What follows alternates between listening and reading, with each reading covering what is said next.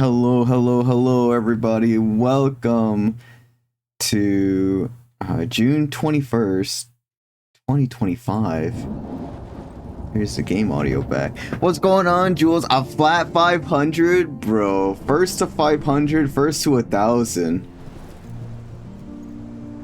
For real. How you doing today, Jules? I hope you're well. GBC, welcome on in.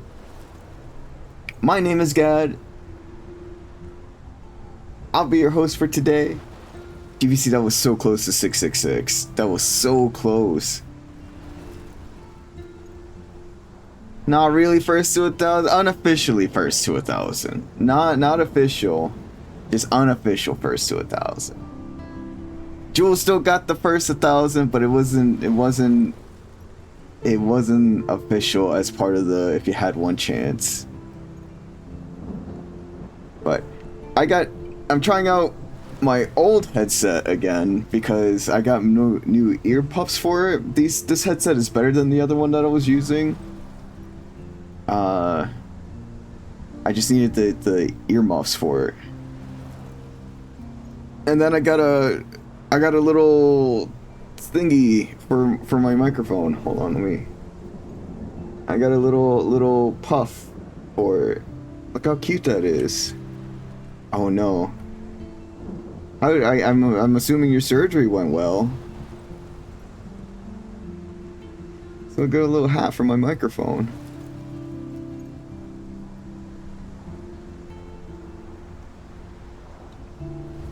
How you feeling? How you feeling after your surgery?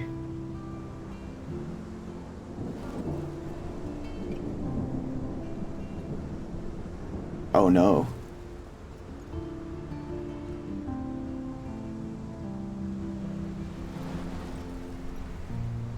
Was this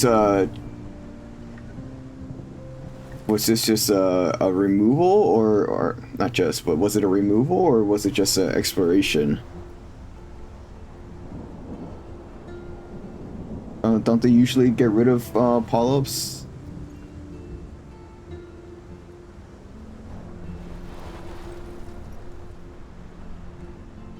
A lot of medical terms I do not know.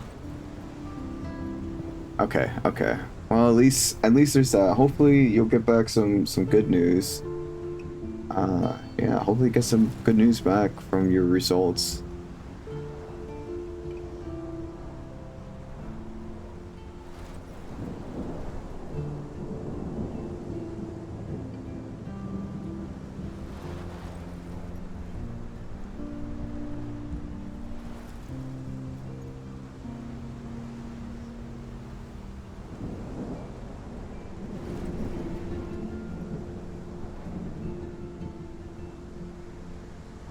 I got him, man.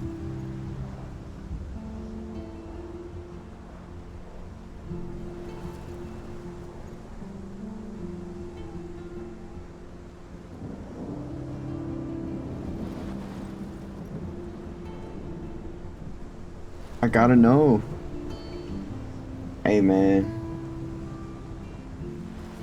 Oh.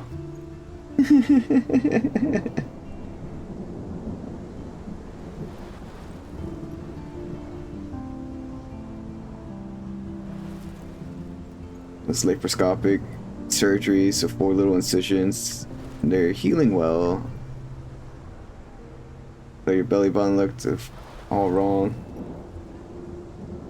First couple days. Well, hey, I'm glad they're healing well, and I hope that the results come back good. I hope they're good results. I hope that whatever it is that you've had is no longer an issue for you, and that hopefully you won't have to deal with it for a long time. Not panicking, then feeling the sense of relief when everything is okay. That's fair. Do I sound any different? I'm coming in okay. Like my voice is fine. Get the results on Tuesday. Oh boy, Tuesdays may feel like forever away, but it'll be here before you know it, right? We'll do everything that we can to help you in any way. If you need anything, It's okay, bud. If there's anything that you need, anything that I can help you with, or anything like that at all, just let me know, and I'll do my best to help you out. I'll do my best to be there for you.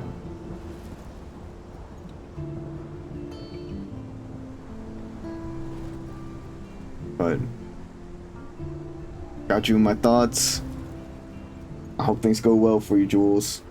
I'm rooting for you. You and Celine.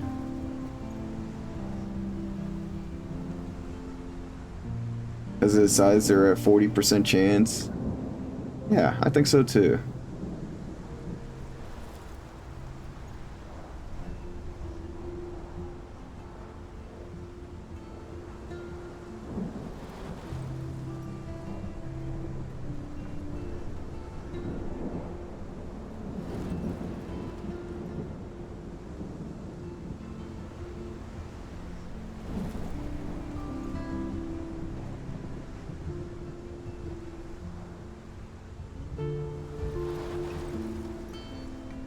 Yeah, just let me know. Just let me know whatever I can do for you.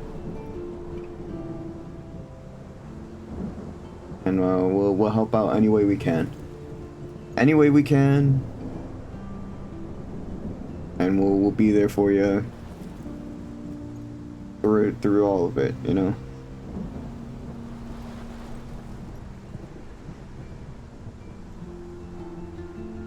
It's true, stress does make it worse. Stress makes everything worse. Pretty sure stress is what fucked up my stomach.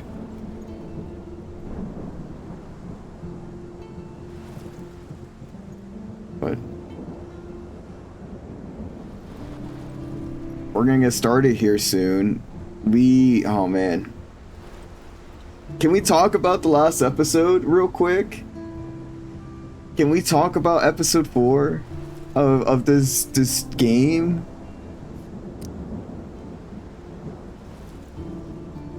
Can we talk about it? Like, I know we did yesterday a little bit, and we, like, during the game and all that kind of stuff, but we didn't really have a chance post game because you still need to play this game. Oh, Jules. Oh, Jules. It is sad. It is emotional. It is an emotional roller coaster. It is. The last episode we played was we're on episode 5. We're on the last episode. If you're not seeing anything about this game, I recommend that you go and play it. We will be talking about spoilers, so if you're okay with that and you don't care about spoilers, then you know, stick around. I mean, we're at the end, you know. There's gonna be spoilers. You never played it either? Oh my goodness. To be fair, this is my first time playing it too. And it's my first time. The last time was 10 years ago. The last time I saw this game was 10 years ago when my ex played it. So it's been a good 10 years since I've seen anything about this game, and I remembered some parts of it and some terrifying aspects of it. But yeah, there was some trauma from 10 years ago from this game that just kind of kept with me, and that's kind of wild. This game, try and be in the right mind state. Your time goes to Persona and job hunting. That's fair. That's fair. This game has a lot of dark themes, themes that aren't really talked about a lot, and it can be very difficult to process. And so if you do decide to play this game, make sure you're in a comfortable mind space, or at least you can separate, or not separate, but like have a good control over your emotions as you play through this, because it is some heart-wrenching gameplay. It is some good storytelling, and it's it's one of my favorite. Like it's been so good. It's been such a good story so far. And definitely a good game to play. So again, if you're really into the story and you don't want spoilers, this is your warning now to turn it off. Turn off the stream, go do something else. Because we're gonna talk about episode 4 and then what it means for episode 5.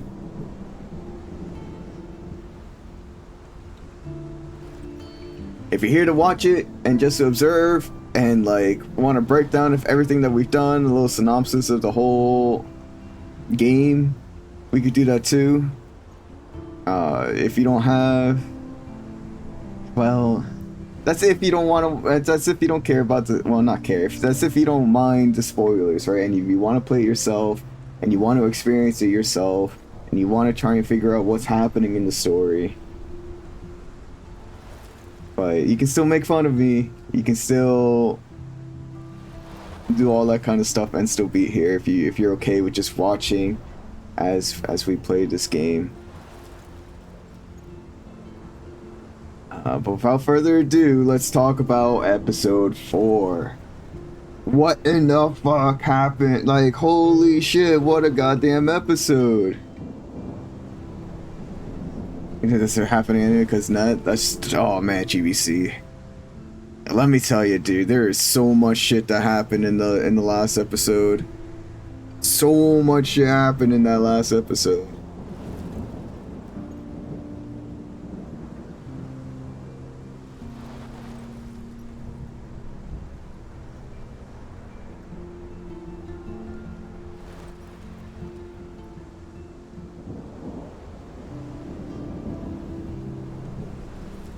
No, kinda, not we didn't. But the officer who is Chloe's stepdad, who is dating Joyce kicked his ass out of the house. Joyce said, "Pack your things, you're fucking donezo, kid."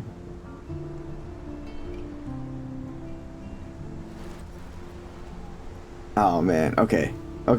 Let's just go over everything that happened, right? We can start from the first episode. Okay, maybe not start this far back. Cuz this is just kind of like getting to know the characters. There's something mysterious going on. You get your powers, you save your friend from dying. And that's pretty much it, right? You get to meet the characters, you get to bond with them a little bit, and that's pretty much it. This episode, oh man, this episode was the start of where things just kind of get into it, right? Like, Kate is being bullied heavily, and you kind of save her from jumping off a building, which was tense. There's also Chloe who is running from, well, not really running, but Frank meets up with Chloe. Frank is a drug dealer. Chloe owes Frank a lot of money, about $3,000, and we had a choice of shooting him or not.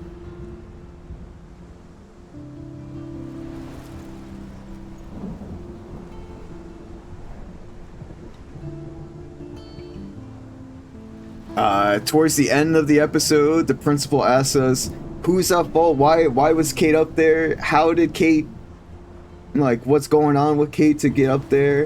And we had a choice of blaming Nathan, who's the guy that drugged Kate, David, who is the security guard, and Chloe's dad, and Mr. Jefferson, who is the photography teacher, who, at the end of the episode, the reason why we blamed him was because at the end of the episode, Kate was trying to talk to him about how she was drugged, and he was just like, are you sure you weren't asking for it? Are you sure this isn't, like, consequences for your actions. And then shortly after, Kate decided to try and jump, right? And so we were like, nah, fuck Mr. Jefferson. We wanted to blame Nathan, but we wanted to also get evidence on Nathan, right? We wanted to, because Nathan was the one who did it, as far as we were concerned, right? He slipped her something to her drink. So he's not innocent. We wanted to bust his ass there, but again, rich white kid, we had to find more proof, right? We couldn't just be like, hey, it's Nathan, because we tried that in episode 1 with him shooting Chloe, and he brought a gun to school. So we told the principal, and the principal's like, the kid's family who donates all their money to our school, are you sure it was him? And he talked to Nathan, and then he pulled us aside, was like, yeah, no, your far-fetched stories, get that shit out of here. So we couldn't blame Nathan without having a lot of proof, right? And even then, like, blaming him is not really gonna do much. This is something that we have to, like, go to the authorities over, preferably the ones that aren't in Arcadia Bay, on the Prescott's, Nathan's Prescott is his full name, on the Prescott's payroll. So we ended up blaming the teacher, and the security guard, like, he's kind of a dick, right? He's kind of a dick to the students here, but he doesn't do it out of anger or spite. And I know, intention kind of matters, but not when the end result is still like bullying and stuff like that, right? It's still picking on people, it's still that authoritative power. And you can come from the best of places, right? But it's like they say, the road to hell was paved with good intentions. And so you really have to, like, you not only have to have good intentions, but you also have to have the actions that go with those have to coincide, right? They have to be one-to-one. They can't be like, oh yeah, I had these good intentions, and then, like, you bully the fuck out of everybody around. So, is he blameless here? No, but is he, like, out of all these three, does he deserve to get blamed for all this? No, not really.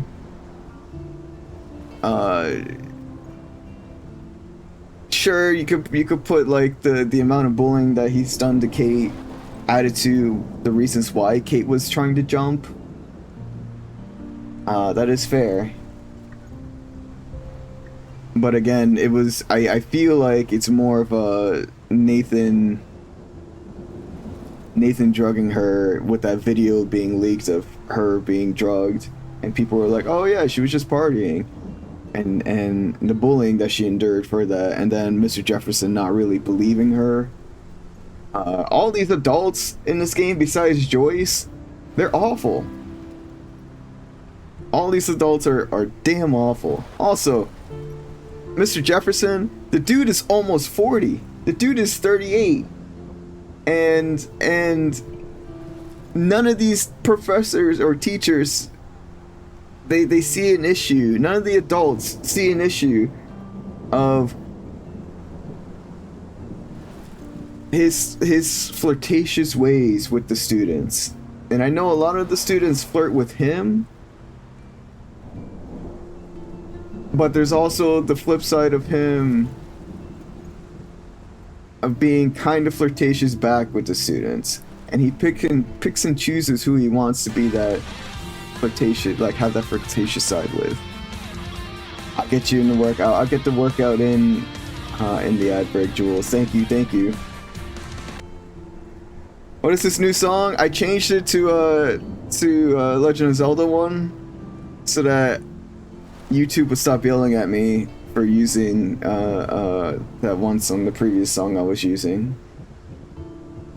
So this is a Legend of Zelda song that I have with it. Lame. I can make it longer. Is it too short? Yeah, copyright shit.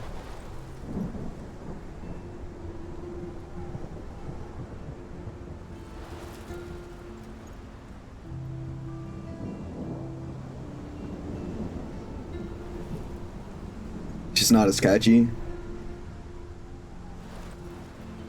That's fair.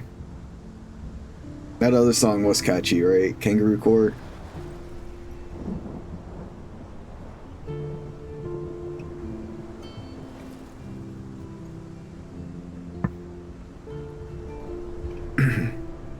I say that, but like, they still get upset whenever I do Pink Pony Club, whenever I do Pedro, whenever I do any of the other songs that we have there. They're still like, hey, why you got this song playing? No, no, no. So maybe we change those, maybe we rotate. How do we feel about rotating the songs? I never really kind of asked y'all about that. Would you guys want new songs as opposed to these old ones? Like, I know I added the Campfire song recently, so I'm probably not going to change that. But some of the older songs... New songs? Alright. We can do new songs. I'm okay with that. Just let me know what you guys want. And we can do like, we can have one song per mod. So like you guys have your own song slot, if you will. And you just let me know which song and we can work together on which we're adding it to the stream. Just send it to me in the mod mail for on Discord, and we can add the song for sure.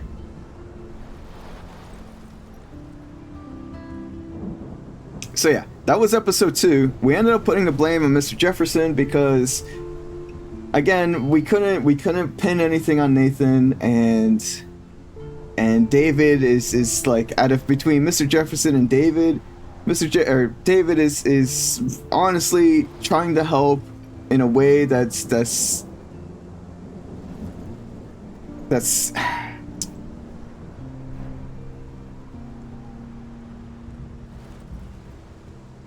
not really working out, but he's trying. He's trying. This episode was... oh man.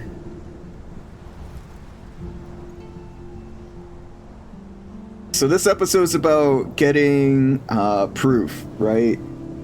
This episode was getting evidence, the evidence that we needed. So we broke into the school and we got evidence from like the files and stuff on everybody that's involved. We're searching for Rachel. We're searching about what happened with Kate. We're searching about Nathan. Everybody, deep throat by Cupcake, please. All right. We'll get deep throat by Cupcake.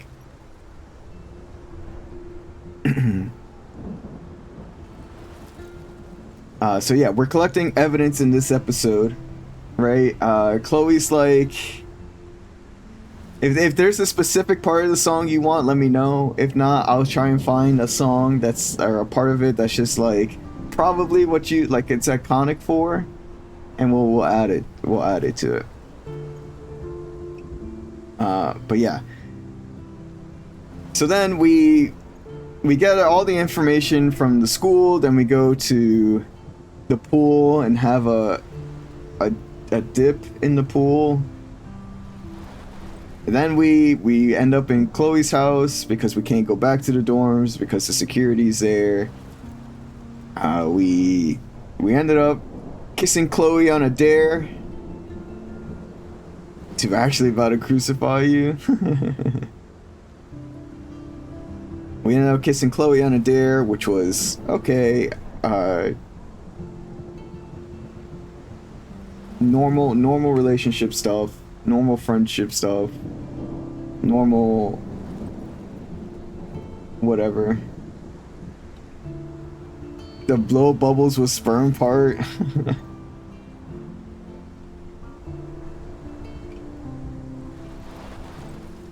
That's such a wild fucking sentence to say. But we'll get that. We'll get that.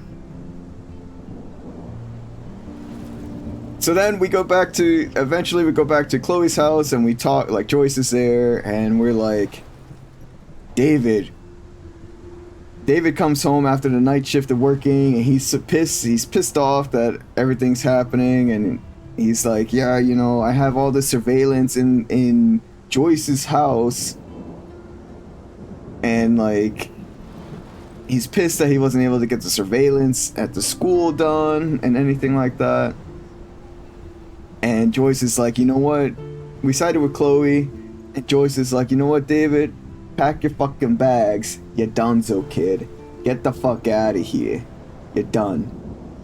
Cutting you out of the family. Go stay at the hotel. We'll talk about it later. Gotta cool the fuck down. Then we gotta go into Frank's RV and get the information from Frank. Frank is the drug dealer in Arcadia Bay. Frank is 31, 32, somewhere around there. We found that Frank had a relationship with Rachel, which is, of course, you know, a 31-year-old and an 18-year-old. Come on, dude. Like, what are you doing? What are you doing, Frank?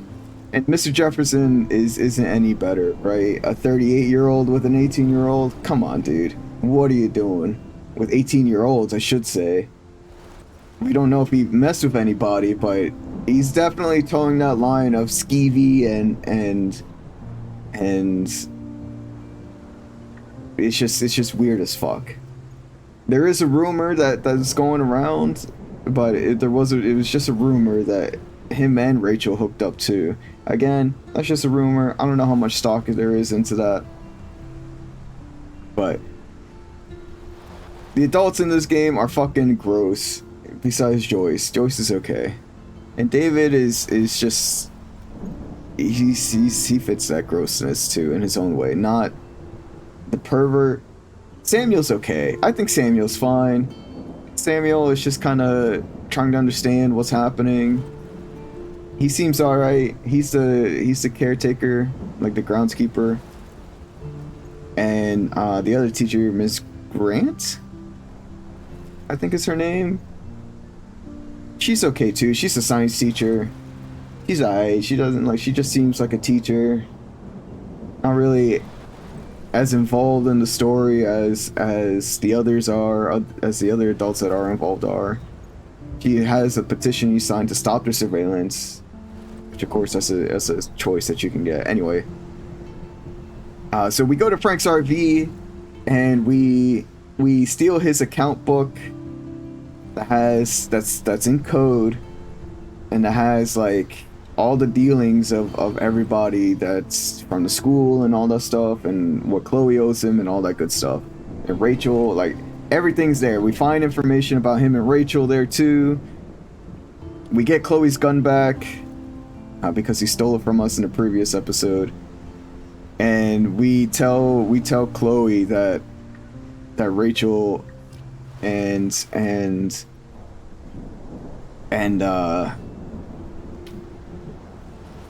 Frank were in a thing. Chloe doesn't like that. Chloe doesn't handle it well. And Chloe says that she still blames her dad dying in a car accident that he had no control over, which is fair because grief does that to people. You gotta, like, you know, she hasn't learned how to handle grief in any way.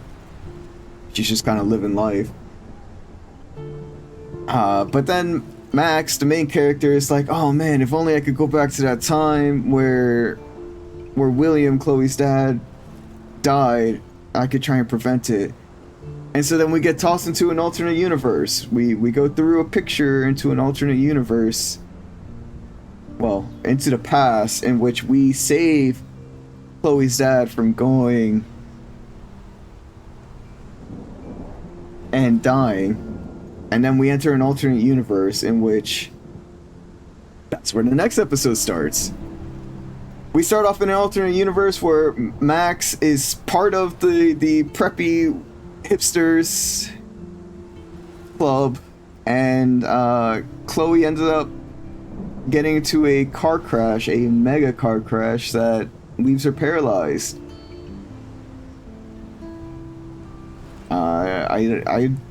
I don't think she can move any parts of her body besides her neck. So she's in rough shape, right? That's how this episode starts. And of course, Max is like, man, I'm sorry, I should have contacted you more, and all that kind of stuff. And Chloe's like, don't worry. Chloe's like super chill about it. As most people who get injured, life kind of, you see life differently. You see life for what it, like, you slow down and all that kind of stuff, and you have to focus on surviving as opposed to living. We learn in this dimension that Chloe's parents are literally breaking the bank. They're in the red. They're in the mega red because of all Chloe's equipment and her therapy and all that kind of stuff. It's just draining them dry. Insurance isn't paying for shit. They're about to lose their house. They are not in a good situation. We also learn that Chloe is dying, and that her breathing is getting weaker, and her body will soon not be able to breathe on her own. She won't be able to live, essentially, because her body's just giving up from the accident. At the end of this alternate dimension, Chloe asks us if we want to pull the trigger on her because we spent the day with her. We watched a movie with her, Blade Runner. She said it was the perfect day to go out on, and she asked us to pull the trigger, and we couldn't do it. But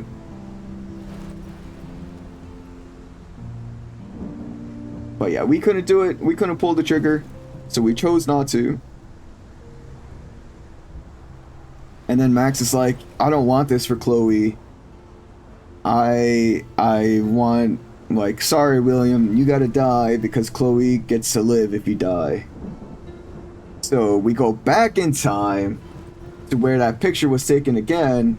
And this time we let William die. Where it takes us back to our timeline. And yeah, so we're back in our timeline. So now we go and find Nathan in Nathan's room, and we go to Nathan's room and we try and find evidence that Nathan is involved in all this too, right? Because we have the stuff from Frank, we have his account, like his code book, his account book. We have the surveillance from David. And now we have to get the stuff from Nathan. And so we go and we find Nathan's phone, and we find some other stuff that you know, just some other stuff, some other incriminating evidence against him, that his father is pretty much abusing him, mentally, verbally, and the dude just, like, Nathan's having a hard time with life.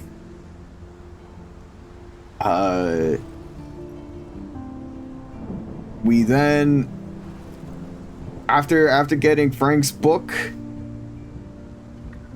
in the last episode, we have to have the decoder because we can't make heads or tails of it. So we go back to Frank and we're like, hey, can you give us the other part to this so we can help find Rachel? So we can finally find Rachel. We're so close to finding Rachel. Can you help us out here? And eventually we had to rewind a few times, but we got Frank to help us. He gave us a code. Then we had to play detective and figure out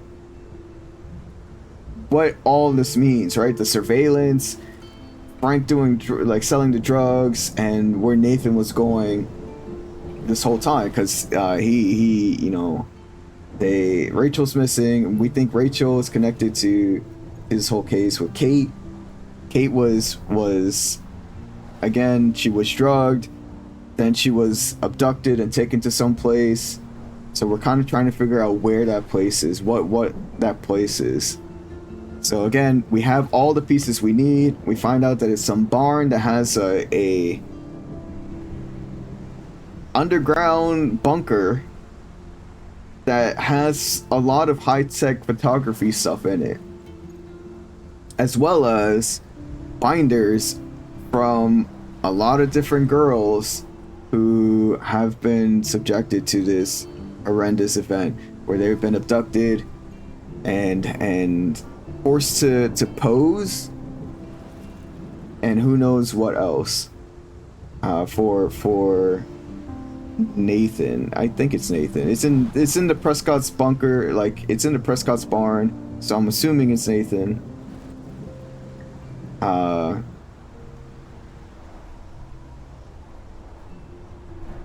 yeah, so we find that out, and then we find out there was a picture where Nathan took a picture, or somebody took a picture, I think it's of Nathan and Rachel in the junkyard. So we go back to the junkyard, which was their like Chloe's and Rachel's hiding spot. And they start digging until they actually do find Rachel's body there, dumped there. How long can a sound clip be again? Brother, it could be pretty long. I mean, the Campfire Song one is pretty damn long, right?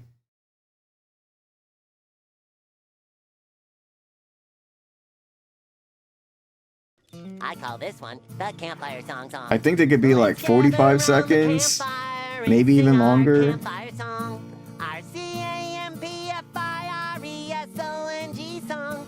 If you don't think that we can sing it faster, then you're wrong. But it'll help if you just sing along. Bum, bum.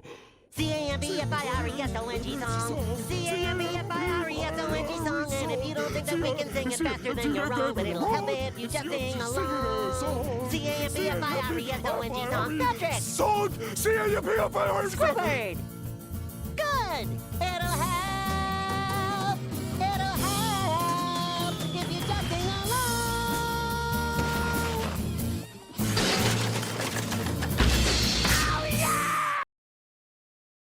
Yeah, there you go. However long that was. I think it could be about 30 to 45 seconds, maybe even longer, maybe up to a minute. The sound clips can be pretty lengthy. So yeah, we find Rachel's body. Unfortunately, she's dead. And Chloe loses it, and she's like, okay, I gotta go find Nathan. Nathan's gonna pay. Nathan's got to fucking pay. Gun in hand, we go to the party that's happening at the school, the end of the year party, or the end of the world party, something like that. I think it's end of the world because we're in October right now. And you know, we're trying to, we found a binder that has Victoria's name on it, so we in the bunker. So we're assuming Victoria is the next victim in all of this. So we go there for two things: one, to find Nathan; two, to warn everybody that Nathan is dangerous; and I guess three things. The third is to kind of warn Victoria that she's in trouble, that she's in danger. So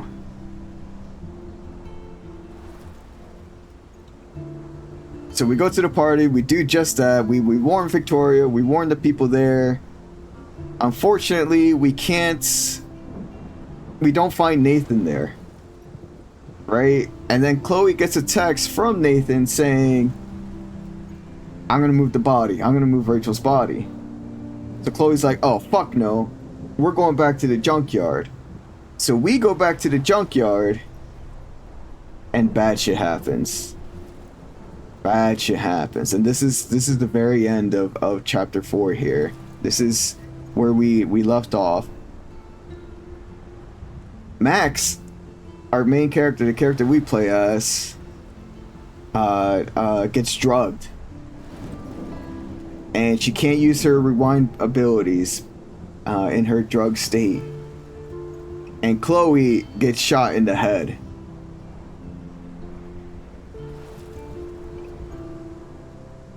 And we figure out who's doing it is actually Mr. Jefferson. He's the one that drugged us and shot us in the head, and shot Chloe in the head.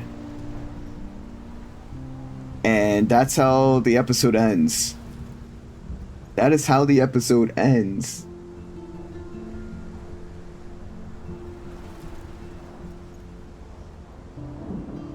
I couldn't believe it. I couldn't believe it. Can we talk about all that just happened? Like, holy shit. What the fuck? I didn't trust Mr. Jefferson from the beginning. I thought he was kind of creepy. And a lot of people were excusing his behavior because, oh, he's a professional at what he does. He's really good at what he does. And it's like, well, two things can be true, right? You can be really good at what you do and still be really creepy. You don't have to justify his creepiness by being, or excuse his creepiness by like, yeah, he's good at what he does. He can't be a bad guy. Clearly, they don't know serial killers, right?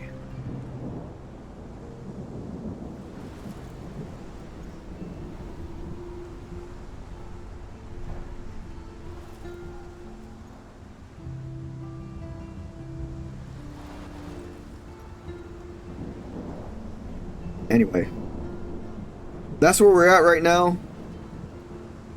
We're on episode 5. We're about to figure out what's gonna happen because we got drugged. Chloe got shot, and we gotta. Yeah, that's where we're at. It is so fucking wild. It was such a wild episode. And now we're about to start the last episode, episode 5, Polarized. And like it's just like, what the fuck? I couldn't believe how they ended that. And again, what I just sold was like the overview of what happened. Please experience this game for yourself. Make these hard decisions for yourself. Oh yeah, and the storm is just getting closer and closer. The tornado's getting closer and closer to Arcadia Bay. There was double moons, so like a lot of strange shit was happening too. There's double moons, there's snow, the wildlife is dying. Like, there's just so much shit that's happening. But I would really like to play this game with the director's commentary. Because that shit would be wild. That shit would be wild. But yeah. So that's where we're at in the story. Episode 4 was just so emotional, from having to make a choice in the beginning of do we kill Chloe? Do we let her live out the rest of her days?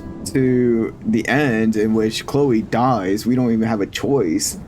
Chloe just shot in the fucking head, and that's it for Chloe.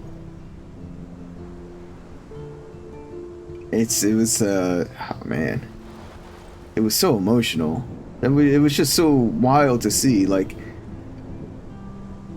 it was so good. It was such a good story. It was such a good chapter.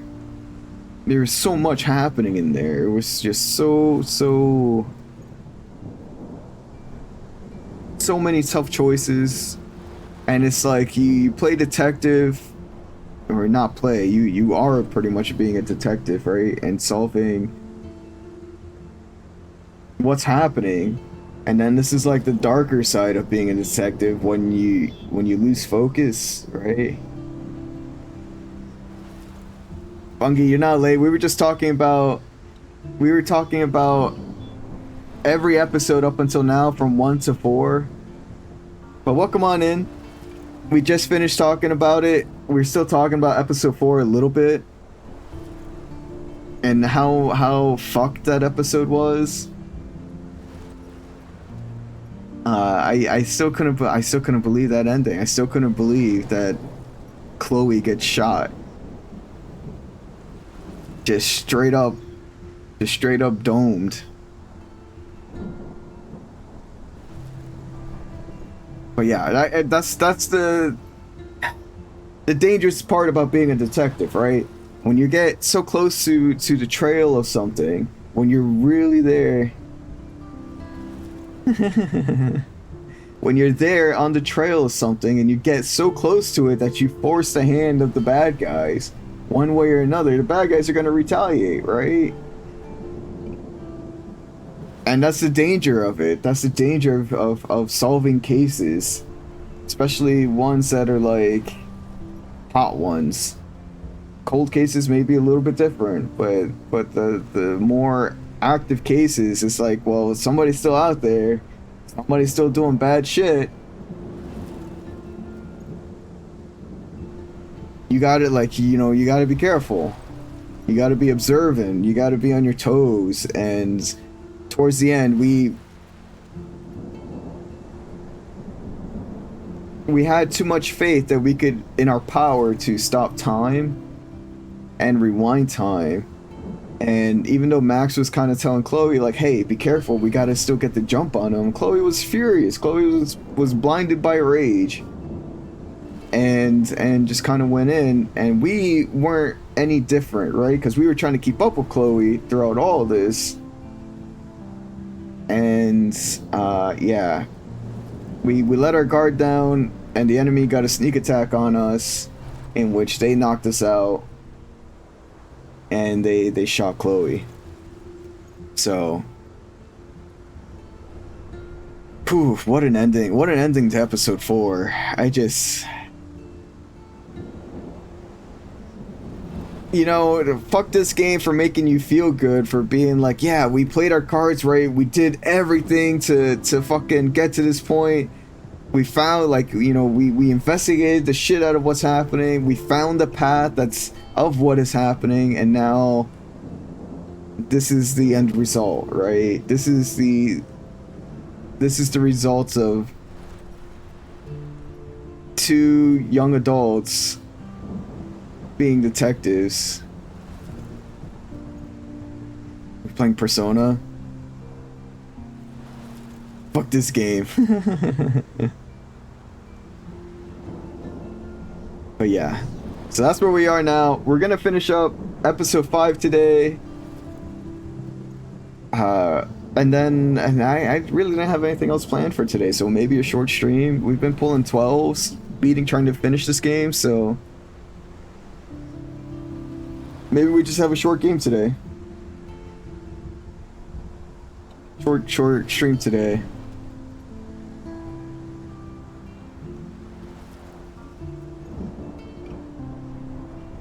And then tomorrow we'll finish slide 3. Yeah, it's square. Uh-huh. Uh-huh. Yup. Speaking of finishing up Sly, let's get that poll back up there. Y'all, go vote on which game that you want to see played next after Slide 3. It's a close race. I should probably vote, right? I should probably vote.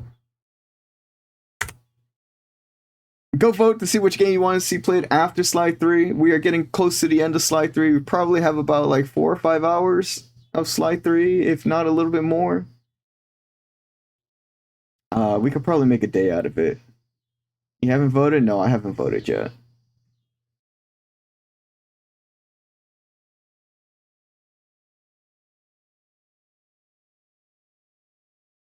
I haven't voted yet.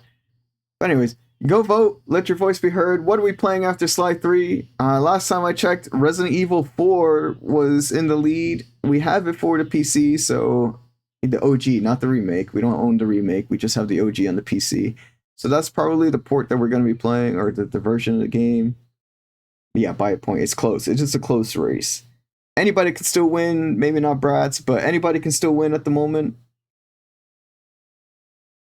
So let your voice be heard. Go vote. Go let me know what you guys want to see played next after Slide 3. We'll finish up Slide 3 tomorrow, and then we'll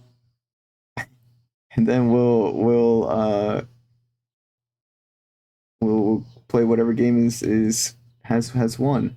Not tomorrow. Tomorrow might be also another short stream. We'll probably just play Sly, and then that's it. Maybe sneak in some World of Goo 2. Maybe sneak in some World of Goo 2. I wouldn't be opposed to playing some World of Goo 2. We're about 50% finished with that game. Roughly. So we're about halfway there. Anyways, go vote, let your voice be heard as to which game we're gonna play next. And if you want to gauge who's gonna win more, you know, like if you want to cheat, by all means go cheat. Go get your friends to vote for the games that you want to see played. Just let your voice be heard. If you guys really want Bratz to win, have you and like 10 friends vote for Bratz. Fucking fight you.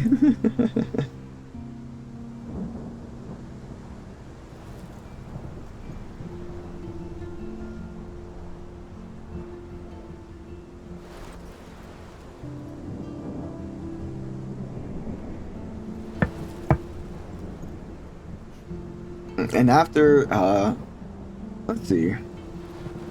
We'll do a schedule for the rest of the week tomorrow. Just know that today we're going to be finishing Life is Strange. Tomorrow we're going to finish up Sly 3 and maybe some World of Goo 2. Maybe we play some World of Goo 2. If by some chance Donkey Kong Country does win, we'll play that game and whatever is in second place too. Because I can clear out Donkey Kong Country in like an hour, maybe an hour and a half. I'm pretty, you know, I'm not gonna say I'm pretty good at Donkey Kong Country because I'm not, but I can beat the game kind of quickly. It's one of my favorite Super Nintendo games. An hour cap? I don't know, dude. The first DKC is pretty short. If the one place that would give me the most trouble are the winter stages. But even then, they're not terribly difficult. Especially if we're not going for like all the secrets and stuff like that, which we normally don't. Hey, I mean, don't get me wrong. One can have its moments of being tricky. Right? There's some BS parts in one, but generally speaking, it's relatively short. And it's definitely beatable within, I think I could do it like an hour and a half. 2 hours tops. It's not going to take us more than 2 hours. Two is more difficult. 2 has more mechanics and more like stuff to learn how to do and like up and down levels and all that stuff. DKC 1 is mostly just left to right. Some levels are up and down, but they're very straightforward. They're not difficult to navigate or anything like that. So, if by any chance Donkey Kong Country does win, again we'll be playing another game because that's a very short game. What's going on, Evie? You just missed us yapping about everything up until this point in Life is Strange. And then, yeah, it's time for the ad. After the ad break, we'll get started with the game. And now we're yapping to kind of recap everything. It's okay, I don't have the attention span for that. What's going on, Foxhound?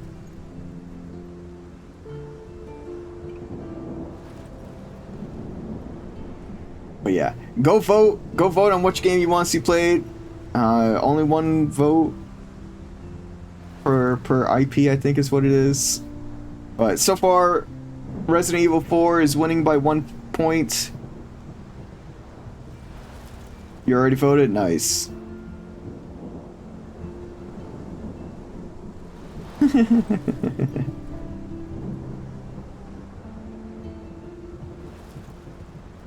Voting will end on Monday, I think I said it to. So we don't have that much time left for the vote. It's a close race. But I think Resident Evil 4 might pull ahead. I haven't voted yet, so my vote could make a... No, I haven't killed the bot. The bot's still there. The bot will only talk when the ads actually start. You want pizza? What kind of pizza?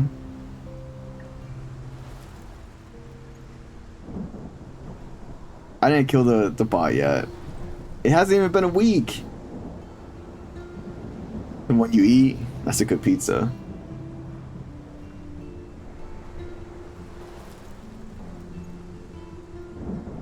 Extra cheese, olives, and tomatoes, like sliced tomatoes? Because that sounds bomb as fuck.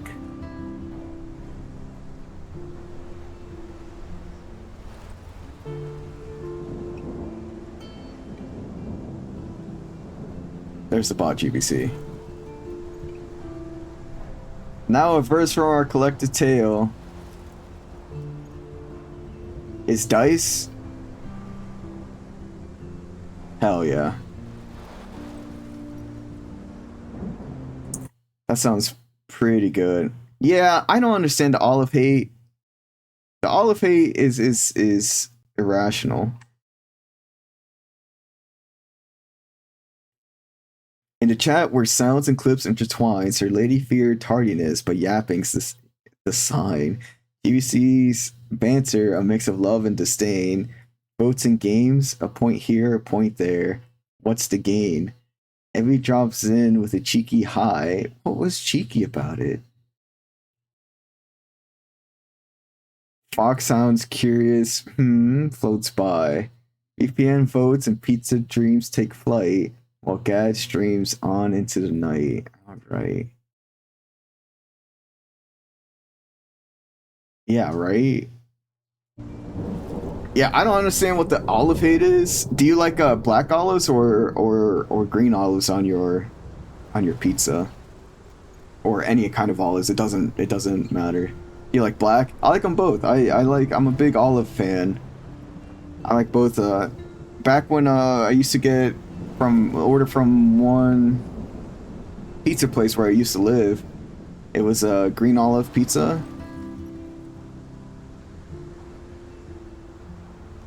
But to get mad at them for being on a pizza is whack. No, it's kind of like the pineapple debate, you know? Yeah, that's fair. That's fair. My go-to pizza, it varied, right? My go-to pizza, if I was ordering from like a chain restaurant or something like, or a chain pizza place, would be oh yeah, we gotta work out. We gotta do our 10-10-10.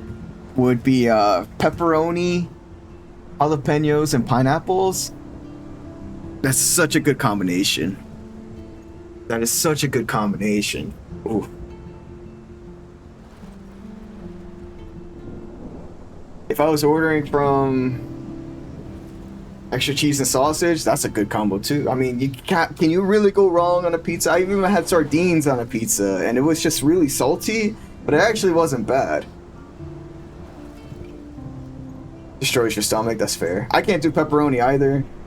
So like, I can do like turkey pepperoni, but original pepperoni, nah.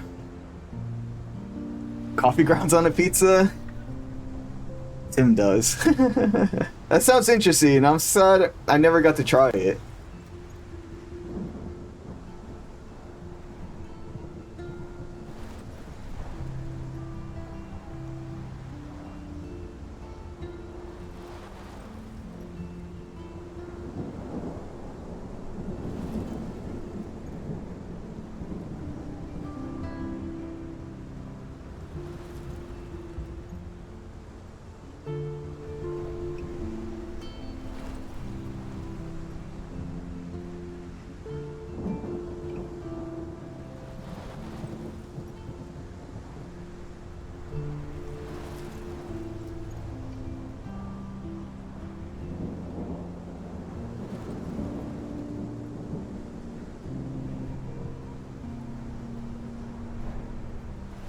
Did you say what the fuck? It sounds interesting.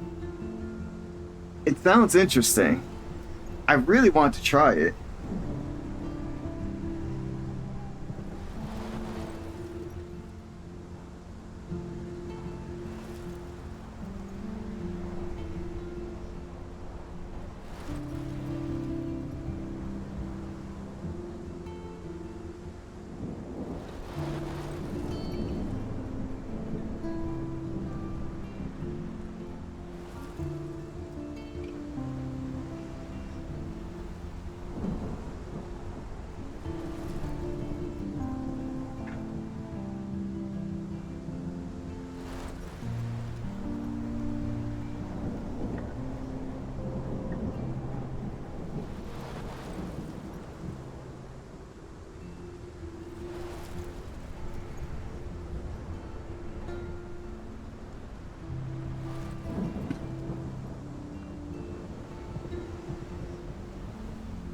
What was it? Clamatos?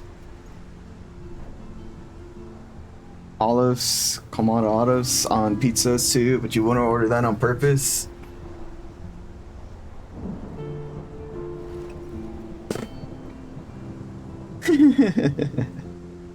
That's fair. I've had sardines on a pizza, and again, that was just very salty. It was like extremely salty. That was a pizza that, back when I used to go to school or college, right before I graduated, I went there. It was a pretty good pizza place. And, the bartender behind there, he was like, if you could eat that whole pizza, I'll give it to you for free. I was planning on saving some of the slices, but I was like, fuck it, a free pizza, right? So I ate the pizza and I gave him the pizza as a tip. Right, the cost of a pizza as a tip.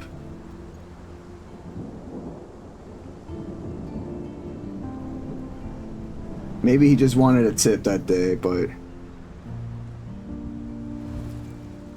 don't dare me to eat a pizza. Even with my bad stomach, as bad as it fucking is, I will consume a goddamn pizza.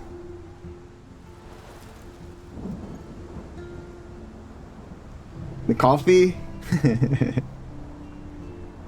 Probably, yeah. Man, my best pizza, like the best pizza I ever had was a place in Jersey. We were going to visit family. And it was a little street corner pizza. And it was owned by a Polish dude. And that dude know how to, man, that pizza was so damn good. It was the best fucking pizza I ever had. Everything was fucking perfect. I wish I knew what the place was called, but I don't remember. It's been too long. Pizza's the only reason why you don't want to leave Jersey. You can't get good pizza. Like, I have not yet found any good pizza places in the South. Or at least where I live.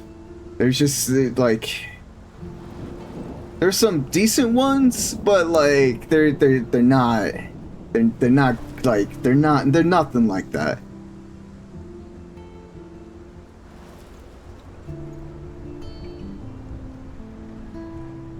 Good diners and good pizza in Jersey. That's true. It really isn't. Even diners, you're right. You're right about the diners too. Like there are some diners down here. Again, you know, there's one that I used to frequent after I used to work at Amazon with my coworkers, but even that one wasn't like, it was good, but like it's not like, it wasn't a diner, you know? It was a diner, but it wasn't a diner. Went to school in Pennsylvania for 2 fucking years and couldn't find a decent place, a pizza place or Chinese food. Oh, yeah.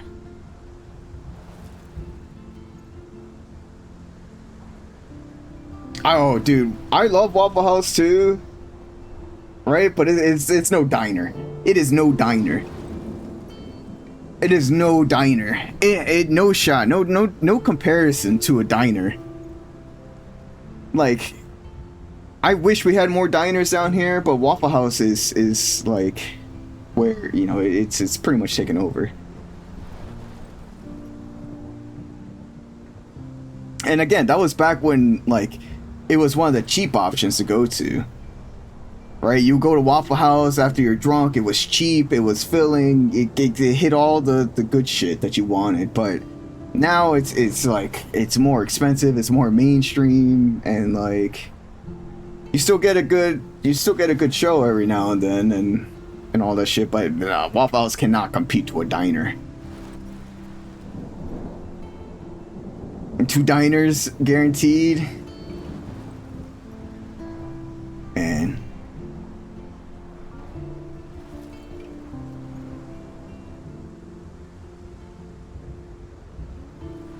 but Waffle House is not compared to a diner. Not at all. Not at all. There's no comparison. There's just There is none. It's good. I like it, but it is no diner.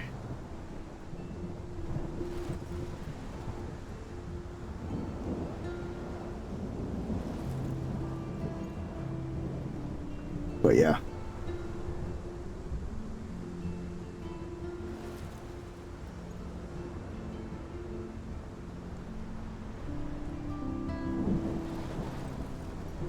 Good Chinese food is also hard to find here. I will say good Chinese food.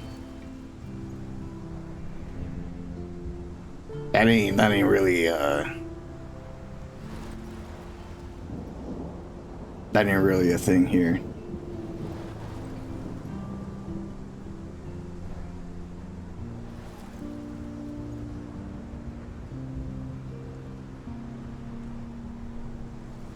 There used to be a place in Connecticut that we used to go to every New Year's for Chinese food. I don't think that place is up anymore, up and active, but I miss that place. You know, I miss some really good Chinese food. Oh man, Indian food. I have to say, I had some really bomb ass Indian food in Florida when I went to go visit my sister. I fucking love Indian food. Man, that food was so damn good. Oh, so good. But yeah, haven't really found any good Chinese places, diners, pizza places, anything like that. Not in the South. South has some other good foods, right? But definitely not those.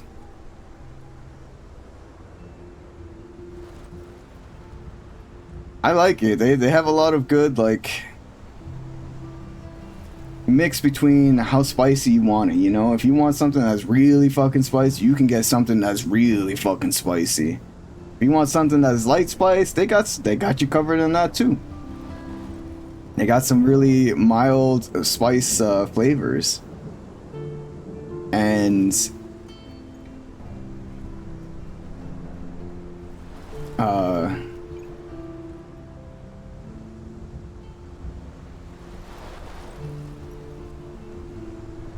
having a lot of like vegetarian options for Indian food too. Oh, so damn good. Jamaican, yeah, some jerk. Oh, that's good too. Where you live now sucks ass, especially compared to where you were in Maryland here, before here. You live somewhere super diverse, or oh, that's the best. Now my options are like white people food. I feel that. I feel that. I feel that. I feel that a lot.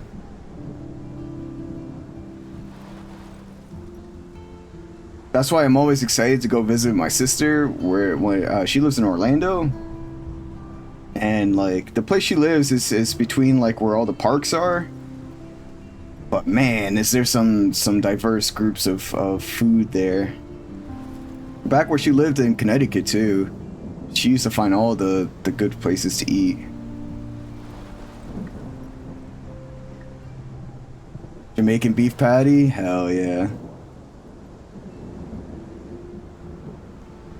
Man, y'all are making me hungry now. Y'all are making me hungry. I've been trying to limit my solid food intakes because my stomach is acting up again. So like I've been trying to avoid solid foods. You're making me okay, bud.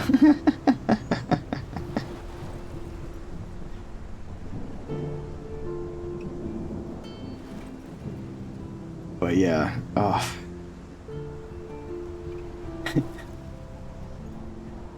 so fucking good. There was one place that had really good Jamaican food in Athens, Georgia, where I used to live before. They used to cook all the food right out back, like the meat right out back, and the place was phenomenal. I used to eat there as much as I could. Like, it was just so damn good. And they had like on tap sweet tea for you to drink. I want to go back.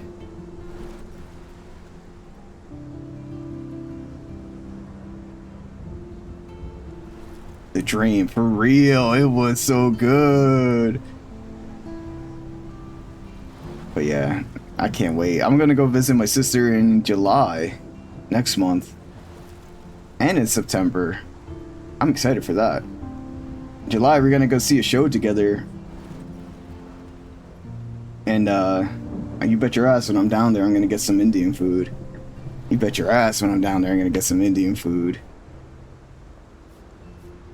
I'm excited. Like, I am legit excited for that. And of course, you don't see my sister-in-law, so. When am I gonna come visit you and Celine? I need a car. I'm taking a plane to go visit my sister. And I'm taking like a Uber to the airport. But I need to come visit y'all. I want to come visit y'all. Yeah. In September, we're going for the Halloween Horror Nights. I'll take pictures for sure. So far, as far as I know, the 2 houses confirmed for Halloween Horror Nights are Five Nights at Freddy's and Fallout. But I'm excited. I'm excited to take more, like, to see what else they got there, too. I'm a big FNAF fan. Yeah, Jules, I need a car. My car is needs repairs. So, like, we've all been using my mom's car. But my mom is out of town, has been out of town all year. She's been taking care of my grandparents. And she has a car. So I don't have a vehicle. So I don't leave my house really ever. Because if I want to go to the supermarket, it takes me like 2 hours to walk there. Like an hour and a half. Something like that. I don't own a bike either. Yeah, we live about... No delivery? No. We get delivery. We get our groceries delivered. But that's probably how we've been able to live without a car for so long, is that we get the groceries delivered. But I'm saying, if I were to walk, it would take me about that long to get there. To get to any part of civilization that's not houses. Yeah, for real. And I don't live that far away from where, like, the grocery store is. It's far away enough. If you don't have a vehicle, it's that far.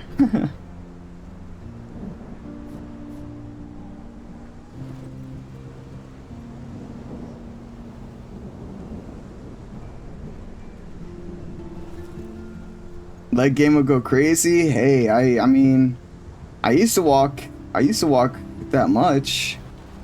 I need to get back into biking. It's been a hot minute since I biked long distances like that, but I used to walk that much. I used to do laps around my neighborhood, and each lap is about a mile. So I used to do like 4 or 5 laps. Not in this heat though. It would... my walks would be in the morning or in the evening when the sun's not out. I don't walk in the heat. If I do, I make sure to have protection, like ample amounts of protection from the sun.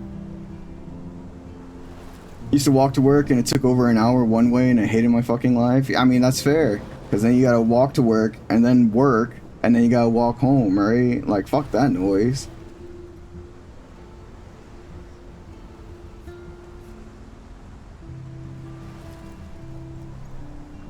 I was really hoping there is a like a dollar store down the street from me, literally within walking distance. I could literally walk there in like 30 minutes, maybe not even 30 minutes, like 10-15 minutes. It was literally, I was hoping that they would hire me, but no luck there, unfortunately. Which is, it is what it is, right? Even though they have the now hiring sign, you would think that they would hire people, but you know how corporations go. Of all the hiring process is just ass. Speaking of hiring process, I need to get back into studying, because if I could get a job with cloud computing which I know I could do, right? Because I got my degree in comp sci. I know how it all works. I know how to study for it. I know how to do it. I just need to actually just sit down and take a minute to study and get used to the Microsoft Azure portal. But one thing at a time, right? We're here to see gameplay or to hear me yap, one or the other. Are we ready to start the game? It's been an hour and 20 minutes of yapping. I think we're ready to start, right? I think we're ready to start the game.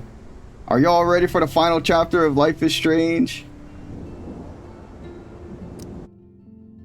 Previously on Life is Strange. No? Oh shit.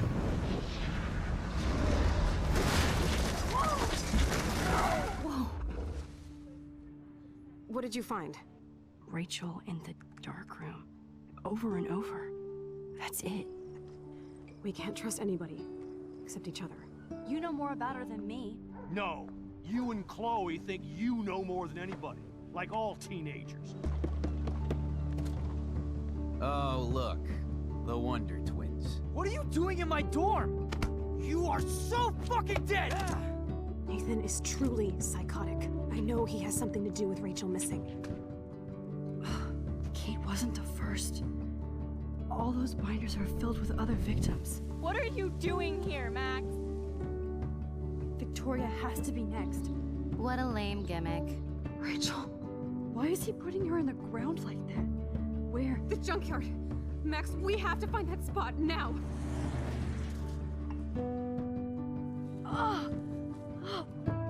Rachel, what? I'm sorry, Chloe. I'm so sorry. You see the news about what? There's so much going on in the news. Nathan, but your life is in serious danger. Nathan just texted me. He says there won't be any evidence left after he's done. Oh god, Max. Oh shit. I didn't see that. Oh, no. Chloe. Look how. What the fuck?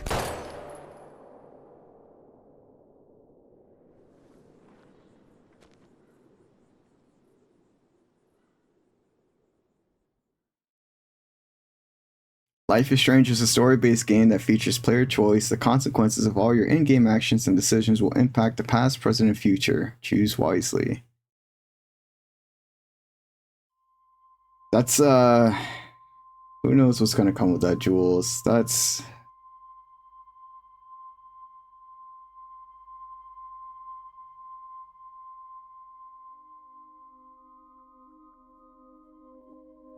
So that, I guess that happened today? Or like sometime between yesterday and today? Yesterday night? I was reading the news up until this morning, and I didn't see anything about it.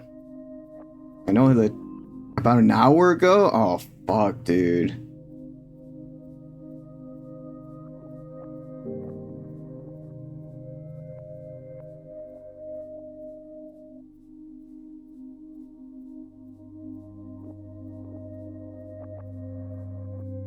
I had to catch the spark notes on that.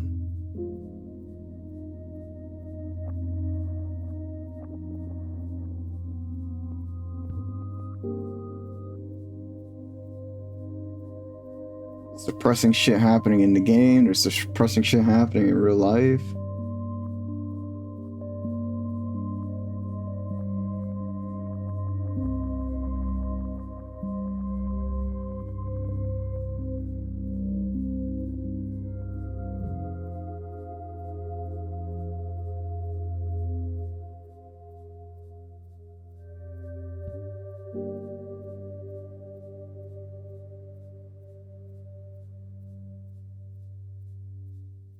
Gotta get him and the cult that's in our government out.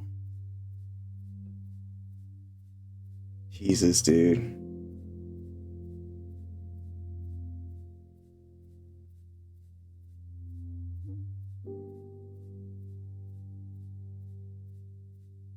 I'm afraid to play. I'm afraid, dude. Chloe's dead. We got fucking drugged. This is like Oh shit. We got a folder. We got a binder. Why would I drug? I didn't drug myself, Jules. We literally... we were drugged. Drink water, you dehydrated bitch! Oh shit. Victoria's here too? Is anybody out there? Please help!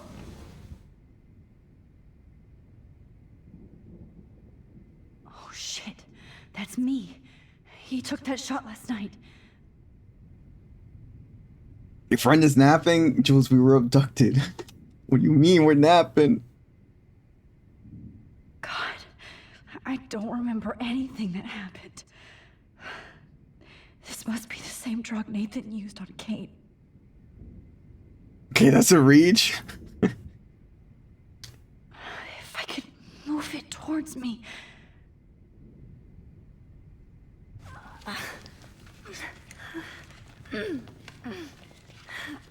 Victoria's here. I know what choices you picked. Somebody help me!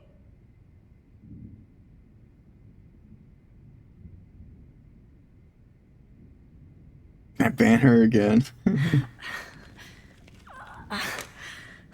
We got a leg free. Finally, I'm free. Almost. Oh shit. Jefferson kidnaps Victoria too? This is so bad. Victoria, wake up. Wake up.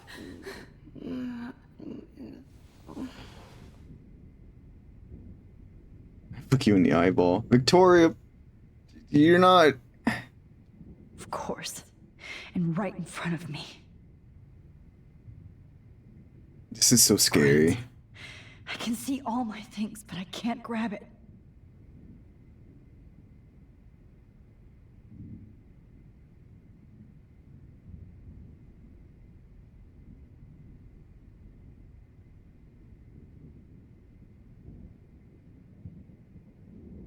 Here we go.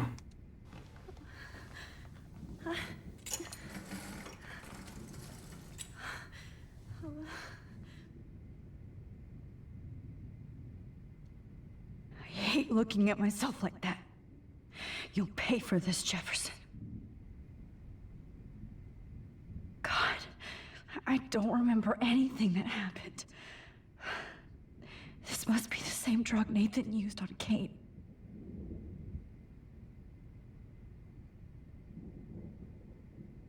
Right.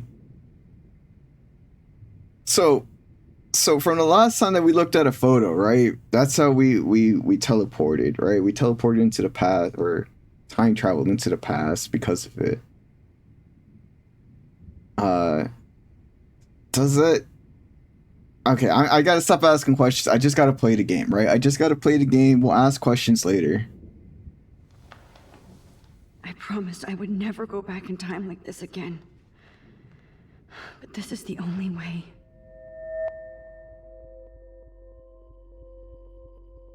Does that mean that, like, in this future, this is kind of like a bad ending? Maybe not like, I mean, it is a bad ending for us, right? Oh, that's great. Oh, Max. Oh, it's not a good ending. Yeah. This angle highlights your purity, see? The Purity. slightly unconscious model is often the most open and honest. No vanity or posing, just pure expression. Oh, Christ. It's not even an ending. That's fair. Face.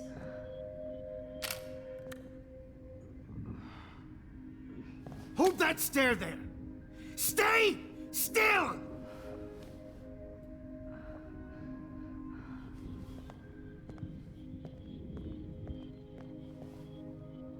A satisfactory ending? Brother, get me out of this You game. fucked up my shot! But please don't worry. We have all the time in the world. For now, I knew you were special the second I saw your first selfie. Yes, I still hate that word. This guy really hates the word selfie. But I love The purity of your own image. Not like Rachel, who was always looking in the wrong places. Poor Rachel. Wait. It's a realistic ending? Let Yeah. me try this angle. It's realistic. God. Don't move!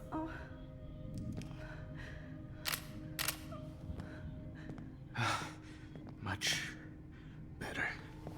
Thanks, Max. If only Nathan could see this setup. He tried so hard. But you can't just throw a few subjects around and expect a cohesive style or theme. But he had an eye for shadows, and an eye for a whole lot more, as his elite family will find out, along with Arcadia Bay. Nice. Good. Oh, those eyes.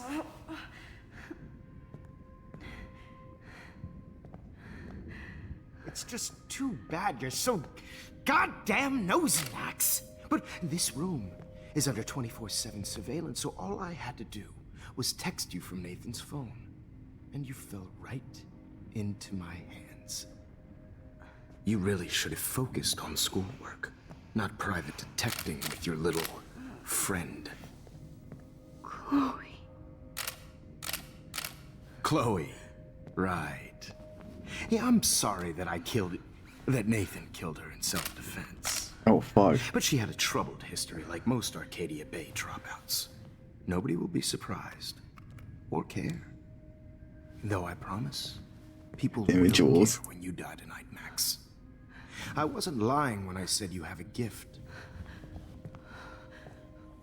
Okay. Now this looks good.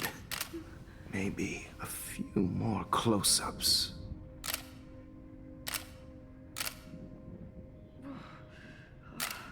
Max, please do not move so much. I need you posed and framed my way.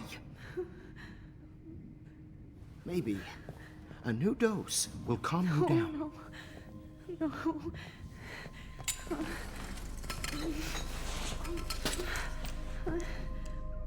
Now don't move or this will hurt much. Oh, go back. I can't go back. Stupid bitch! You just don't listen, do you? In fact, you never did hear much in my class. If you had, you might have seen all this coming. God damn, you are a fighter, though. I've had my eye on you, and I've noticed that you've been more fearless this week than maybe your whole life. Yes. No. Remember my #1 rule. He's a high school teacher. Always take the shot.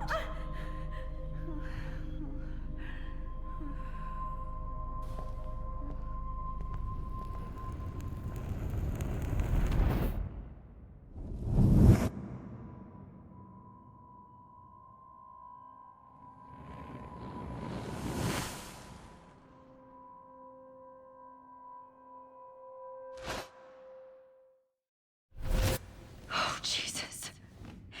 I can't believe that happened. So sick. How are we supposed to go back further?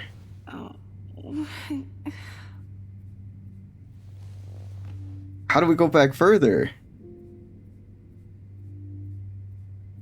Whoa. I'm definitely more awake in this photo. I could try this one. Wait. Jefferson couldn't handle stains on his photos.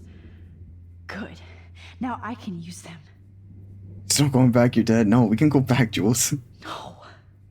That picture isn't going to help. And I can't go through all that again. I won't.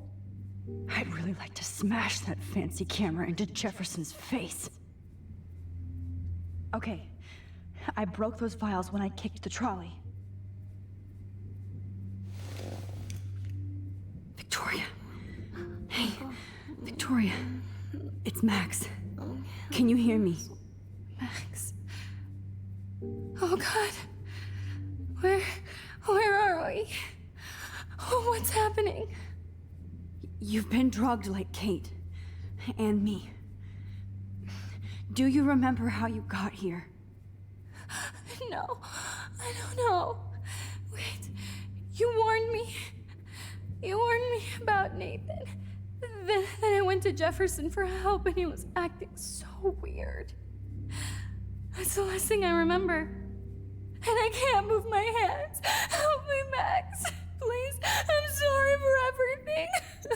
Listen carefully. Mark Jefferson kidnapped us. He's using Nathan as well. Jefferson is very dangerous, so we have to get out of here before he comes back. Max, I just can't believe this is real. I don't want to die like this. I'm only 18.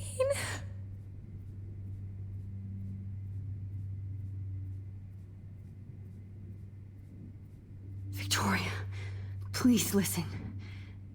I have a plan. Keep Victoria out of this? Interesting. How? Max, I'm so scared. Well, I guess if she doesn't go to Nathan, right? Or avoid Nathan? We don't have time to be scared. We have to fight back. Now.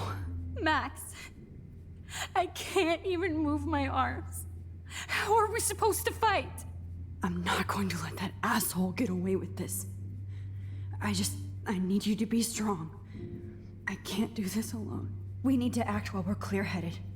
If he doses us again, we'll forget everything. I'm not strong, Max. Look at me. Look what I did to Kate Marsh. Now she's in the hospital, and I'm here. We're both here, okay? I just can't believe this is happening. That Jefferson would do this to me. To us. Victoria, we will find a way to escape. I promise. Max, I believe you.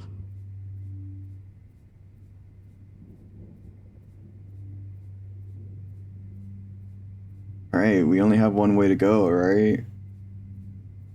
It's to focus on the photo again. Brother, this game... This is so awful. We're focusing on, like, parts of our lives that are just awful, right? We gotta go back through these photos of, like, hell. It's hell each time we go through these photos, right? In hopes that we can find a future that works better for us. You had Victoria's haircut in the 9th grade. Aww. I honestly feel like this dude is based off your art teacher from 3 or 4 years of high school. You saw that he had pictures of every female student hidden in the art room. He gave off major red flags. This guy definitely gave off a lot of red flags.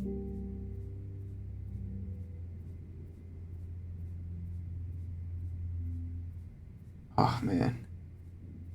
This guy gave off plenty of red flags. I hate this. We got no choice, right? We gotta look at the photo.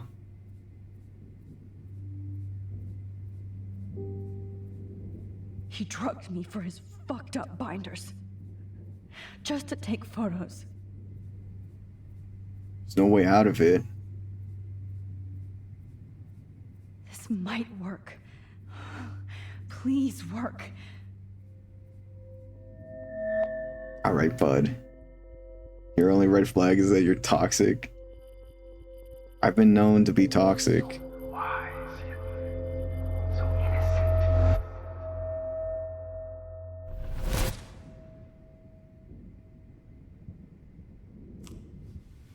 I'm getting some spectacular images here, Max. Yes, Victoria would kill to be in your place, but she doesn't understand our connection. You're the winner, Max. I choose you. Your portrait. Fuck you. You're trying too hard. I know you're scared. You all have the same doe-eyed look when you wake up here. Replaced by fear as you realize what's about to happen. Mr. Jefferson, why are you doing this? Oh, Max. I'm so glad you asked that question. Simply put, I'm obsessed with the idea of capturing that moment innocence evolves into corruption. That shift from black to white to gray and beyond. Most models are cynical. They lose that naivete. However, some Blackwell students carry their hope and optimism with them like an aura. And those lucky few become my models. My subjects. Yes. You're a psychopath. And this is your last session. Au contraire, Max. I'm so sane that nobody knows what's happening to you right now.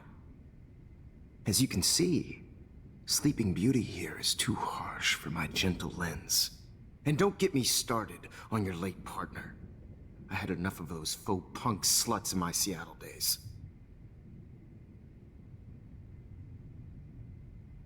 You killed Chloe. You murdered my best friend. She had a loaded weapon.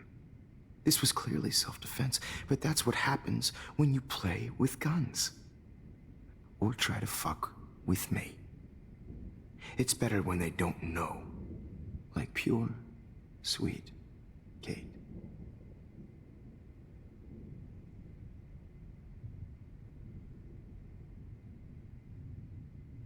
Blah, blah, blah. God, I hate your voice now. You might as well savor it, considering it's the last you'll hear. Oh. That struck a nerve. Your face changed color. Beautiful. You will not get away with this.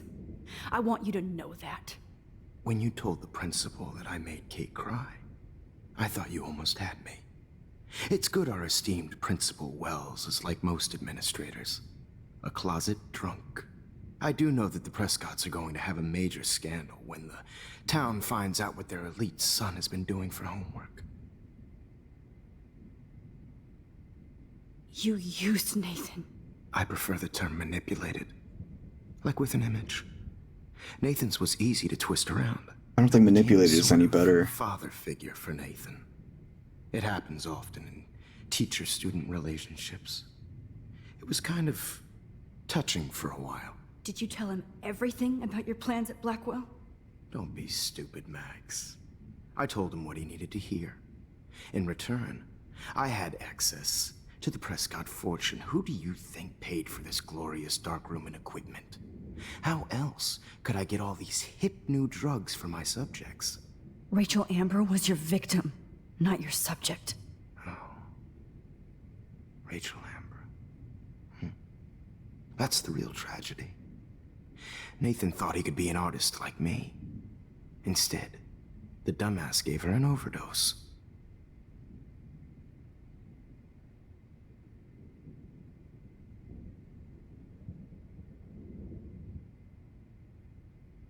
Why Rachel? I don't have time to tell you everything. But she was special. A human chameleon, so many visual possibilities. We had a real connection.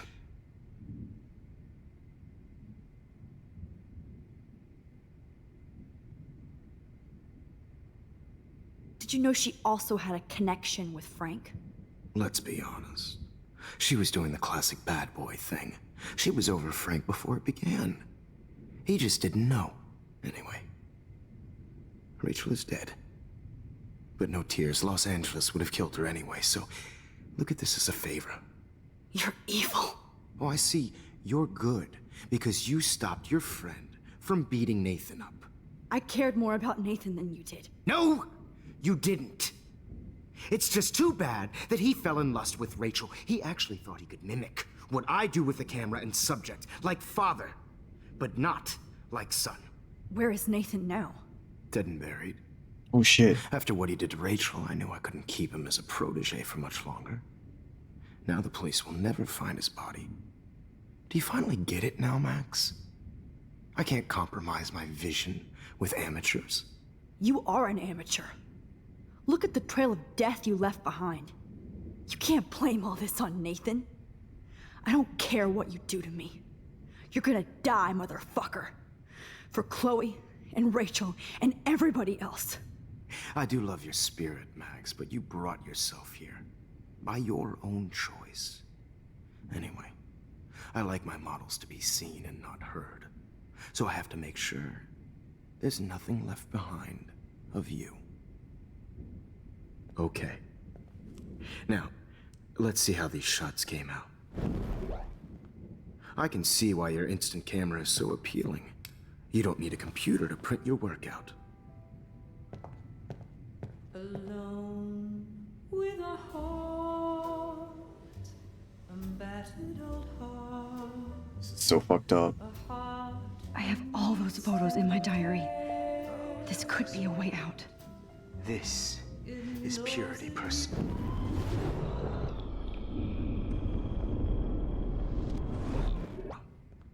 I can see why your instant camera is so appealing. Oops. You go back a little bit further. Let's see how these shots came. Wait! Please, Mr. Jefferson. Max, I would love to talk shop, but I really need to go over these pictures. Especially while they're fresh in my mind. I think our session was a career high for me.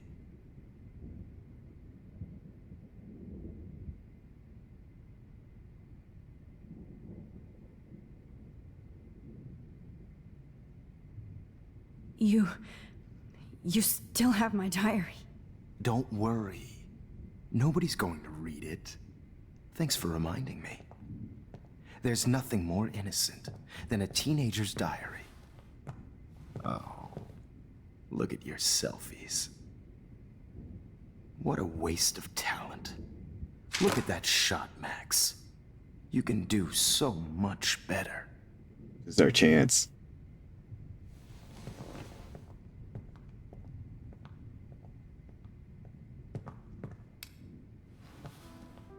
Go fuck your selfie.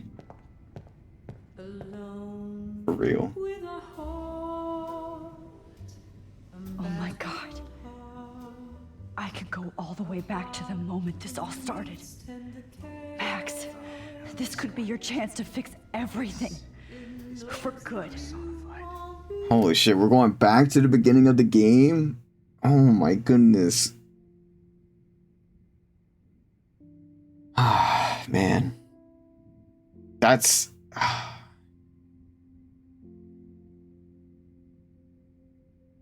Sorry, I'm pausing it because I'm trying to think. Like, I know, just play the game, I know. I'm just trying to think of, like, everything that's happened in the journey so far and what's gotten us here, right?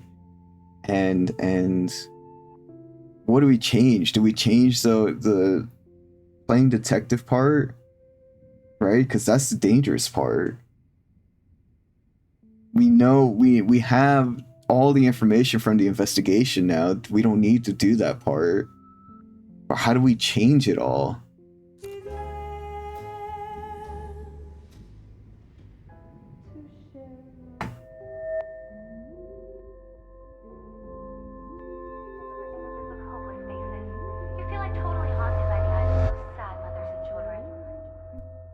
I could frame any one of you in a dark corner and capture you in a moment of desperation. Oh boy. I believe Max has taken what you kids call a selfie. A dumb I'm one, back. a wonderful photographic Right back where I started this insane week.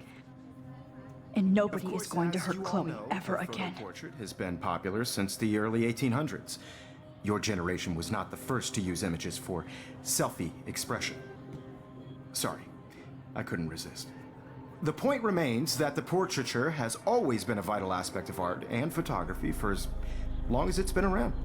Now, Max, since you've captured our interest and clearly want to join the conversation, can you please tell us the name of the process that gave birth to the first self-portraits?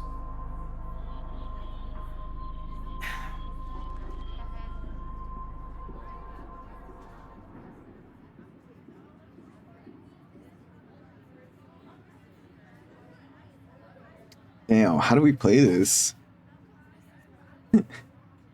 Yeah, who cares? I'm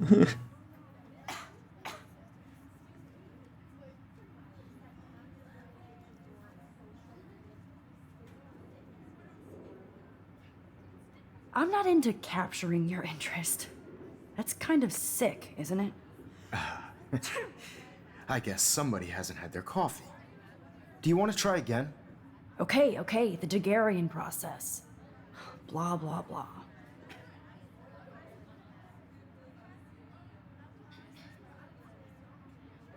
Let's move on. Anyway, so the Daguerrean process made portraiture quite popular, mainly because it gave the subjects clear, defined features. You can learn more when you finish reading the assigned chapters. And guys, don't forget the deadline to submit a photo in the Everyday Heroes Time to change time. The winter to San Francisco, where you'll be feted by the First, let's make it real easy to capture Mark Jefferson. And Alyssa, get it together. Taylor, don't hide. I'm still waiting for your entry too. And yes, Max, I see you pretending not to see me. Bastard. I have to warn David about Jefferson and the dark room. Victoria, you still have to do your homework. Even if you're submitting your photo for the competition every week. How? I should be able to track down David's number from the school pamphlet. Blackwell Academy, 1910. For over 100 years, Blackwell Academy has been an academic oasis for art and science with diverse students from around the world seeking to change the world in their communities. Meet your professors. Mark Jefferson. After blazing a trail in the world of 1990 style and fashion photography, Mark Jefferson always knew he wanted to share his vision and inspire others. In the late 2000s, he took a well-publicized detour into teaching around the country, inevitably ending up in a permanent position at Blackwell Academy. Mr. Jefferson's classes on art and photography are some of the most popular in the school's rich history, and his students will certainly go on to inspire others with their own vision. Found you. Security, David Madsen, 555-630-8. Okay, do I have to remember that? Hopefully not. I know, Mr. Jefferson. I just worked so hard on the shop, and I'm sure you know what it's like to be consumed by your work. I just really think every day... This diary literally saved my life. It did. I hope I still love photography when this is done. Did you know someday your pictures would actually alter time and space? For once, David, I'm praying you'll overreact to this as much as everything else. And take Jefferson down fast. Oh, totally. I only want to share whatever gifts I have. You wanted me to enter the contest, asshole. So maybe I'll be going to San Francisco. And Jefferson, you'll be going to prison. The past within the past. Am I pushing myself too hard? This is insane. Victoria, it's nice to know how you really feel. Phone is dead and I'm bored. Time to bust out my poesy.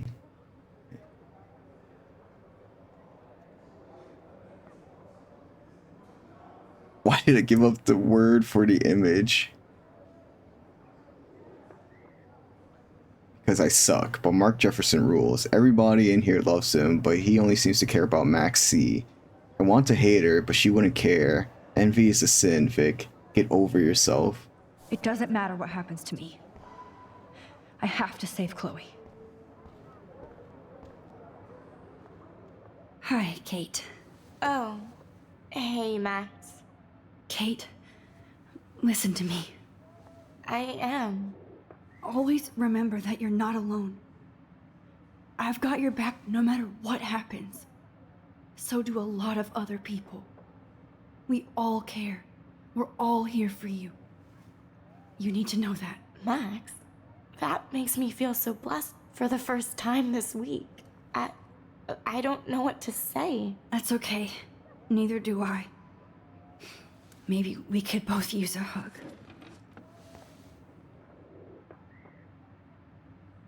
Thanks. You always know the right thing to do.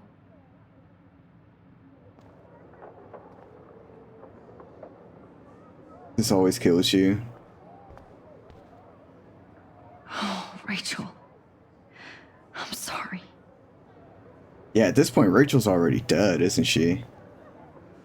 I'm happy to fix it, so you'll be here to get your fancy camera, Victoria.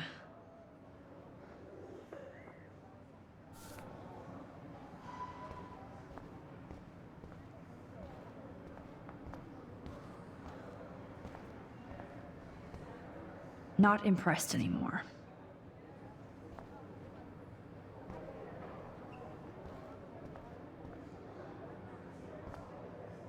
If only I could tell the whole class about Jefferson and watch him squirm. But I better let David take care of everything.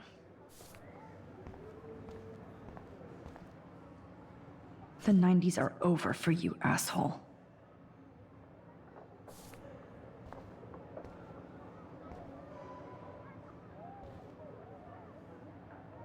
Whose computer is this? Jefferson's computer? Is this his work? No, right? You wouldn't leave it out so out in the open. This is the last time somebody bullies you, Kate.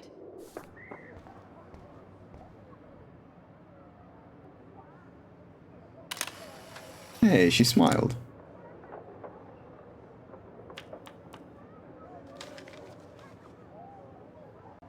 Oh shit. Wait, that's the first. Oh shit. The cavalry's here! Runa with the raid. What's going on, Runa? Oh my goodness. I'll go give Runa the Katuna a follow. I love her streams. It's been a hot minute since I've been able to catch it and like actually be a part of it, but I love her streams so much. They're always so cozy. She's a blast. She's so much fun. What were y'all doing today? Just talking? Yaps a planting, just yapping. Choose your fate, our tuna of destiny. Life's a beach of choices. So let's see what happens. We're feeling fine and ready to shine. Welcome on in, Ivory Monarch.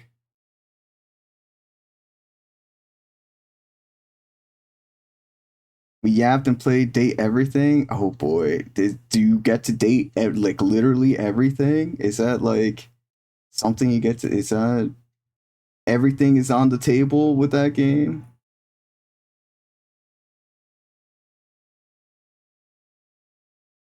Maybe the table is also something you can date too. Is this exactly what I'm thinking? Yes. Oh my goodness. You talk to your phone and bed and front door and your cat clock. What a wild game. What a wild concept. What a wild concept. I love that for you. That is interesting. But welcome on in, Raiders. My name is Gad. I like to... You haven't met anyone you'd go feral over yet? Oh no, wait, let's snooze these ads. Let's snooze these ads for a little bit. Since y'all just got here, I don't want y'all getting hit with an ad.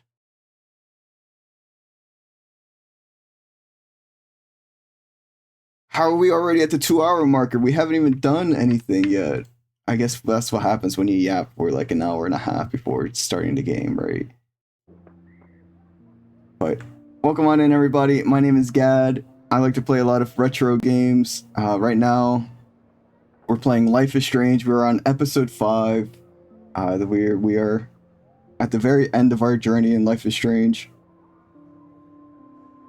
We're also trying to collect all the images and all that kind of stuff, so we will be going back to replay certain episodes to try and capture the photos.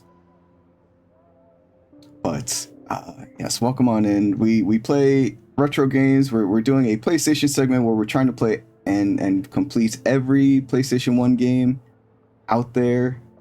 We're taking a quick detour as somebody requested us to play Life is Strange. It's been a lot of fun. I'm having a blast playing it and crying with it and being emotional over it. It's a very, very emotionally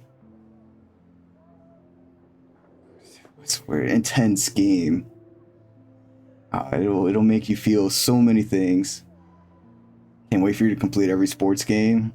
We got a long way to go. But yeah, tomorrow's our community game day. We're gonna be playing Sly 3, so in case you join us for tomorrow and don't see PlayStation 1, you're gonna be like, what the heck? But no, we have a vote that's going on. If you guys want to go vote, okay. Go vote on which game that we're gonna be playing after Sly 3. We got about like 4 to 5 hours to Sly 3 tomorrow, so that's what we'll be doing. Dehydrated bitch. Thank you, Hemp. But yeah, after Sly 3, there's a list of games that we're going to be playing or voting on to see which game that we play next. If it is Donkey Kong Country, we will be playing whatever game is in second place, because we could beat Donkey Kong Country in like an hour and a half, somewhere around there. So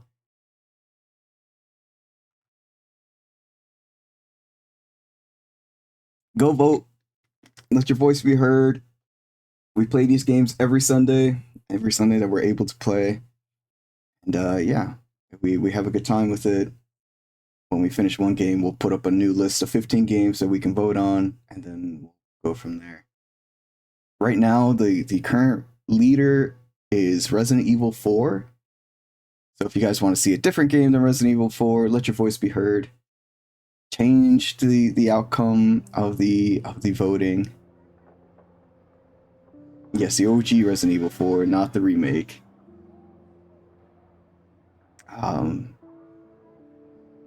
Yeah, welcome on in. Let's get back to it, shall we?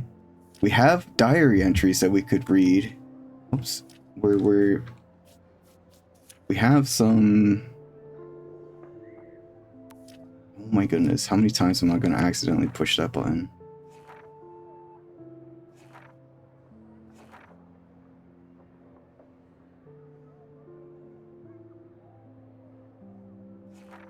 Okay. We're here on the diary, so we can go ahead and read some of this, right, to catch up. I still don't know why Chloe or even Rachel would want to hang out with Frank, but I can't suss that out anymore. Maybe if I haven't left... Oh, we read this already. Yep, we read that. Everything that happened with Frank, I could come board. Yeah. We read that. We read that. We're here. We are here. Did Jefferson read your diary? Did he read some shit about time powers and be like, this girl's high even without my drugs?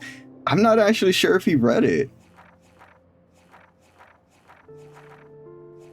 Right? It's not really, because like, I mean, I'm assuming he must have, because maybe he just doesn't give a shit. But there's not really much here.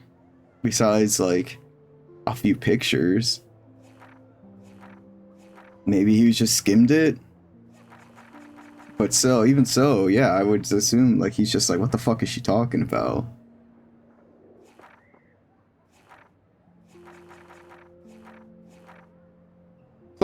Chloe and I loaded up our coordinates and hit the road. We were both quiet, yet excited. It's hard to explain this feeling. Even with all the horrible things happening, I found myself thinking that Chloe and I were part of some greater mystery that involved time, space, and all of our fates. I've never had much faith, not the Kate Marsh kind anyway, but I couldn't believe we were being set up for doom after everything that's happened this week, but I wasn't prepared for the dark room. The coordinates led us to an old abandoned, quote-unquote, farm owned by the Prescott family, and I shouldn't have been surprised that it was actually housing a weird secure bunker that was filled with Prescott memorabilia, and worse. If there was evil ground zero, this place was it. Cupboards filled with named red binders that confirmed our worst nightmares. Not that I even had any clue that our amateur detective work would lead us to this kind of professional hell. When I saw the binder marked Victoria, my heart started pounding like a jackhammer. Then I had a real clue about what was coming. I didn't even want to think about the images we saw of Kate Marsh posed unconscious with that motherfucker Nathan Prescott. She didn't know the truth about what happened to her, even if she couldn't remember all the awful details. And then Rachel Amber delicately composed photographs of her drugged and all over Nathan like some kind of sick goth couple. I couldn't bear to look at Chloe's face as she looked at the photos of her abused angel. I felt nauseated. All the hope I was feeding Chloe felt like vapor. And then we saw exactly where Nathan had taken his vicious layout with poor Rachel in the junkyard.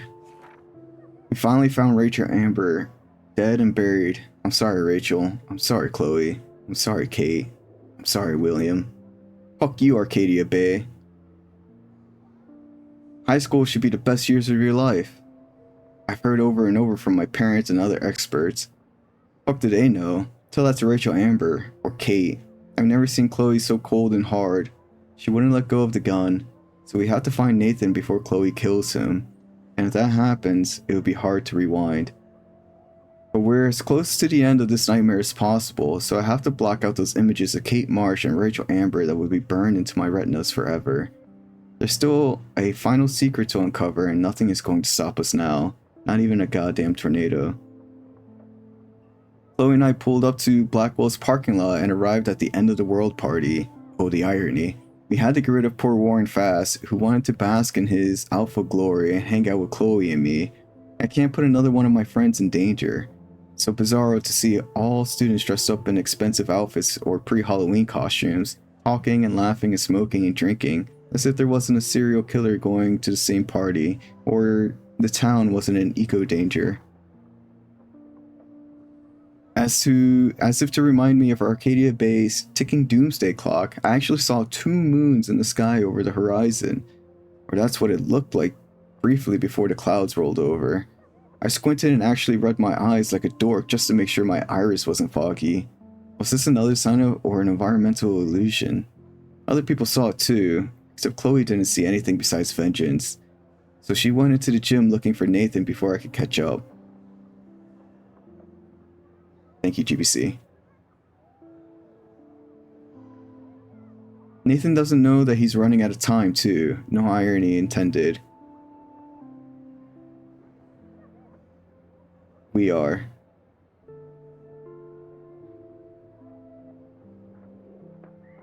My first and last Vortex Club party. Flashing lights and DJ Doom, no comment, spinning. In an alternate reality, I might have been at this party, standing in the corner, shy and nervous, waiting for somebody to ask me to dance, but being terrified if that happened. And that would have been the limits of my problems. Now look at me. But I had to find Chloe first, then Nathan before she shot him. No matter how evil I thought Victoria was, she's actually just a terribly insecure person with talent, passion, and a tendency to be a cruel dick for no good reason. That last part's important. I have to see beyond our petty mean girl drama and assume she has a role to play in all of this too. So we talk like human beings, and I warned her, without specifics, about Nathan. She believed me, and it felt so warm to make a connection with my previous quote-unquote enemy. A sliver of light in all this darkness. Let there be more. October 11th, I guess. I watched Chloe die again. Killed by my favorite teacher. Why? Because we were stupid and let Jefferson trick us with a phony text. So we ended up back at the junkyard and fell right into his trap. We should have called the police the second we found Rachel, but I had gone along too far with Chloe. I kept thinking I'm invincible, that I'm a real everyday superhero. But no, I'm just Max Caulfield. Maybe all my powers are an accident of fate, or am I being punished like Chloe? What have we done to deserve all this pain? What did Rachel do? Kate? William? Then there's Mark Jefferson. Can't ever call him Mr. again. I'm so shocked that he turned out to be the one hiding behind the dark room, but I think back on those pieces of time Jefferson has been dropping hints all along. It makes me sick to think how long he's been doing this for, and to whom. The needle. I can still feel that needle on my skin. Thank God I can't remember Jefferson posing me for most of his 6th session. Imagine all those other people who had to suffer through that horror, like Rachel and Kate. That made me determined to get out of that room, at least to stop him and save Chloe. I had to use my focus rewind on multiple photos so often that even I got confused. Worse still, I knew I was screwing around with various realities again, but I had no other choice. Chloe would not die in a junkyard next to Rachel Amber. There was no fucking way I was going to let Jefferson be the last person I ever saw. It's hard to even imagine myself in that studio alone with Jefferson acting like that. Everything was so neat and sterile, but it felt like the filthiest place on earth. If I didn't have this ability to bend time, what would I have done? What would I have done? Blech. Could I have done? What could I have done? Sometimes I felt removed, like I was looking at myself going through this hell, but thanks to Jefferson's class photo, he personally helped me to escape. I also feel so terrible that Victoria had to end up here with me just because I warned her about Nathan. Should have known that she would rush to Jefferson for protection. Instead, he kidnapped her and almost murdered her because of me. I never forget the way Jefferson looked at me, so cold and mean. I felt like I was on one of those awful true crime shows my mom binge watches. How does somebody become evil? He actually shot Chloe in the head, just like that, motherfucker. Now I'm glad I blamed Jefferson for Kate. So at least there's a paper trail for his actions. If only I had David Madsen's info, and to think that I felt guilty about narking on Jefferson. Alright, we got a couple of photo shots that we need, right? We need a camera with some duct tape. We have somebody looking at pictures on the wall. We have a whale on fire. We have a tornado. I'm guessing, I'm assuming that's what that is. Chloe Price forever. A squirrel with a tree. Go ape. Some bottles and a skull with cigarettes. Insinuating that smoking is death.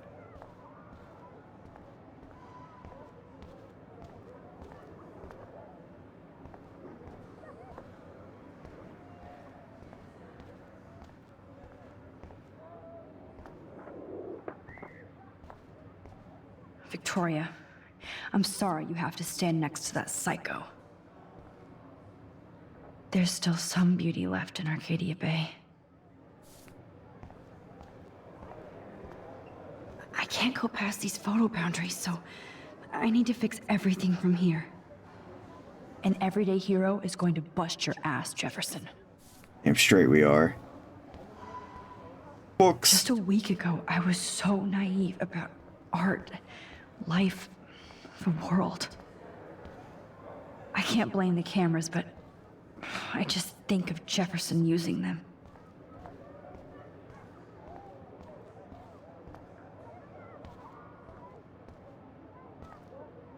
Can I not investigate the camera from the side of the table? I'd like to bust this up right now. Alright, we got a photo to give him. Mr. Jefferson, we need to talk. Can you see I'm talking to Mr. Jefferson now? Yes, I see. But maybe you shouldn't. And why not? Hold on, Victoria. Are you okay, Max? I will be when Victoria understands that hiding behind a screen, posting videos of people is incredibly cruel and unfair. You're smart enough to know how easy it is to hurt somebody, to destroy their life. I just want you to think about how much it would hurt if somebody did that to you. You can always make the right choice, Victoria. I know you've got a good heart. I've seen it. Listen, I didn't... You don't have to explain. There's no reason for you to be so insecure that you can't be happy with your own talent.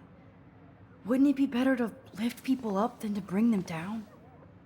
You could inspire people. Okay, I don't know what you're talking about now. Do I, Mr. Jefferson? I think I should stay out of this one, Victoria. Do Then I, guess Mr. I'm Jefferson? Done talking. And that's okay too.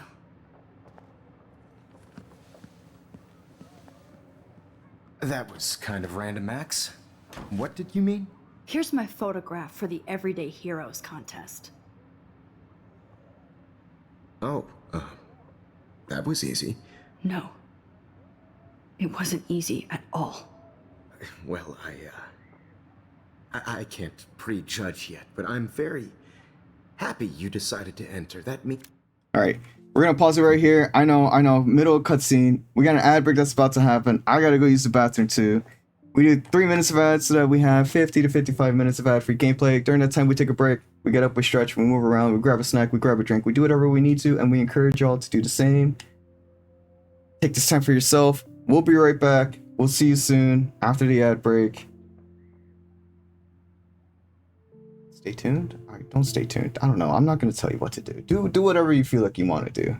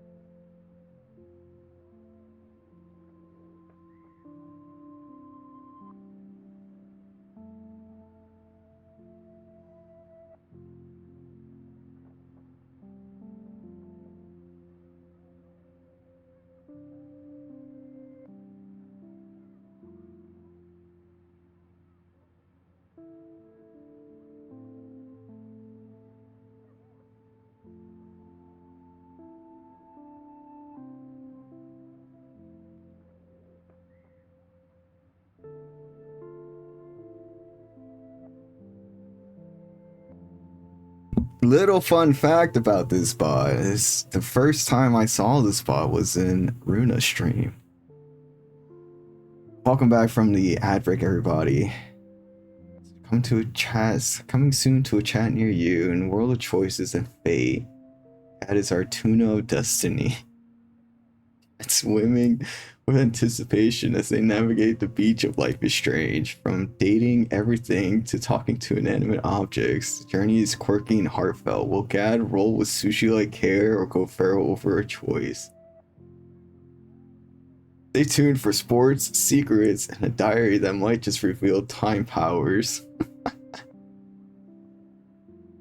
I don't know. I don't care where you found this. Sometimes you just don't think strays home. That's a good one. That's a good burn.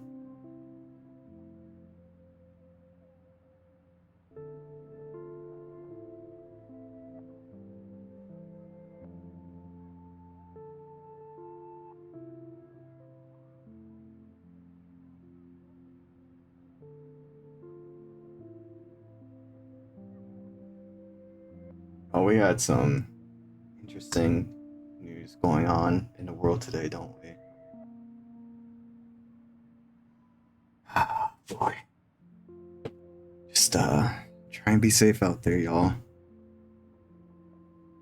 Try and be safe.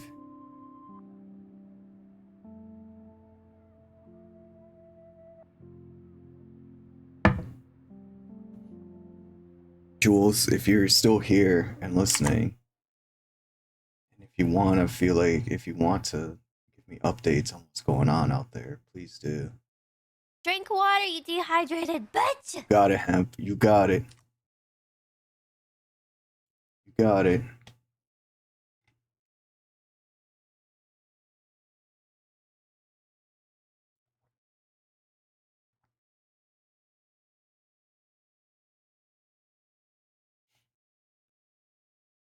Just y'all are anywhere near the conflict right now, please try and be safe. Some of those posts are the most cursed thing. Come over to hydrate you and read that. I'm filled with regret. Good old Frosty Tools for real. I'm still on 50-50 about it. I don't know if I want to keep it or not. It's been almost a week since we had it, and some of it's good, some of it is just kind of. Gad Farrell, y'all don't. How much to see that? Oh boy. That is something that you know, that it's not impossible to see. It's not impossible to see, but to see that it would require a lot, right? It would require a lot of checkboxes. Maybe not so much if I was younger, but now that I'm older, it would definitely take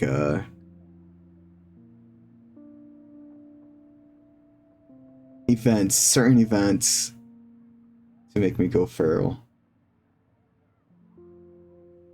But anyway, let's get back to the game. The most I'll probably do right now is like growl, right? That's tame. It's just making animal noises, right? But yeah, going feral, that would require, you know, that would require some.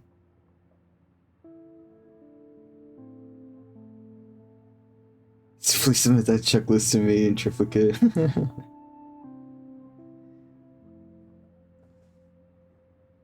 That would require a lot, right? That would require knowing what I like, knowing that alone is like, I could describe it, but then where would be the fun in that, right?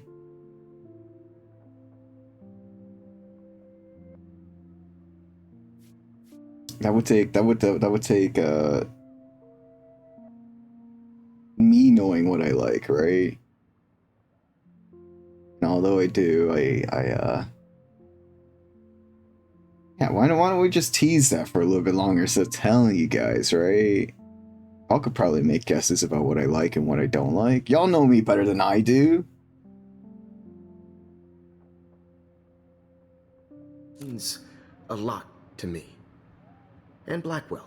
The first step for any artist is to put themselves out there in the world without fear. To be innocent. Or guilty. Well, thanks for the photo, and maybe both of us will be jet-setting to San Francisco this Friday. Or maybe only one of us will be going. Don't be so modest, Max. Anything can happen in a week. As you're going to find out, Mr. Jefferson.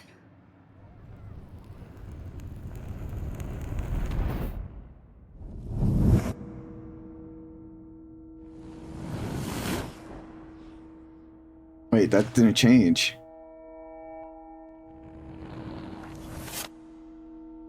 That didn't change either.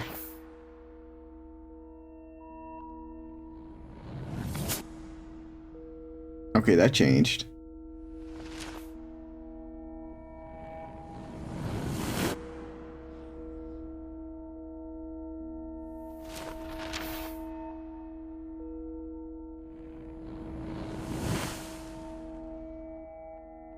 Fuck.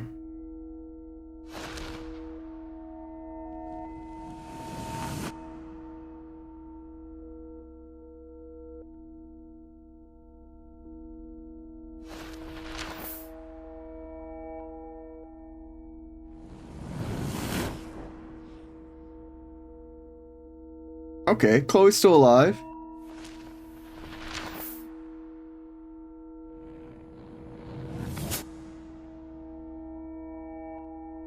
We're going to San Francisco? Whoa!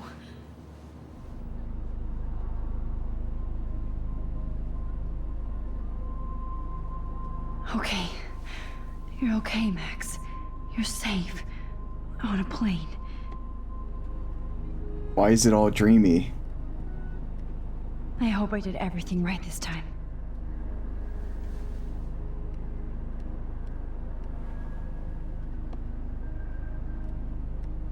Local teacher arrested. Good work, David.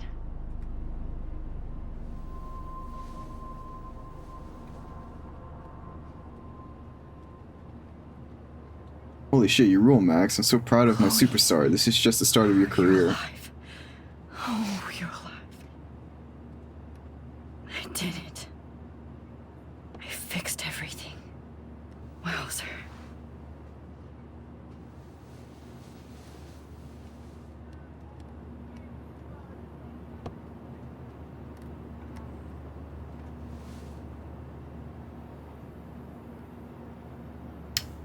If we fix everything, why don't we see the front of the plane? Or the back of the plane, for that matter. Be careful. I'm still between realities. And I can't focus on this one for too long. It's so weird to be in between realities. Why are we in between Everything realities? is out of focus and in the distance.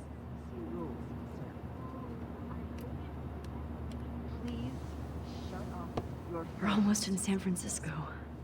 I'm so stressed, but I'm so excited too. I have to admit, I love being called an artist.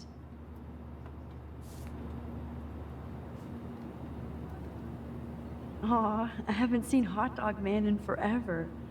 Chloe and I used to totally play the video game and watch him all the time.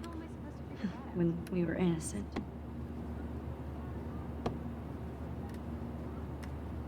The beginning of the end for Jefferson and the Prescotts.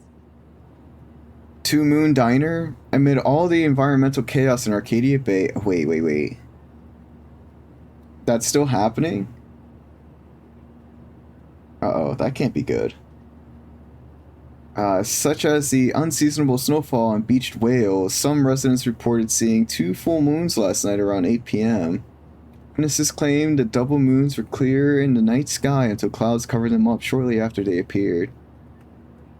No cell phone or video footage has surfaced yet, which has led local meteorologists to believe that imaginations are in overdrive due to the recent eco-havoc. Blackwell Security uncovers bunker and scandal. Acting on a series of tips from David Madsen, head of security at Blackwell Academy, police officers descended Tuesday on a bizarre underground chamber allegedly used by teacher Mark Jefferson and student Nathan Prescott to drug, kidnap, and photograph young women. Although there were no other signs of physical or sexual assault on the victims, the disturbing revelations have sent shockwaves through the tranquil city of Arcadia Bay. Even Sean Prescott, the most powerful businessman in the area, is under investigation for his role as owner of the farmhouse where the high-tech, quote-unquote, darkroom studio was located.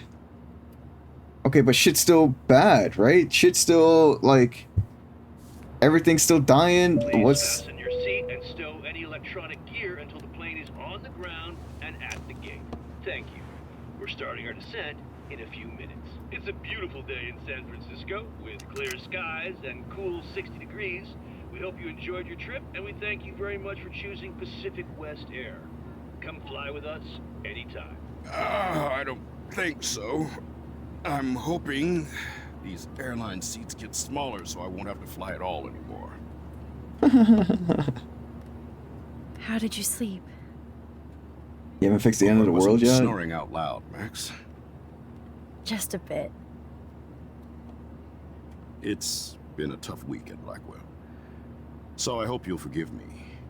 Between Mr. Jefferson and Prescott's, things have been hectic, to say the least. I totally get it, Principal Wells. That's a smart way of telling me to stop whining. We are proud of you for representing Blackwell at the Everyday Heroes contest. I know I'm not exactly the guide you wanted in San Francisco, but we all want you to have a But great given that the experience other here. guy... I already am, and we're not even there. Even that the other guy was doing what he was doing, I think. Uh-oh. Oh, Christ. Another nosebleed? Max, you're not just screwing around with time.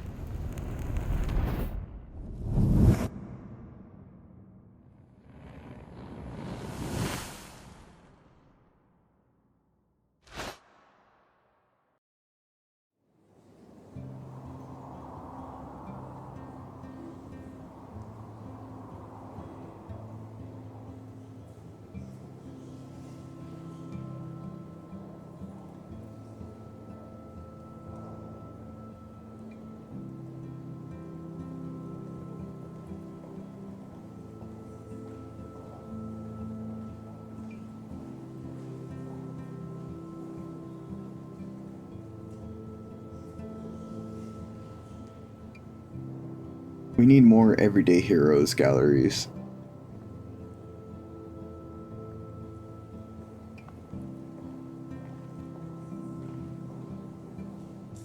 San Francisco is so cool. And this gallery is huge. So is the buffet. If an event skimps on the food, you know it's a bad event. As long as I don't have to eat any caviar. This is your day, Max. You can do whatever you want. Especially eat Take caviar. advantage of your status and talk to as many influential people here as possible. Work the room. I don't know. I feel so weird, like I'm a little kid hanging with the adults. Max, after this week, you are certainly not a little kid anymore. In fact, you're a noteworthy adult being honored by your peers. Now you have to start acting like the photographer you want to be. Hell, I wanted to be in charge of a big school someday. So I started taking charge of things when I was young. Ask my poor classmates. Max, I'm gonna eat up that caviar so you don't have to. Better get in there and start schmoozing. You know, I won't always be here to take charge. But you come talk to me whenever you want. Come on, Max. After everything that's happened, this should be the least scary thing you've ever done. I don't know, man. You gotta talk to a lot of people, and who knows how many Mr. Jeffersons are out there in this crowd, right? Wowzer, Max. You did it. Somehow. I went from the dark room to this gallery. I've been through so many realities in 1 week. Life is weird. Aw, you could have said life is strange. Man. Wowzer. A Danny Lee article. The Golden Gate Reporter. I left my art in San Francisco by Daniel Lee. Yes, I was born on a BART train, literally. It's a long, amazing story that I won't repeat here. Drinks are required for that one. Here's to Mom. If Max says wowzer one more fucking time. That might explain my obsessive love for the Bay Area and its outposts of artists and dissidents. Despite the rampant gentrification, artists and creators thrive regardless of socioeconomic pressures because that's what they do. Most of them are poor while they do it. Galleries such as the Zeitgeist and Milkovich Fashion have engaged with the diverse community and practice what some patrons only preach. I wonder how it is to live in a submarine like that. The hunt for the real Must be October. really claustrophobic. The revolution will not be televised. Stop the startups. How many more shops and residents have to be driven out of their lifelong homes by the latest boutique cafe or overpriced themed restaurant? The tech heads that have enslaved the city need a lesson in transgression. So weird to read this from 10 years ago. I love how much cool art is going on all over the Bay Area. Learn the craft and history of the Shambhala. Some mysteries should stay that way. Altiki tours, mystery of the Pacific Islands. How fun. Yes, Warren would definitely go ape over this show.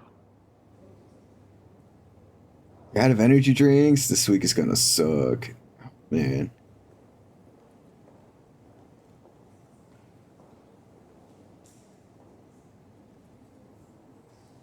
Sorry to hear that. I hope it doesn't suck that bad. I hope you're able to get some energy drinks some way, in some way or fashion.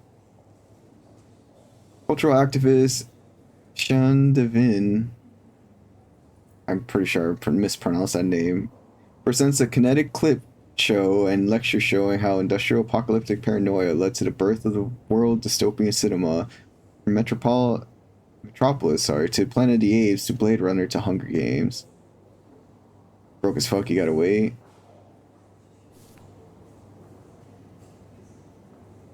Holy shit. This flyer was designed just for Chloe. I wonder if I'm ready for the mosh pit. Skull and Bones, Hollow's Eve party. But what would I wear? Nigel's Samhain Druid Festival.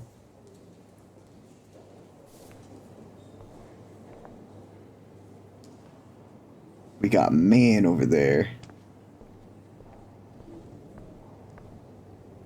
The Zeitgeist Gallery does have a cool history in Frisco.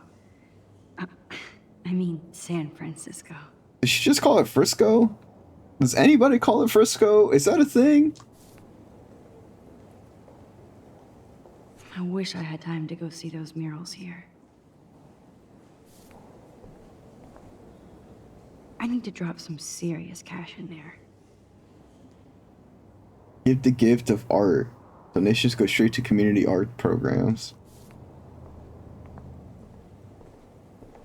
Why, good morning. You must be Max Caulfield. Congratulations for your Everyday Heroes photo. The exhibition is quite impressive, especially with your entry.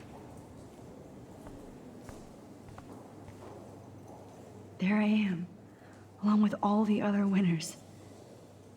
I should say artists instead. That's true.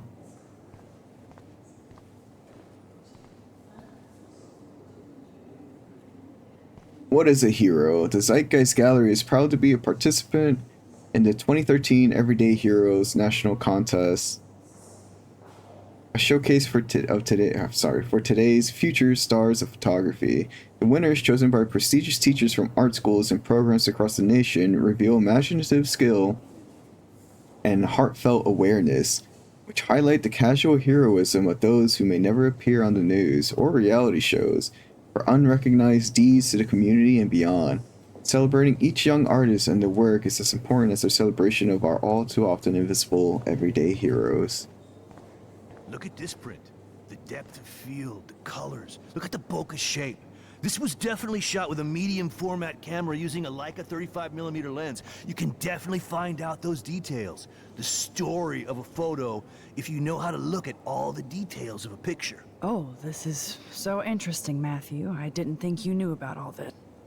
When I was younger, I did a lot of photography studies. Didn't I tell you about it, Emma? I was quite good at it, actually, but I decided to drop photography Be to cool, do Max. a real paying job. Smile and Anyway, don't say anything It is stupid. interesting to be here, and you're lucky to be with me here. I could share all this with you. Dad? The label says that this is a print from a disposable camera. What are you talking about? Yes, of course. I was meaning like a disposable camera. Yes. And don't contradict me anyway. Oh. Whatever. Get fucked, dude.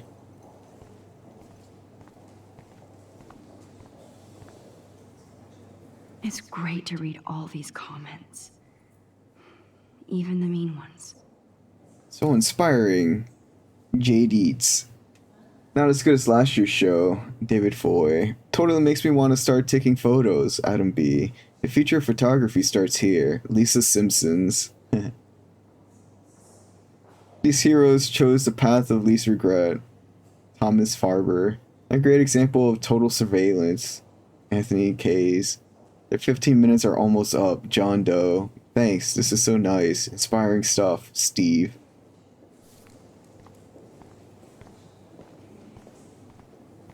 This is a photo op.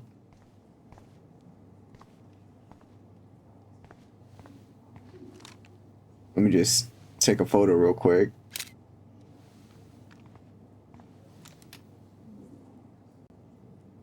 Let's go. looks familiar. This might be too metaphoric.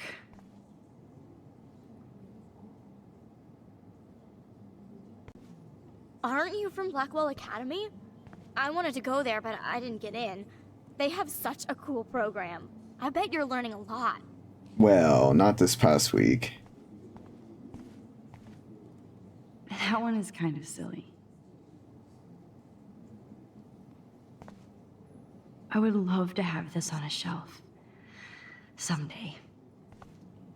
I like. Oh, but imagine how much time it takes to make one sculpture. Learned a lot, but not much about art. Yeah, that's true. We did learn a lot.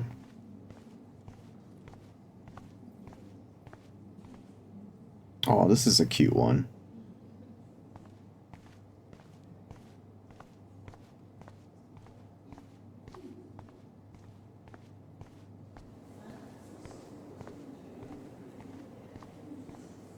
Let's see what man has to I say. heard Mark Jefferson was supposed to be here tonight. Not anymore. That was so shocking. I have one of his monographs, too. Hold on to it. His work is gonna be worth serious cash. Not my style, but the neon is a nice representation. Oh, shit. Pretentious alert. Are you Max Caulfield? Bravo on your entry. It's I'm not the art critic the for right Iris N magazine. word. And we would You love use to Bravo. include you in a piece about future trendsetters in photography. I'll send you the details this week, if that's okay. Congratulations for your piece.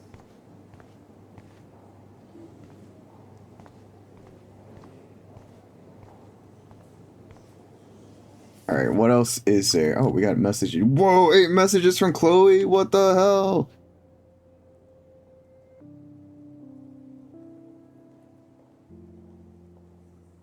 Max. We gotta like, how much can we go back and read? Max, you there? Hello? What's going on? You okay? Crazy shit is going down. Step Soldier called the cops and took off. He had his gun. That is crazy. Especially after hooking up with you again, and that snow today. Everything's gonna be okay. We're together again. Insert insult here. Human emoji. Text me back when you hear anything. On it. Good morning. Your eyes better be up if I am. Wakey wakey eggs and bakey. You mean wakey bakey? So what happened last night? Stepswat got home late last night, all jacked up about one of his investigations. He might be right for a change. You funny. So meet me at the Two Whales ASAP. Okay, see you soon. Max, wish you had popped the cap in Frank's ass instead of giving him the gun. No, Chloe, I do not wish that, and neither do you. Is it too late to rewind? Max, I need to see you right now. I know what happened to Rachel. Come meet me at the lighthouse when you get this, please. I'll be there. I hope she's fine. Max, thank you for being with me yesterday. I kept trying to wake up like this is a nightmare. Why Rachel? She never hurt anybody. No, she didn't, Chloe. I'm so sorry about everything. Dude, how do we get over shit like this? We live. Rachel will want us to have a great life. That's truly the best revenge. Now we really do have to take over the world. No, we just have to be here for each other. You are a saint, Max. Yo, Max, check this shit out. I had a little talk with Step Hero tonight. I'm all eyes. Since he busted Jefferson, he is a totally different person.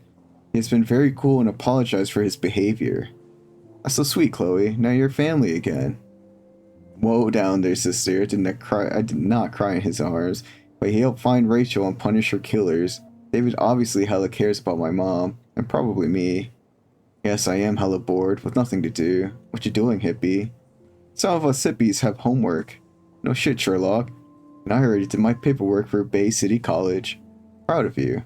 I hope so. Chloe, I won the Everyday Heroes contest. Sorry. Holy shit, you rule, Max. I'm so proud of my superstar. This is just the start of your career. I'm just glad I can share it with you. Damn right. Plus, Max, you deserve to win. No emoji.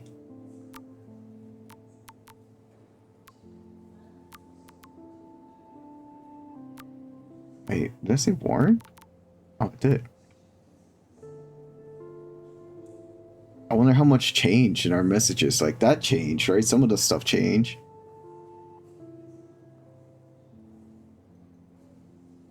You want to meet me for coffee after school? I need an excuse not to study. Please, make sure you check your Necromantic on my flash drive. Check out Necromantic.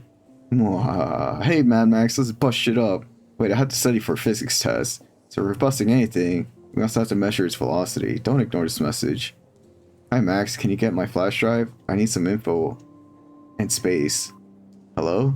Sorry, running late. Insane day. I'll meet you in the lot. Looking cool. You'll see. My camera will be ready. See you shortly. Hope so.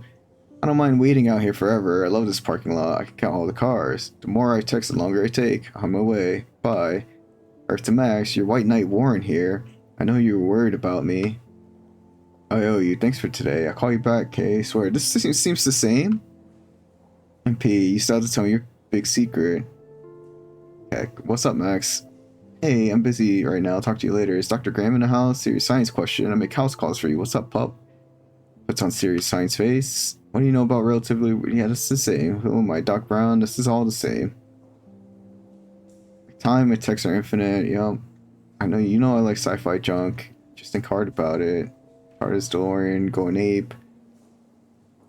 Driving circles around town. Sorry, Warren. Hard week. Still owe you. Yes, you do. Let me know if you change your mind. That face. I still don't know what that emoji face means. If any of y'all know what that emoji face means, please tell this old man about it. Because I have no idea what that could mean.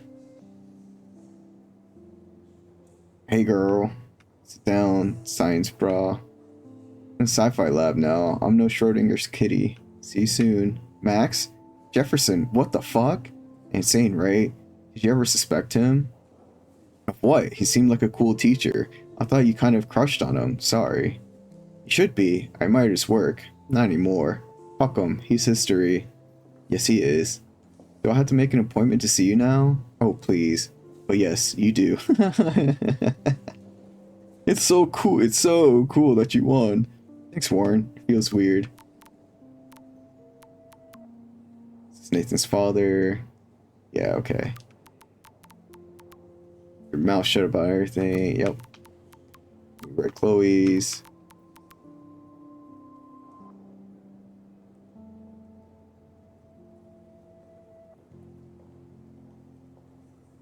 Okay, so all this is the same until we get there. Maxine, are you there? Are you okay? I just heard on the news about this art teacher you were always talking about. What's going on at Blackwell? Mom, I'm fine. Too much to text. It's crazy. I'll call you later, promise. I hate you being away like this. Don't keep me waiting. I won't. Maxine, we're so proud. Thank you. You know, we always believed in you and your photos. Of course you did. That's why I'm at Blackwell. It's fair. Got messages from Kate.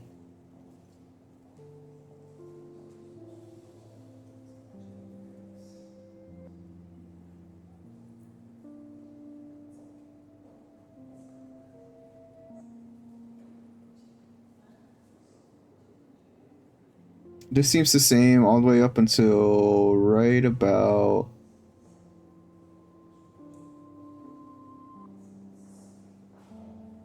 here. The 9th is really what seems to be changing for most of our messages. Oh my god, Max, I can't believe that Nathan and Jefferson were arrested. Honestly, I'm in shock. I have to go talk to the police now and give a full statement. Please let me know if you need me there. We all have your back. Thank you. I'm scared, but I want to make sure both of them are put away and never hurt anybody again. Max, I heard that you won contest and it made me so happy. Your photos are so real and wonderful. It gives me hope that you're going to be discovered now. Thank you, Kate. You give me hope by being my friend. Don't be so humble. Take a bow. I expect a full report over high tea soon. That is a date.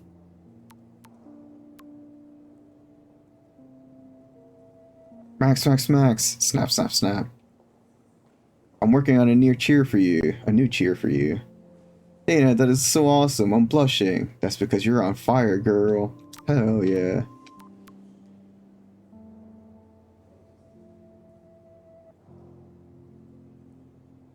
Max, I know Mom is melting your phone. I understand why. Tell her not to worry. You're an adult now. You can tell her. I will. Soon. Her dad is so, like, passive about so many things. We have a camera and tape, a whale on fire, and a tornado. Okay. See if we can find any of those here.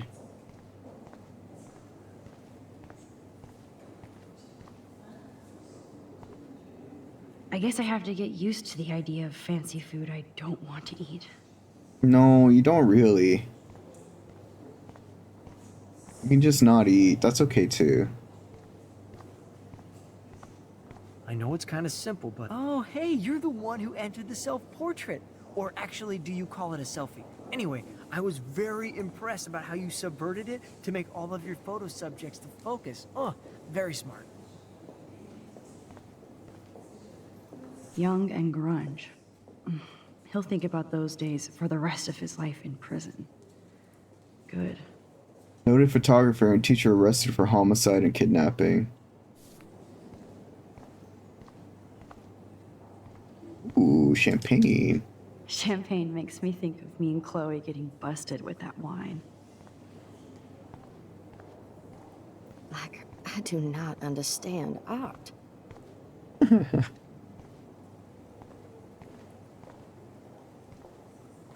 Well, I have to say, this is the best Everyday Hero show I've seen since it began.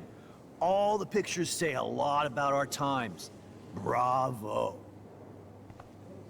Why do so many people like saying bravo? I guess everybody is a photographer now.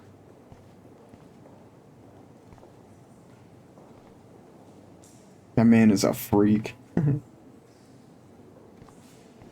is different. Loving the retro vibe. Excuse me, I just wanted to tell you how much I loved your photograph. I've seen a lot today, but there's something powerful and understated in yours. I can't wait to see much more of your work in the future. Thank you. Thank you.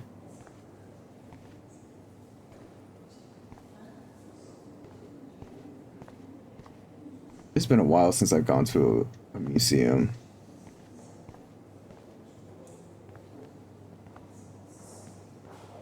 Hey, and there she is to save the day. Hi.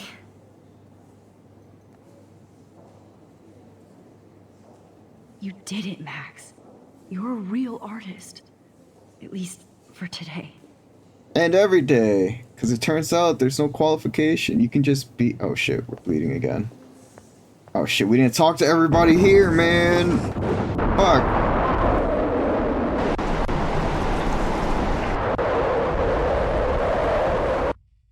Controller is vibrating like mad. Chloe! Hey, are you okay? We lost you there for a second. Your nose. I'm okay. Jet lag. High altitude. Your nose. Shit. Left the ringer off, idiot. Oh, come on. Please answer. Max, holy shit, man, your vision. It's true. You saw the tornado. It's coming. What? Oh no. Chloe, where are you? I'm so fucking scared. I'm by the beach. Chloe, can you hear me? Why is she by the beach? Hello? Oh, fuck. Oh my god. The tornado was real. Oh, I didn't fix shit. Chloe will die. Arcadia Bay is gonna be destroyed. There has to be a way to stop this. For good. For good? How? Where do we gotta go? We gotta go, like, how far back do we gotta go? I heard Mark Jefferson was supposed to be here tonight. Not anymore. That was so shocking. No fucking way. Chloe can't die again. I have to save her. Afford to rent here.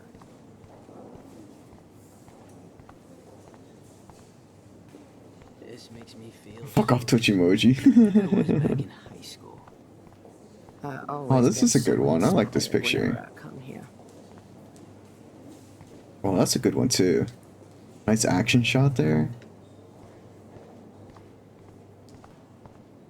Bad exposure, bad framing, bad picture. I could have done this so much better. But you didn't, did you? We can focus on the photo now? I guess it's a I wonder picture. if I can buy these everyday heroes pictures. I love art. You and me both. I have to be in Arcadia Bay to help Chloe. Not here. Can't talk to the principal anymore. Fuck. It's okay. I do not understand art. I guess everybody is a photographer now.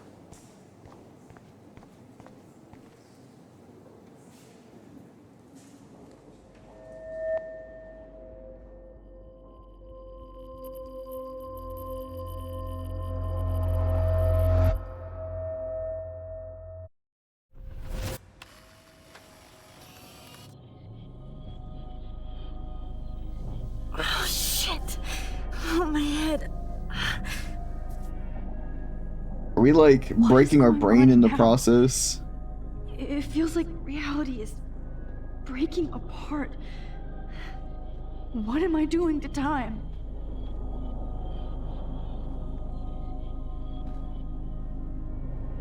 I just have to make one simple change, so I won't end up in San Francisco. Simple. Wait. Wait. If we tear up that photo...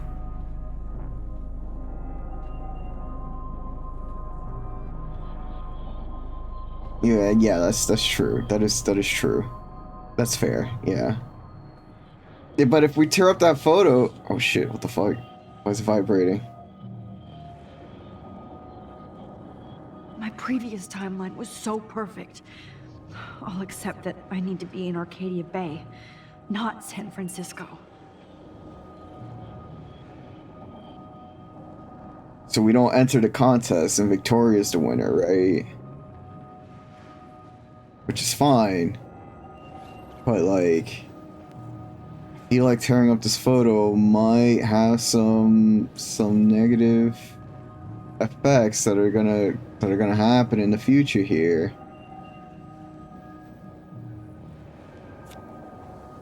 Sorry, San Francisco.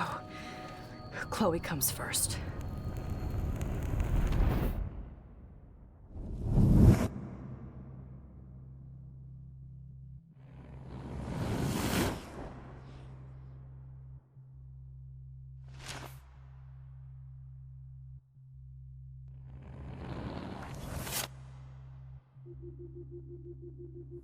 What?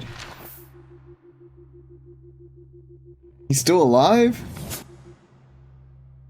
Oh no. Oh no, what? How does that one picture... Wait.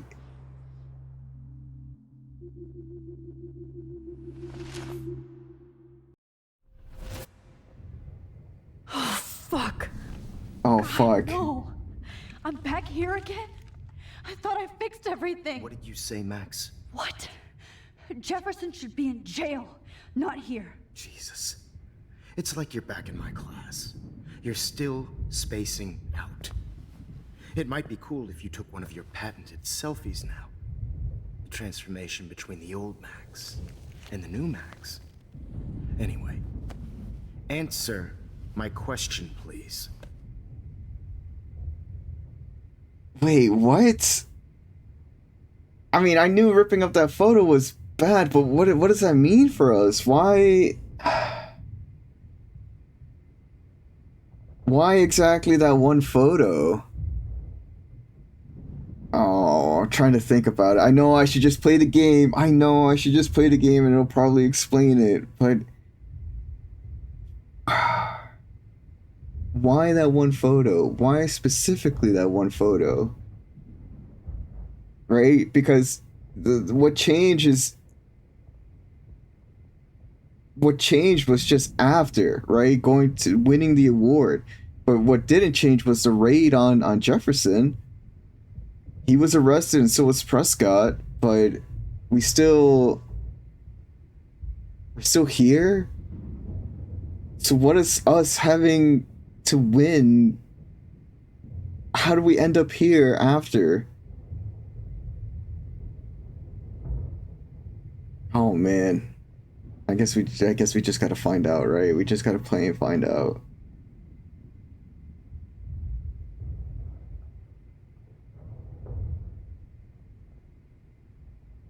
Everyday fuckers contest.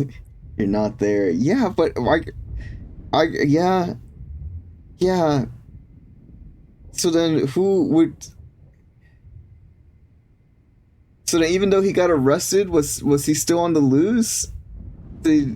Yeah, okay. I will. These are just questions that I have in my head, right? They're like questions that I'm trying to think, like, why would this change so drastically? And if it did change, does that mean that he escaped capture after he was arrested? Or I don't know. Either way, these are both good options to tell them. Eat shit and die. Good answer. Good answer. Hey, your nose is bleeding. Probably gave you too big a dose. Sorry about that, Max. But considering you're about to die, a nosebleed is a first world problem. Oh. I had to let Victoria Chase go.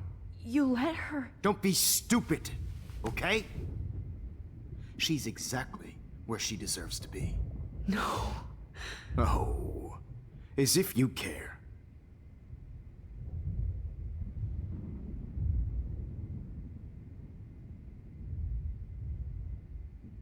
Your iris, that dilation like a shutter. The pictures you're taking of me now. Too bad you pissed away your gift. You could have won the contest, but you destroyed your own beautiful photograph. What a waste. Sorry, I burned all your stuff. I got a little carried away. Oh no. He burned my diary. That's why I'm still here. Especially since you've developed from nerd to hero within a week. There's something weird going on with you.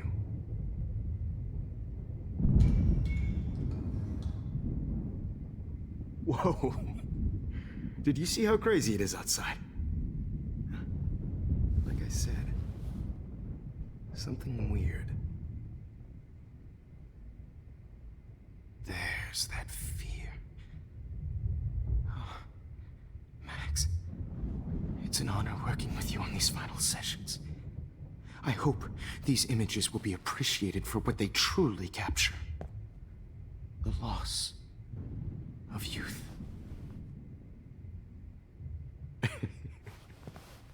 At least, that's the last lecture you'll ever have to hear from me. And I promise you, no more nosebleeds. Mr. Jefferson, please, don't do this. You don't know what's happening. Shh. Quiet. Quiet, Max.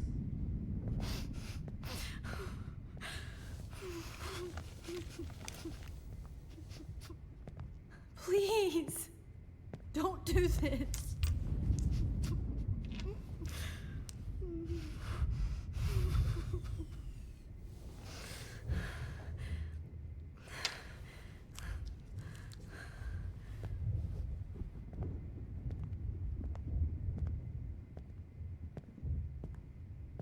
I promise. No, I I'm promise. scared. This final dose won't hurt. No. I'm so scared. This final dose won't hurt. This final dose won't hurt.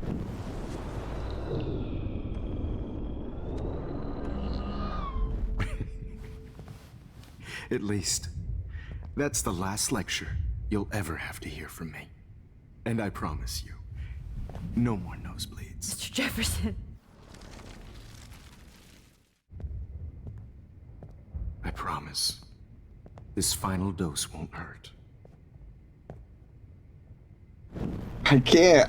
I mean, What do I do? There's no, there's. This final dose won't hurt.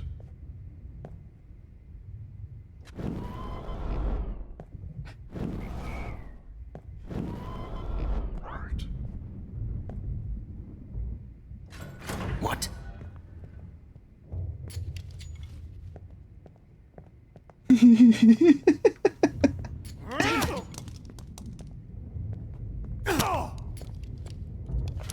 No, Oh, David! fuck. No!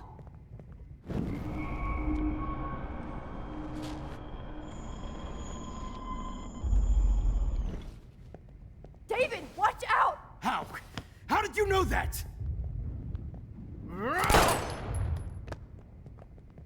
Oh my god, he gets his ass kicked every time.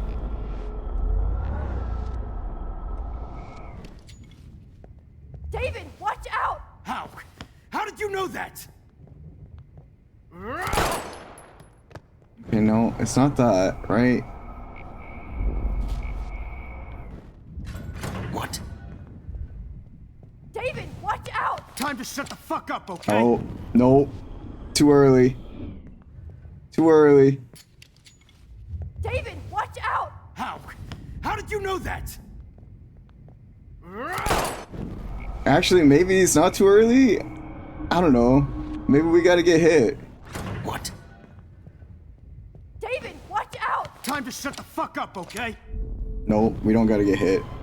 We don't get hit there.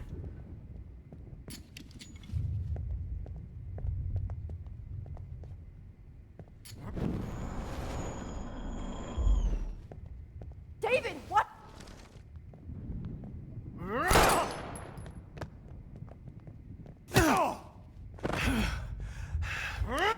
We can kick him though, right?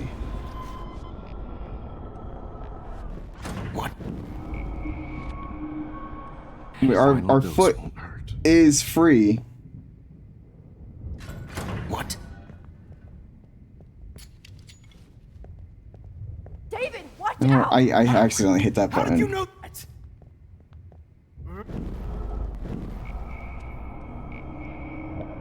What is this puzzle? What? Maybe we gotta go back a little bit more? Far back. I promise. This final dose won't hurt. What?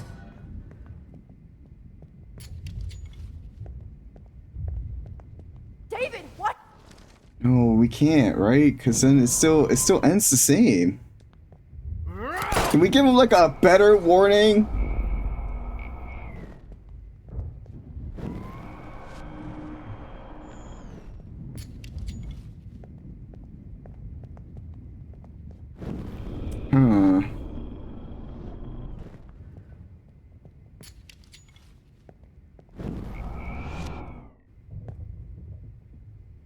Maybe we can go all the way back?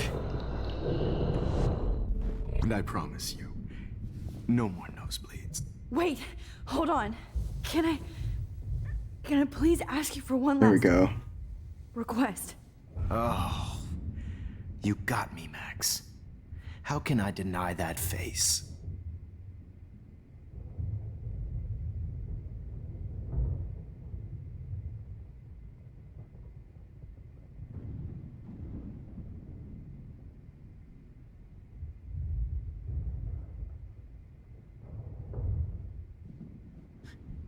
Could you please at least play some music so I can drift away?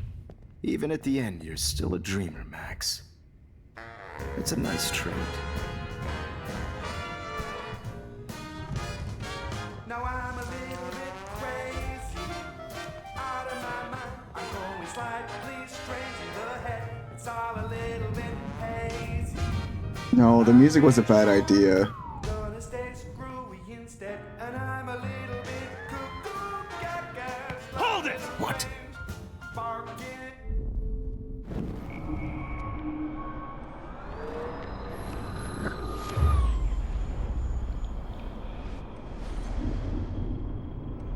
Was it a bad idea? He doesn't hear it come in.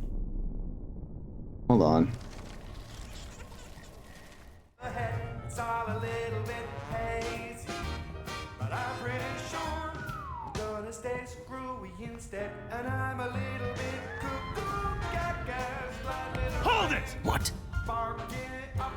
No.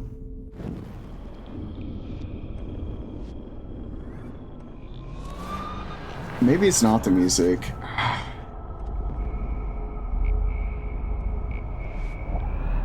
And I promise you, no more nosebleeds. Wait, hold on. Can I please ask you for one last request?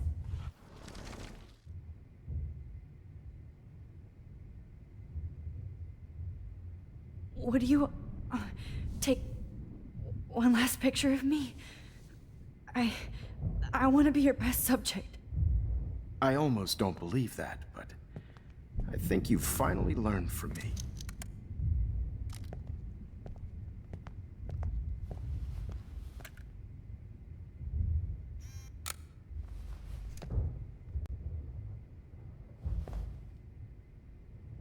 That was a picture. That was a picture for our journal. What?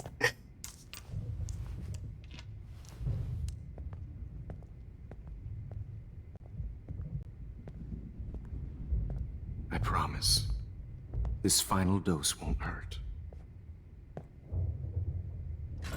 What? And then it's the same thing, right? David, what? No. Yeah.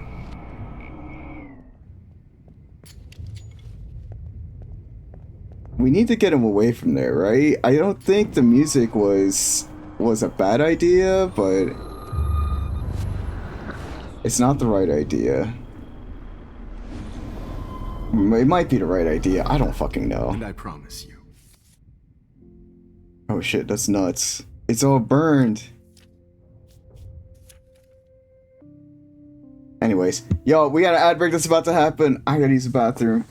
We'll be right back. We do 3 minutes of ads so that we have 50 to 55 minutes of ad-free gameplay. During that time, we take a break. We get up, we stretch. We formulate plans as to how to get out of this fucking chair so we don't die over and over again. You know the drill. We'll be right back. We'll catch you after, maybe. I don't know. Do whatever you want. That's fine with me. Like, it's your life, right? We'll see you soon, maybe, hopefully. Yes. I don't know. I'm just gonna get up. I'm just gonna go. I'm just gonna do my thing. I'll be right back.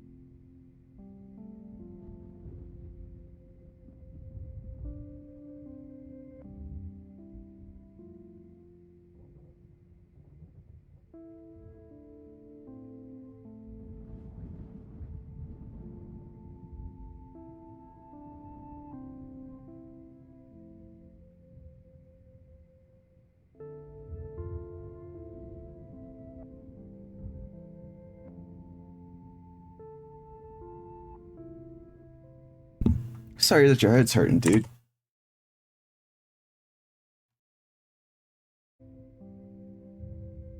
Let's observe Chat in its natural habitat. In the wilds of Gad's Chat, a curious creature named Evie flutters between realities. That's not what's happening. Pondering the existential ripples of existence. That's not what's happening. Amidst the chaos, they encounter the elusive Twitch emoji and express their disdain for the character David with a cacophony of laughter and pain. As they navigate this digital ecosystem, Evie's head throbs with the weight of virtual choices. Brother, what? Hurts because I'm dehydrated and don't have caffeine, you stupid piece of shit. Yeah, for real. This was a huge swing and a miss on the bot. Also, what was that picture? How is that a picture? Are we like... When did this go from pictures that we take to just pictures in general? I feel like that's an odd one to have for our collection. But anyways, welcome back from the ad break, y'all. We're gonna try and not die over and over again, but please bear with us as we are dying over and over again. The photo of Max, it doesn't get any more Max-centric than that. Yeah, that's true. I just thought that it was more just like related to everything that she's taken as opposed to a picture taken of her, but that does make sense. It is a part of her life still, right? All of this is pieces of her life, and that's part of it. Okay, let's get back to it. No more nosebleeds. No more nosebleeds. Wait, hold on. Can I please ask you for one last request? Oh. Yeah. Let's...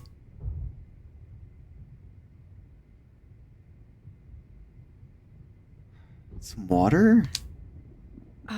Excuse me, but my throat is scratchy. Can I please have some water? Of course. I don't want you to be uncomfortable. Alright, now we kick the damn trolley at him, right?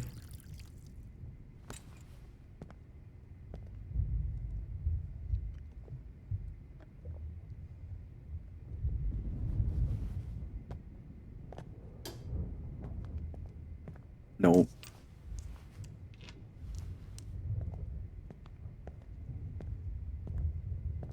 I promise. This final dose won't hurt. Okay, now he hears the door. What? And then we stop him. David, watch out! Time to shut the No, fuck up! that's not what I wanted to do.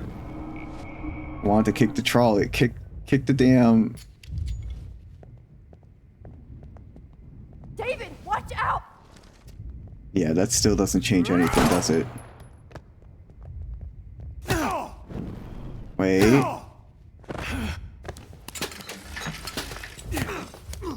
He got knocked down. No balls. Jefferson, it's over. You are not going to stop me. What the fuck? He has the second gun. Jefferson, it's over. You are not going to stop me. Oh shit, no. You are not going to stop me. Grab that bottle!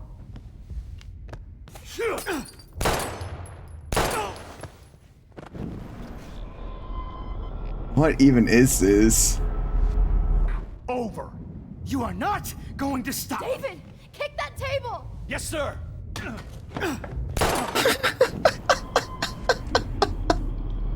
Going to stop me. Oh shit. Hold You are on. not going to stop me.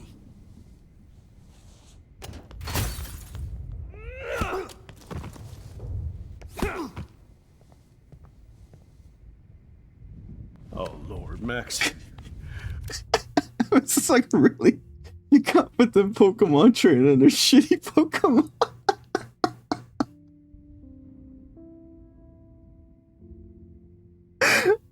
Oh shit. Kick the table. Oh, okay. Pop. I can't. I laughed so hard my side. Oh my god. My side is seized up. How is this guy so shit? So gad? You know it. You okay? Are you alright? Can you move? Yes. Thank you, David. Thank you. Don't thank me. You brought me here. What? How? Let's wrap up this son of a bitch first.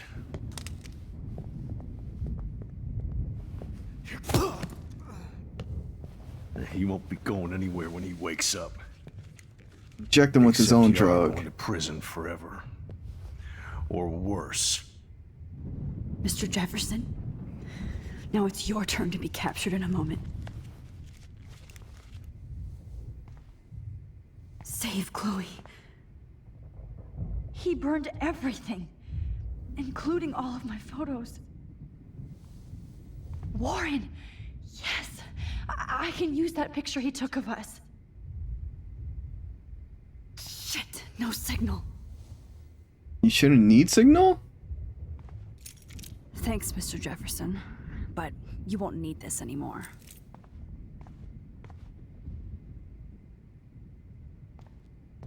Max, I'm sorry you had to be here. I better go outside and call Warren. Oh, please answer. Oh, well, maybe Warren didn't send the picture, looks right? so pathetic now. David? Are you okay? Look at this place. It feels like hell. Jefferson was going to kill me. Like he did to Victoria Chase. Oh, no. I always suspected that son of a bitch.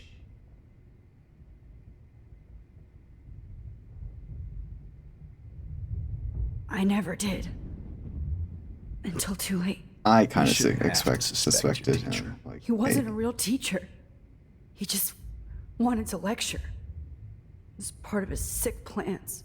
Well, you still had the right idea to tell the principal that Jefferson acted shady around Kate Marsh. And Max, I treated Kate like shit. I know she's a good person, but I'm not. I hope I get to tell her that soon.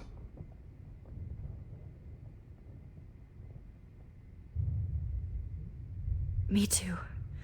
I think that would make her very happy. I knew Nathan Prescott was a threat. I just waited too long to neutralize him. Jefferson already did. They had some weird father-son thing going on.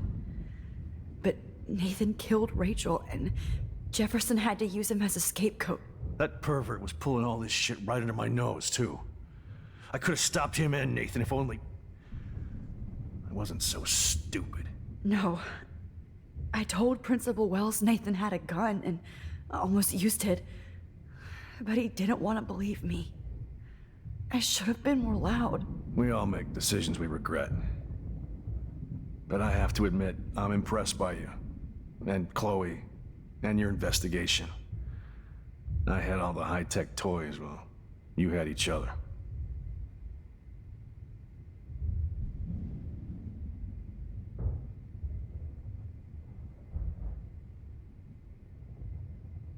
We are a great team. That's one of my problems. I'm not good at teamwork. Never was. Even in the service. I can't even imagine what you went through. I'm not gonna make any excuses for my behavior. I tried to be a good soldier, but I wasn't so great. I tried to be a good father, too, but when Joyce kicked me out, I had nothing.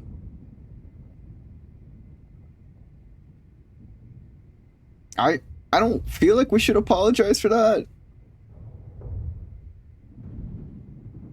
I don't feel like we have anything we need to apologize for with that. I was pissed off and wanted to rage. Yeah, I know the feeling. Too much. I'm going to tell Joyce I was wrong about you. She does love you. It's pretty obvious. I try not to use my service as an excuse, but it's hard to come home after war. Most people don't know or care what it's like. Except Joyce. She gave me hope. A new life. And you saved mine. Chloe, she would be proud of you.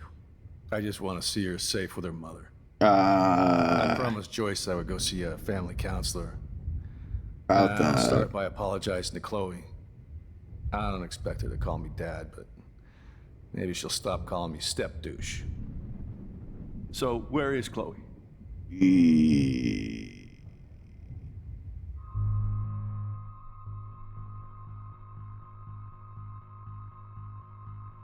Must have been discharged for poor performance. Seriously, what the fuck, bro? Never mind, you stand corrected. David, Chloe is dead. This isn't happening. It can't. No, God. Not Chloe. Max, are you sure? Are you? Yes, I saw her. I saw Jefferson Killer in the junkyard last night. Last night? When I was feeling sorry for myself in my hotel room? Oh god, he's gonna kill himself, isn't he? I promised Joyce that I would protect her and Chloe. How can I face her and explain this? I never even told Chloe that I... God damn it!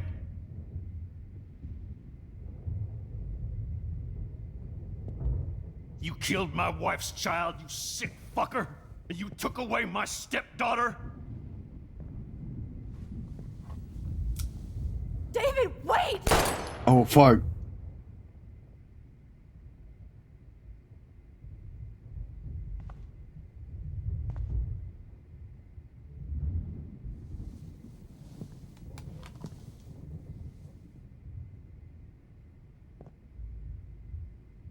Max, I'm sorry.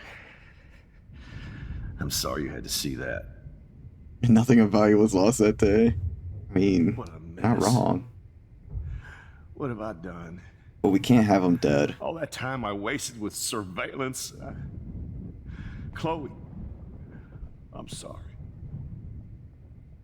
Joyce, I failed you. My family. You didn't fail. You did your best. Max, you better get outside. You've seen enough of this room. David, thank you for saving me. We can't have him shoot Jefferson. As much as we want to, as much as that was such a good feeling. We can't have him shoot Jefferson, right?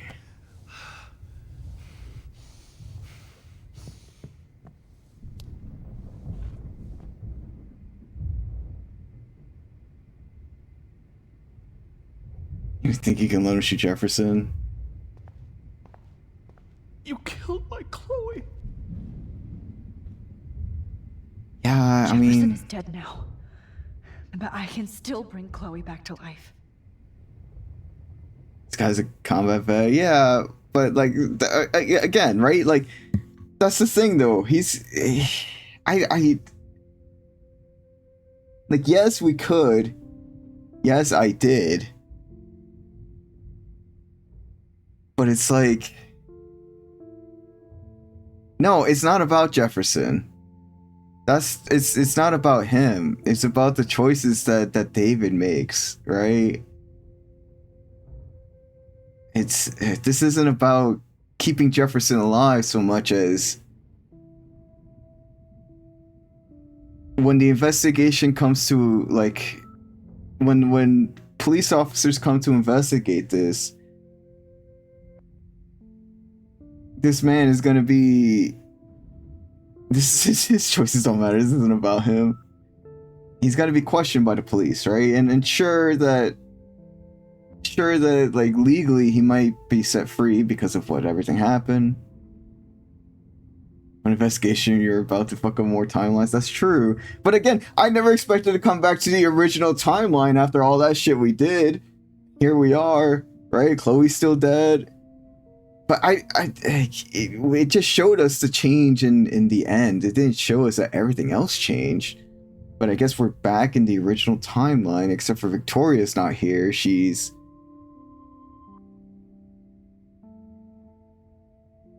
at the award ceremony? Right? So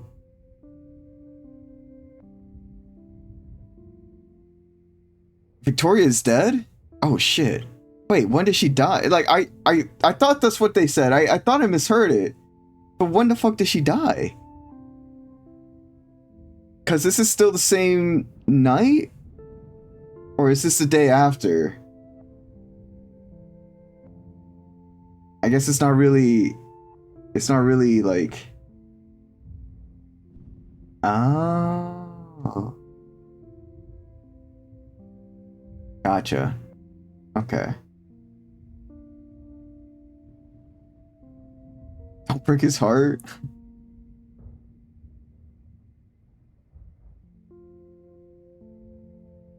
Imagine the pain he's going to go through. I mean, I feel like no matter what happens, this guy is just meant to be in pain, right? Whether Jefferson lives or not. But it's more, again, it's not about letting Jefferson live. It's about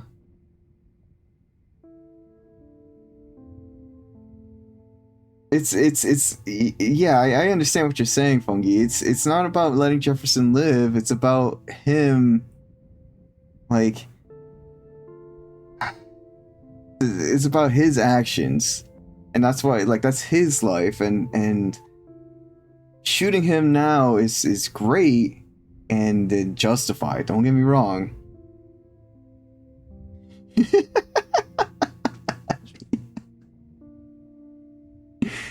Oh shit, David's punishment for being a terrible Pokemon is he has to sit there. True. Ah, man.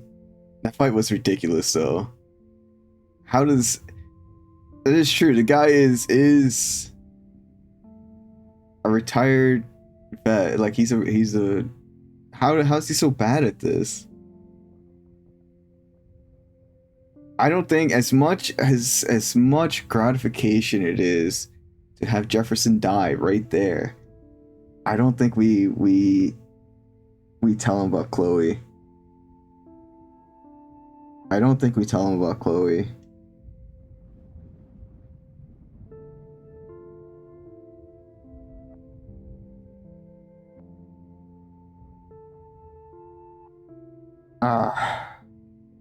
I don't think we tell him. Honestly, it's not a terrible outcome, but again, veterinarian. I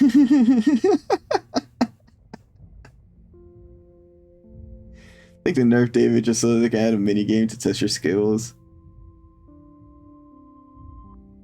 He said he wasn't good, right? He didn't know how to work. We gotta help Chloe, that's true. We'll go back. We'll go back in time. We'll go back in time. We won't tell him about Chloe.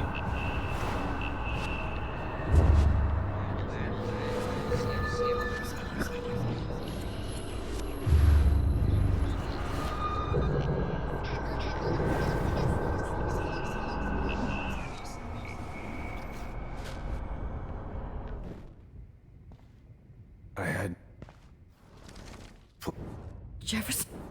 Oh, I hope.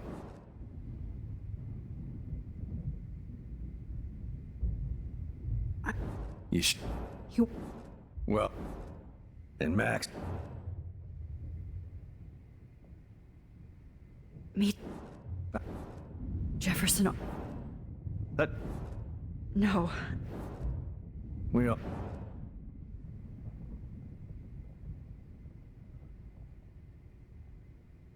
We. That. Gotcha. Yeah. And you I just want.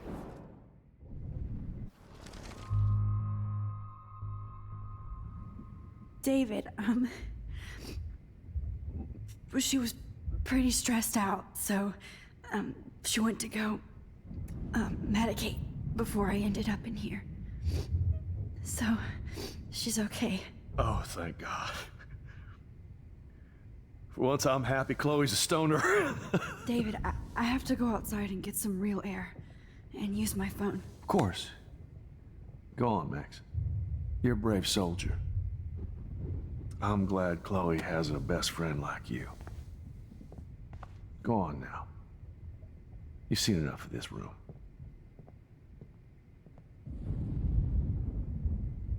Okay, teacher. Let's see what kind of photo evidence you shit all over this computer.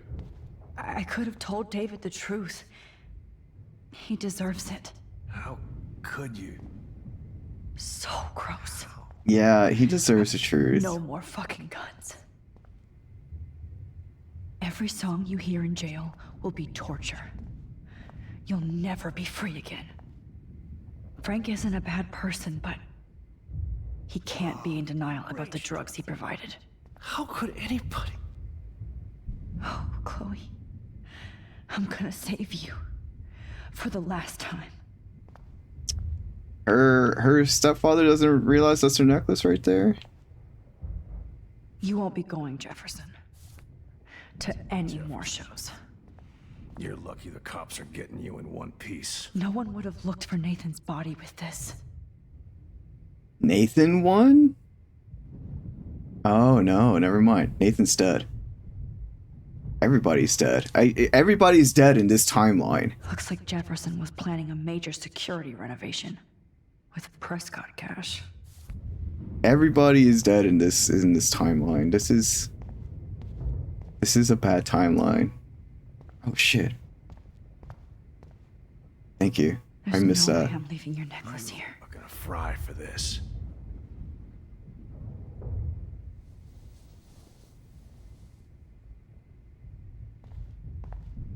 I missed that. I almost missed that. Oh no. No. Oh. That's Victoria's bracelet. I bet Jefferson was going to use that to frame Nathan. You're fucked, Jefferson. Damn. Jefferson torched everything. Now the only photo I can get is the one Warren took. I want to burn all these photos. I hate looking at me like that.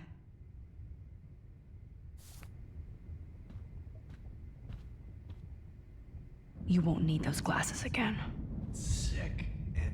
All this expensive gear just for sick bullshit. I can still feel those straps. Stop, Max. You're free. This is like, God damn you. even the what happens at the end of this, McTiggs, thank you so much for the lurk. Like, no matter what happens at the end of this, no matter what futures we can change, right? She's always gonna have these memories, right? Like, no matter what, she's always gonna live through this trauma, even if she has a happier ending. That's so fucked. Oh my god. That's so fucked on so many levels. Evil. Alright, I think we're ready to leave here. Oh, we got some messages. For events that technically never happened, theoretically, yeah. Let you know, I promise. Cool, now I've calmed myself down. Yo, where are you, Maxwell? Seriously, just tell me to piss off, Max. Now I'm worried. I'm leaving the party to find you. Sorry.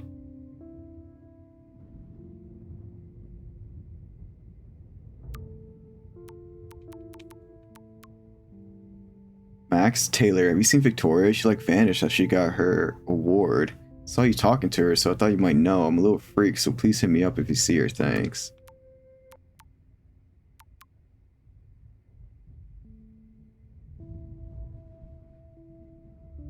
Max, have you seen Chloe? She's not here and she won't answer her phone. If you're with her, please tell me, then I can leave you alone. At least let me know if you're getting these messages. Please, Max. This is...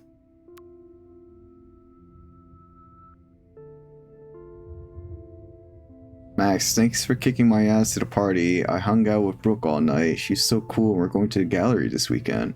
So remind me to always take your advice. This sucks, right?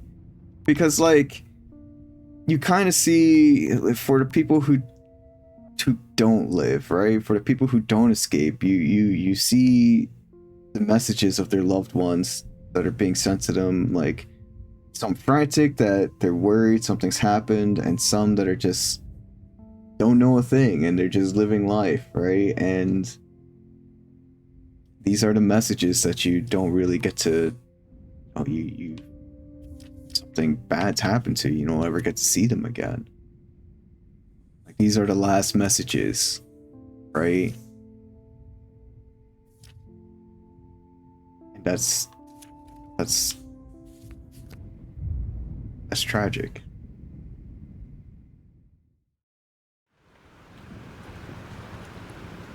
It's very real.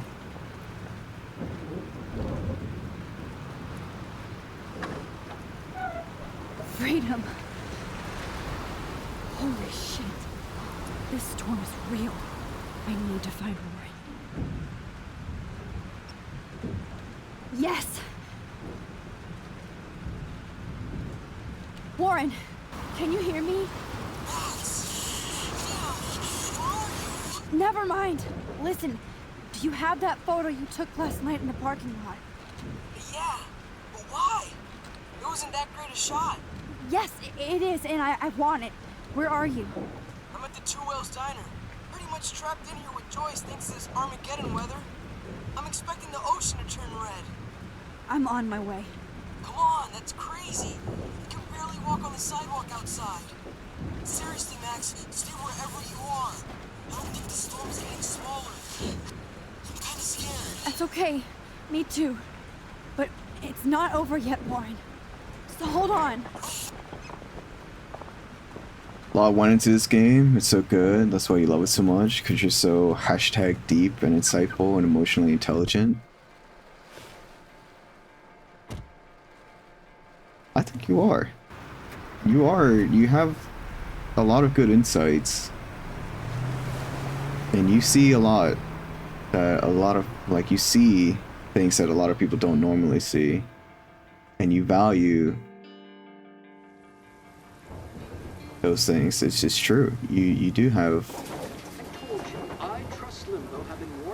those characteristics. God striking us down. And I'm the one trapped in this fucking radio station. Somebody get me the hell out of here now! Now, goddammit, how I pay all those taxes? It's not what taxes are for. Oh, even the speaker thing? Oh. One new message. Message received yesterday at 9 p.m. Max, it's Nathan. I just wanted to say I'm sorry. I didn't want to hurt Kate or Rachel or I didn't want to hurt anybody. Everybody used me. Mr. Jefferson is coming for me now. All this shit will be over soon. Watch out, Max. He wants to hurt you next. Sorry.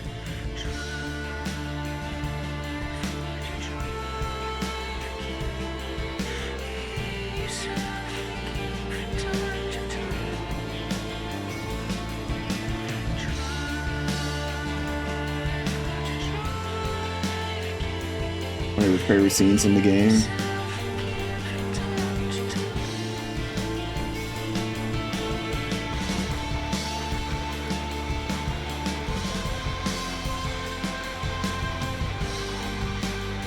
God, this music is so good.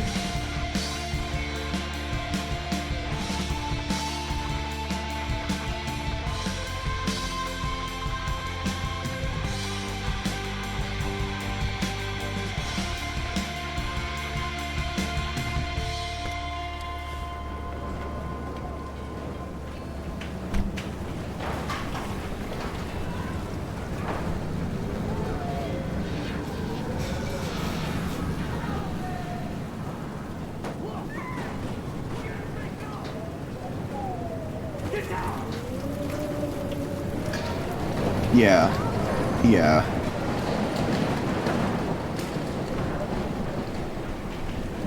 Warren is at the Two Wheels Diner, so hurry up. Nobody's surviving this shit.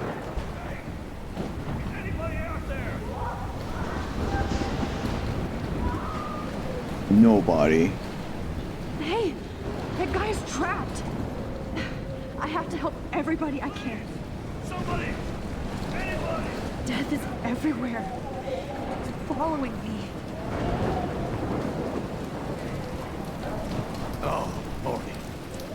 Thanks, kid. You okay? Once I get the hell out of here. I've been hauling loads for way too long in this shithole town. You better go now. And I ain't never coming back here. You need a lift? No thanks. I have to find a friend. You go, girl. You go.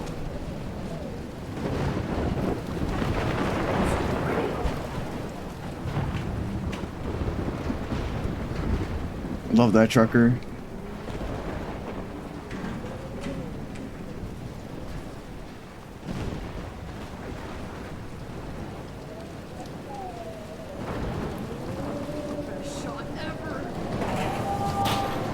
Oh fuck. Watch out, dude. My masterpiece. Evan, get out of there. See that tornado? Get the hell out of here! This is the end. There's no way I can pass up these images. Just look at it. You can't take a picture when you're dead. They'll move your ass. Okay, if you insist. Whoa, Max! You do know things. I'm such an idiot. Only if you don't find a safe spot until this blows over. Okay? Now I better listen to the real everyday hero. Come with me. I have to help somebody else first.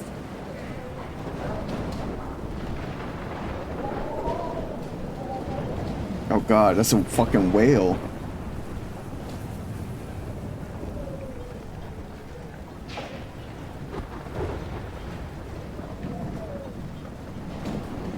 Damn, nature, you scary.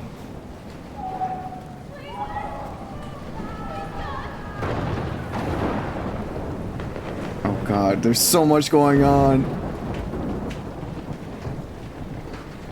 There's...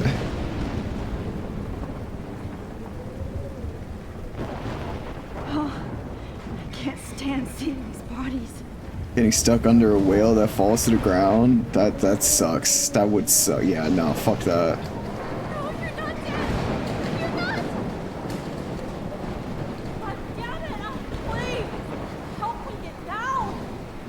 Help you get down.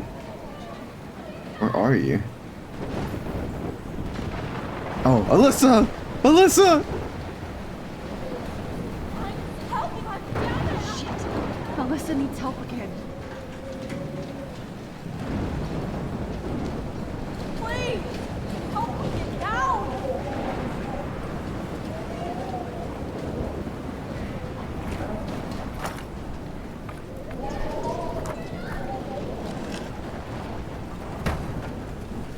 Come on, Alyssa. Take my hand. Here I come!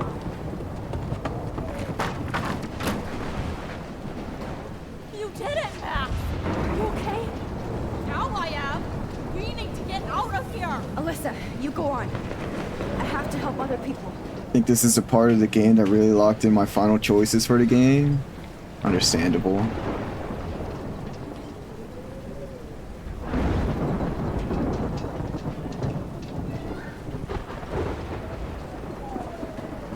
There was somebody over in this building, wasn't there?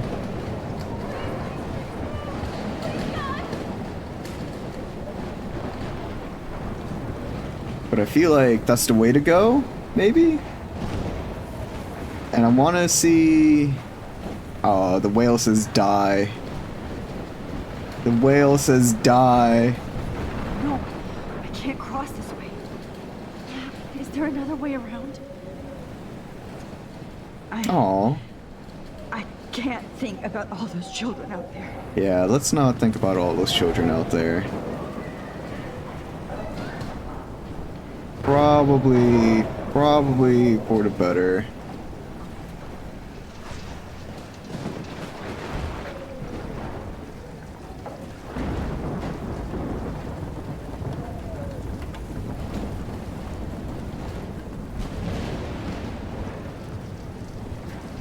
I think that's everything here. I know there's a photo of the burning whale, right? That's... The burning whale in the car in a tornado. But we'll see if we can find those pictures here. We have a text message from Warren.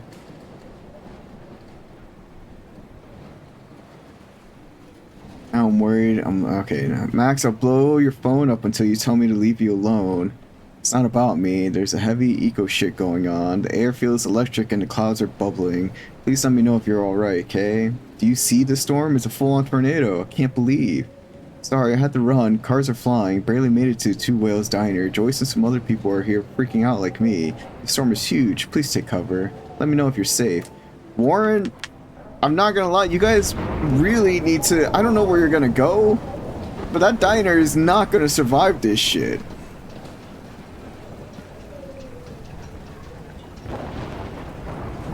Like, there is no way that diner is surviving this shit.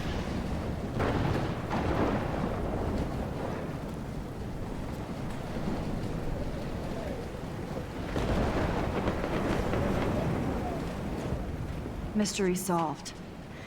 But nobody gets a reward. Yeah, that's true, Evie. I'm returning your tablet that I basically stole from you. I saw it laying there with all those cat pics and I just took it. I'm sorry for putting you through all this shit. I've been going through a lot myself the past year and I was jealous that you had all those cats. Nobody likes me here, so I thought it would be funny to take your tablet. Things like this are why nobody likes me here. I wasn't sure if I could face... Oh, my camera's gone. If I could face you, so I wrote this note just in case. Either way, here's your tablet back. I hope I haven't caused you too much stress, and I hope you know how lucky you are to have so many cool cats in your life. I'm clearly not one. Yeah, I think it's Oregon. But yeah, you're right, too. You're right about that. Ain't no way that... Oh, okay. Just want to go night-night for a little bit, but you're back. Yeah, that is true. There's no outrunning a tornado. But there's got to be some buildings with a shelter, right? Isn't that what the press gods did? Glad this person could self-reflect. I hope they're okay. I mean, given... they left their book bag here. Maybe it's maybe it's her. Maybe it's one of these two. Hard to tell. Please, please, please move! Please, God! It's hard to tell. Okay, as much as I want to picture the whale, maybe it'll happen in here in just a moment. I need to also be looking for a car. Again, I think it might be happening on the other side of this.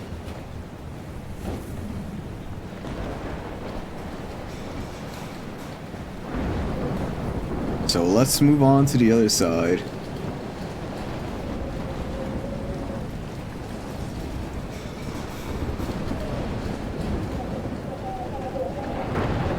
Me chastising Evan about taking a photograph in this fucking storm. Also me. Where is that damn whale photo?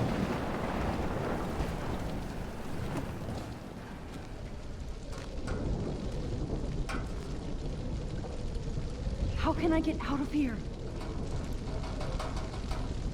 You left your book bag somewhere. Safe to assume something happened to you.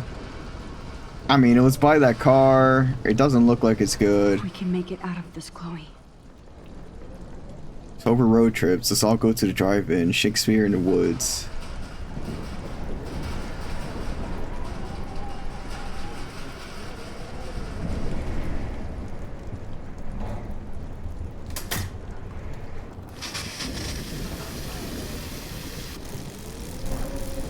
Oh, fuck. Whoops. Dead. Electrocuted. Whoops. My bad, dude. My bad. That one was on me. I didn't think the water would get him in there. Rip that fucking idiot, yeah. This makes me so sad. Whoops. That's on me, bro. That one is on me.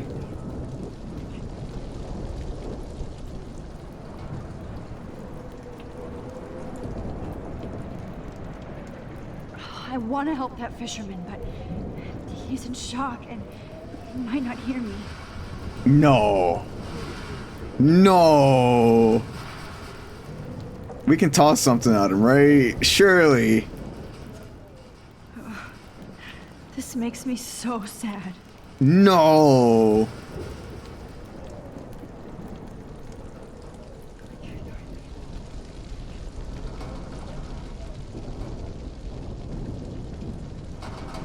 No, what? No, there's... Okay. Okay. I just need to switch on the electricity to activate the sprinkler. There's gotta be something I could do, right? And not just break the glass?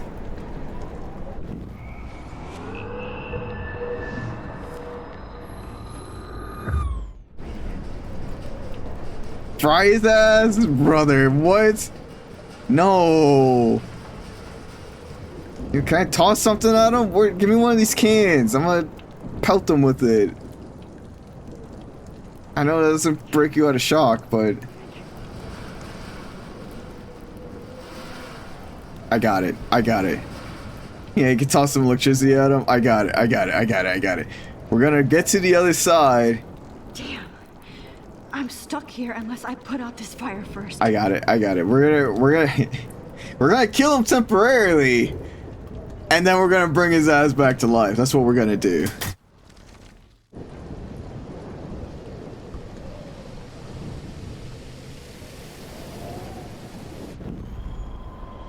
Time powers, yeah.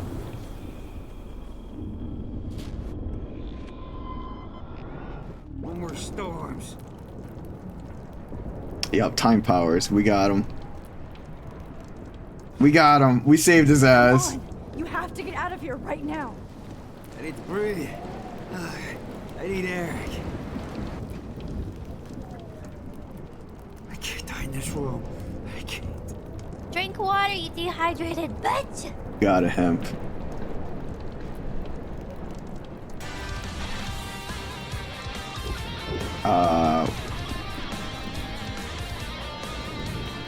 Is the electricity only there? Like,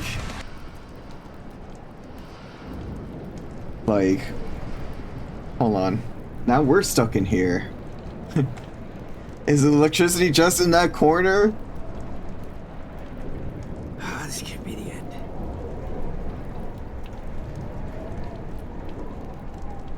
I doubt that we'd be able to kill ourselves. Thank you for the hydrate hemp. And we'll get that workout next ad break. For sure.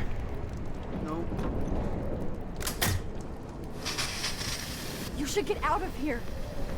The whole town is dying. Okay. I better hurry to the diner over there. I need Warren's photo. Is the electricity really just in... Oh, I see. It's that killed him. Okay, yeah. We should be fine. Yeah. We're fine. Wasn't enough water everywhere. We're good.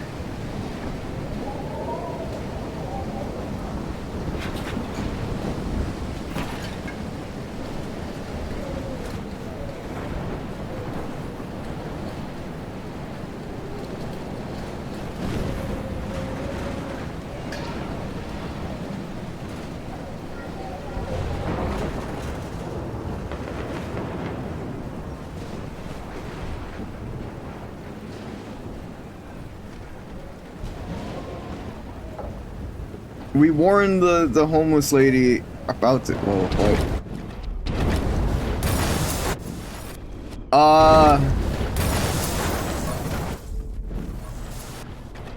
I'm sorry, what? She just exploded!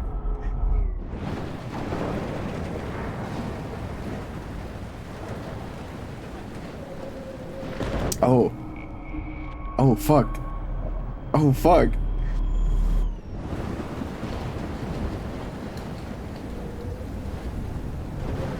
Come on, Max. Stop that fire. Yeah, we should probably try and stop that fire. Maybe at its source. Can you also explode? You know, I might. Yeah, we can't stop the fire from over here.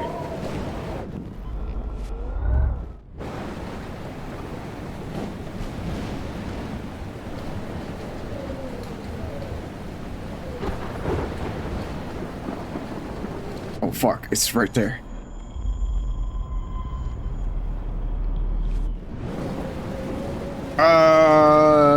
I got no way to stop that fire.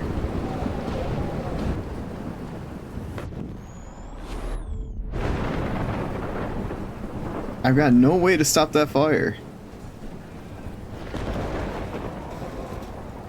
Oh, GG's game over then. Yeah, for real.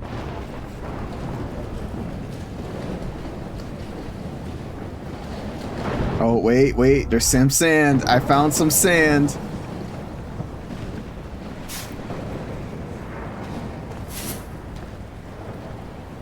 Yes.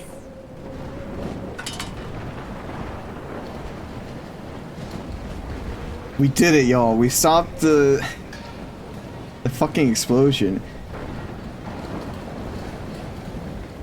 The monsters are actually the people here. The Bay Bud Weekly, the only alternative. The Beast from 20,000 Fathoms, Nature Amok, by Pablo Padasco. Right on time for Halloween, Arcadia Bay residents have found themselves in a real-life dystopian horror movie, complete with dying birds and beached whales. Even NASA is apparently baffled. What do we barely pay you people for? Well, we here at the Bay Bud Weekly have seen enough creature features to warn you that this is likely a prelude to the appearance of a giant reptilian monster. Hell-bent on eco-vengeance. That would be too easy and too metaphoric. Our society prefers the invisible beasts, the ones who we suspect but can't truly pinpoint. That makes our ignorance bliss, and the monster's happy.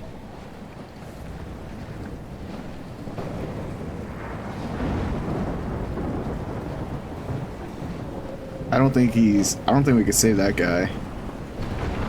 It doesn't look like we can save that one.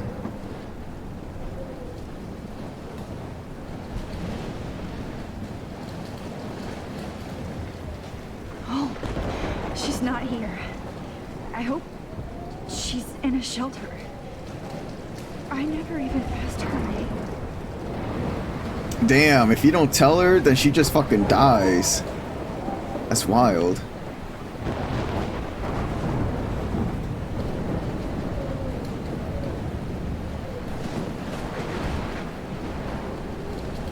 Hey, Frank's dog.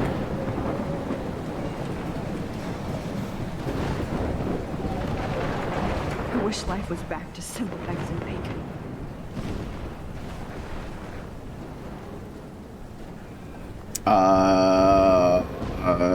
Starts with a P. I know that much. Look at that.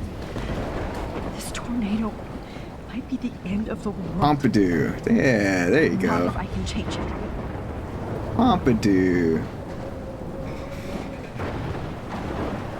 Warren's car is about the only thing left alone. Good. Shit. That train could have derailed into the diner.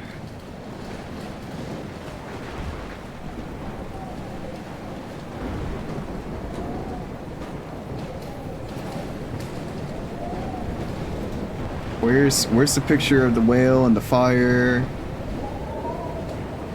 Look at that. This tornado might be the end of the world. I need a good shot, damn it.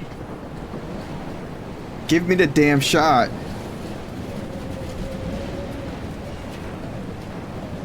This is Flyer. I'm sorry, I'm getting distracted by everything too. Not anymore. We're just gonna step on this fire that's over here instead.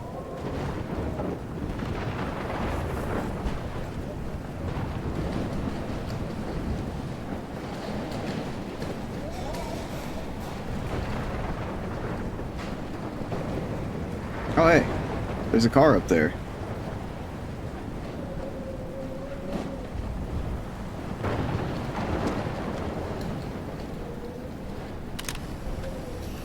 That is a pretty sick photo, not gonna lie.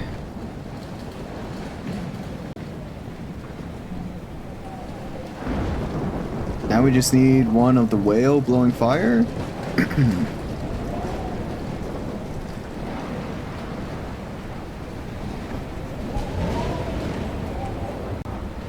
Which I thought maybe was that whale, but it might... Oh, wait. I never thought I'd see the two whales look like that. If that's the one whale, where's the second whale? Is this the second whale? Did we find the second whale? Oh, yup, there's our photo op. W die, yeah.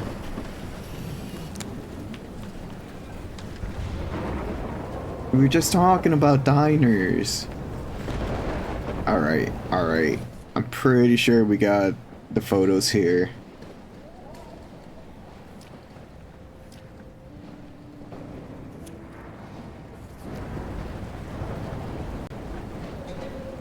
We're ready to enter, right? I know we can't enter through this door. Damn, this is blocked off. Now I have to find another way into the diner.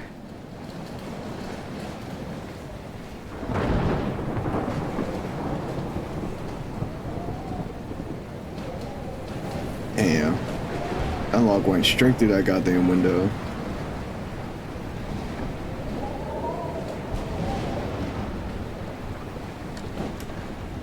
Evacuation. Once again, this is not a test. This is not a test. An E6 At least nobody's going to starve in here. and surrounding counties. The emergency broadcast system is now in effect. Go get him, Juliet. Blackwell Bullying by Juliet Watson.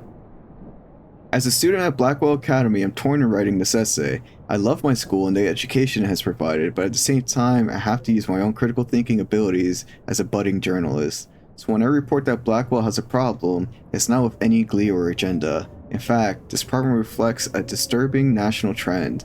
In short, there are bullies at school, and they are us. That's actually okay. I fuck with that article. Trust me, I'm trying to figure out how. I swear. Save the bay. Save the bay.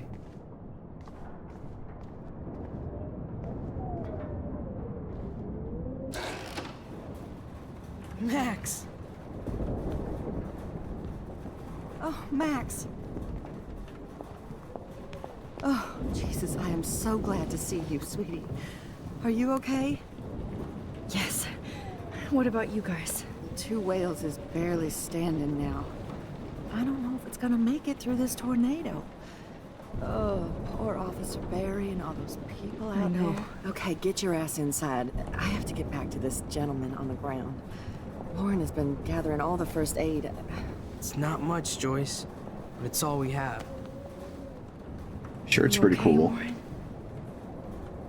How the hell did I ignore all those warnings, Max? The snow? The eclipse? There's nothing you could do about it, Warren. I'm so stupid. Should have seen it coming. So glad everybody is safe here. But I need that photo from Warren to help Chloe. Sorry. No more music. No. The party is over. This vortex is much bigger. It's hard to believe people were eating breakfast here. only a few hours ago. At least Frank still has Pompidou at his side. Let's go, Pompidou. Pompidou is the only winner here. Well, I'm not... Can't really win anything. This isn't exactly a winning or losing situation. It's not really good.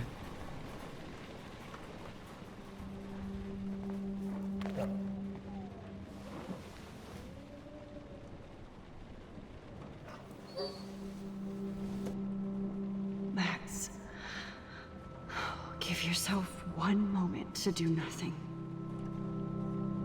This is where I convinced Chloe I could rewind time. So, what's the point of this power? What's the lesson? To keep fixing what I keep fucking up? No, because I didn't ask for this gift. But I was able to stop Mark Jefferson. And now I can stop Chloe from dying. For the last time.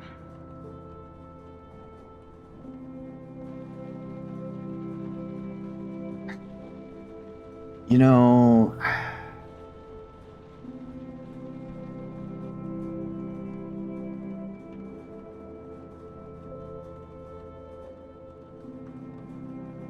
Can we, though?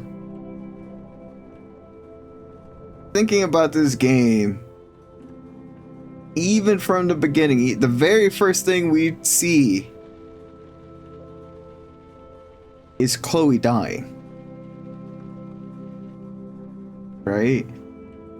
That's the first thing we see in episode 1. We see it in episode 2. Episode 3, I don't think we see her die in episode 3. In episode 4, she dies twice. And in this episode, she's already dead from episode 4.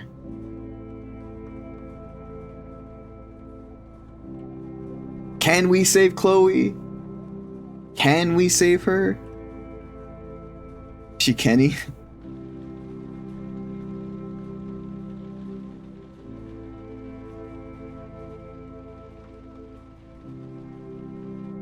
True, yeah,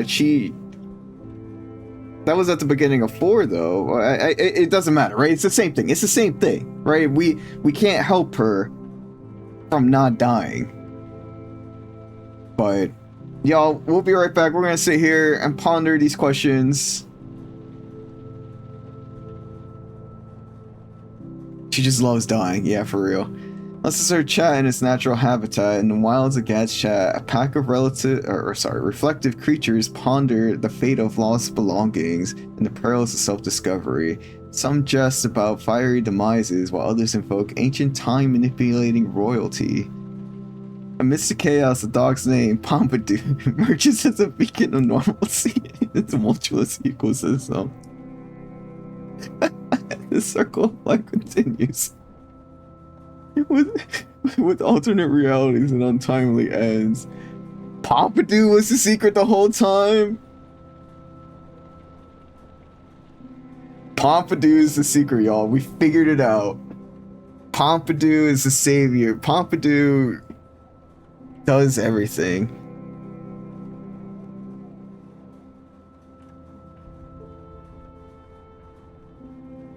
We're gonna get our workout in.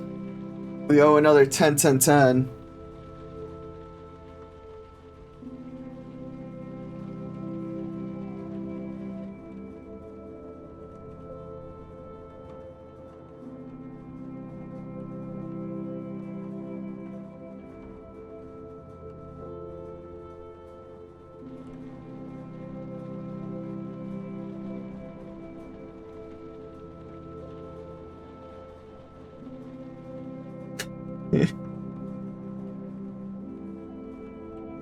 Good one. Let's refresh the chat real quick.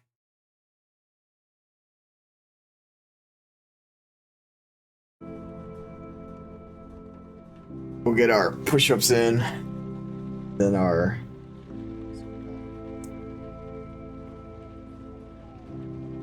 sit-ups.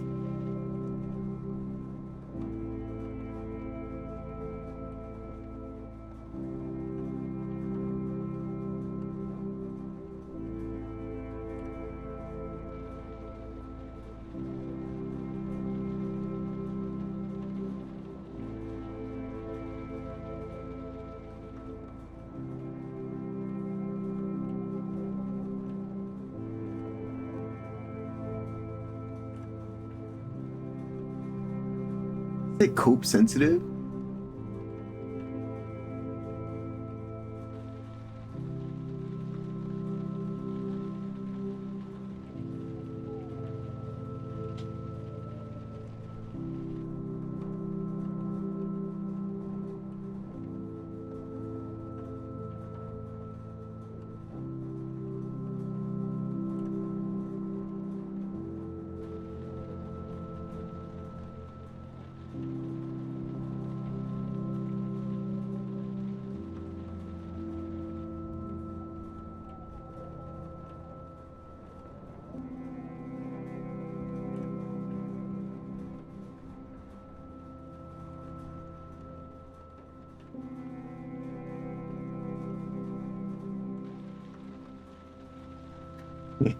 Constantly reading my chat messages. What is it? It's this bot? Why is it a bot emote?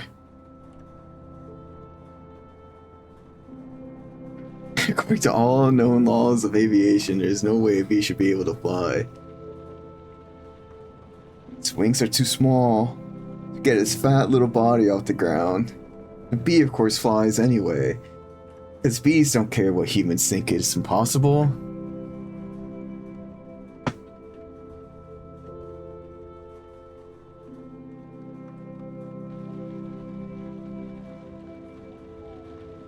Yellow, black, yellow, black, yellow, black, yellow, black. Oh, black and yellow. Let's shake it up a little. Barry, breakfast is ready. Coming. Hang on a second. Hello? Barry? Adam? Can you believe this is happening? I can't. I'll pick you up. Looking sharp. Use the stairs. Your father paid good money for those. Sorry, I'm excited. Here's a graduate. We're very proud of you, son. A perfect report card. All B's. Very proud. Ma. I got a good thing. I got a thing going here. You got a lid on your fuzz. How old? That's me. Wave to us. We'll be in row 118,000. Bye. Pick that bot. Eat shit. Yeah. Get dunked on. Why not, Fox? This bot is making up random shit anyways.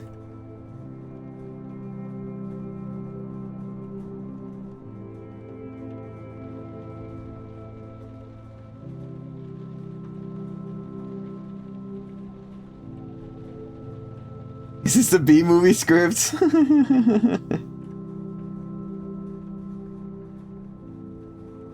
I thought I'd recognize it.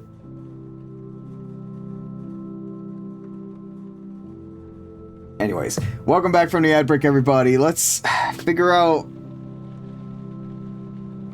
what we're gonna do, right? Let's figure out how we're gonna save the world right here from our den. Final Fantasy style. Focus on the people here. Final Fantasy style. As long as I have my Pompadour with me. Okay, Max. Excuse me while I go help this other gentleman. Frank, I'm so glad you're here. Yeah, makes two of us. Now, if only I had Rachel back. Now, Max, what about that info I gave you? Did you and Chloe find out what happened to her?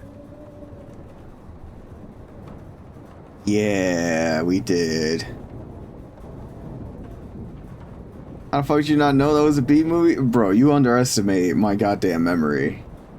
My memory is shit. My memory from, like, everything that happened. All memes and like, I used to be a grade A memer. You don't understand how many memes I did back in the day. A lot of this shit that like pop culture references and all that stuff is done. Why is my camera laggy? I think my camera is losing it. Hold on.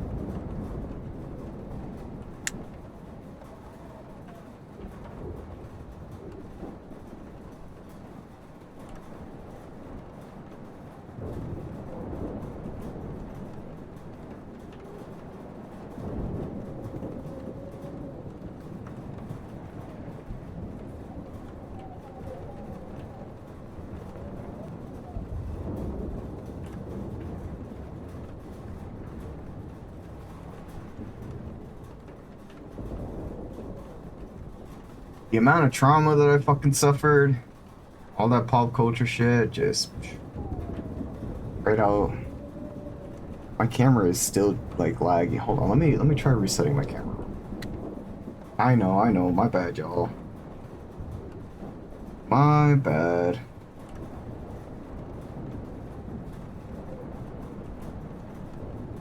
Barry, I told you, stop flying in the house. Hey, Adam. Hey, Barry. Is that fuzz gel? A little. Special day, graduation. Never thought I'd make it. 3 days grade school, 3 days high school. Those were awkward. Hungry? What you got for dinner tonight, Evie?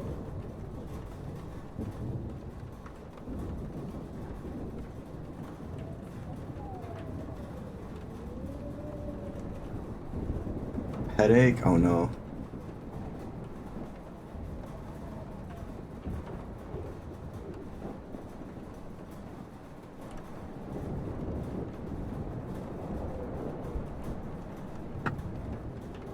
Yeah, back like with the amount of trauma that I suffered and all that shit, my memory sucks ass. I've forgotten so much shit. Like, it's kind of wild. It's kind of wild how much shit I've forgotten. But we're here to make new memes, right? Your trauma made you remember memes and only memes? Nah, mine made me forget just about everything. Just about everything, but the knowledge is still in there. It's just hard to access, right? It's a different access point, and it's one that I don't really know how to access.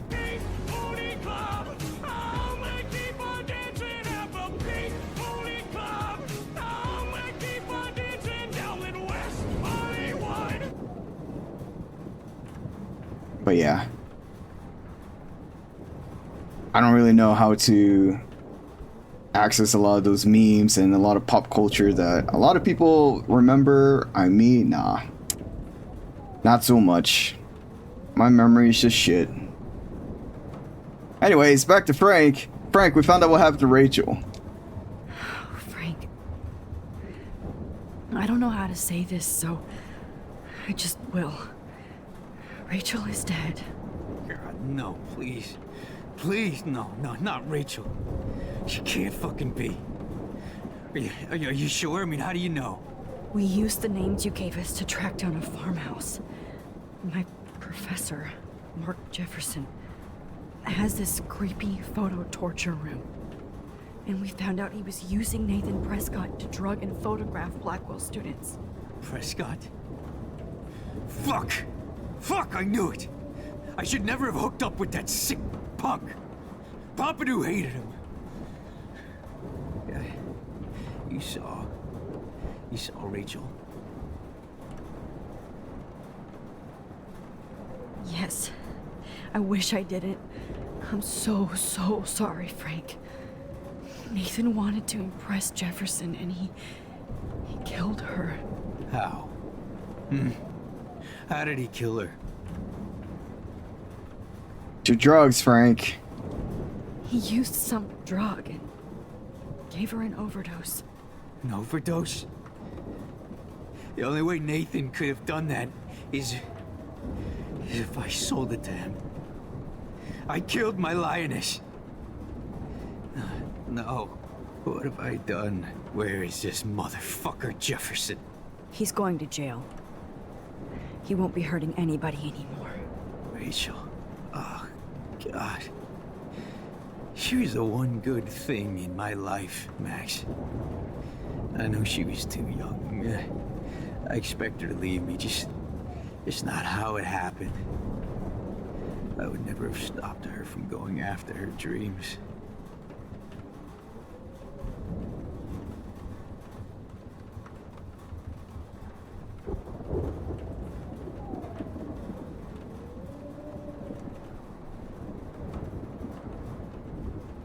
I know. She obviously cared about you, Frank. Rachel cared about a lot of people. Especially Chloe. But, now I see why Rachel dug her. And Chloe was man enough to ask me for help after all that shit we went through. Chloe would appreciate that. You know, the one time I met my dad, the bastard quoted the Bible and said he wanted to enter his house justified. In other words, to do the right thing. Me too. And maybe you're helping me get there, Max. Don't get me wrong, kid. I still think you're weird. But you're cool.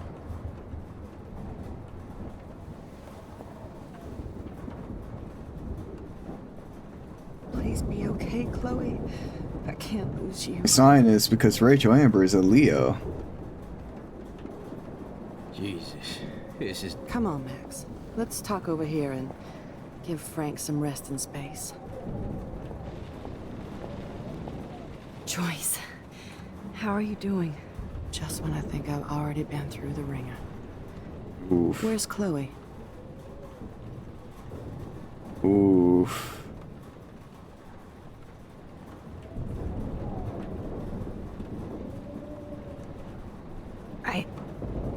I'll find her. Not in this storm, you won't.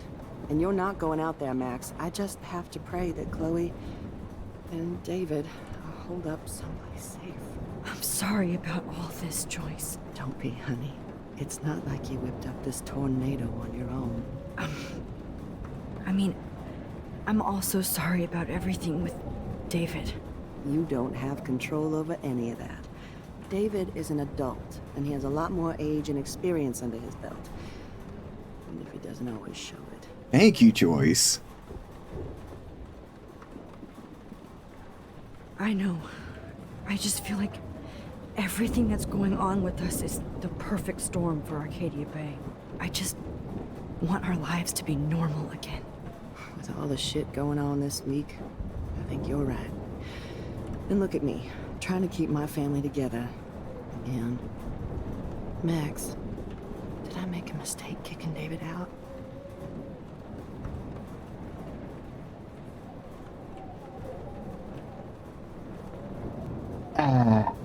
No.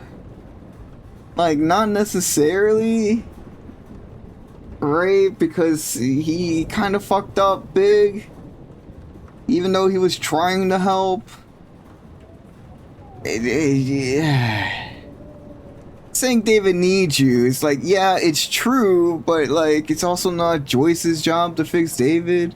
Sure, she loves him, but like, no need to put the emotional burden on Joyce. David, like, sure, he needs to learn and right, yeah. Exactly. Well, yeah, that is, yeah, you understand. David saved my life from the storm. He means well, even if he doesn't know how to show it. But this has to be your choice. I'm so happy David was there for you, but I don't always like his attitude either. Sometimes he scares me. I know it's hard for you and Chloe. I'm used to my life being hard. Chloe had to find out way too early. And I don't think we need David around to keep reminding us. You're right, Max. I think I'm making my choice now. Why don't you sit on it for a few days? But honestly, like... I can't seem to escape the two whales. Oh my god. Honestly, like... If he scares her, then that says a lot, right? If this is a point of no return, like if he pushed the boundaries of the point of no return, then that's something that David did. And that's something that he's got to live with. And whether or not they can reconcile is between the two of them, right? Joyce has made her choice. She said, nah, see you later, fam. You done fucked up too much. Again, you can do good things, but still have problems. Your choice, yeah. I was thinking that too. You can do well, you can be a hero, but you can also have complications and make fucked up choices, and it's okay, but like you gotta talk it out, and it's just one of those things that if you don't talk out, then nothing changes, right? Should Joyce have made her decision now? Who am I to say? You know, who am I to make a claim whether or not Joyce should choose now? Maybe don't open up a new reality without me, bet. Well, we'll continue to talk about Joyce and her actions here. Maybe talk to, you know, I would say hear him out, right? But at the same time, it's like, maybe it's too late for that. Maybe she needs some space. Maybe whatever reason, right? It could be a million different reasons. But again, making your choice now seems like, without even talking to David about the recent discovery of what's happening here, might have been too, like, maybe a little too hasty of a choice. Again, that's on her. Like, that's what she chose because of his actions. This is specifically because of him and the things that he's done, right? It's not like he didn't fuck up. He royally fucked up. But again, it's her choice. Like, we can't put David's emotional burden on Joyce. Feel free to open up a new reality, but let's continue.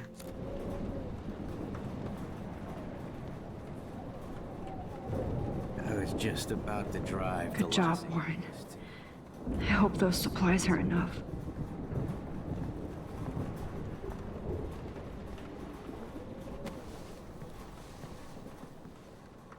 I hate to say I'm glad to see you, but I'm so glad to see you. That's okay. The important thing is that you're safe. And I know you can take care of yourself after Nathan. Should have done that a long time ago. But damn, Max. Can't believe you actually drove down here in the middle of a fucking E6 tornado. Just for one photograph? I mean, I know you didn't come for me. Warren, I came for all of you. Just tell me you do have the photograph. I just want... Look at this graph. Oh yeah. You're finally going to tell me what you never did in the parking lot. I wish I would have. So I'm just going to tell you without any explanation. Trust me, okay? I always do. You should probably tell me quick. I had a vision in Jefferson's class of a tornado destroying Arcadia Bay. I went to the bathroom and saw my best friend Chloe get shot by Nathan Prescott. You with me so far? Where else could I be? Go on. Then I found out that I could rewind time. And long story short, Mark Jefferson is insane and dangerous. Whoa, is that all? Ooh.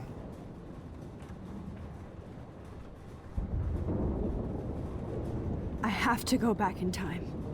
Jefferson already killed Chloe. I can't let that happen. I have to do something, Warren. Max, going back in time is what caused the storm. All because of me? Yeah, her mouth stopped working. I'm not a real scientist, even though I play one at school, but this seems like pure cause and effect. Maybe chaos theory. What happened with Jefferson? Did he hurt you? Time powers and psychic. Nathan accidentally killed Rachel Amber trying to impress Jefferson. Nathan just needed mental help. Now he's dead, and Jefferson is done. Jesus, Max. I want the whole story, but I guess we really are out of time. But I can still change things. What do you think will happen? For every action, there's a reaction. Whenever you reversed or altered time, maybe you caused a chain reaction. Even in the environment. Really like that Warren heard time power was like, oh, that's why we're all about to die. Yeah.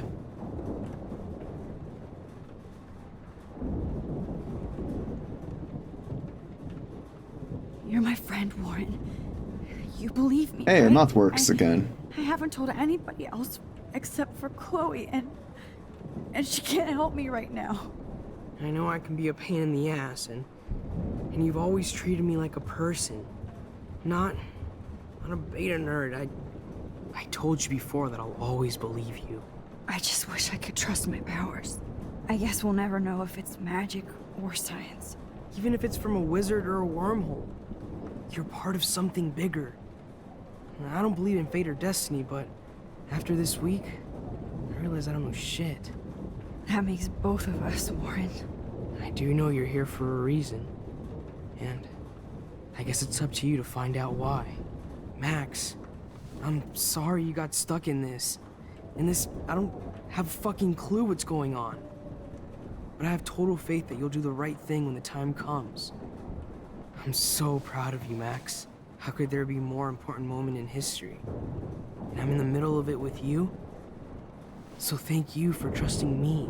Thanks for being here. Always. Now let me just rip up this photo. Max, do you think this is the end?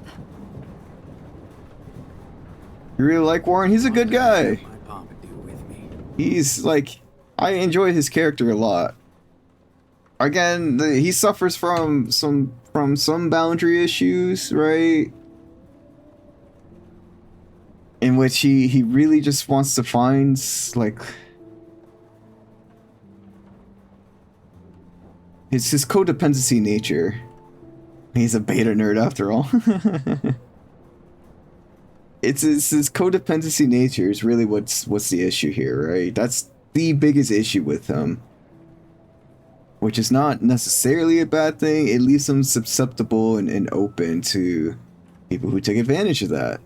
People who rely on people not knowing, right? People who yeah, and that feels like a nothing issue if he can just, like, I don't know, find some independence in his life. He's young. Yeah, exactly. Exactly. It's just the biggest thing he has to look out for are people who are there to take advantage of his situation. Because there are people out there. There are people out there who will feed off of his codependency, make him feel like he's the issue, or string him along and take advantage of his kindness, right? Take advantage of who he is as a person in hopes that so that they feed that codependency thing. It's got doormat and neon lights above him. Yeah. That's one of the things he's got to watch out for. And it's very, you see it in, especially with older people and younger people dynamics. People like Mr. Jefferson and Frank and not really so much David, not really so much in this. People who have access to being able to talk to younger people. I guess even in today's media, that would be like streaming, right? It'd be any way to convey a message from older people to younger people to say, hey, follow this ideology or follow me and I'll give you pieces of happiness, but you'll never get the full thing. Those are the people you gotta watch out for. The manipulative people who know better, but don't want to grow from that mindset.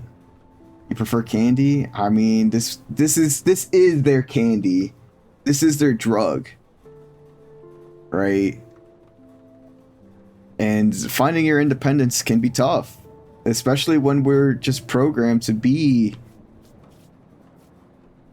people who earn money, right?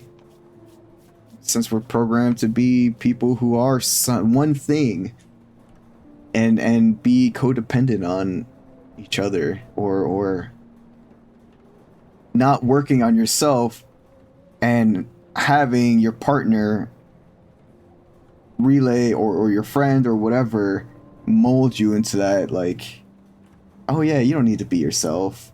Help me out instead. And like we'll build something together.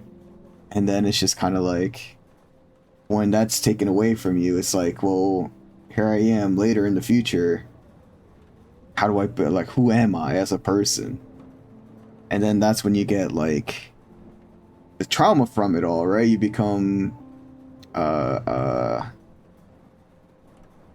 alert to certain behaviors, you become cynical to relationships, you hate a lot of things in your life that you wish were different. Now again, that's not to say that you can't, you know, have that kind of life anyway, but it's definitely something that codependency is definitely an issue that needs to be handled with care, because it's very easy to get into that position of power, that dynamic of what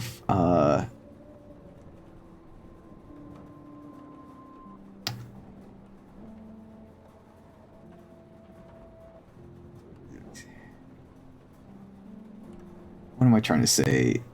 Of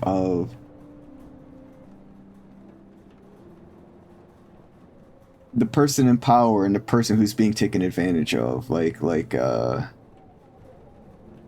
kind of equate this to like a dog owner and a dog on a leash, right? One has extreme amounts of control and the other is happy that they're just in the life of the other person and that they follow that other person around like a dog. They do everything that like a dog would do to the dog owner. It's very easy to get into a situation like that if especially if the person in power, you know, they don't control it, right? They don't set the boundaries. And it's not some, like, it doesn't even need to be somebody who's older, right? It just needs to be somebody who has that dynamic of, okay, like Max and Warren. Warren wants to be in a relationship with Max, but Max doesn't want that, right? At least in this playthrough. So it's like, how does Max tell Warren that, hey, you need to like stop this because I don't want you to be my dog, essentially, right? And you have to set boundaries. You have to push him away a little bit so that he's not a dog to you, so that he's an actual person and not, oh, well, she likes it when I help her, so I'm going to do everything I can to help her, and then my life is going to go by with just me helping her, and that's it. But again, he's not a bad person, and you know, his independence is something that he needs to find, and he needs to learn how to be independent. He needs to learn how to take himself on a date with himself, right? To go to the movies by yourself, go to a restaurant by yourself, go do things that you normally would do with other people. Do it for yourself, do it for you, because you're interested in it, because you want to be there for you and not to have an experience with somebody else. And when he learns to do that, yeah, he's gonna be a lot better off in his life. But it's a very dangerous mindset to have, because it's very easy to take advantage of that kind of mindset, especially from somebody who follows orders very well, like Warren does.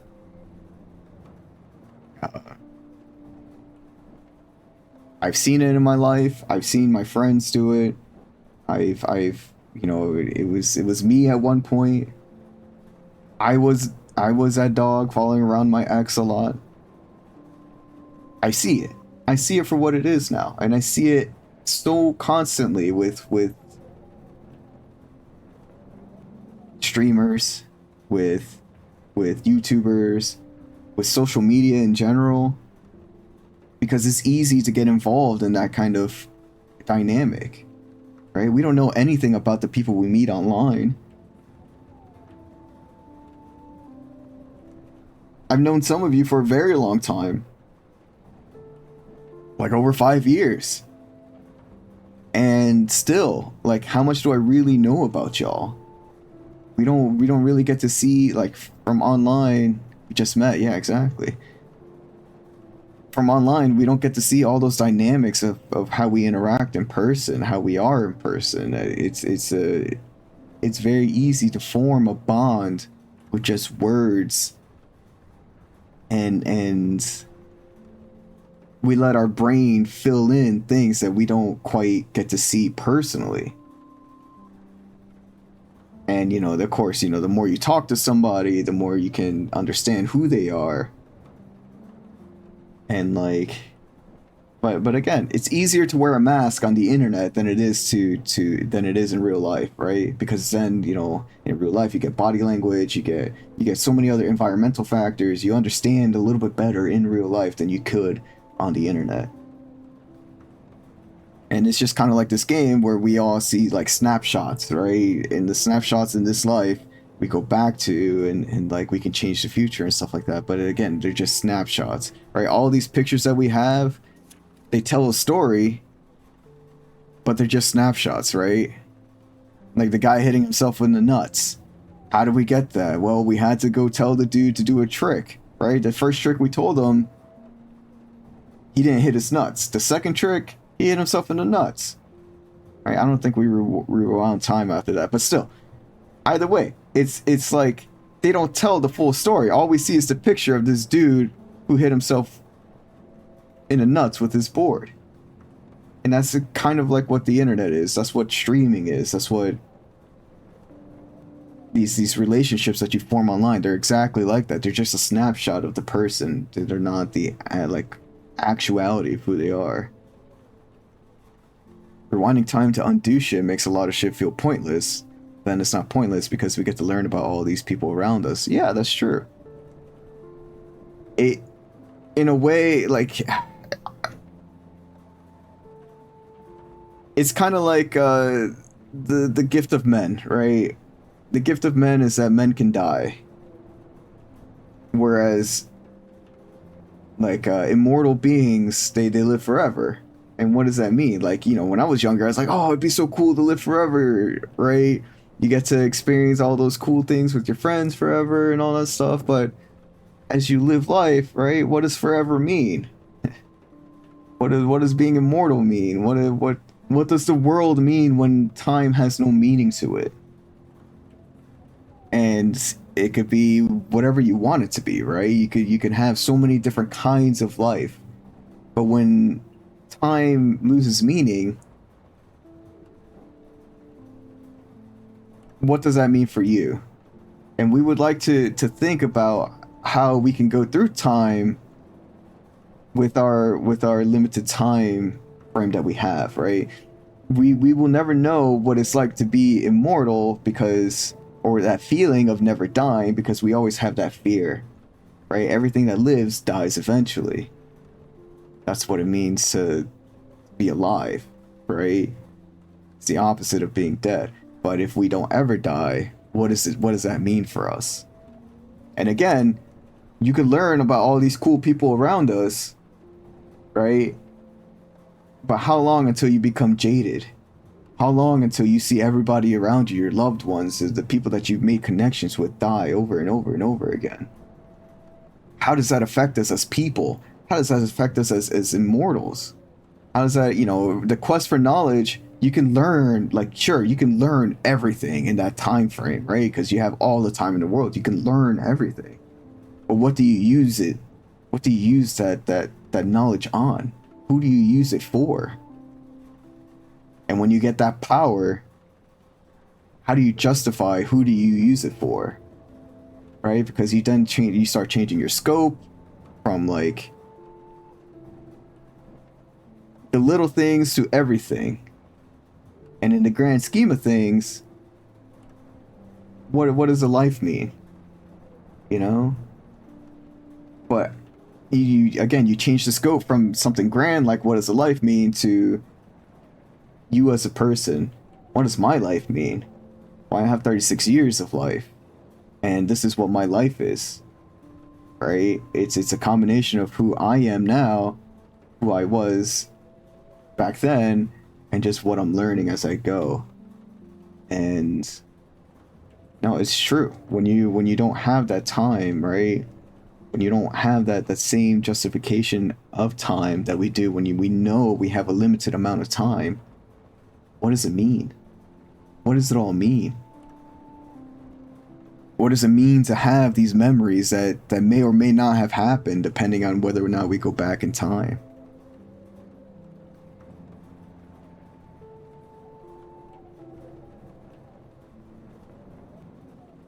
But yeah, no, it's definitely something to think about, right? It's definitely something to ponder and to be like,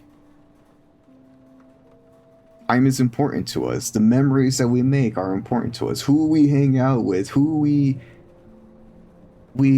want to build connections with, want to build a future with. That's all important to us. Because we know we have a limited amount of time. And we have to take accountability for our actions. It's a big thing. We have to take accountability. We don't want to end up, you know, being hurt all the time, every time. And going back to Warren, like, he's got to learn. He's got to learn how to be more independent, or else he's going to get taken advantage of. He's going to live a life of, well, this is okay, but I hurt because of it. Right? I use my life as an example for a lot of things because, again, that's what I know, right? My life is what I know.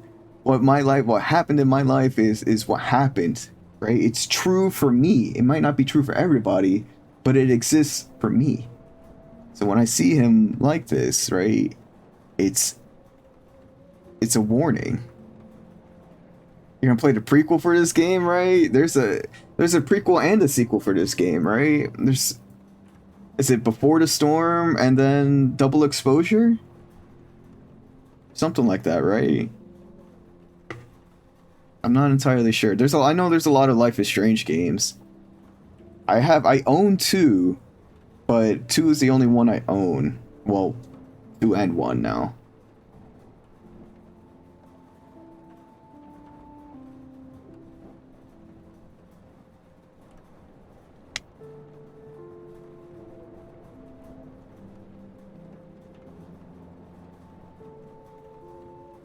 Don't play Double Exposure? Uh-oh. Is the sequel that bad? Is it bad? Did they, like, change a lot of things? They're just kind of like,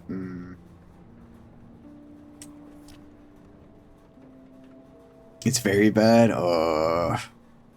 Ooh. Well, they all can't be winners, right?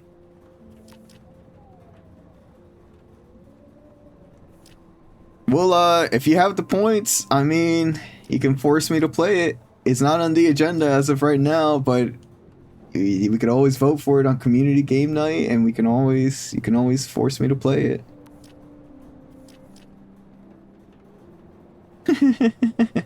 Alright. We'll play Before the Storm. Not tomorrow though. Tomorrow is still our Sunday game day, which we have to beat Sly 3. So it's been like almost a year since we played Sly 3. We have to beat it. I know we played it like last Sunday, but we have to beat it. We started that game so long ago. We have to beat Sly 3 tomorrow. But we will play Before the Storm after Sunday. So get ready for Monday and Tuesday to be Before the Storm. And we'll go from there. But for sure, Monday and Tuesday will be Before the Storm if we finish this game tonight, which we should, because we're only halfway through the episode and we're already 5 hours into the stream. How do I play these games? Why am I so slow at playing these games? Hey, be careful out there.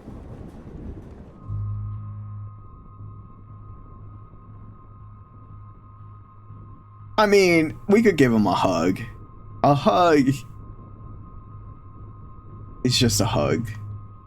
I feel like it's kind of nice. I could use a hug before I do this. Me too. You can manage to kiss him if you unlock that. Are you making shit up? I mean, it feels like it'd be a point where a kiss could happen. It seems Better very... go before I get pathetic and tell you not to. You're not pathetic. You're one of my heroes. And I'm going to make the right choices from now on. I swear. That's why you're Super Max.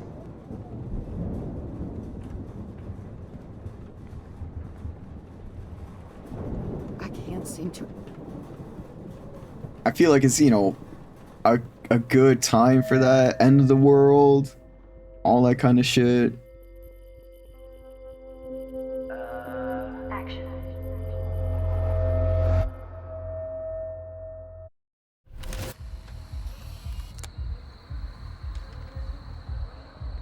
We got no time for this shit. Come on, Max. Chloe. Jesus, dude, what is up with you? I'm just glad we're here together. No, tell Guess her. you need to talk. No worries. It's all good. I'm glad you're with me too. What's going on, Max? We have to find Nathan right now. Wait. I'm sorry, Warren. To Rachel. Let's go now. Chloe, wait. Listen. I can walk and listen, okay? Stop and listen for once. Fine, Max. I'm listening. Chloe, you can't go in that party. You're gonna die if you do. You used your powers, right? And you fucked around with time and I died. Not like that. You're supposed to back me up. So there's no way that punk-ass bitch Nathan Prescott is taking me down. You're right, he won't. Mark Jefferson killed you. And others. Jefferson, the art teacher? That's bullshit. Nathan is the fucking serial killer. We saw the proof. Now, excuse me, I'm going to that party to make sure he never hurts anybody again. Are you coming?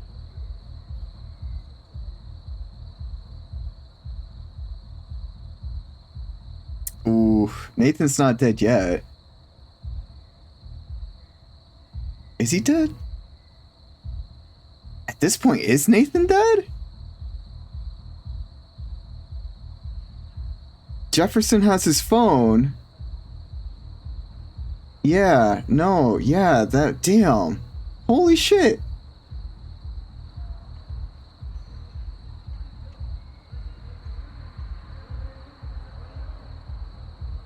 Nathan is dead, and you're in danger. That fucker is already dead? How do you know that? Because I was there. Will you please tell me exactly what happened? Please.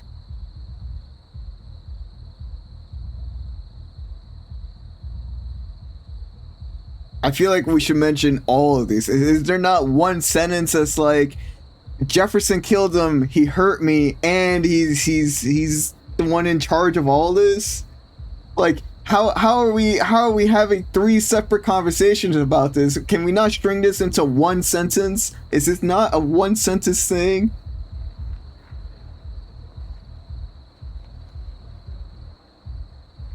Like, Jefferson is the psychopath who hurt me and killed him. How is that not a one sentence option right there? Ah, man.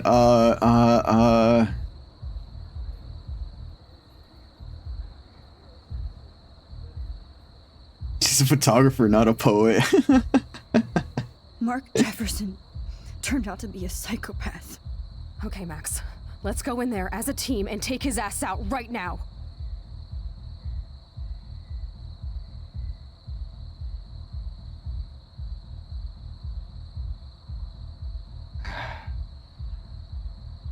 Fuck.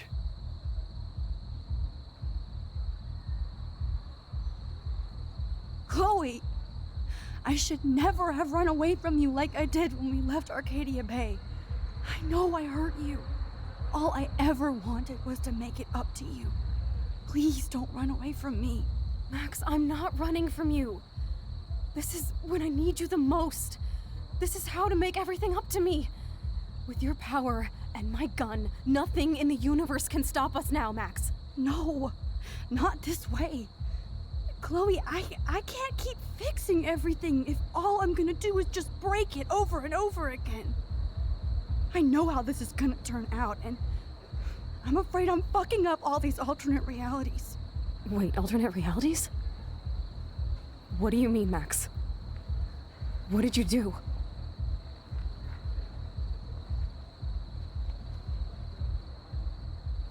kind of options are these? I fucked up, terrible choice, nothing. Oh, nothing. Yeah. I didn't do anything. I didn't really fuck up, did I? I mean, I was given this power, right? Why would I be given this power if I couldn't do anything with it? That's the real fucked up question, right? That's the real fucked up part about it. But I guess we go if I fucked up. Chloe.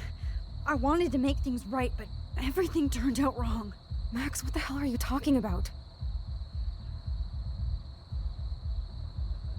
I was able to go back in time to the last day William was alive.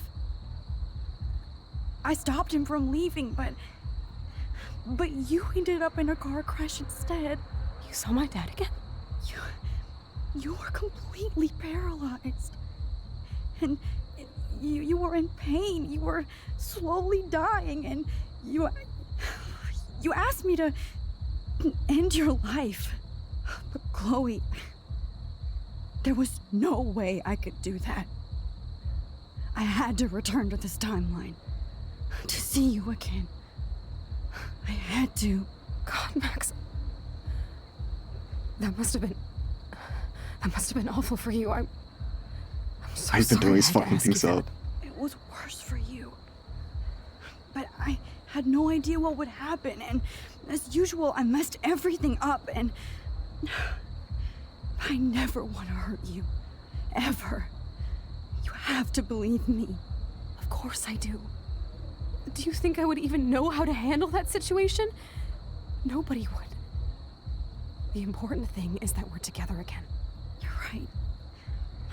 That's why you should come with me, so we can stay together and stay alive.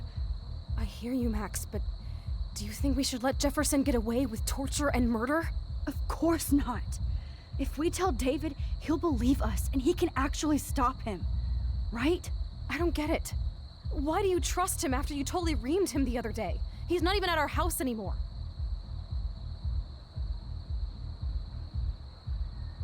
Ooh, now this is interesting. I'm not sure if she would believe me if I said David cares about you.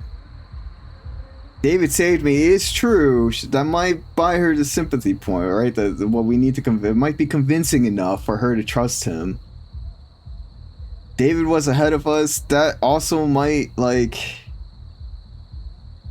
Dude, I don't know. I think he saved me might be the best option here. We'll go with that. Chloe, David saved me from Jefferson. If he didn't track down the dark room, I'd be dead right now. Max, I had no clue.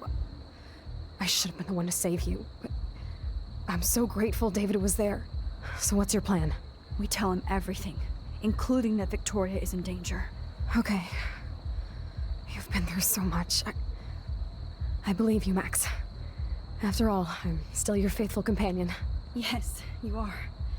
So listen, in a few minutes, I won't know any of this happened. Nothing. We absolutely have to stay in your room and do nothing. Then we explain everything to David, and we finally let him do his job. You'll have to tell me exactly what I did and said just now. Just explain that I traveled through time using the photo. Will you believe me? I'll always believe you, Chloe. Okay. Let's see how this plays out.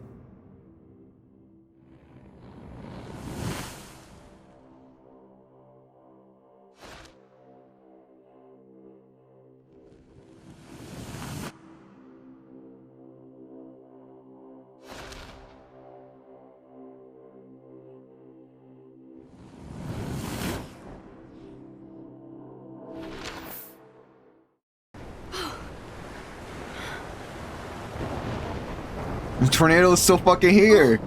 Chloe! I see that the real Max is back. So how was your time trip, dude? Shut up. Oh, you're alive. You're alive. Oh, both of us. I did so much to bring you back, Chloe. It worked. It actually worked. You're with me again. Looks like even fate doesn't want us apart. And we traveled through multiple realities just to save my ungrateful ass over and over, and I hope it was worth it, but I don't blame you for wanting me out of your life after all my drama. What? Come on. I'm the official drama king and queen of Arcadia Bay this week. Just look at what my powers have caused in just a short time. Nobody. You're Max fucking Caulfield, Time Warrior. Even if you weren't, you're kind and caring. Nobody could have a better best friend. Nobody. You didn't ask for any of this to happen, but it did.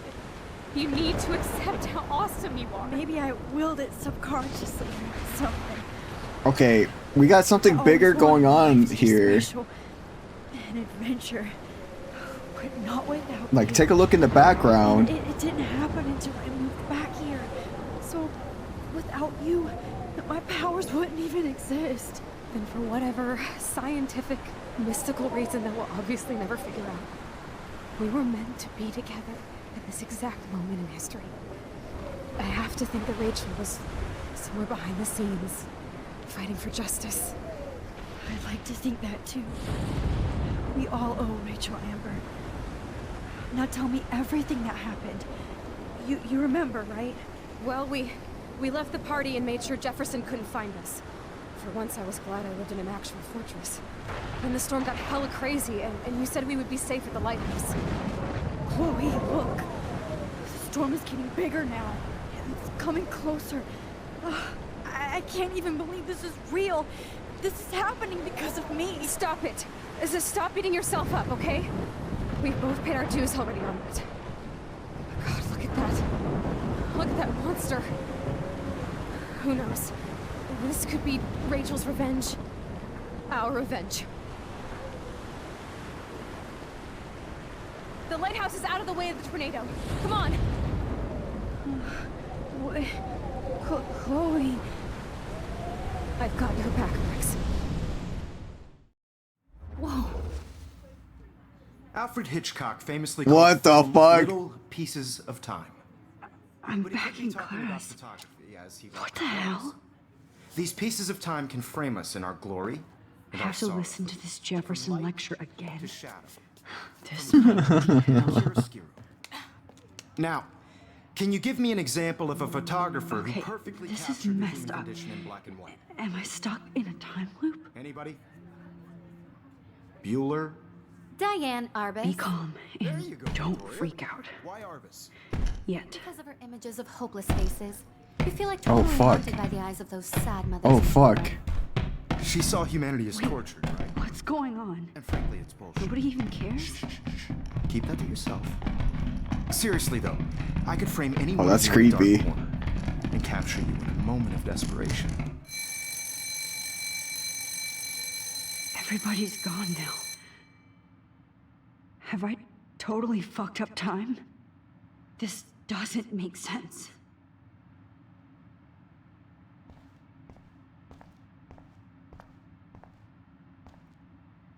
Oh, that's too creepy.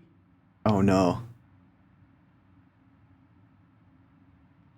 What?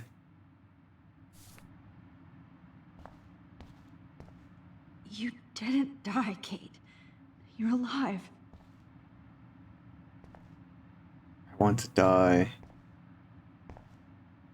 Not yet, you bastard. Max, if you're reading this, it means you're dead. Mr. Jefferson. XOXO. What the fuck? Holy shit. Look at all these dead birds. Holy fuck. This can't be real.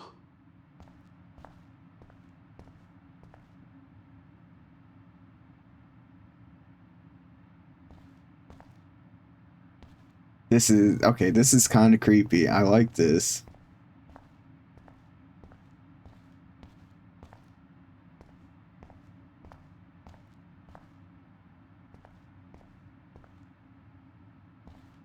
Oh no.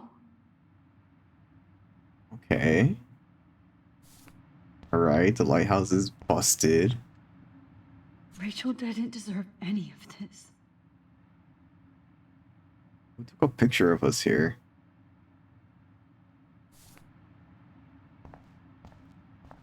Mr. Jefferson? Was he there when we found Rachel? Did he kill Nathan at that point?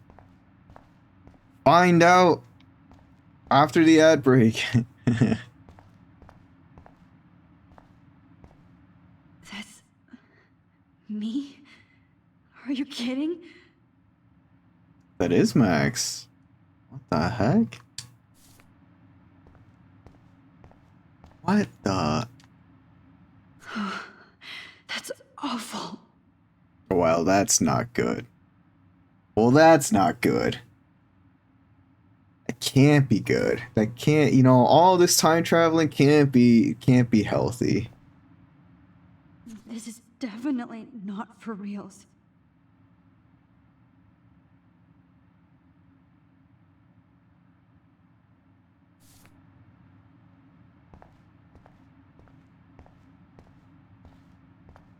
I feel like we're exposing what it takes to for all these creepy people in the photography industry who do take photos like that. I don't know. Not saying that photos like that are bad. I'm saying that there's a lot of creepy people out there. I'm not going to take the bait. I'm not. Everyday zeros. Is Max Caulfield a loser? Does she hurt everybody she helps? Yes. Max has already won because she is already lost, so don't bother to enter. Mr. Jefferson's thumbs up. One rubbish sponsor. This is like how is Mr. Jefferson into the time travel as well? It's like he entered the time stream. Have we been fighting Mr. Jefferson's time loop abilities as well? Find out after the ad break. I'm gonna go use the bathroom. Yeah, I'll take a 3-5 minute break. There goes the command for it. In the shadowy corners of Gad's chat, Evie whispers warnings about a treacherous double exposure. While nostalgically nodding to Before the Storm, there's talk of stolen kisses and poetic misfires as our protagonist grapples with their time-bending powers, though Evie suspects they're more of a curse than a gift. Will Gad heed the advice or plunge into chaos? I don't even know. This bot is on something today.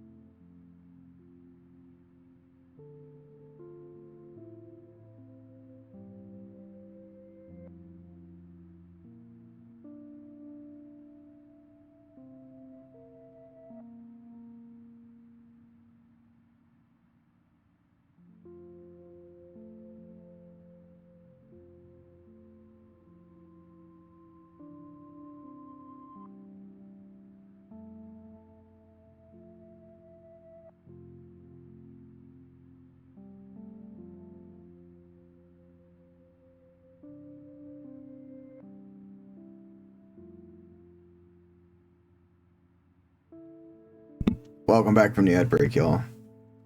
Sorry, I was checking my phone as well. News updates.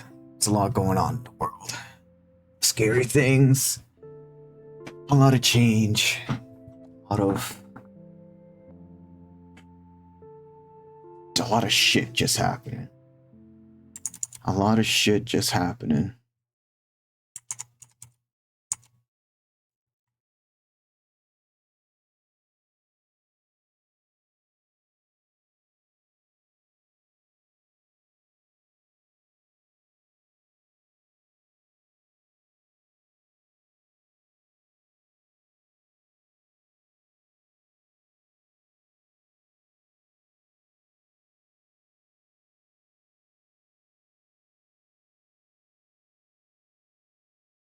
A lot of shit that's just happening.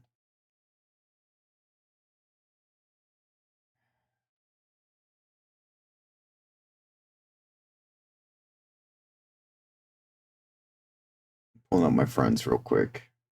The ones who are live and streaming. Like Tig's streaming?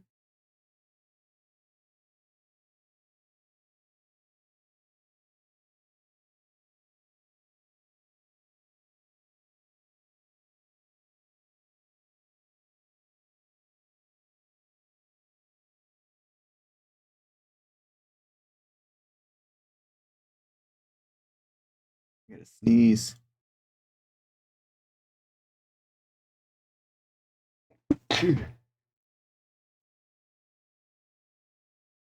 Alright, let's get back to it. Let's get down to business. To defeat a tornado, a storm. Damn, the storm probably would have been better.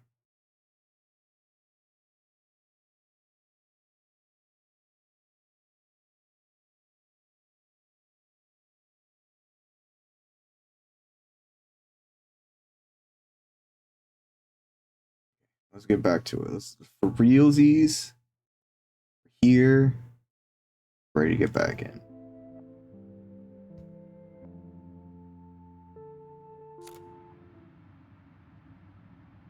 I'm curious as to how they're playing this off. I see you, Max Caulfield. Oh, Don't even shit. think about leaving here until we talk about your entry. Deck 'em.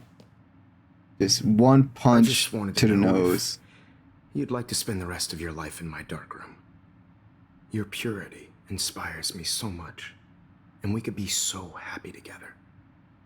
Who needs selfies when I can give you portraiture? There's no way I'm saying that. No way.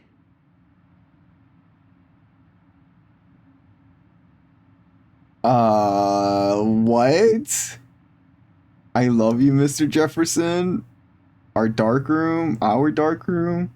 Thanks for killing Chloe. My selfies are shit.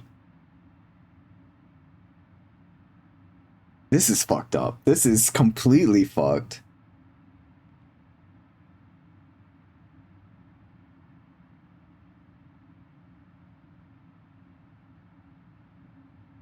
They all boost him. My selfies are shit. I need to be framed by a real artist. I'm just a poser. Yes, you will be posing. For me. There's so many angles I want to expose you with to the world. I hope you don't mind needles or duct tape. This can't be real. I don't believe it.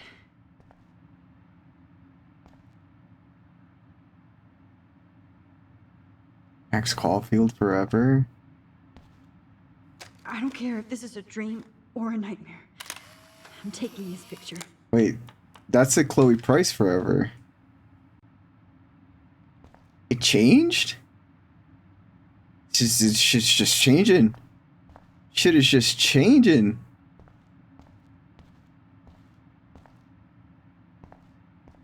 You didn't die, Kate. You're alive.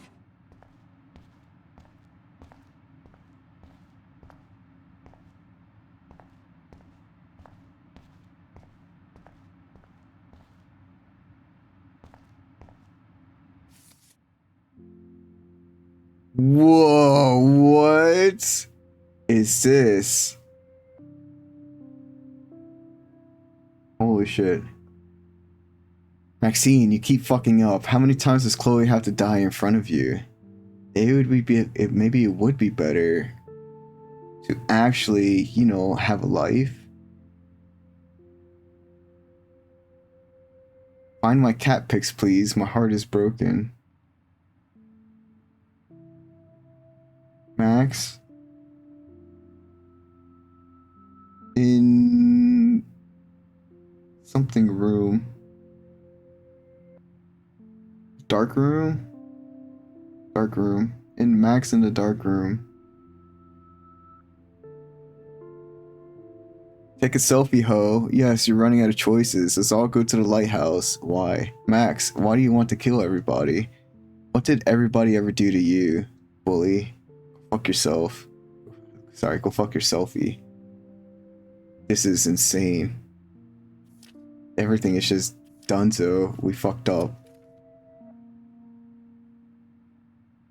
There's a squirrel by a tree. Are the squirrels still alive? Good evening, young Max. The squirrels talk to me, but how can you? Samuel has no phone. What? Hi Max, Rachel Amber here. Just want to introduce myself. I'll be seeing you soon. Real soon.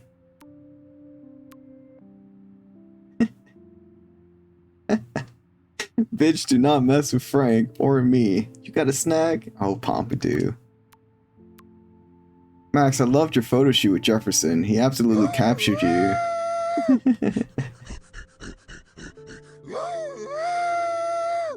If you want, we can hang out and get high. Max, this is your old pal Chloe, left in a wheelchair in another reality. Did I thank you before you bailed to a new life? Not only did you blow off my request, you already jumped into another photo. How many fucking times can you abandon me, hippie? Okay, so none of this is real, right?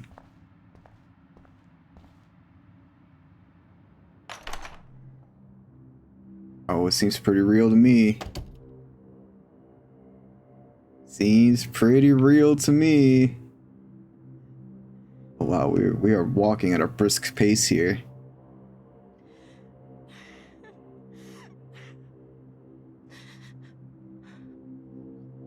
Is Kate crying over Kate?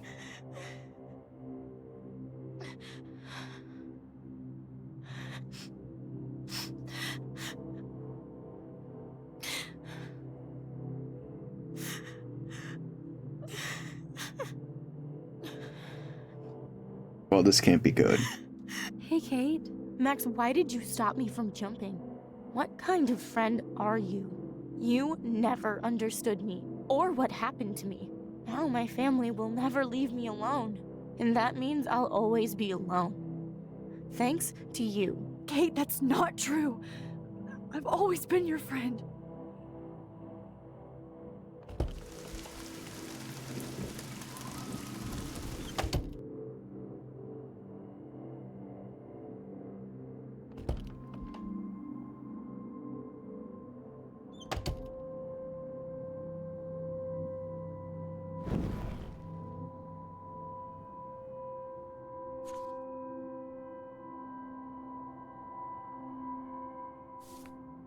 Okay. Never mind me, officer. I'm just here to see what's up your feet. Oh shit. Okay. Every room leads to the same. Well, maybe not the same dimension, but.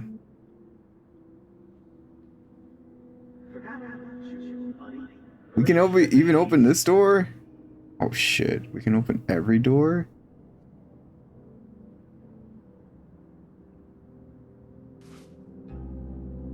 $218. Which dimension 218? Drum roll, please. I present the spare keys to Blackwell. Thank you, step correct. This is 219. 222. Here's 218.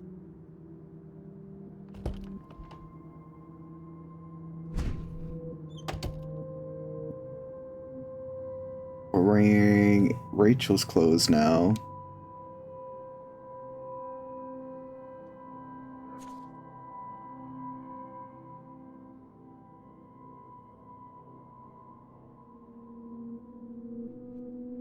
Who are these people?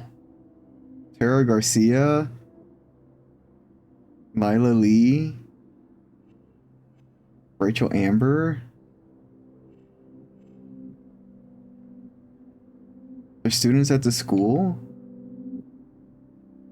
Oh, wait. We're in a different part. We're not in our hallway. Wait, but Victoria's room is still here? No, we are in our hallway. These are just different people. Rachel Amber. She was my angel. After my dad died and you moved, I felt abandoned. Rachel saved my life. This is the dorms before you enrolled? Oh shit, okay. I'm glad she was there for you. 6 months ago, she just left Arcadia. Without a word. Without me. How do you know she disappeared? Maybe she wanted to start a totally new life. Unlike you, she would have told me, okay? Something happened to her. Before Rachel left, she said she met somebody who changed her life. Then poof. Well, that whale there can't be good. That's Rachel's bracelet. Why the fuck are you wearing my bracelet? Calm yourself, alright? It was a gift. Should probably enter Rachel's room. Do you think that Rachel and I would have been friends? You're not that different. She has a great eye. Oh shit, now we're playing as Victoria?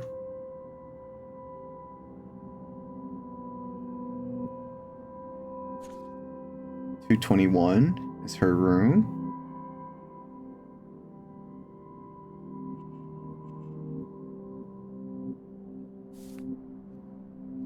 I think my entries for the contest might be too good.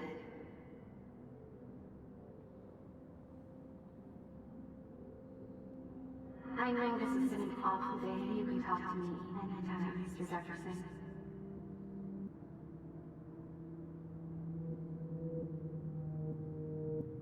Now you're totally stuck in the retro zone. Sad face. This is nutty. Whale's still there. Because of our images of hopeless faces, you feel like totally haunted by the eyes of those sad mothers and children.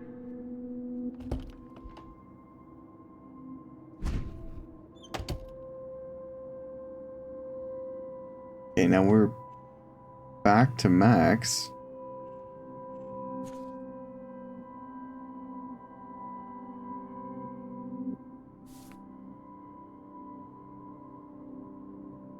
This is like, from a design point of view, it's like, can we get everything that we've done?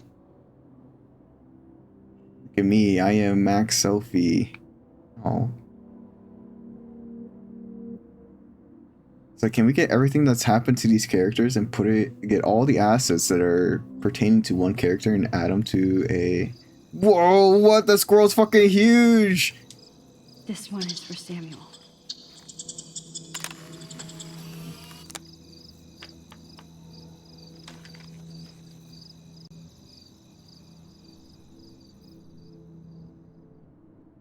Alright, that's another picture in the bag. We need Go Ape, the bottles that we shot, and the cigarettes kill.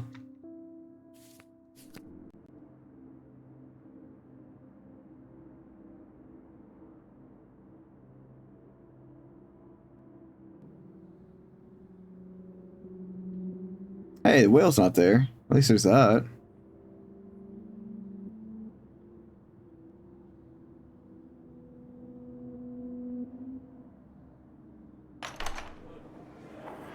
يشبه واحد يستشبه بيرفع سنوس خامسة يرد المقلب أنا مستني إيكو أنا أبري راح يسنو بيرو بينا إلو. This is the beginning of the game in reverse.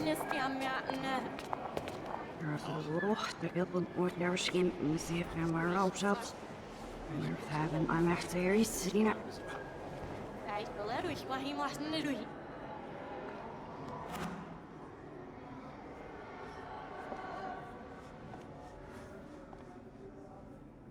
عشان تدوسي فاسكش عشان يكفوسيش.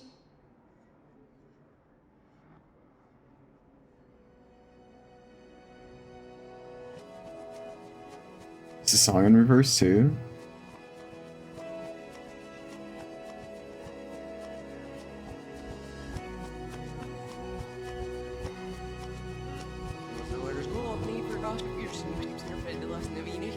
It's all in reverse.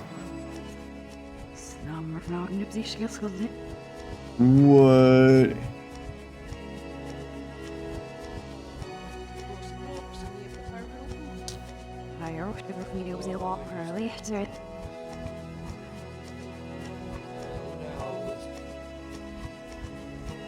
This is sick.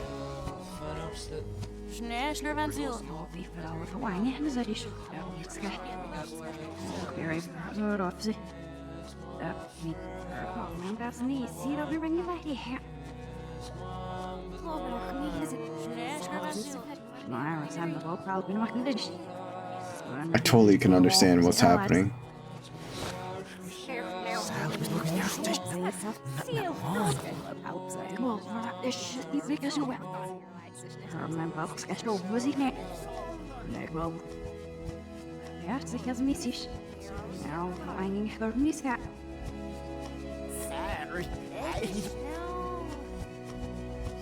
The deer.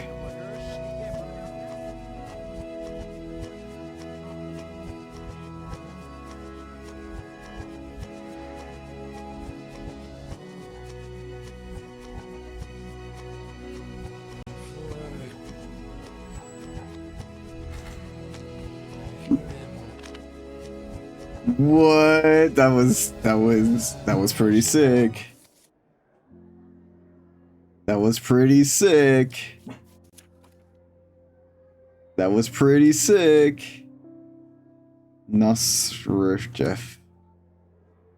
How fucking hard is it to turn in one goddamn selfie?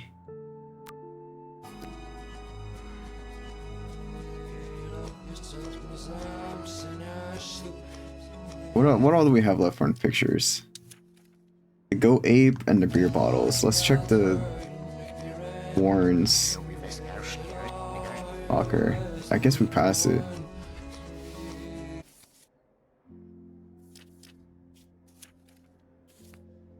Wait, 66 out of 66 my least favorite day of the year.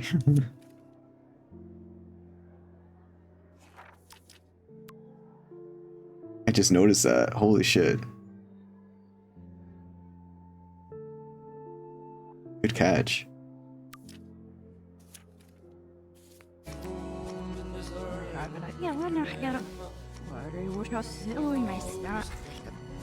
Watch out, dude. I'm walking here.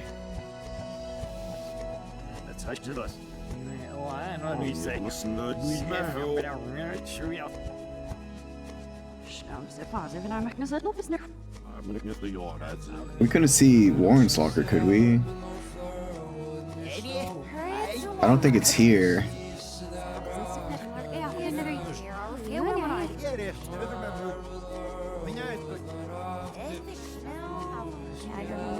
That's my locker.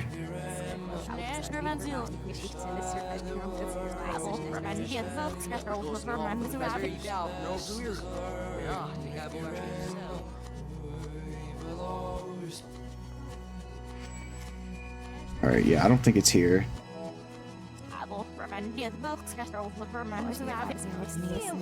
This is nuts.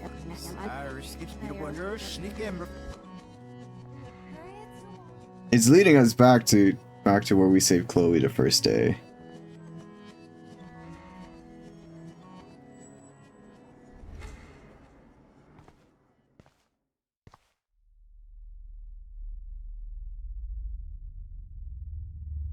Don't try to hide, Max. Get over here. Let me capture you. What the fuck? Jefferson is coming after me again. You used to be so pure, so innocent. Now, you have to die.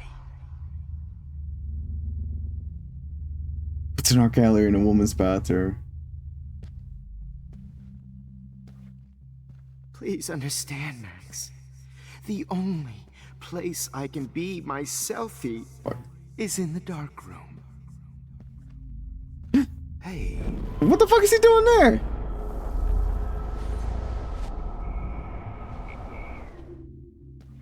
Please understand, Max. The only place I can be my selfie It's everywhere. is in the dark room. Oh, that's the only place we can go. Okay, that makes sense then.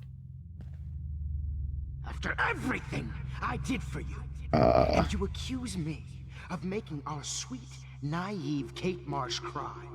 Art is supposed to make you cry. And you will.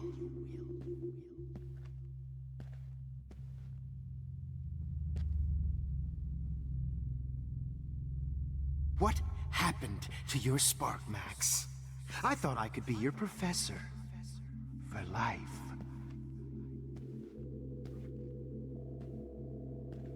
I realize now you'll never be an artist, much less a photographer. Come here, Max. Class is dismissed.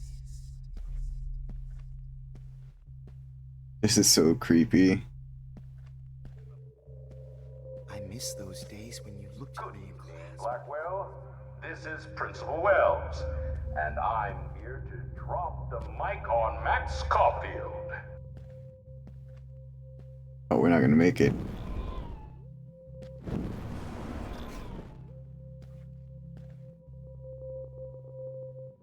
Attention. I regret to announce that one of your fellow classmates, Maxine Caulfield, has died under tragic circumstances that I promise to investigate after I get my drink on.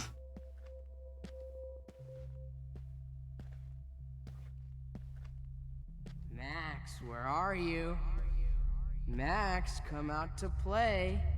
Come out to play. Hey!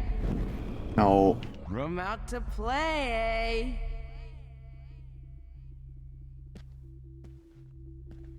Hey, babe. Who wants to go ape? I don't want to go ape. Go ape, babe. I don't want to go ape anymore. If only Kate Marsh would have jumped You off dig that my wheels, Max? Could blame Get in the Miss car. Caulfield I'll and take you finally for get a her ride. kicked out of Blackwell. Get in the car. She's a bad influence. Oh shit, he's coming this way. How can I tell Max's parents that she's look at? How can I tell Max's parents that Max, she's I know a you're in nosy here. little bitch? You can run, but you can't hide from your white knight. The squirrels hate Give it up. And they're hungry. I knew I should have given that scholarship. I'm looking for Go Ape. Have you guys? Yeah, here we go. Here we go. Oh. Oh shit, Warren. That is too weird. Fucking scary. Come over here, young. Just in case I need evidence. Evidence? Get in the car now. We'll cruise to the drive-in and you'll be close to me forever and we'll go. Is that really what's in his locker? That's we got bigger issues, yeah.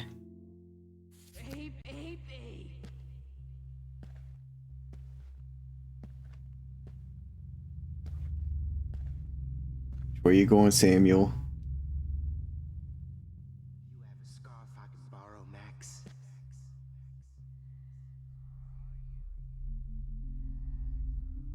He's coming this way. Samuel wants to make sure you never snoop around his room again.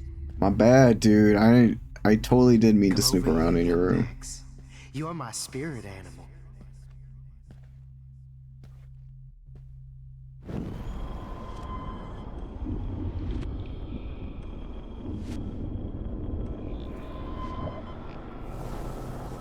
Only Kate Marsh would have jumped off that roof. Samuel wants to make sure you never snoop around his room. Blackwell. She's a bad influence. Come over here, Max. You're my spirit animal. But I ended up being right about everything, and you end up excuse me, Max. Oh, come on. You're my spirit animal. But I ended up being right about everything, and you end up destroying the Come over here, young man. Oh, fuck. I'm sandwiched. You're right. Just gotta turn him around a little bit more. Miss Caulfield. Are you serious? Turn around. Do you have Max? Do you have Do you have a scarf I can borrow, Max? But at least I'm honest. You just use your power to cheat at life and cheat your friends out of life. Snitches get stitches. Only a feminazi would try to take on Pretty a press fucking ironic that I ended up being right about everything. We gotta make it to the lighthouse. I'm gonna cut you open, freak.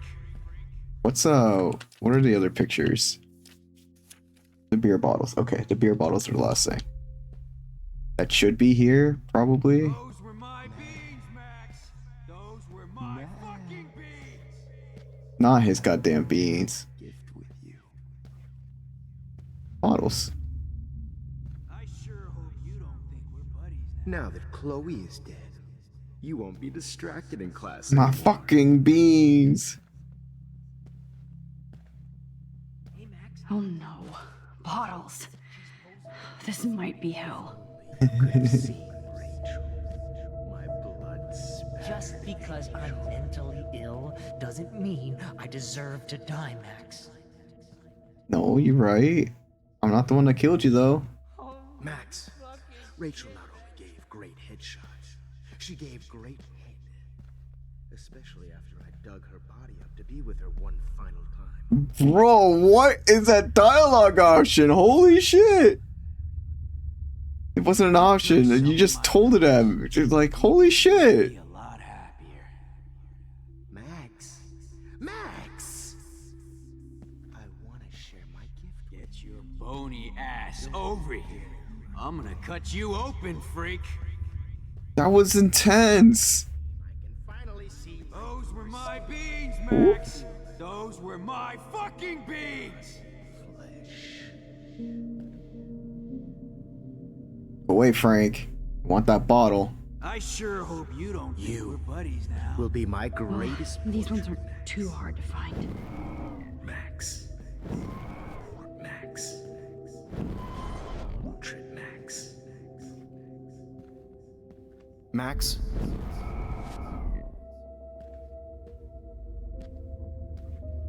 If only Oh, when did I get bad bottle karma? my blood spattered angel. Max, sit down. You're taking a timeout no matter what.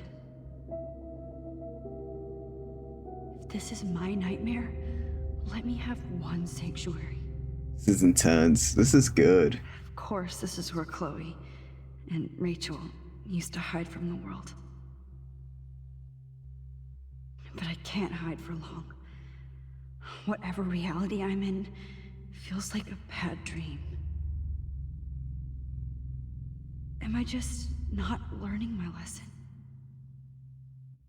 Maybe your real lesson is to get out of this place. Just don't be afraid, Max. Let them be afraid of you. Bone, meat, and maggots. Oh, I will be all over that shit. You want to take pictures? Chloe was here. Rachel is here. Max was here. You're all gonna die. I didn't write Max was here. Damn lying game. That's not the point though, is it? Point is that none of this is real. Max, me and Rachel are floating down. Is there one more left? Come on down.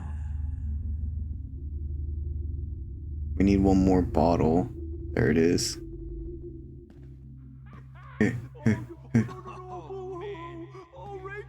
Please let that be the last one. But of course, I see what she's talking about now. Max! But of course, I see what she's talking about now. I need proof that bottles were out to get me, just in case. You took some of my... It's always the bottles. It was always the bottles. Let's go. We got all the pictures in chapter 5 or in episode 5.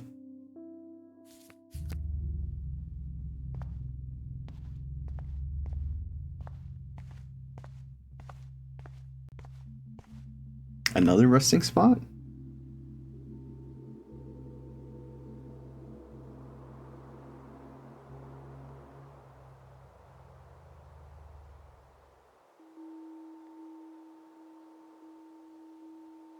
This is story. Right? Yeah, probably. We're in a snow globe. I was about to say, why does that say made in Taiwan?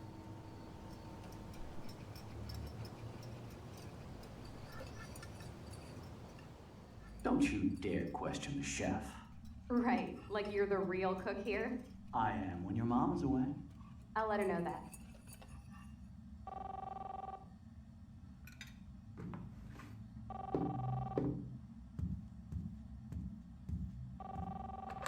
Hello? Hey, honey.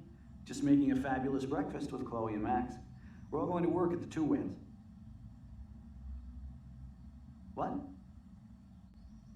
Oh, I didn't know you had to get groceries. Of course I'll come pick you up. Now I'll have an excuse to get a mocha. Be there shortly. Love you.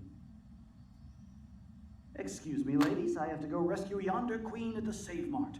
She don't have many bags of delicious grub for us to feast upon. You are ridiculous. You'll be grateful for that someday. Shit, where are my keys? That's $1 for the swear jar. You mean your college fund? Keys, please.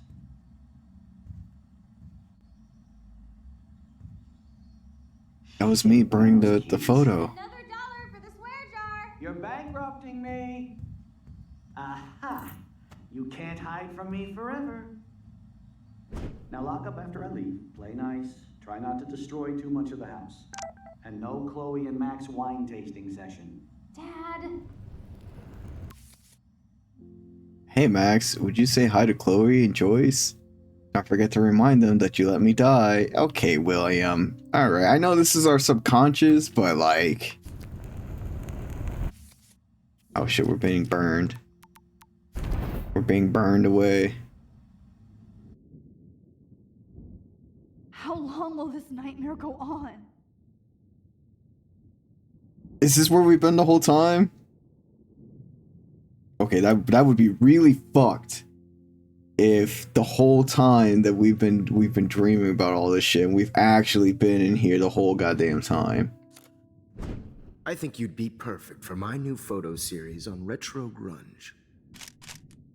You have the same qualities that I loved in Rachel Amber, but not Max. Max is a fucking child. Oh, Christ, I know. And she never shuts up, does she? I'm so over her hipster bullshit. I think everyone at Blackwell is over Max. Let's prove it. Booyah, Warren. I thought you were all over Max's shit. She's not all that. So who cares if she doesn't kiss me? Oh, you should have seen her make a move on me in my room. Hella lame. Max should see me make a move on you. Come here. God damn, you are a sexy bitch. Why hang out with Max, huh? Boredom. Plus, she's like my personal puppet. I hear that. Do you want a party? I got a drugstore in my room. Oh shit, look at Max spying on us. Take a fucking picture, bitch. Or take a selfie. See, this is how you bust a move, Max. No mosh pit for you, Shaka Bra. Damn, Victoria. You're a real woman. Not a little girl like Max. I fucking love your tats, Chloe. You're so hot. I can't believe it took us so long to hook up.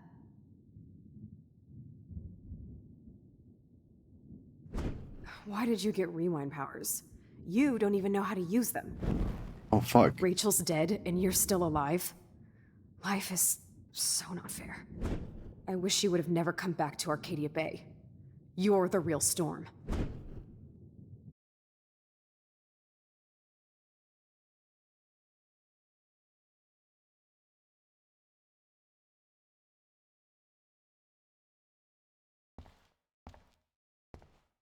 At the diner?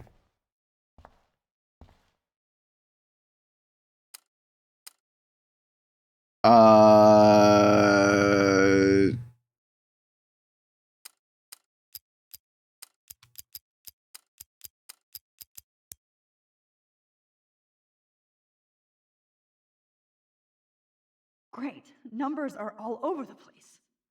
How will I find the right code?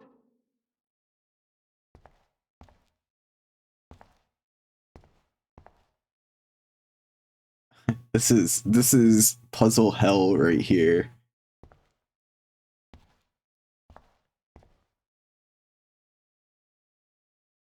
This is puzzle hell right here.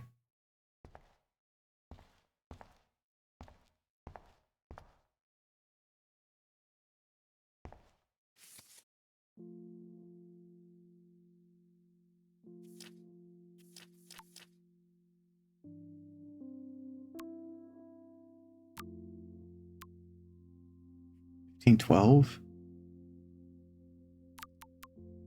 $21.06 $1.4. Actually, that one makes sense.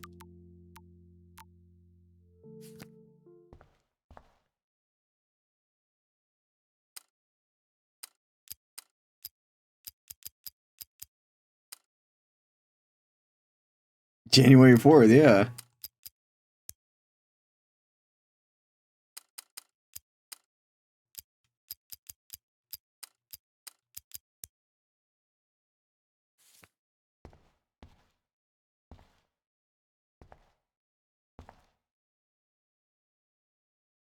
Wait, there's only one number in the mirror there. Wow. I like that. 1130. I'll be so grateful if this is the last digicode.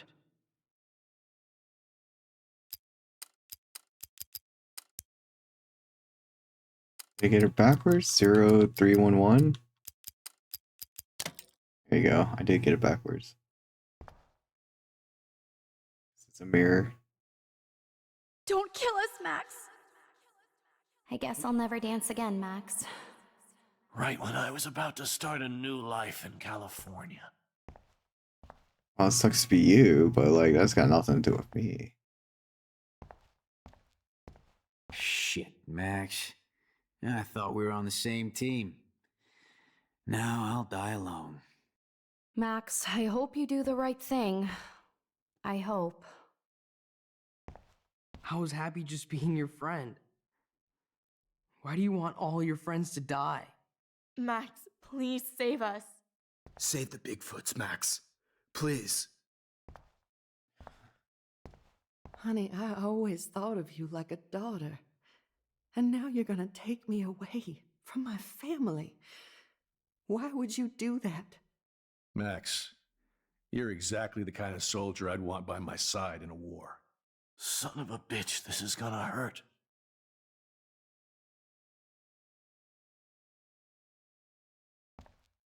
So this is how Max gets her revenge on. Why do you want Max, all you your saved friends my to die? life. Gave me the chance to catch one more fish. Thanks for that warning, Max. You treated me like a human, not like trash. I sure hope you do that for everybody in town. They was like, yeah, you'd be perfect for war.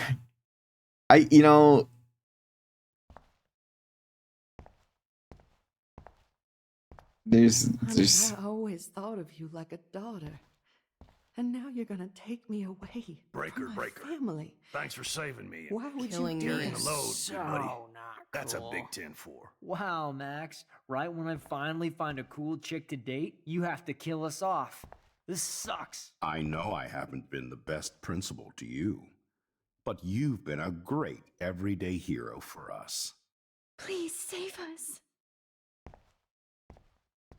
Killing me is so... Breaker, my breaker. husband and new baby. Thanks for saving me. We'll have to go without Carrying me. the load, good buddy.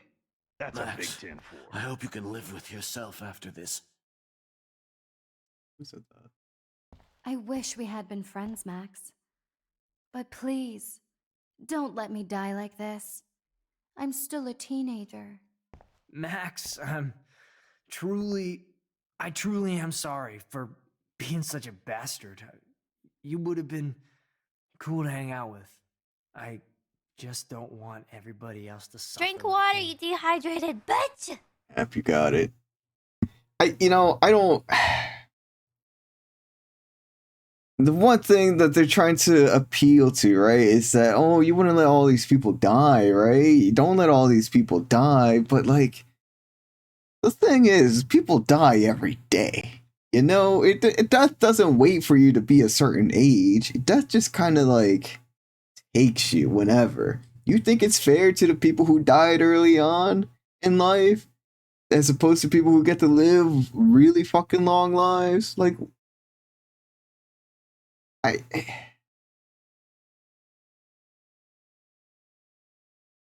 it's different when you cause a giant storm that kills. Okay, yeah, that's fair. That I'll give you that one. I will give you that one.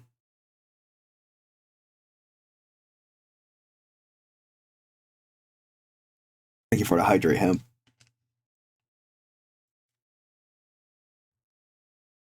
You know, I'll give you that one. It's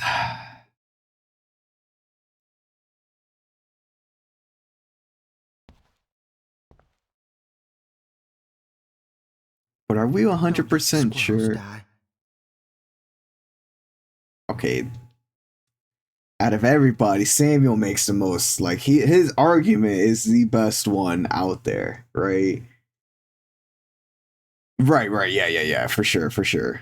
She has to make a choice. This is definitely her having to make a choice, and this is everybody that would be affected, which is everybody in the town, right? I thought you were one of the few people I could trust at Blackwell. I thought. Oh, Max. What exactly was the point of saving me if you're gonna let me die? Max, I hope you can live with yourself after this. I thought you were one of the few Please, people Max, I don't could kill trust me at so we Blackwell. can finally have our tea session. Max, I want you to know how much confidence you gave me. Nobody ever did that for me. I survived poverty and an abusive family, just so I can end up here to die.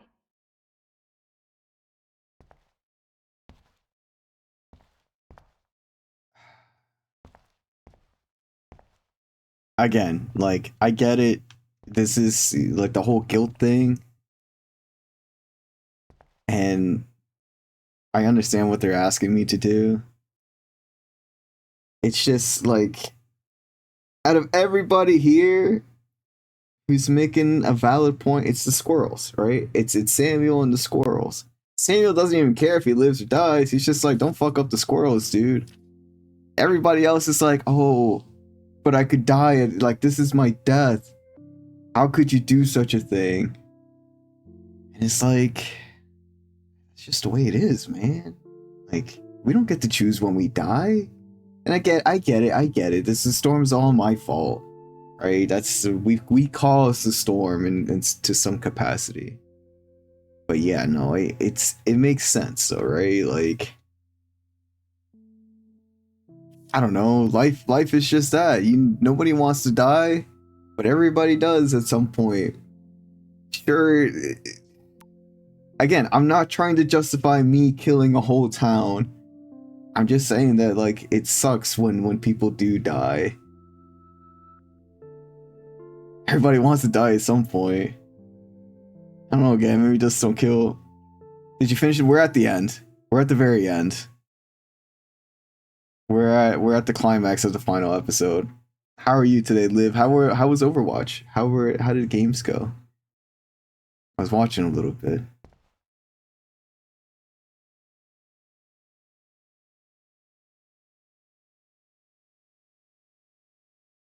But yeah, you know, like, I get it.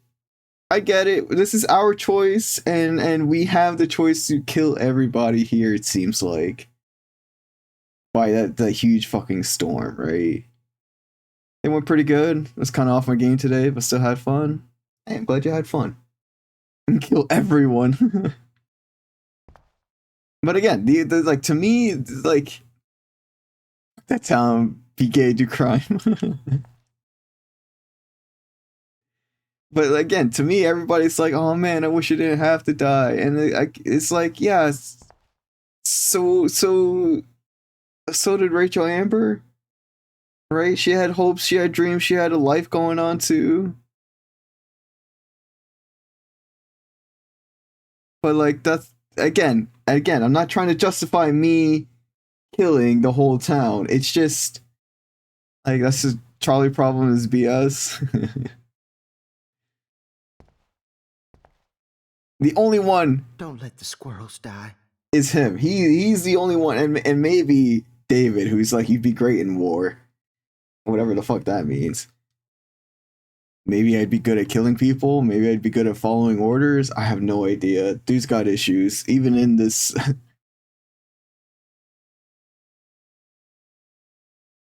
That's true.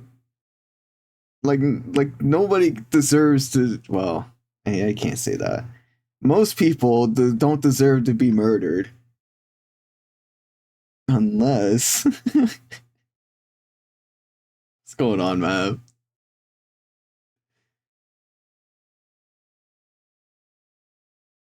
I don't know why. It's really just the squirrels. Don't let the squirrels die. As like...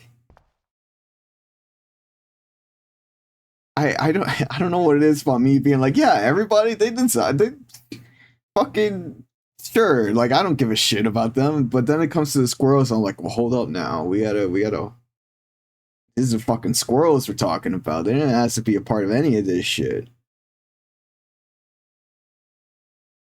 right? Maybe it's the power of the squirrels that's going to save the day for these townspeople. I wish we had been friends, Max. But please, don't let me die like... Who are you? Squirrels survivors, they'll be fine. I'm you, dumbass. Or I'm one of many Maxes you've left behind. Can you get me out of here? Oh, so you want help? Thought you could control everybody and everything, huh? Twist time around your fingers? Yeah, that's if you want to get really meta here, you're in a video game, and that was my power in the video game. Like, sure, my actions have consequences, but like, you're gonna berate me for just living life, then I'm gonna berate you for being in a video game. You know, things that we can't control. I tried to help. I only wanted to do the right thing. No, you only wanted to be popular. And once you got these amazing powers, Your big plan was to trick people into thinking you give a rat's ass. And it's very presumptuous. There's no saying you can't help people without wanting to, like, did I do it out of being popular? No. I don't know, that doesn't make much sense logically. It's a very one-sided way of thinking about it. Been popping in and out throughout the playthrough and is always doing during super convoluted parts. Finito. You're not doing any killing, you're just not doing anything to help them. They should have helped themselves. It's obvious something was fucked up. It was them being stupid and ignoring science. I don't know about that one. They should have helped themselves. Sure, like, people should be whales dead on a beach, 2 moons. Yeah, but there is what all that, if we were to run away from that town.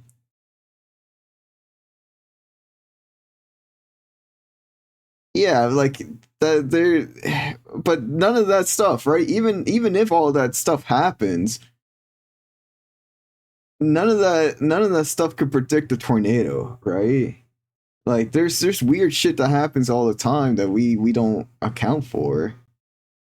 Tornadoes happen all the time. Yeah, that's true, they do. This one is specifically stated that we caused it though. That's the difference, right?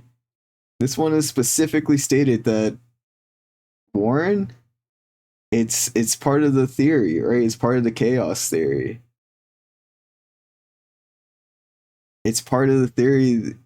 Yeah. I mean, if we're going off of that logic, all mathematics is theory. We can't prove math. We can't prove science. Right? There's no fact. It's just based off of our understanding of it. And they call it a tornado, but aren't wouldn't it be a hurricane as opposed to a tornado? Aren't hurricanes the ones that form on water and make it to land? I guess that's at that point it might not matter. Right? I might be trying to think about the wrong thing here. You can't prove 100% that if it was you caused it, or if it was me, you caused the tornado. Who caused the tornado? Yeah, that's true. But science isn't about 100% anyways, right?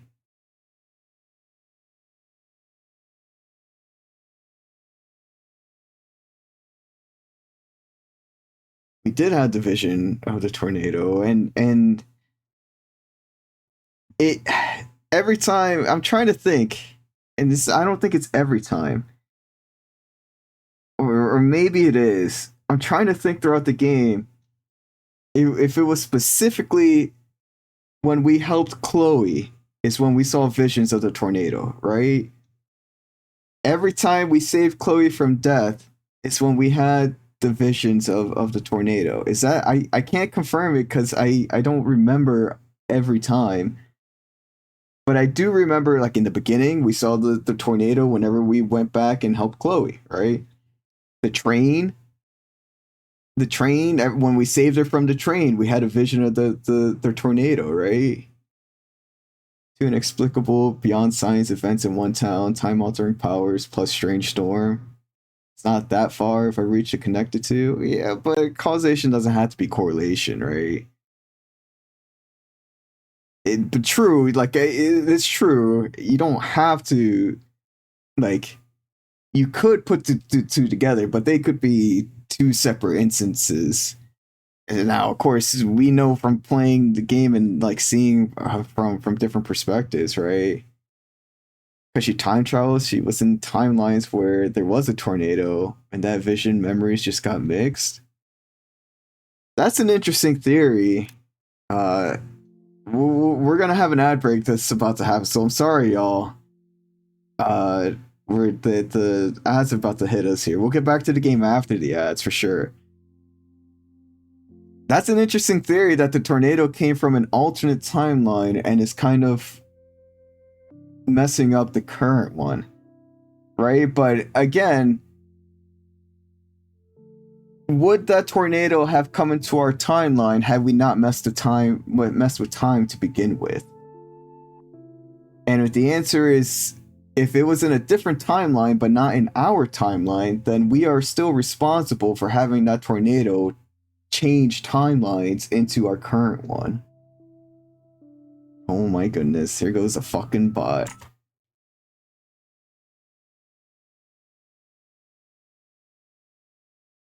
Tornado plus dying animals continue to happen in every reality. Oh, okay, so I figured the dying animals was in every reality.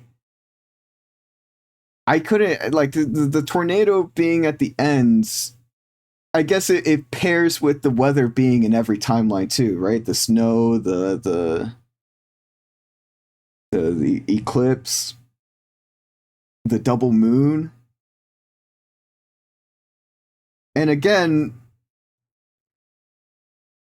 but I guess when Chloe died the final time with Jefferson, right? Was the tornado still en route? Because I'm not, I that's the one thing I'm having not an issue with, but that's the one thing I want to try and figure out.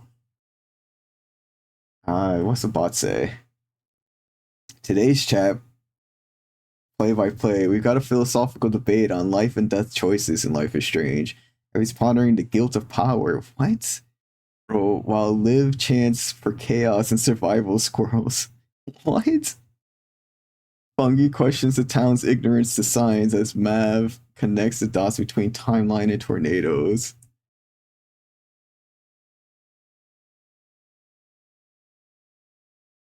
Rose at the end, we can wait. Okay, that's fair. That's fair.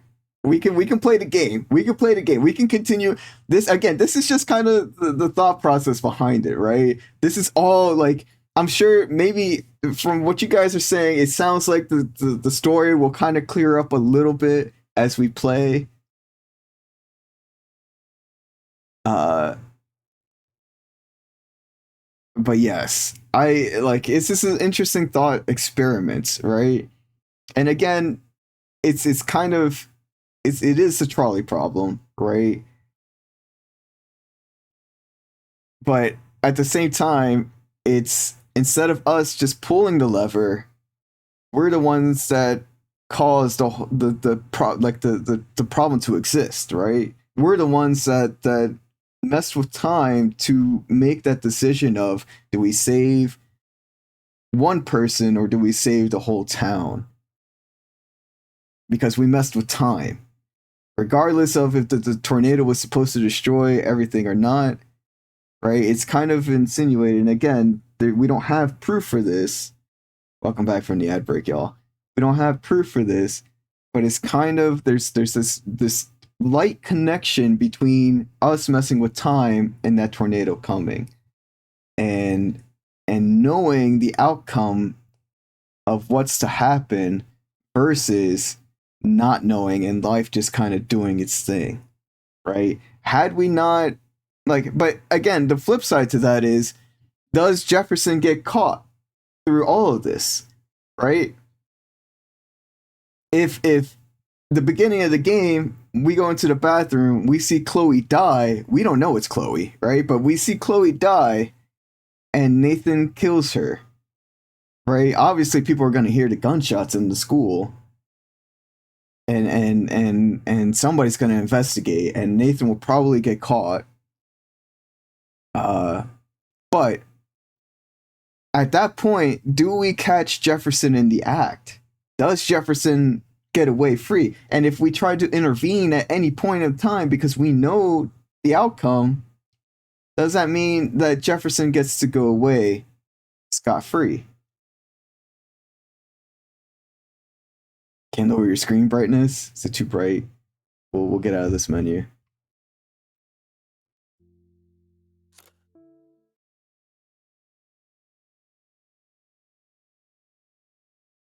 But again, these are a lot of questions that we don't. Again, we're just gonna have to play. I understand that, and these are just kind of the questions to kind of have fun with as before we continue on.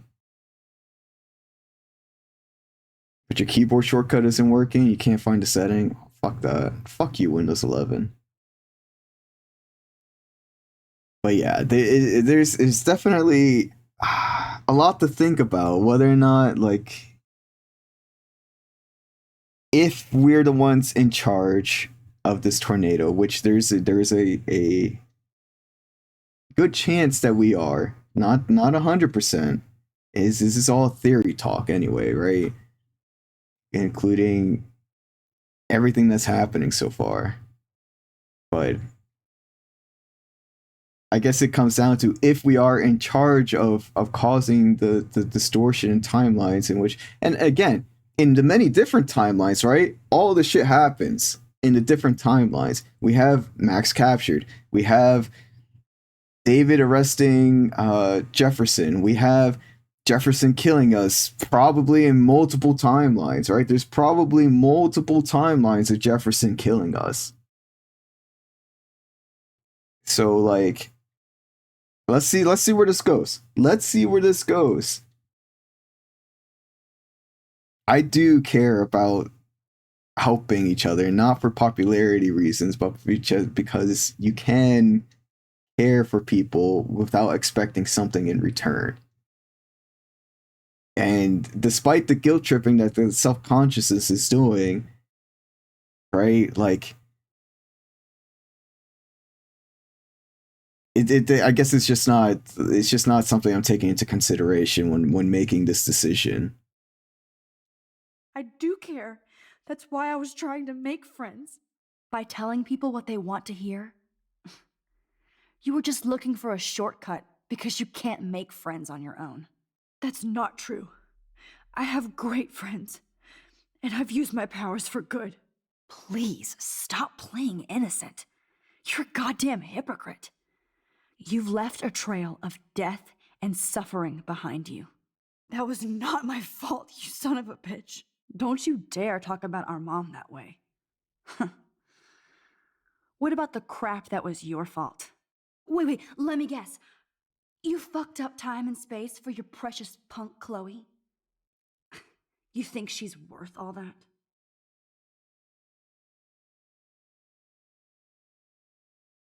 Again, this is kind of like we all are worth all of that, right? That's why I did it for everybody. Right? I didn't do it just for Chloe, even though we went through a lot of shit to get Chloe to live. It's more along the lines that, like, and I know this isn't something that can be accomplished, everybody deserves a good life. Not everybody gets a good life. But We all are. This isn't about Chloe, or even me anymore. Gosh, you're so selfless now, Mahatma Max.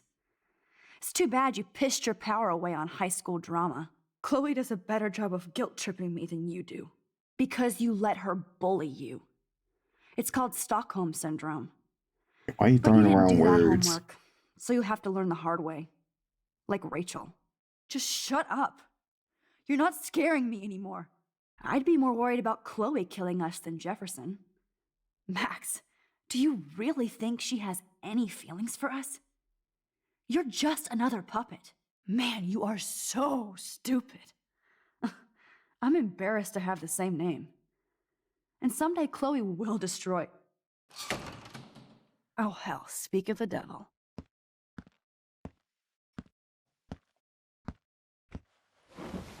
Dude, do not even fuck with her head. She knows what we went through together this week, and you don't. There's no way you can break up our team. This is reality.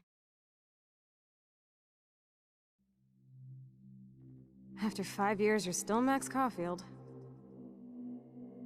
I am seriously glad to see you. Welcome home, Max. Fasten your seatbelt.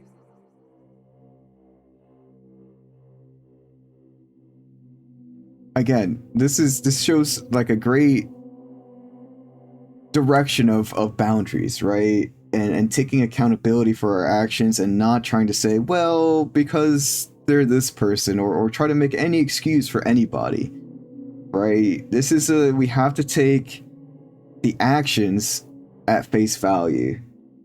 There's no like good action, there's no bad action, there's actions and consequences for those actions.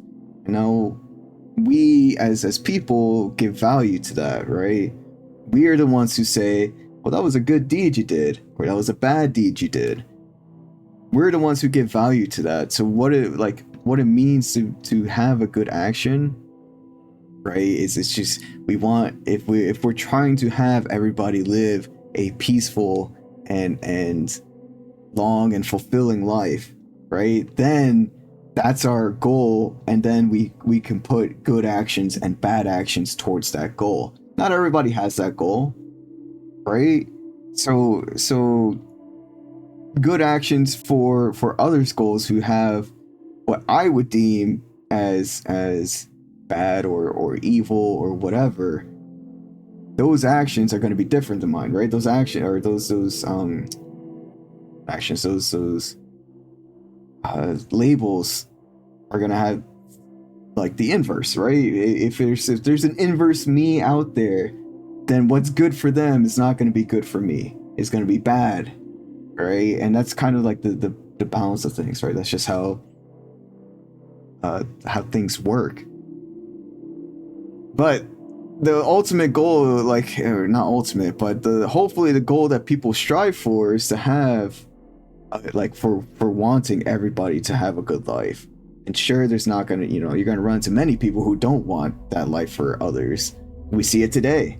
It's very polarizing, right? We have people on the opposite sides of the spectrum that some want, they're not a part of my kind, they're not a part of my people, they should just burn and get them off the face of the planet.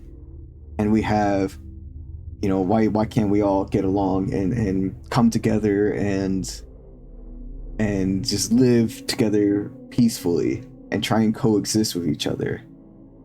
And again, one option to me sounds better than the other, right? Everybody coexisting in a peaceful setting where we all get along and all that stuff, but that's just not feasible, right? That's something we can strive for, something that we can try to promote for everybody, but I don't think that's something that's actually feasible, because it's just not how people work.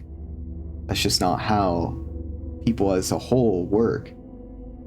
You're talking about, you have to take into consideration everybody's own environmental dynamic and what it means to live together, and choosing, we make these choices in our own lives, right? You change the scope of it from a grand world scheme into our day-to-day, or to our day-to-day, and we make these choices, right? We make the choices to choose one person over another, to choose somebody else over ourselves, to make all these difficult choices. And on a grand scale, it's like, oh yeah, why don't we make these choices for everybody? But then listen to that, what that sentence says. Why don't we make this choice for everybody? Well, now you're sounding like you want what you want, what you think is best for everybody. It doesn't work that way. So it's definitely a lot more complex whenever you change the scope to a wider field. And because you had no idea what's going on, you had to restart your computer. Oh, sorry, you had to restart your computer. We're basically saying, like, changing the scope of everything and just having things fit together as trying to have one person's ideals fit into a broader spectrum, and it doesn't exactly work out. And having, like, again, the whole dynamic of subjective moralizing or something, yeah, that pretty much sums it up. Me, I'm not good with fancy well, not fancy words, but like summing things up, I guess. I don't know, I just kind of just talk. what is moral for me might not be moral for somebody else. And so whenever we try to solve issues on a grand scheme, on a grander scale, like if we take the scope of like a city or a country or a world, like the morals can be skewed based on our environment, based on what it means to survive, based on so many different factors. And what we view as, oh, well, other people shouldn't live this way, it can be skewed when it comes to talking about grander or bigger scope. Again, what I would like. He's just waiting for the end. Okay. Let's continue.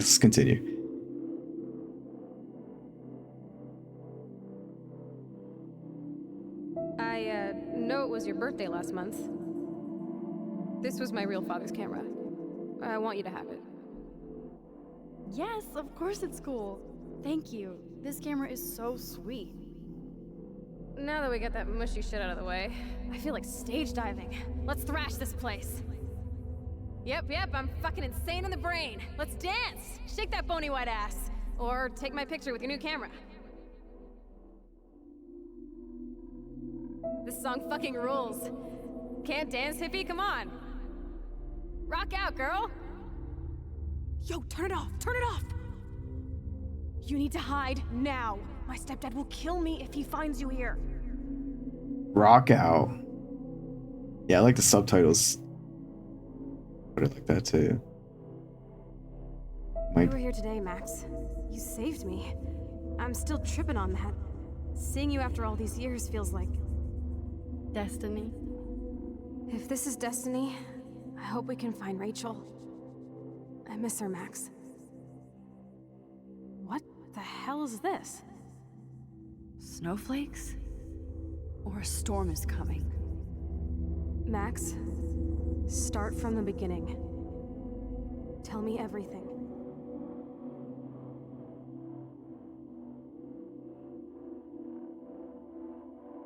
Let's talk about your superpower. Epic! I pledge allegiance to Max and the power for which she stands. You can rewind time, Max. That's fucking insane. We have to play. You need a sidekick to guide you. Okay, Girl Wonder. Show me the way to Chloe's cave.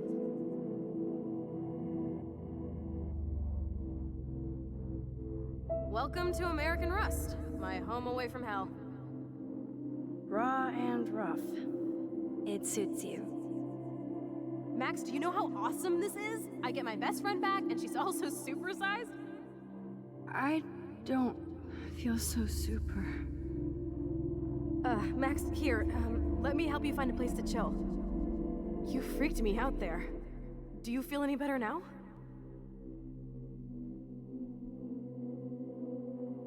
You saved me again. Crazy. Now we're totally bonded for life. Oh, I can't go through them? Since you're the mysterious superhero, I'll be your faithful chauffeur and companion. My powers might not last, Chloe. That's okay. We will. Forever.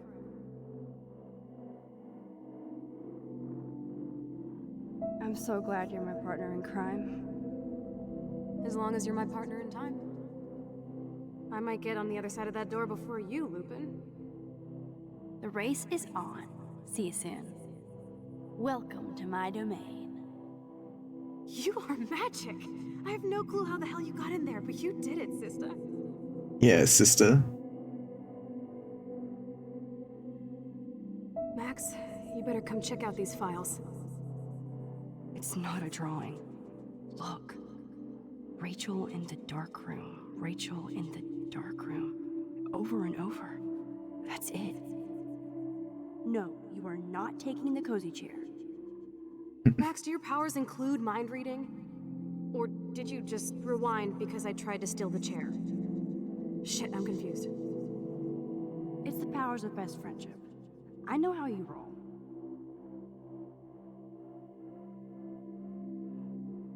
Cowabunga! Why, look, an otter in my water. Your power is changing everything, Max. This Especially you. I can already tell. You're not so chicken shit anymore. Thanks, girlfriend. And you make me feel like I have a reason for still being in Arcadia Bay.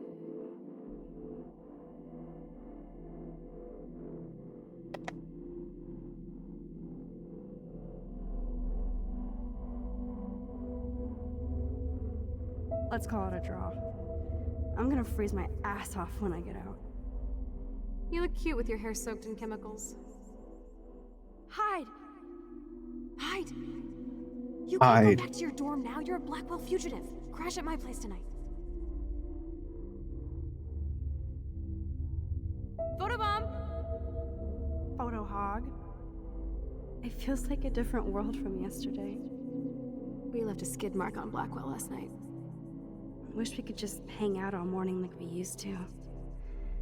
Maybe we should get up. I have to get back to Blackwell soon.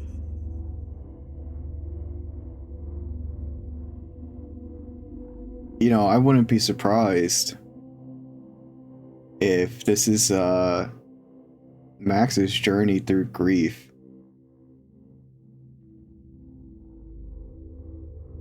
I wouldn't be surprised if this is a journey through grief of losing someone who was close to you or who meant something to you. And she created scenarios where she was Supermax. And she got to spend more time with Chloe instead of losing her. And the tornado, the inevitable tornado, is the closure, right? Moving on and being okay with I double dare you. Kiss me now. with losing the person that you You're like, hardcore, Max. persons Now that you text mean Lauren and tell him something he doesn't that means stand a something to chance. you. Unless he's into girl-on-girl action. You're such a dork.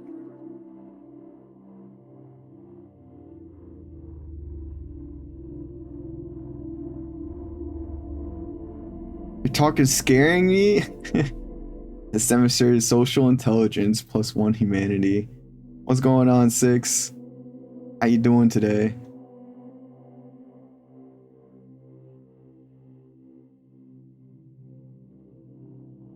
Oh, we could cruise everywhere in this bad boy. Can you see us heading down the coast to Big Sur and beyond? I know, just daydreaming. That makes me ill that Rachel posed like this for Frank. I wrote him love letters.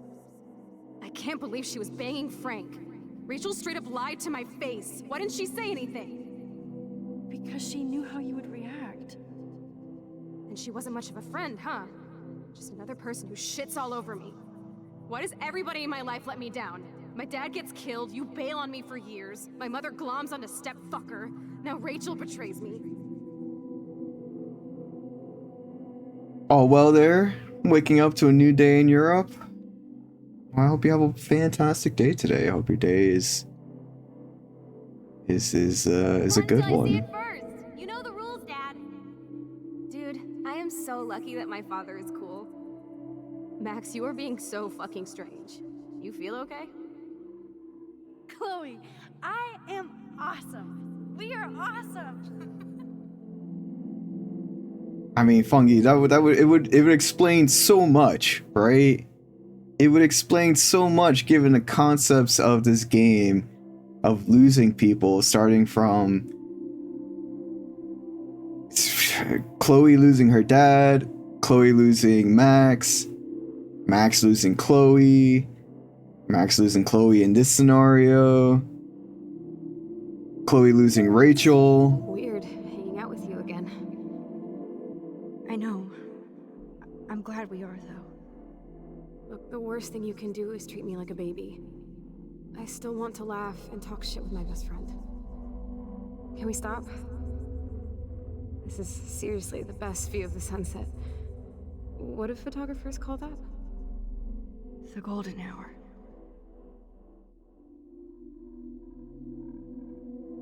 There's no sunset over there. I don't know what y'all are looking at, but there's maybe we're looking back in the past. Maybe that's the golden hour right there.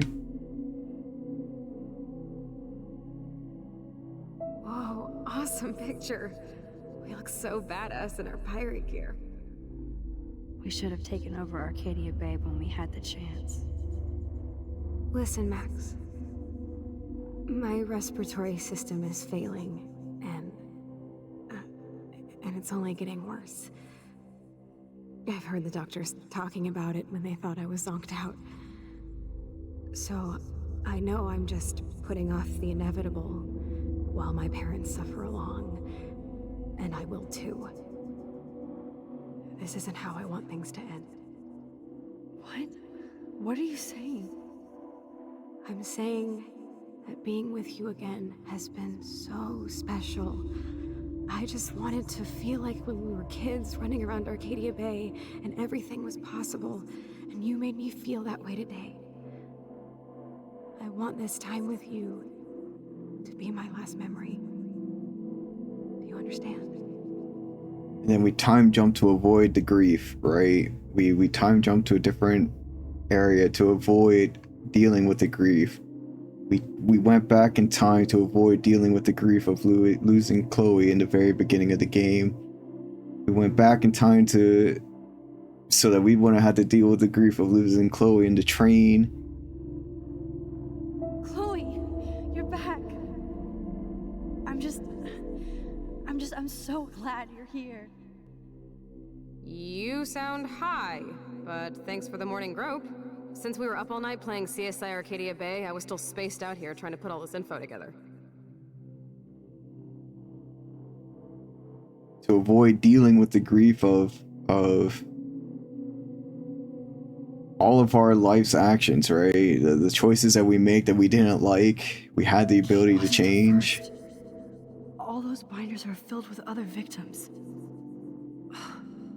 Victoria has to be next. Nathan must be planning to dose her tonight at the Vortex Club party. Rachel, this can't be real. These are all post shots, right? Right? The junkyard. Max, we have to find that spot now. Then we can see what he did. There's no way she's dead. No way. She posed for those pictures, Max. I know it. Please, let's go. And even in the final episode, or even in this episode, Rachel, no, please not her. Chloe. Rachel, why? I'm sorry, Chloe. I'm so sorry. I loved her so much. How can she be dead?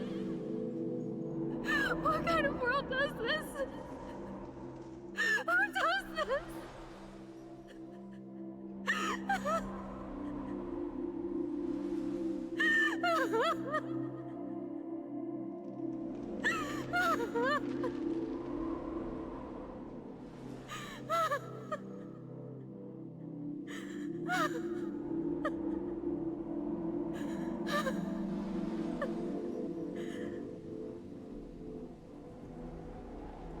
that's it. Come on, Max, we're almost there. Please wake up. Max, come on now. Don't worry. We'll be okay.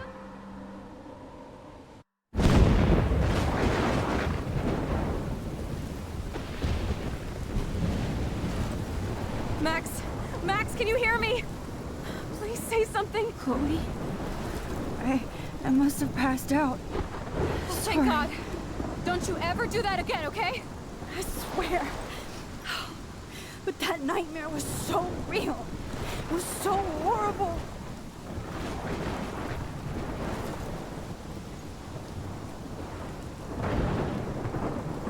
Again, is this really the place where you wanted to be when the tornado came? Like...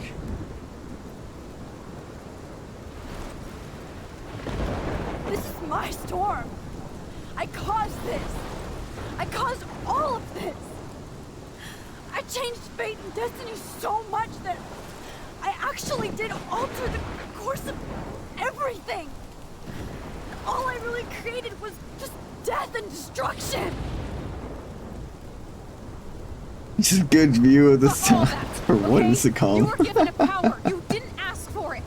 And you saved me. Which had to Rachel.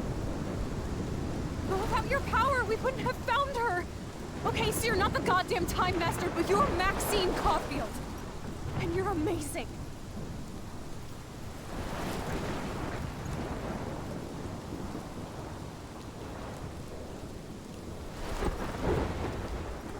Max. This is the only way.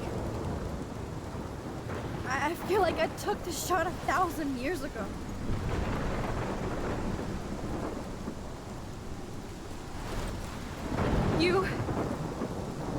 You could use that photo to change everything right back to when you took that picture. All that would take is for me to... Fuck that! No, no way. You are my #1 priority now. You are all that matters to me. I know. You prove that over and over again, even though I don't deserve it. I'm so selfish. Not like my mom. Look what she had to give up and live through. And she did. She deserves so much more than to be killed by a storm at a fucking diner. Even my stepfather deserves her alive. There's so many more people in Arcadia Bay who should live. Way more than me. Don't say that. I won't trade you. You're not trading me. Maybe you've just been delaying my real destiny. Look at how many times I've almost died or actually died around you. Look at what's happened in Arcadia Bay ever since you first saved me. I know I've been selfish, but for once, I think I should accept my fate. Our fate. Chloe! Max, you finally came back to me this week, and you did nothing but show me your love and friendship. You made me smile and laugh like I haven't done in years. Wherever I end up after this, in whatever reality, all those moments between us were real, and they'll always be ours. No matter what you choose, I know you'll make the right decision. Chloe, I can't make this choice. No, Max. You're the only one who can.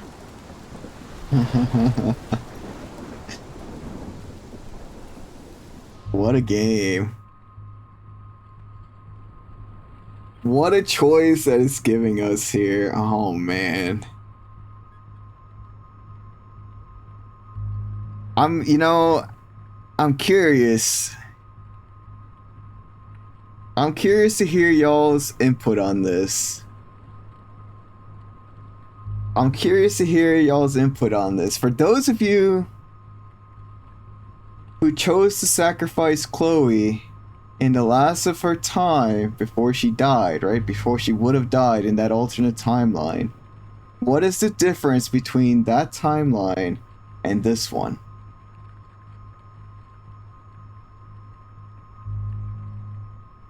What is the difference between sacrificing Chloe then?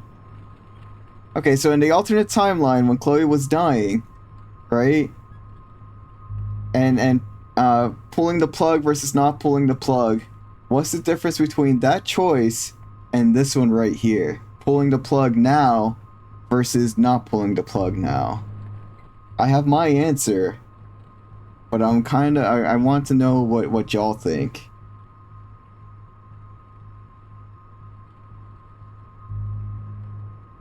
The difference is you fucking left after that happened. That's fair. That is fair.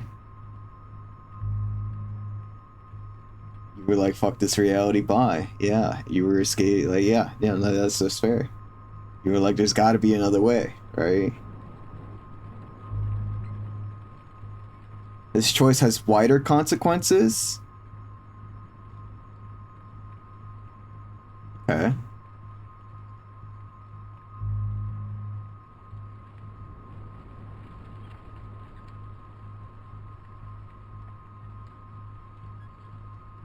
In the bigger scope of things, so there's more on the line here, right?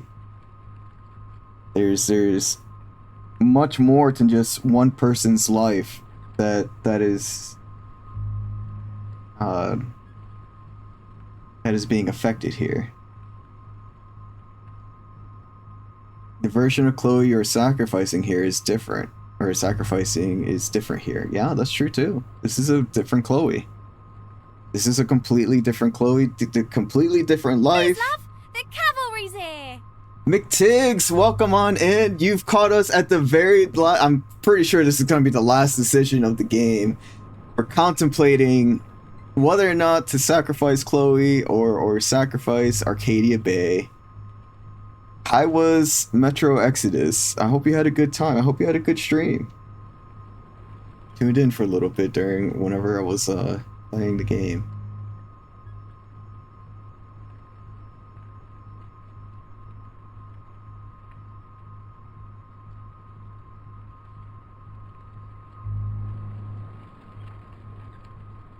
It was good till it broke. Oh no, dude. I'm sorry to hear that it broke on you. That's awful. You couldn't intervene to save her in the other one. She was dying regardless. Okay. It's just a bug. It happens. Yeah, I hate when that happens. I had it happen whenever I was playing Oblivion Remaster. I've had a few bugs that just crash the game no matter what. So the immediate death versus one where she could potentially live a longer life, although we don't know what happens in the future here, right? After we save her here, she could die pretty shortly after, and Arcadia Bay is still in ruins, right? We don't exactly know what's to happen, right? We don't know the future that's going to happen after we sacrifice Arcadia Bay. We don't know her life, right? We don't know how long and hell, even for that matter, we don't know how long Max's life is going to be after this, right? After this whole thing. We don't know the difference. It's possible no tornado occurs because Chloe is gone. Yeah, that's true too. Sacrifice her, the tornado might still come and the town will still be in ruins. Yeah, that's true too. That's true too. All those are possibilities that could happen. Right? We don't know exactly what's going to happen in the future. We just know what's going to happen we just know what's happened in the past. And we know that in alternate timelines, we were okay with Arcadia Bay might blow up because of horrible decisions made by some corporation who spills a fuckload of plutonium and then the town is vaporized. That's true too. I mean, from the sounds of it, the Prescotts are already destroying Arcadia Bay. Right? They're already, like, everybody's talking about how the city's going to shit. What we do know is that Max loves Chloe and Chloe loves Max. That's true too. That's true too. We have Chloe here saying, hey, and nobody else deserves to have this fate because of me living. Right? This is Chloe that's providing us with the option to kill her to save other people, right? Chloe is the one that's saying, hey, take my life. I'm ready to die if it means other people get to live.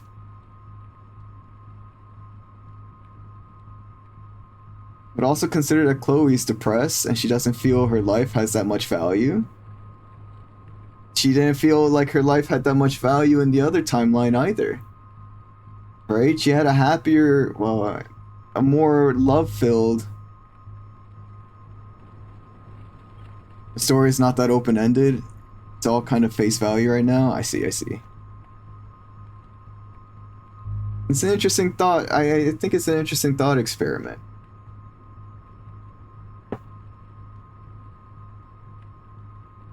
Right? In the alternate timeline that we did see, where Chloe was dying more immediate, she was dying anyways, and it was being a toll on her parents' life. Yeah.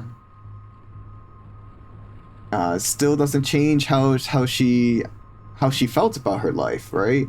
She had a lot of love, she felt the love, she still felt like she was a burden, and she felt depressed because she was a burden. She felt like her life was actually being a negative to her parents' lives by being alive. And by the people who are around her, right?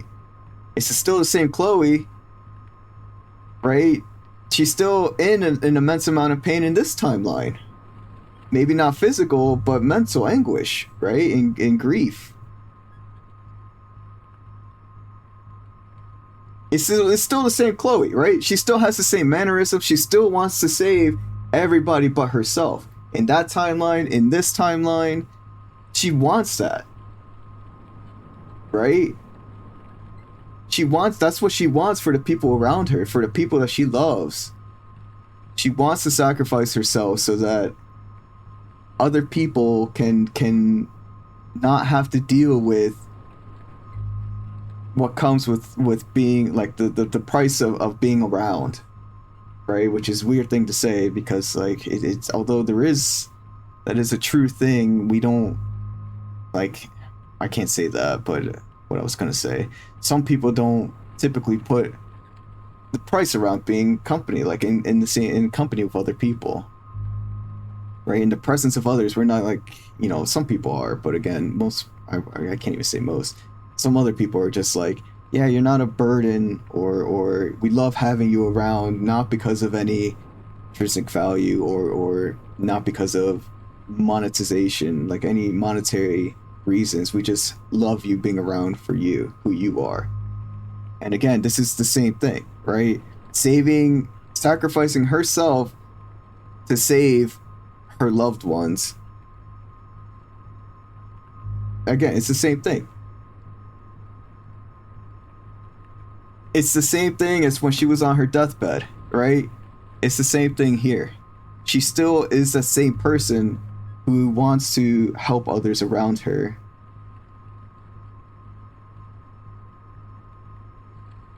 It's not the same thing exactly.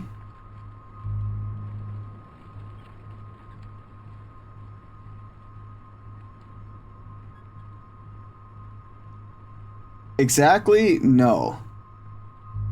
That's why we have, like, that's why things are kind of different. But it's the same concept applied to both Chloes. Choose chaos, flip a coin. That we have a dice roll. We could roll a dice, right? The build-up for this is: do you value your experience with Chloe more than you value your experience with the entire town? Did you roll today? I don't know.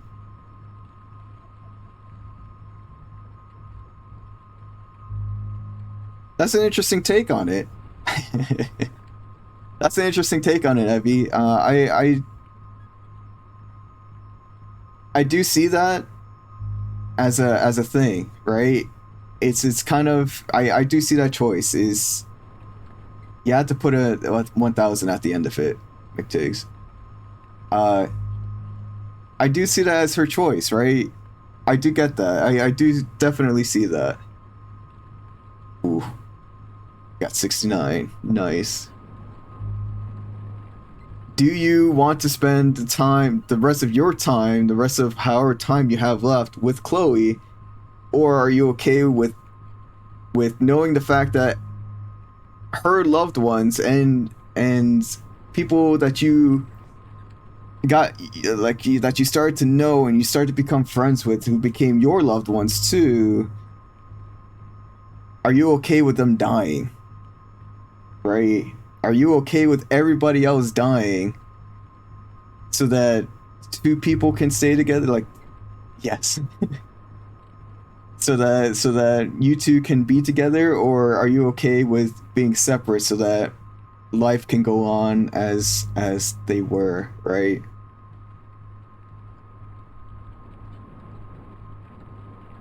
So that life can live, so that life can actually take place.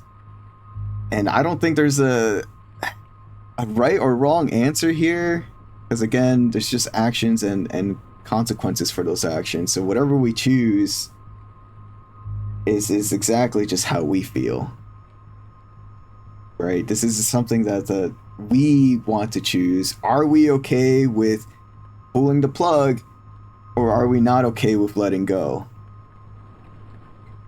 Right? And for somebody like earlier, I wasn't okay with pulling the plug, even though Chloe wanted it.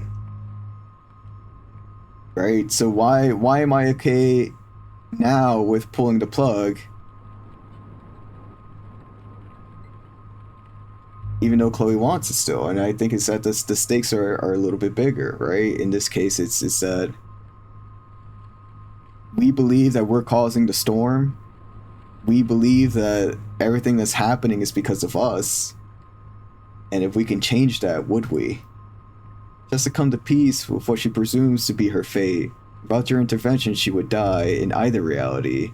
The difference is, when you intervene, you made her feel loved along the way, so that her life would be happier, will have a happier end. Yeah, that's fair. One that she came to peace with. Yeah, I can see that. We gave Chloe something to have value in life, right? We gave her precious moments, we gave her precious memories.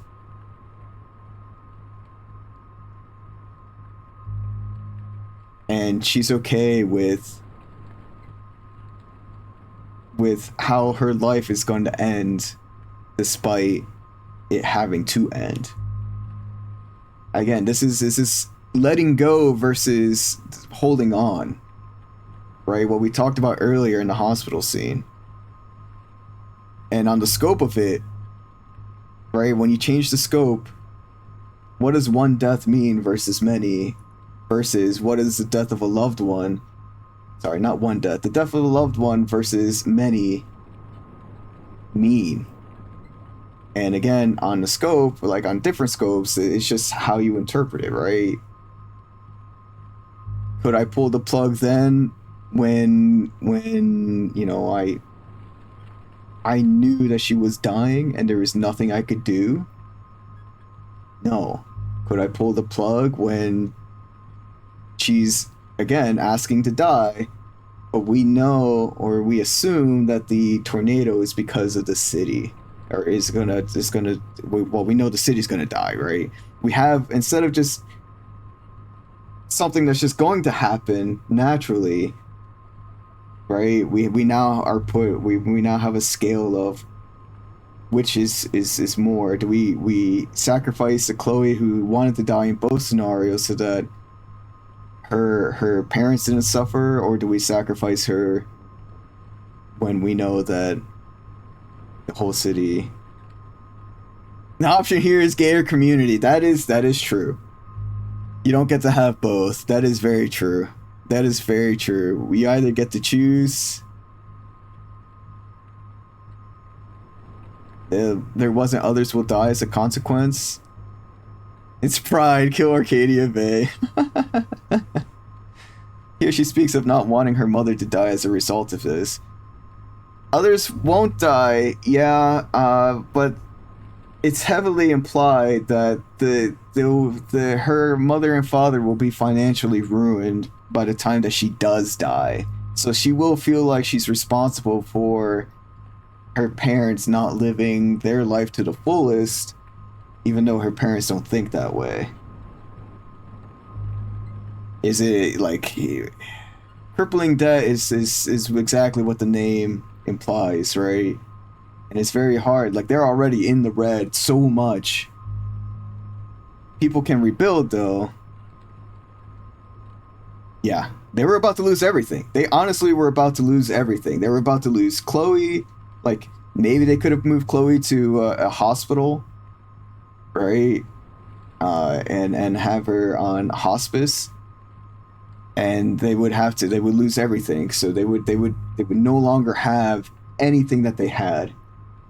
It was all gone. Everything in that reality was gone for them.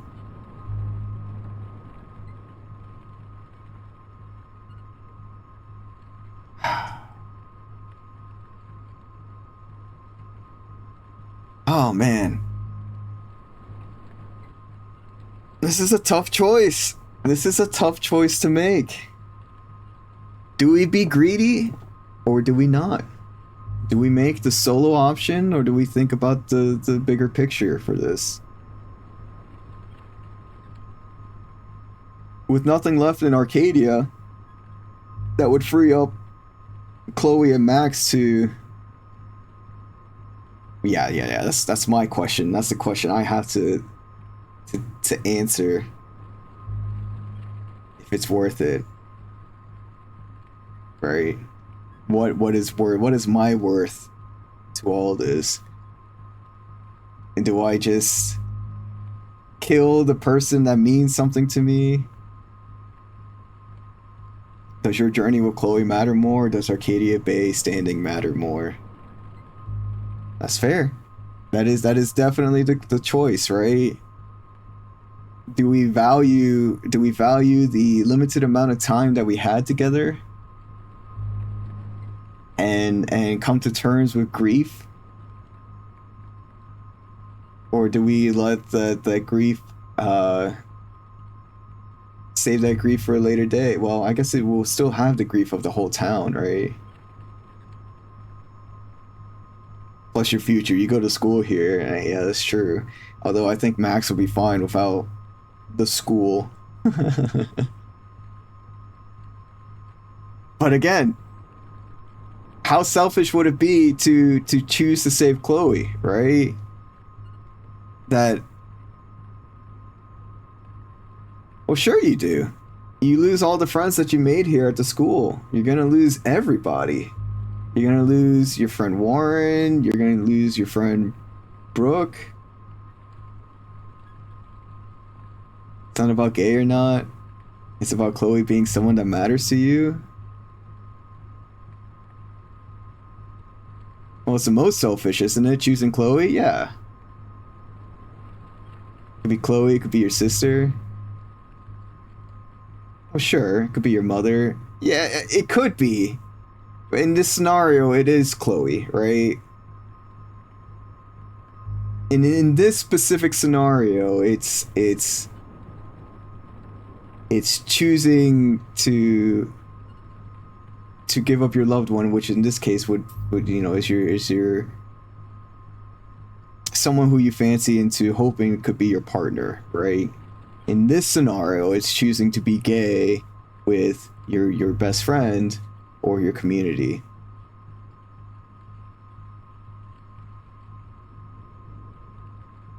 But no, yeah, you're right. It could be anybody, right? It's everybody. It's anybody who's meant something to you.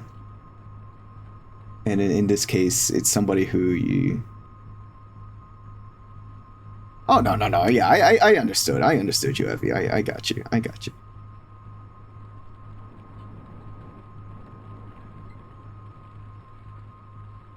But yeah, no, this is definitely... Man, I know we've taken 24 minutes on this decision so far. This is a tough choice.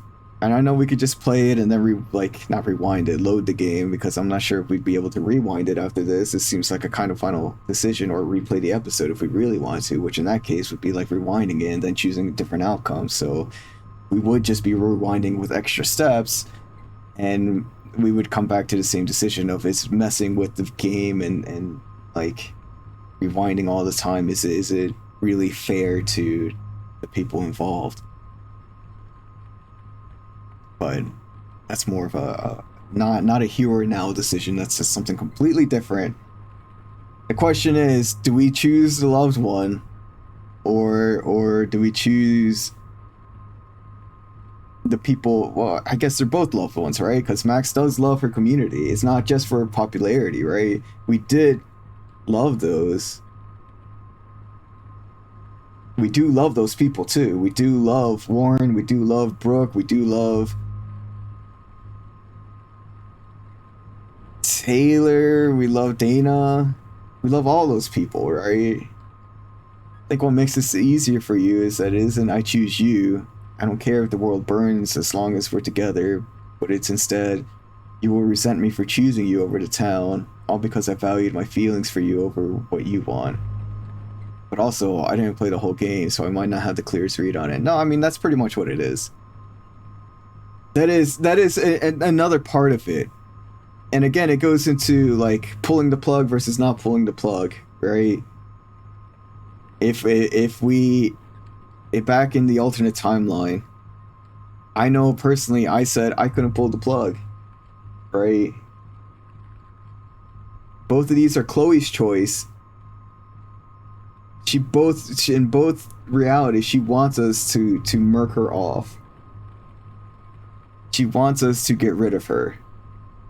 Regardless of the reason, she wants to die in both realities. But where one I probably couldn't, now I'm just like, well, I mean, all these other people get to live. So now there's weight of everybody else versus the weight of her. And again, it's one of those like, would she resent me for her mom dying? For her stepfather dying?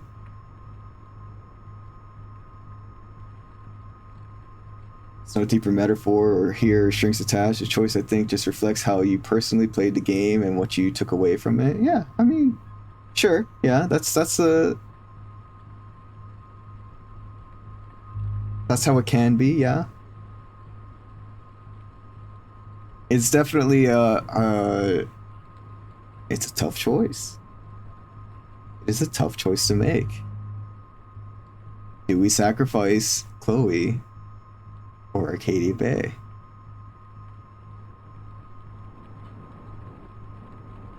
Do we sacrifice somebody who's...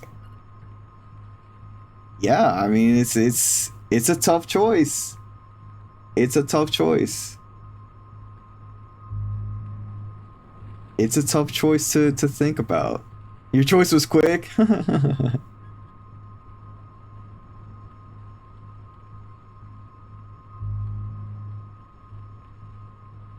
Again, you know, going back to the alternate reality, you know,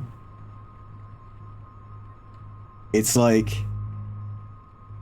could you pull the plug on her? And I couldn't, but now I could. So what does that say about me? Right? Couldn't back then because it was more personal. Now it's like, okay, well, it is personal still. I still, you know, have feelings for this person, but I also have feelings for everybody else in Arcadia Bay. Not all of them are good feelings, but, you know, how could I let Joyce die because of this tornado? Something that I've caused. Potentially caused. We don't know for sure if we caused this tornado, but it's heavily implied that our choice was because of this. How could I let somebody who am I to be the judge of somebody's life? Who am I to take away life from others because of my actions? And again, sure, the tornado, assuming that the tornado is caused by me and my choices to save that. You love Chloe too, didn't make the choice any easier. Yeah, exactly. Oh wait, you love Chloe, Chloe matters to me, and someone has to advocate for Chloe. I'm her person. Yeah, and that's fair. You know, that's fair. That's fair to have somebody like that. It's fair to choose somebody like that, right? To choose who you love because that's what matters to you. That's who matters to you. She's a person, she matters to you. Boom, done deal, right?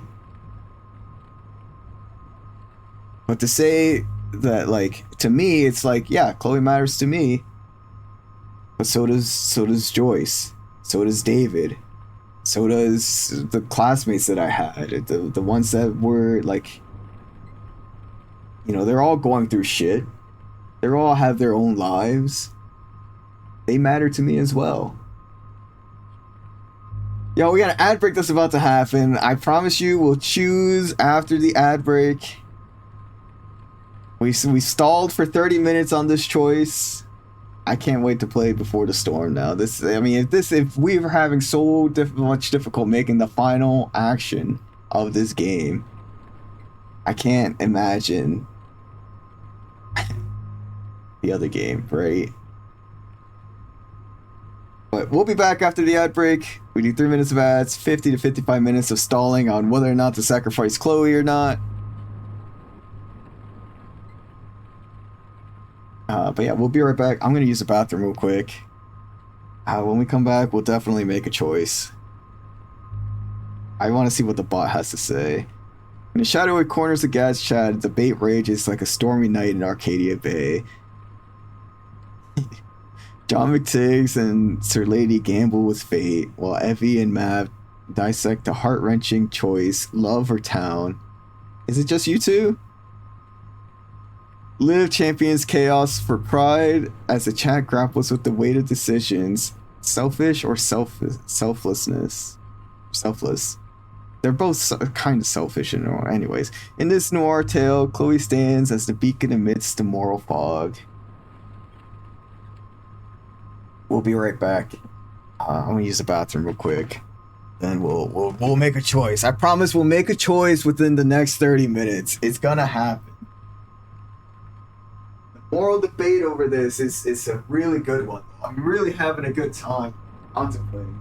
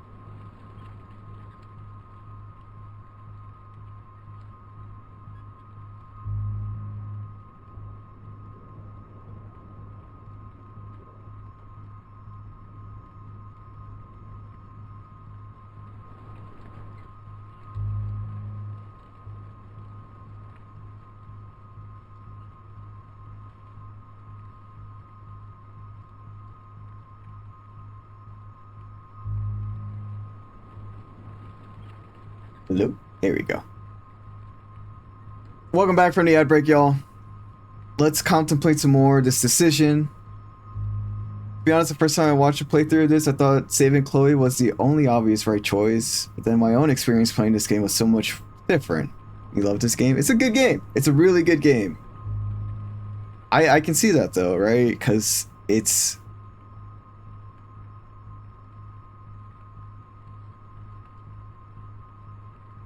it emphasizes, like, value, right?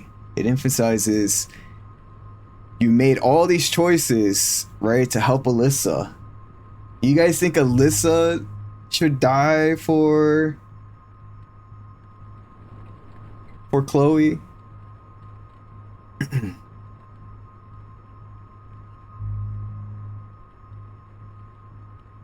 It's quite interesting because your reaction was that saving Arcadia Bay was the obvious choice. Again, that's putting like that's a fair point of view too, right? We put the values of, not the values so to say, but there's a lot that goes on. That's just you You two pulled triggers. You remember? If you think you can look at the game more objectively, then that is the obvious choice, because then it's just the trolley problem. Yeah. Sure. This is a little different than trolley problem because you know all the circumstances here, assuming you played the game. Right. Playing the game, like, the trolley problem, you're just, somebody's, like, do you pull the lever? You come into the situation, do you pull the lever, yes or no? Do you save the person you love, or do you save everybody in the town? This is a little different. It's like, okay, well, you yourselves are the person who puts everybody on this problem, right? You put everybody on the trolley, you pit it against, not intentionally, but sooner rather than later, you line everybody up on this trolley yourself, and then you're given an action. Do you save your loved one, or do you pull the trigger, or do you save other people who you do love, maybe just not to the extent of Chloe, right? It's more of like, you have one connection, a very strong connection with Chloe, versus a lot of tiny different connections to the people of Arcadia Bay. And at the heart of it, you put them all on this trolley, and you're the one who has to pull the lever, right? You're the one who has to be the bad guy in both situations, because you're the one who set up this experiment in the first place. Whether you wanted to or not, doesn't matter. They're all there because of the choices that you made. You're also 19 or 20 when initially saw this, and your priorities as a person were just a lot different too. Yeah, that's fair. Again, this is one of those games that's like, you can see how you've grown, right? How the changes that you would have made back then versus now is just completely different. Or as you've grown, maybe not now, but like as you've grown up throughout the ages. And that's growth, right? That's growth in one form or fashion. And again, you know, no choice is a right choice, right? There's just choices that have consequences. These actions just have consequences, right or wrong. It doesn't really, there's not really a right or wrong choice. It's just, which one are you okay with living with? Are you okay living with the person you love, or are you okay with living without them? I think it's probably because you're inclined to remove the choice from your hand despite being the one making the decision. Because you treat it as, the person I love asked me to save the town at the cost of them, versus I cannot bring myself to be without them. That's fair. See, Mav, when we were at the point where Chloe asked Max to unplug her earlier, I was like, I would ask someone without these boundaries so that they won't refuse. And I totally ask you to do it. That's true. Evie did say that.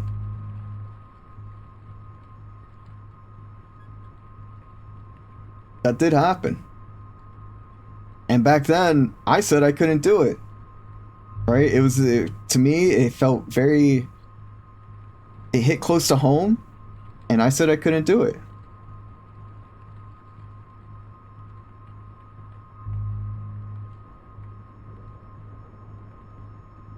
The boundaries of the person, right? An example, my boundaries being I couldn't pull the trigger on somebody, like pull the plug on somebody that I loved when they were dying.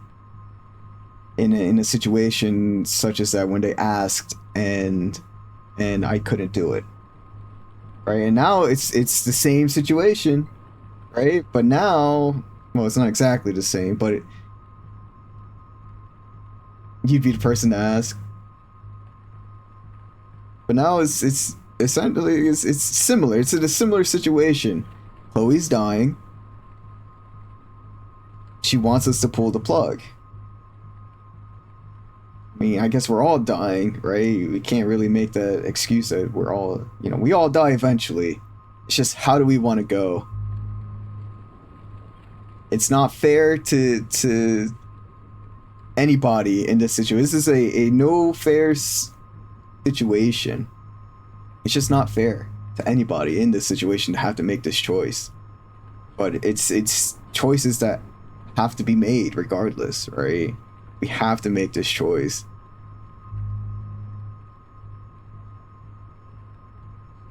You love her, You can take that burden away from her by making the decision to save her. She isn't asking you to. Sure, she's not. So she doesn't bear the responsibility. Yeah, Max would have to be the one that bears all this responsibility, right? Chloe's like, I give you permission. So you're saving her twice.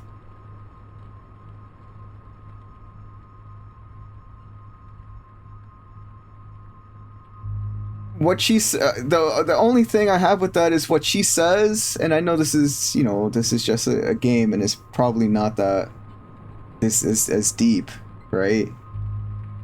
Is that what she says and what she like, how she would feel after it. Always the one who brought it up and handed over the photo. That's true. This was her idea. That's true too.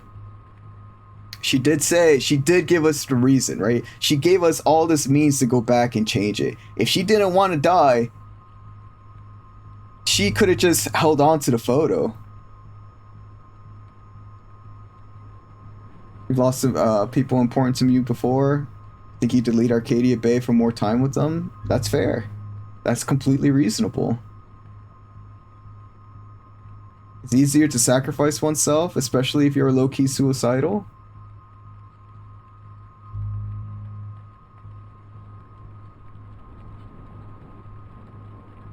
I mean, sacrificing yourself is easy.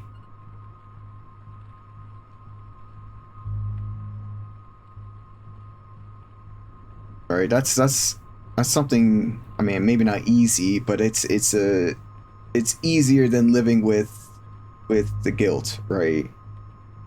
You become a martyr and it's easier to die and not see, like you know, it's like that alternate reality. We made a choice and then we dipped, right? Because that was easier for us to do than to stay there and accept the grief that came with everything that happened.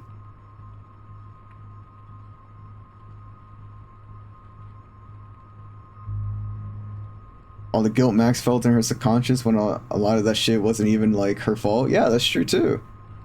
And again, that kind of gives us an idea of what Max is going to live through when she makes this choice, right? If she chooses to say sacrifice Arcadia Bay, she's going to have those voices inside her head replaying of, she's going to have the trauma of it all, right? Of the people who meant something to her in her subconscious telling her, well, it was just a popularity contest. You don't really care about us, right? You did all this shit and then you killed us anyway. You made the choice to kill us. What is... And again, that may not be the reality of the situation, but that's what Max thinks, right? So now Max has to live with the trauma of not saving all those people. But she gets to be with Chloe. It's any way you put it, I feel like these two people are gonna be fucked. Like they're gonna be extremely fucked because they made a choice, but just because you make a choice now doesn't mean later you won't regret it, or at least feel some sort of way about it.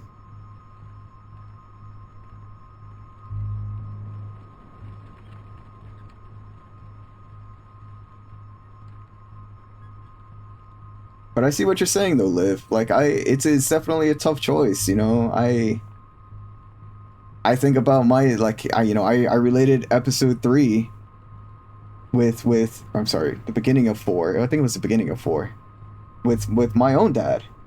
You know, he passed away of cancer. He was on a medical bed, and like I had to spend a lot of time with him in the hospital when he was dying.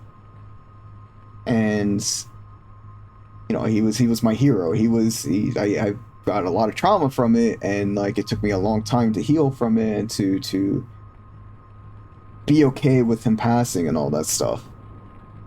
So I get it.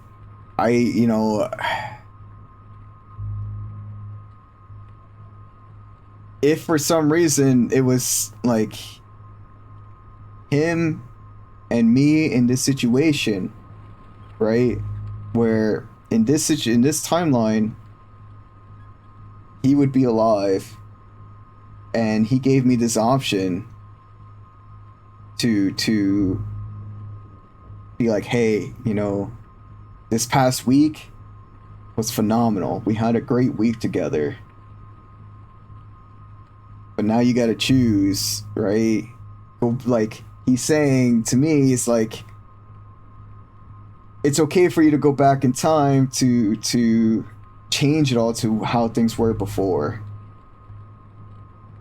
To make it so that what did happen in my current, like in my life, in my timeline here, in this universe, in this world, happens.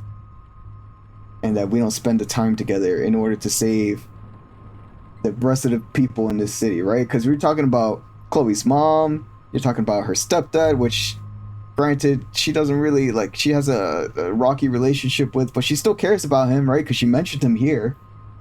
So she still cares about him. You know, she doesn't have Rachel Amber anymore, which is fine, but that could also be, like, trying to influence her decisions here, too.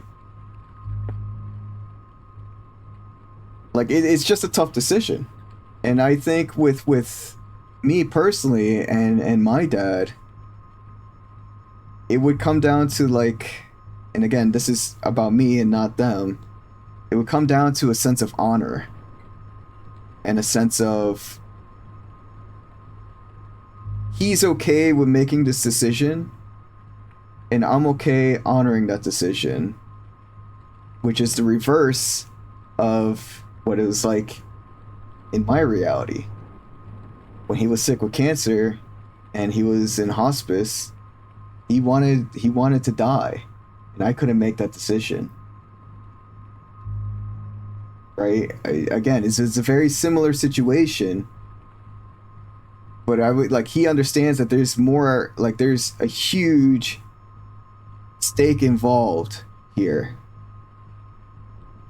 And I think, like, he would be understanding of everything that happened, and he would be understanding if I chose to go back. And I'm not saying he would be disappointed if I chose to sacrifice Arcadia Bay or like the town I live in, right? I don't think, like, he would be disappointed in that decision. Again, you know, if we're trying to fit into this narrative, he would lose his family, right? He would lose his mom in this case, and my grandma, which would adds a little bit of, well, I mean, Joyce is kind of like Max's mom too, right? So there's, I'm not sure if that's what he would want. Right, and again, it's a selfish. They're both selfish reasons for me to want to have them around longer, or to not have them around anymore. Right, because if I don't have them around anymore, then this is like the life I'm living now is what I'm living. Right, I learned so much without him being here. I learned how to live without him being here, right? And this would be the life that I would be living without him being here. And like the 12 years it's been since he's passed, so I don't know if we discussed it, but the town doesn't get a chance to say, we're fine being sacrificed, so can you keep your life with Chloe? Whereas Chloe does. That comes from being the person with power, right? I mean, take a look what happened today in U.S. politics. We're not going to get into it because people don't want to, like, they come to streaming for an escape, but I'm okay with talking about. But again, right? We don't get a say on the grand scheme of things when the people in power have, like, they're the ones in power, right? We don't get a say. We're just pawns in their ability to make decisions. But no, I mean, that's true too, right? Like, if I were to voice my reason, it would be like, yeah, I don't want to die for Chloe. You know, I'm not gonna be like, you know what, Chloe means something to you, and I'm okay with that. So go ahead and sacrifice me to the volcano, or sorry, not volcano, the tornado, and you guys live a happy life. Yeah, there's no winning in this choice. Choosing Chloe means you destroy an entire town who didn't consent, and that also means Chloe loses everyone she cares about. Yeah, that's true too. Chloe and Max. Max still has her parents. Tron, what's going on, user? We've been here for almost an hour. It's been almost an hour on the screen. How you doing tonight? Hope you're well. Max's parents don't live here, yeah, but she still has her friends that she cares about. Yeah. Does Chloe really care about anyone other than her mom? Kind of her stepdad. Kinda her stepdad. Other than that, no, she wants to kick rocks out of this town. You're doing good? That's good to hear. Chloe had friends here. I don't think she's as close to them as Max is, so Frank, maybe Frank, that's probably not, but like at one point Frank was a friend.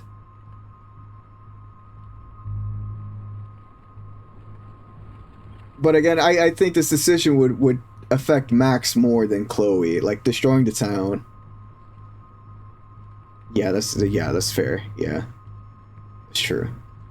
But I think that like destroying the town would impact Max more than Chloe, besides Chloe losing her mom. As a story and not as a self-insert, if Chloe was like, all that matters is you and me, I'm sorry Arcadia Bay, but you wouldn't make it. So that's not our current situation. True. She wants to sacrifice. She wants that ending. Near the beginning, Chloe says something like, I wish I could drop a bomb on Arcadia Bay and turn it to fucking glass. Yeah, she said that, but then she also said something like, I don't really want the town to be destroyed. She also said that later on. It was more of a... I get that feeling. It's more of like wanting to change your surroundings so that you can grow.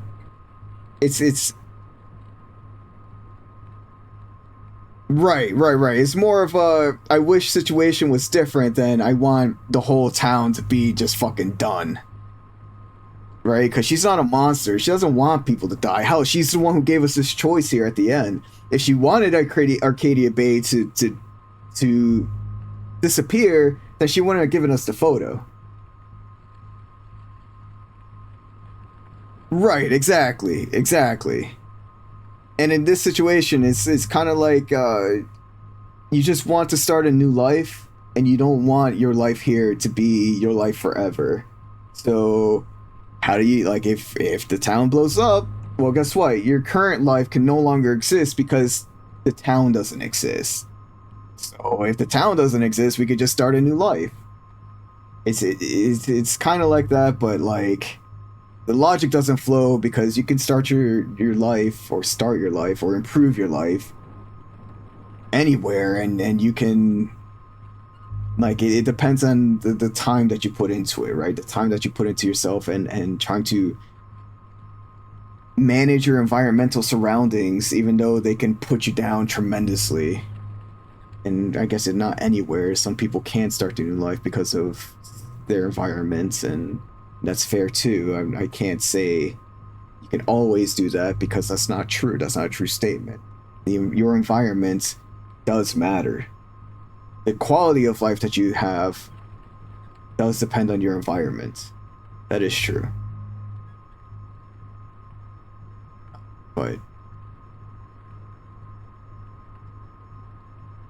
But yeah, this is...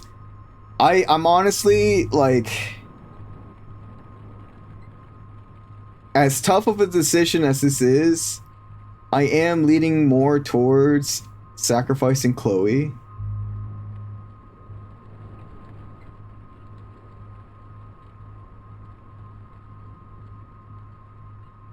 I do think that... And this is, this is one of those things. Again, earlier, I couldn't pull the plug on her, right? earlier I was like, there's no way I could pull the plug on her. And now look at me. I'm pulling the plug. One person's life versus so many more. That's one way of viewing it. But it's deeper than that though, right? It's the connection that we have.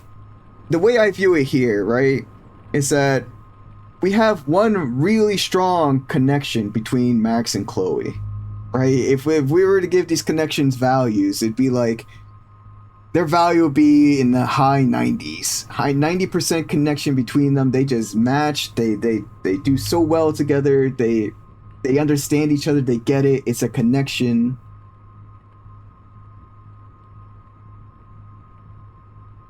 It's a connection that they have, right?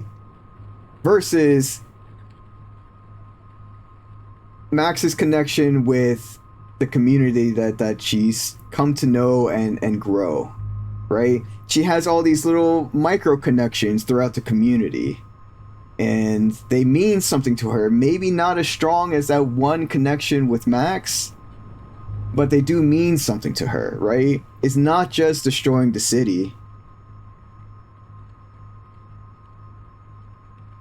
It's about destroying the community, right? It's about destroying her loved ones as well in the process. Her friends that she's met and like gotten to know. And like there's just one big connection that's really good. It's like you could almost compare it to like The One, which I hate that the whole The One, versus all these micro connections with your friends and your still loved ones. You can love more than one person. They just don't have that big of a connection, right? It's like if I'm a streamer, you'd hate The Matrix. If I'm a streamer, right, I have my community, which is y'all. Would I sacrifice y'all for somebody who meant something to me? That depends, right? That depends on the life that we live together.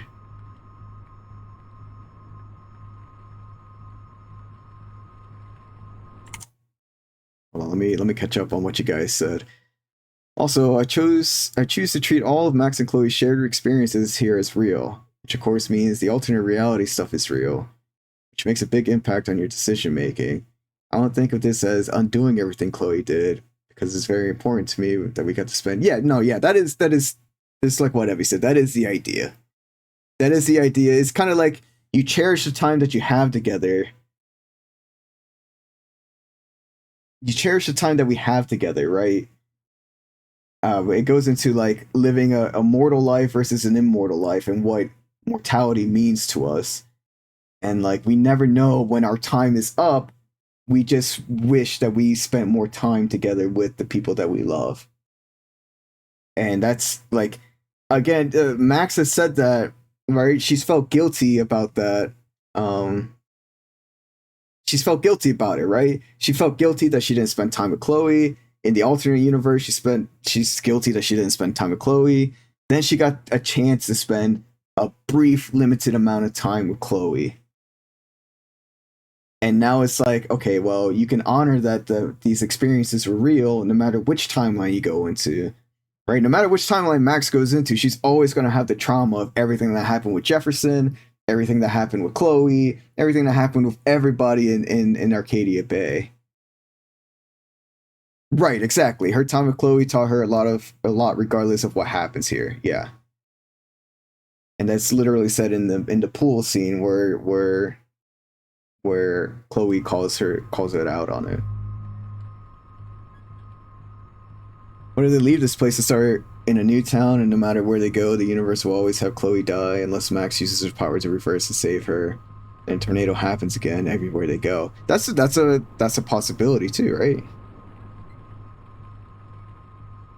Yeah, that's again, it's this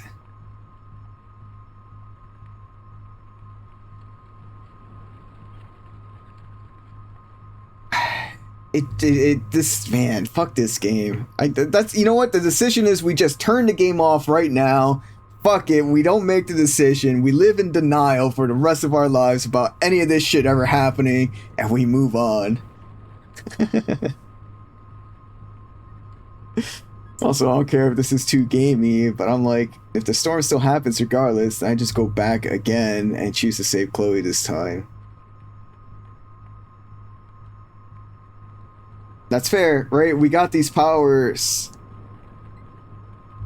I'm actually kind of confused how we got these powers and the reason why we got these powers. Assuming we keep them, yeah, that's fair. I mean, if we restart the game, right? If we just restart the game from this episode, sure, we do. Got bit by a radioactive butterfly.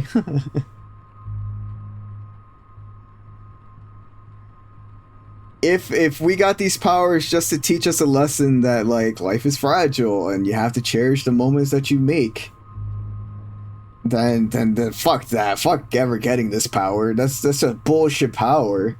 We have no actual power at all. It's just kind of like, hey, look, death is gonna happen either way. You gotta learn how to deal with it.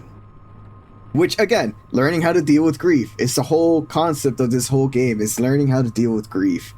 It's always been about learning how to deal with grief. It's just what kind of grief do we have, do we want to choose, right? What kind of trauma do we want to process? It's a fucked up place. It really is. This is like Final Destination, right? This is just death fucking with us and being like, you thought you lived? Sorry, bud. You get the axe.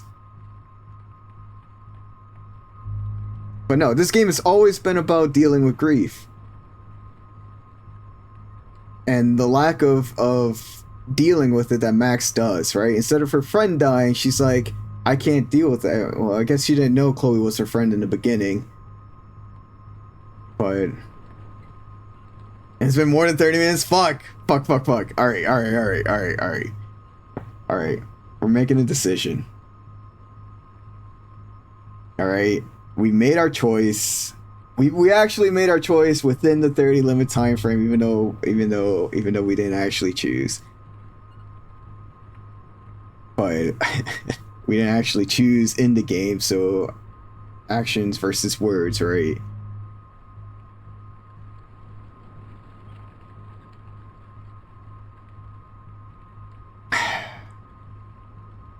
As much as I hate to sacrifice Chloe, I could not, personally, I cannot be the cause of something that destroys so many lives. I would come to terms, like, I think I'd be better off coming to terms with knowing that somebody who was supposed to die died. That's what the whole thing with William was, right? Somebody was supposed to die, and no matter what alternate timeline that we go through, this is Chloe's time. Now we have a chance of saving Chloe, right? But I can't. I'm okay with knowing that this is Chloe's time. I'm okay with knowing that, again, you know, when we had the choice to take her life or not, we couldn't. Her time was coming sooner rather than later, even if we pushed a button or not. Even if we killed her then or not, her time was coming. And we just wanted to spend the time that we had together. We didn't want to intervene in ending her life faster. And here we don't want to intervene in making her life longer. Her time is her time. And the time that we spent together this last week is what makes it, like, it's what makes this journey meaningful, right? And no matter how many times we go back in time or forward in time, or even if we reload the game and choose a different ending, the meaning, like, You died of old age. The meaning of it is, when it's your time, it's your time. And there's no getting more time when it's your time.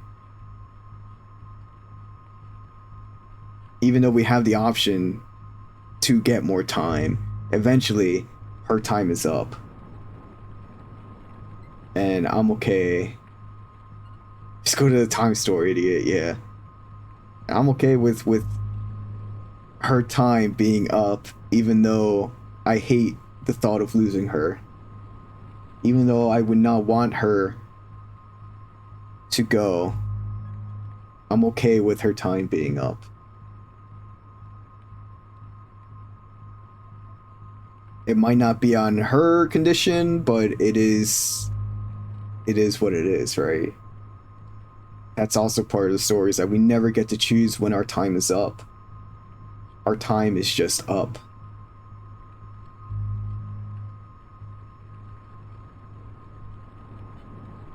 And again, you could be like, well, you could put that same logic for sacrificing Arcadia Bay. I could. But I don't think I could live with the decision of sacrificing so many people. It's like the Philosopher's Stone, right? Full Metal Alchemist sacrificed so many people to get this one stone that's all powerful, that could potentially bring people back from the dead. It could potentially do all sorts of things, but at what cost? Where do we draw the line of how many people need to die to keep Chloe alive, or in this case Chloe alive, but to keep whoever we need to alive? That's, for me, that's how I see it. And again, that's just my interpretation. I'm not saying I have the right interpretation. Everybody's interpretation of this decision is valid. Everybody's interpretation of decision, no matter how you went in this game, is valid. I want that to be clear. My way isn't necessarily the right way. It's just a way. It's a choice that I'm making. And y'all's choices are valid as well. I just want to toss that out there. Whatever you choose, that's fine. This is what I would choose. The only moral use of the stone was when the souls within it wanted to be used. It's fair too. That's fair too, yeah. Everybody, send your regards to Chloe. She was an amazing friend. We had a wonderful journey together. And I'm glad that we got to spend this extra week together on borrowed time.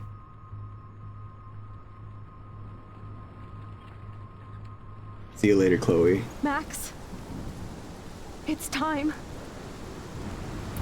Your hair was blue. Chloe, I'm so sorry. I don't want to do this. I know, Max, but we have to. We have to save everybody, okay? And you'll make those fuckers pay for what they did to Rachel. Being together this week, it was the best farewell gift I could have hoped for. You're my hero, Max.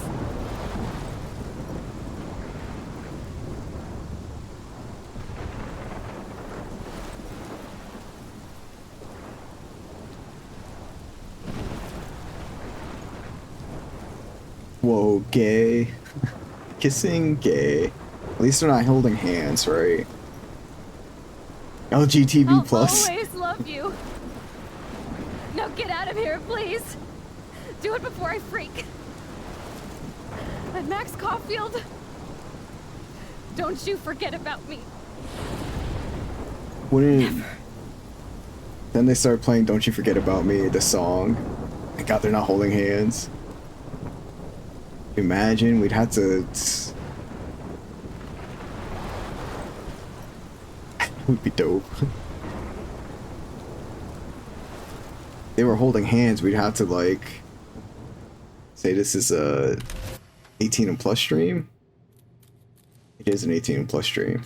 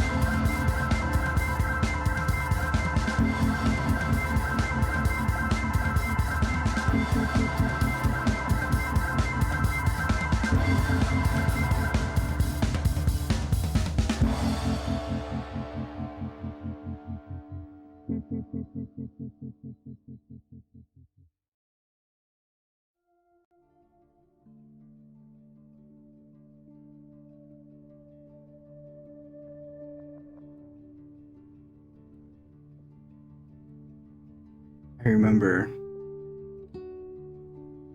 having to bury my father. And the only thing I can think of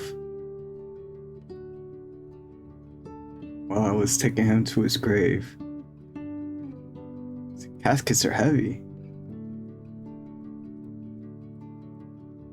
It was so heavy.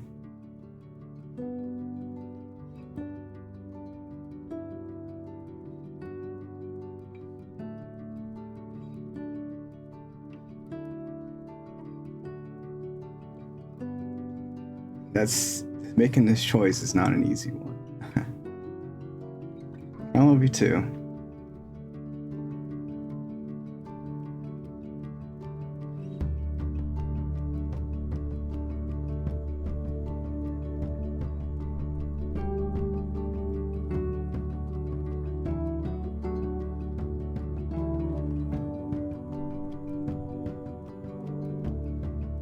Something felt so much different to watch than the other one, though it was significantly heavier. I feel like it's a more personal one, a more personal ending.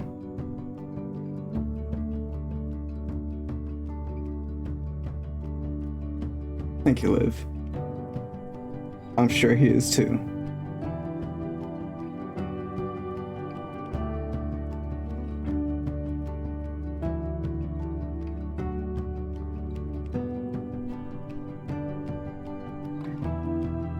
Me neither, Abby. Me neither.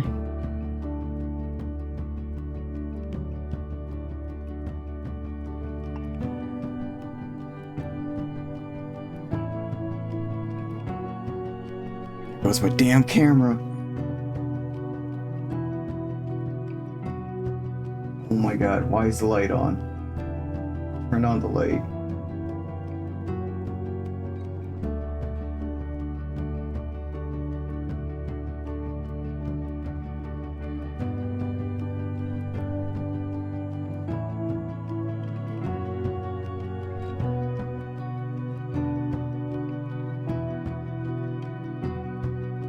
Yeah, that was funny. I was like, okay, the song is backwards. Sure. I can see that.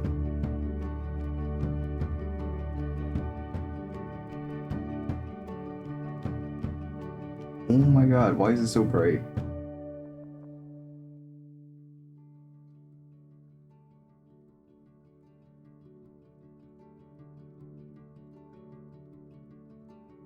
I think they captured different. I've seen both of these endings before. I remember bits and pieces of it. Back when I watched, 10 years ago. I think they're two different kinds of endings. One is looking forward to a new future. And the other one is remembering the time that you spent together with your loved one. And I think the other one feels kind of like we have a clean slate now.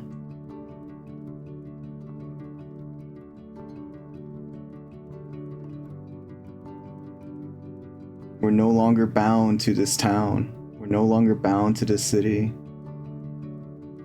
We're free to do whatever we want. We have no loans, we have no nothing.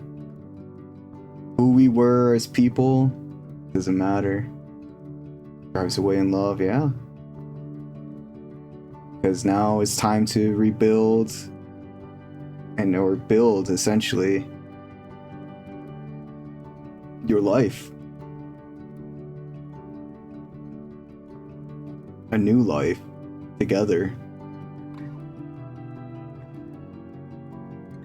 Probably not. It didn't treat them kind.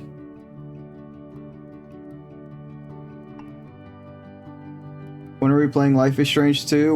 We're Evie Redeemed playing Before the Storm. So after tomorrow, we're gonna be playing Before the Storm. It was like any other town. As much as I respect all of y'all's input and talking about it, again, there's no right choice to choose there. There's just actions and consequences, and what we're okay with the decisions that we make, if we're okay with it.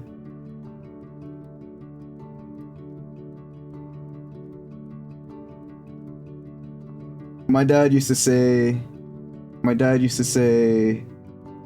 something similar, Evie. He used to tell me, and saved your life, way too many bad memories and way too much trauma there. That's fair.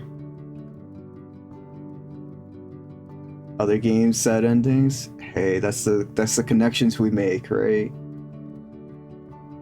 My dad used to say, it doesn't matter the city, it doesn't matter the town, where you move. Because every one of those places has their own community, has their own life there to live, has their own events that take place. And the one thing that changes is who you are.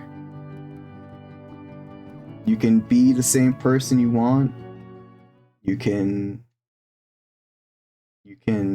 change who you are at any time. But what I don't think is I see what Liv is saying, and I think that's something that was not included in what he was saying, is that you can move to other places, and it's just not really a difference as to where you live. But there are ways to have more access to things that mean something to us.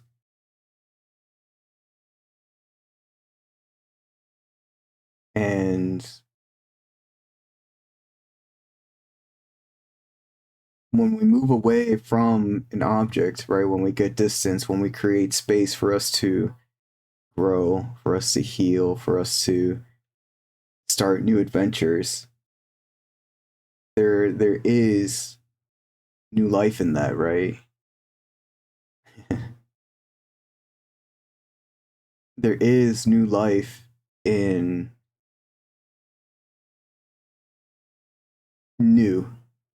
something new. A new adventure awaits, right? A new adventure that can be similar to what you were living in before, or completely different. And I think that's moving to a new city or a new town can give you clarity.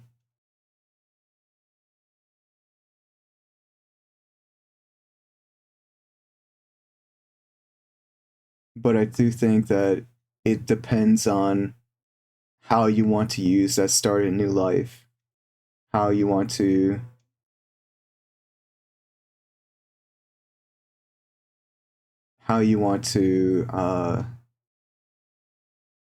go forward from the choices that you've made. How do you want to grow from who you were previously to who you are now?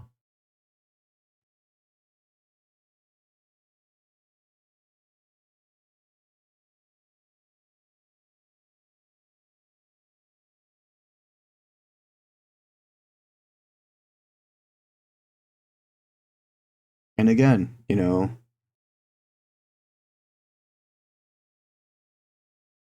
can't stop the march of time from going forward. No matter what choices you make, no matter what you do, if you don't work on yourself, you're not going to work on yourself, right? No matter what city, no matter what town. Unless you're Max, yeah. No matter what, it's not going to matter, right? No matter, you're never going to find that relief until you give yourself grace to find it, until you work on yourself. And again, sometimes we need a different scenery. We need space from what was causing us issues. That it does. That it does.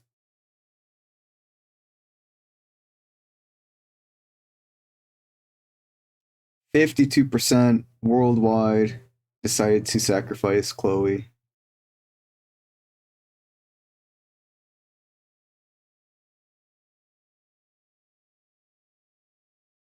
Among our friends, 85% of our friends decided to sacrifice Chloe.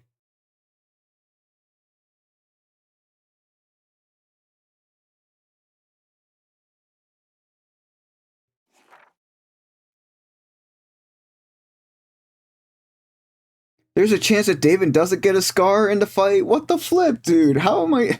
What?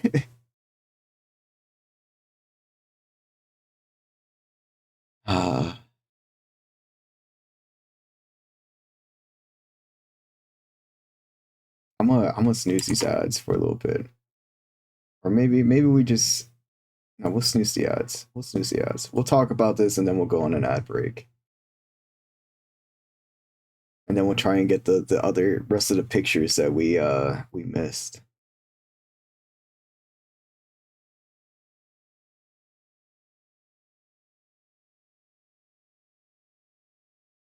%96 of people during the fight, David got a scar. 96% of the timelines happened that way. 54% didn't kill Jefferson. 60% saved a trucker. 63% saved Ian. 64% saved Alyssa. 72% saved a fisherman. 66% of us said, Joyce, it's your decision. 64% of us told Frank the truth about Rachel. 66% of people kissed Warren. That's a number I wasn't expecting. 5% didn't show Warren any affection. They were just done with Warren. And 29% hugged him. I did not know Warren got a kiss 66% of the time. That is kind of wild, to be honest. But life is strange. Man, you know, they had so many times to say life is strange throughout the whole game, and I don't think they dropped it once.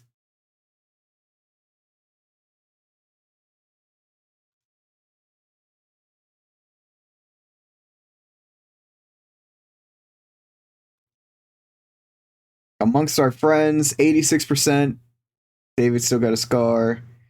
We were in the minority amongst our friends who didn't kill Jefferson. Most of us saved a trucker. All of us saved Evan. About half of us, we were in the minority of our friends of saving Alyssa. They said, fuck you, Alyssa. We saved you one too many times. You're donezo, kid. 86% saved a fisherman. 42% of us amongst the friends said, Joyce, it's your decision. The majority of us, 86%, told Frank the truth. Again, kissing Warren was the majority amongst our friends.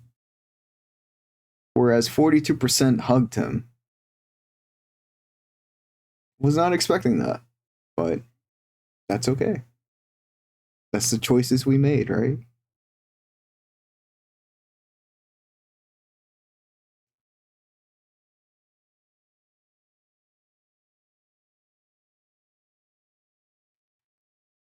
Ooh, this was a tough game. This was a very, very, very emotional game.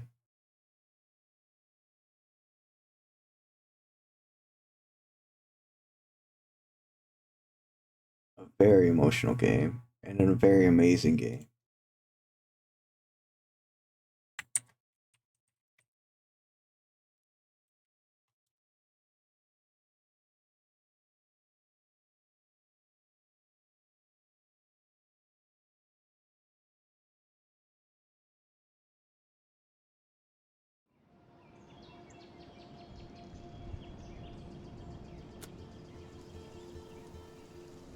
I wonder if this screen changes depending on which ending you get.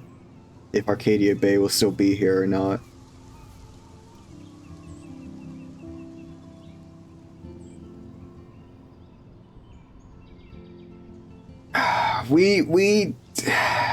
I've played the first episode of Life is Strange 2. I had a really hard time getting past the intro. Maybe I'll be able to do so more after playing this game. These games are difficult for me to play for a multitude of reasons. One of it is, you know, my dad passing is a big one. Although I've done a lot of healing, it's difficult to play some things. Yeah, the intro killed me. The very first episode killed me. I had to stop putting it down. I cried, and it was I couldn't play it anymore because of that. The game hit really close to home. The second reason that is difficult for me to play has to deal with my ex. She got me the game Life is Strange 2 so that I could play it. And I have a very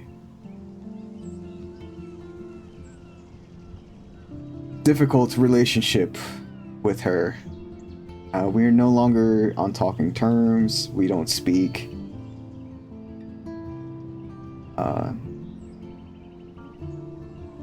And she sent me an apology letter this year. But there's a lot of trauma from that period of my life with her. And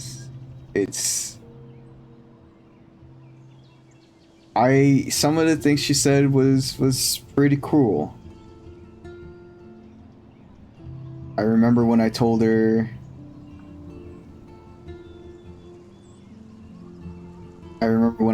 that playing Life is Strange 2 was difficult for me because of my dad passing.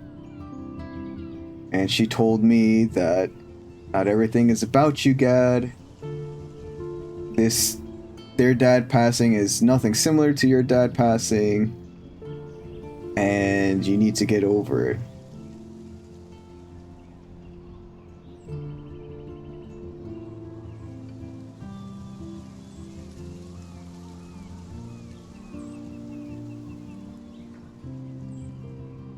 Indeed.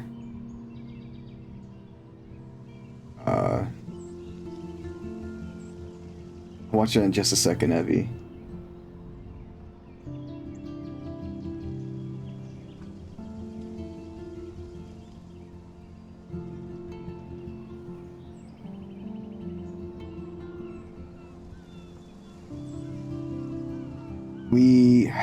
The relationship I had with my ex was unserious. That's okay.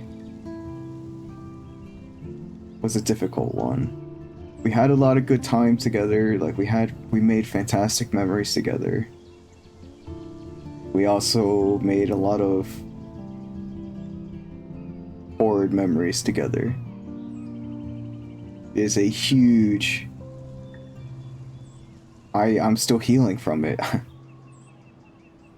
I have a lot of scars from that relationship. A lot of mental trauma that I'm trying to navigate. And like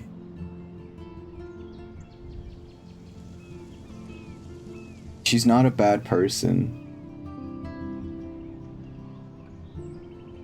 If anything, I would equate her to most being a mix of David and Chloe.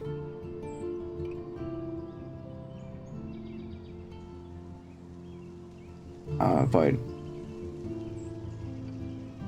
she's not a bad person, and we had a lot of differences in how we viewed life, and that's okay. She just took a lot of it out on me, and some things are difficult to break free from her grasp.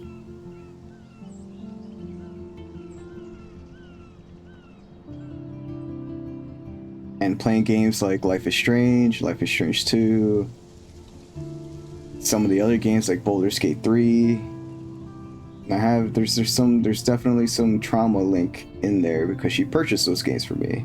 Not Life is Strange 1, I bought this one. But there was a lot of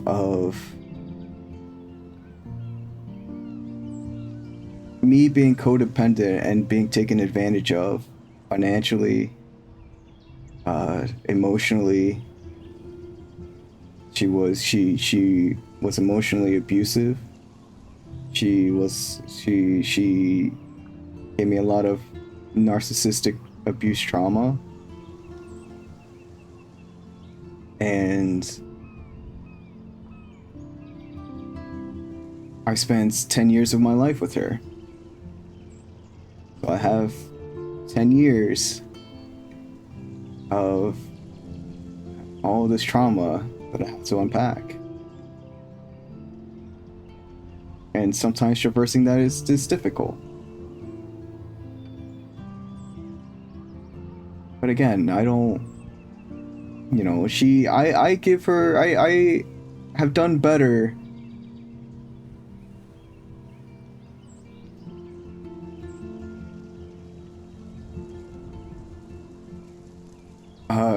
with providing accountability where she needed to take it. I went to therapy, I got help, and I started seeing that what she was doing and saying was not okay. And when I started to break free of her hold, that's when things got worse. But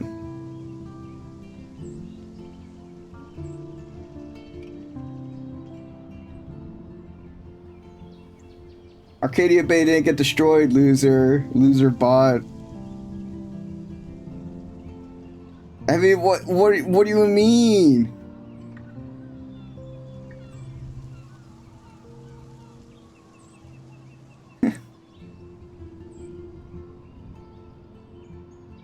Post-stream laughs? What? This fucking bot.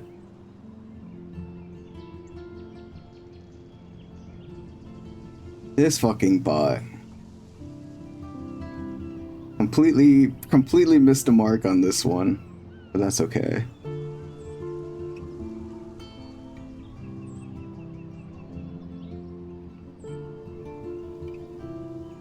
But like I said, I've done better at providing accountability to where it belongs. From her mistakes, from my mistakes. Don't get me wrong. We were both not right for each other. We were good friends. We were really good friends. We cared about each other. We loved each other. I still do love her. I'm not in love with her, but I still love her. And I'll always remember the fond times that we had together. At least remember what I can. My memory has I've lost a lot of my memory since the breakup. There's a lot of trauma involved in that memory loss.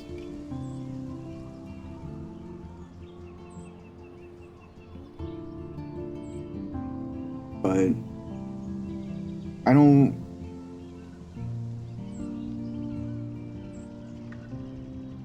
don't blame her for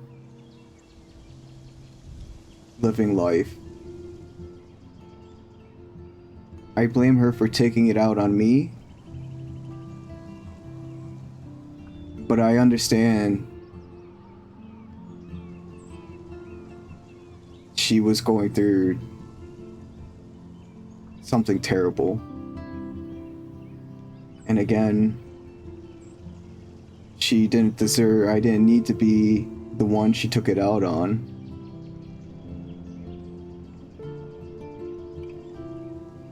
But I understand. I understand pain can make you do crazy things. Emotional pain, physical pain, all sorts of pain. And again, that's not to try and justify her actions or to make excuses. Right? We all have a choice, we all have actions, we all can not do things that we do or have done. But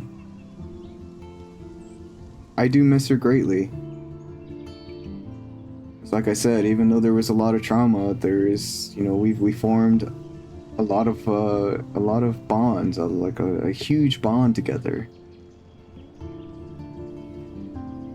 Living 10 years with somebody is it's a large chunk of your life.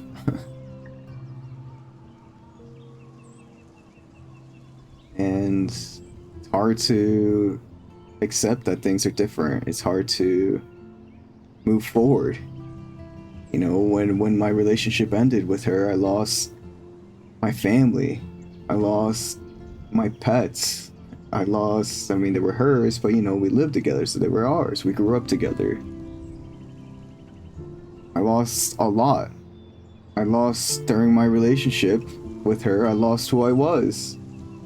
I gave up my dream job so I can be with her. I was offered a job to be a game developer, which is something that I've always wanted since I was young. And I gave that up to be with her. And I don't regret that decision. It's something that I did though. I gave up my identity.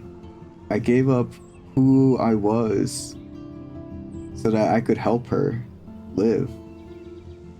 And there was a point where I felt like I wasn't really seen as her partner, but a caretaker, but her caretaker.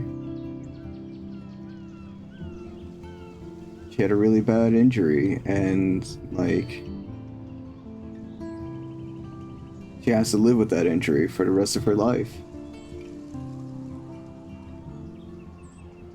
You know, and I didn't mind being her caretaker. Just, I minded the negative parts of it. I minded being yelled at. I minded having to run to the, like, having to hide in the bathroom so that I didn't have to put up with her abuse. I minded her saying that I didn't do enough for her. I minded her saying that I never cared about her.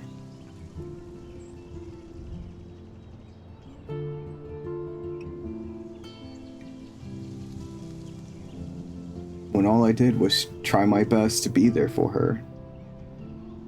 Don't get me wrong, I wasn't perfect. I was a shitty boyfriend. I was a real fucking shitty boyfriend. But the one thing I was able to give her was my heart and my love. She gave me that in return too. It's not all the time. She gave me more, right? She gave me a lot of hurt.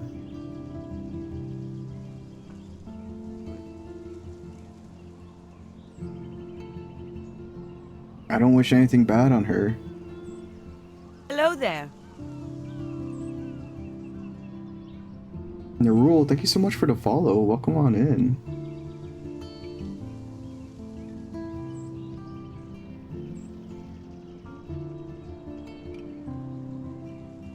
Hope you're doing well today. Welcome on in. We're talking about our life.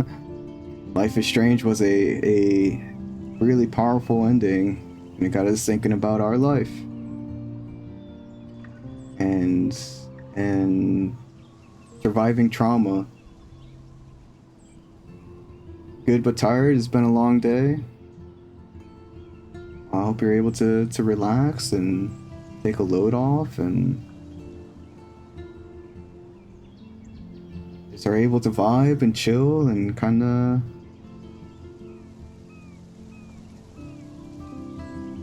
you know, just mellow out in your own way. It's a beautiful game indeed. Thank you so much, Fungi, for suggesting we play this game.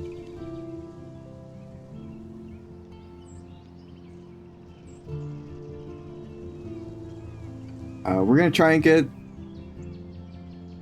couple orders, setting things up. We'll sleep in about an hour or so. Hey, yeah, it's good to hear. Get you that good sleep. We're gonna try to get the pictures that we missed. I'm not sure how we'll go about doing that. We'll figure that out. That's what we're gonna be doing for the rest of the stream. We got all the ones in the dark room and polarized. We need like 3 pictures, I think. 1 in these 3 chapters.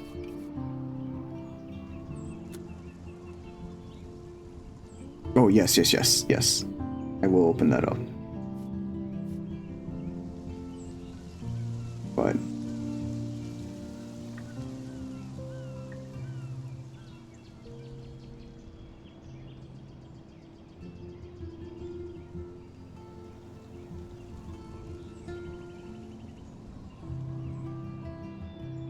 yeah, it's a beautiful game.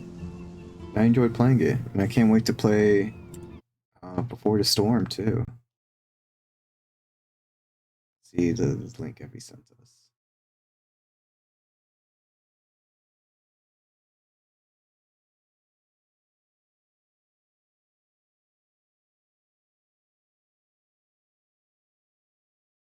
We'll pull it up on screen.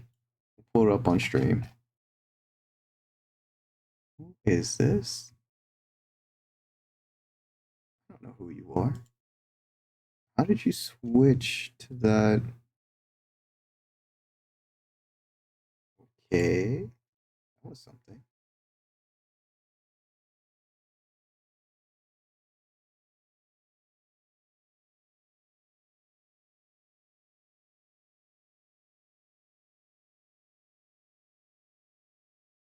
Let's pull up this video.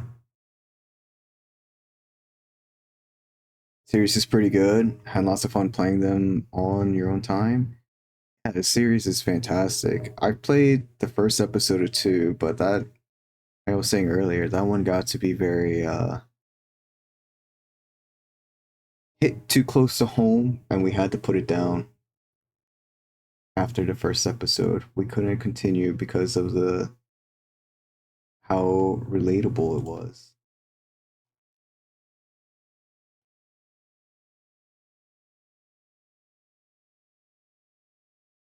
Oh, and Liv, I did see your message earlier about True Colors being your favorite one out of the original 3. Sorry, I got sidetracked on my life story, but we might do a Life is Strange. We might do a Life is Strange playthrough of all the games. Hopefully they'll go on sale soon. And we'll be able to buy them at a good price. We have 2. We have all of 2. And we're gonna play Before the Storm next. So maybe we'll play that and then True Colors and see how we feel there. Maybe we'll take some time, some dedicated time to do that. You posted a temporary butterfly tattoo in the Discord.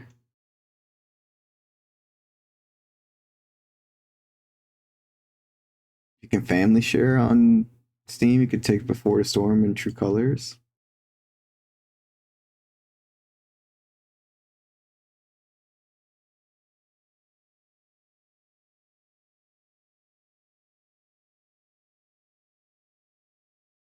Oh, that's a good butterfly tattoo. It's a cool one. That's definitely an option. I don't want to like. I don't want to lock you out. We could talk about it for sure. I'm not gonna say no. I know I have a hard time accepting things from other people and like living together with other people, and despite like living together like this and like doing shit like this, but that's something I'm working on. So I'm not gonna tell you no, but we will talk about it. Uh, we'll come to an agreement because that's not a bad idea.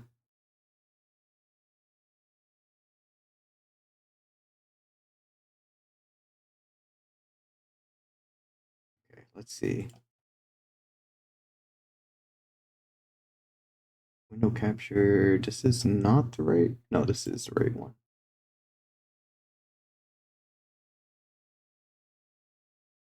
There we go. We'll watch this video real quick before we get started. This is something that Evie sent us. Chloe's a blue butterfly.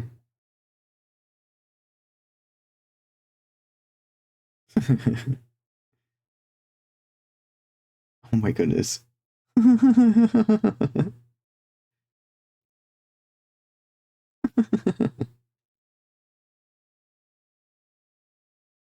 Oh my goodness. You can't hear fuck all? Oh shit. That's because I didn't. I'm over here just laughing at it and you guys. Hold on. Hold. Thank you for saying something. I forgot to change it so that y'all can hear things.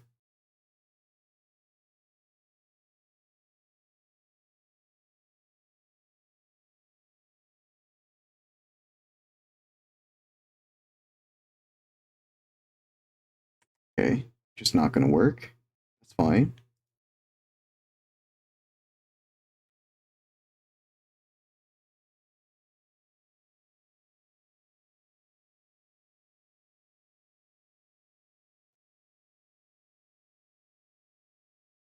Okay, that was. We can start it over. We can start it over.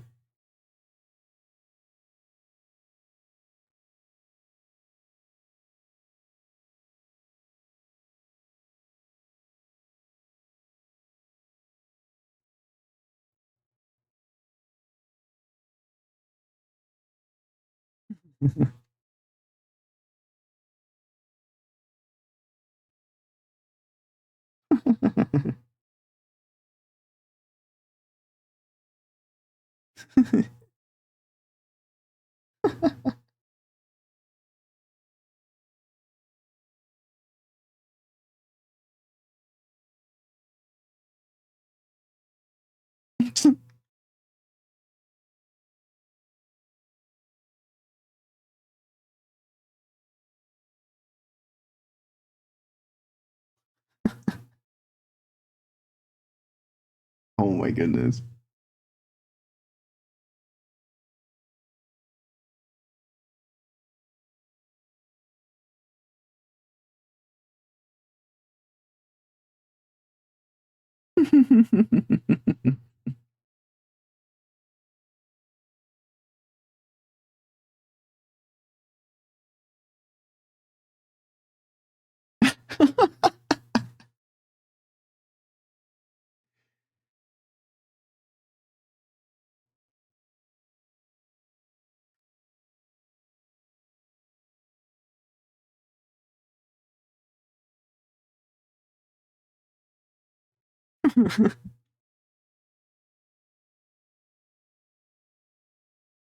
Oh my goodness.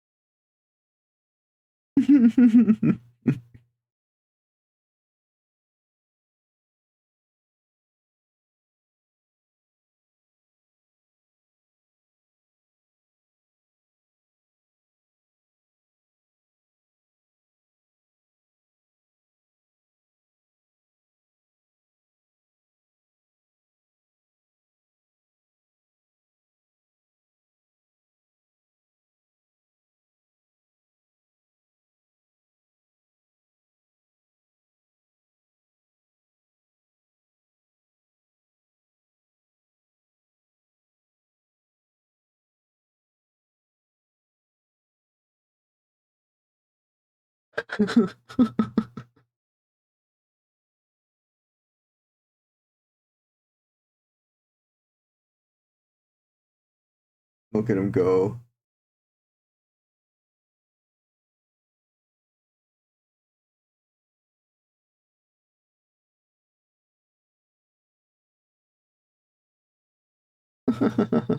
No, no, stop. No Kingdom Hearts. I don't want to cry anymore. I've cried enough tonight. I've cried enough tonight. Oh. That was something to lighten the mood, for sure. Thank you. I appreciate it. I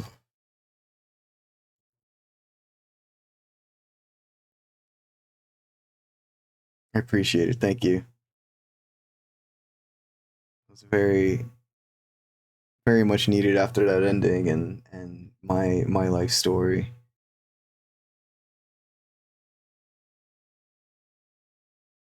Let's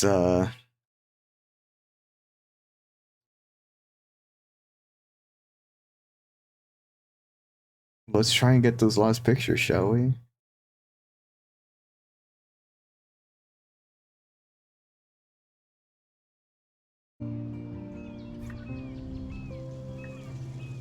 Let's try and get those last pictures. The first episode should be pretty easy, right? Oh, hell yeah, here we go.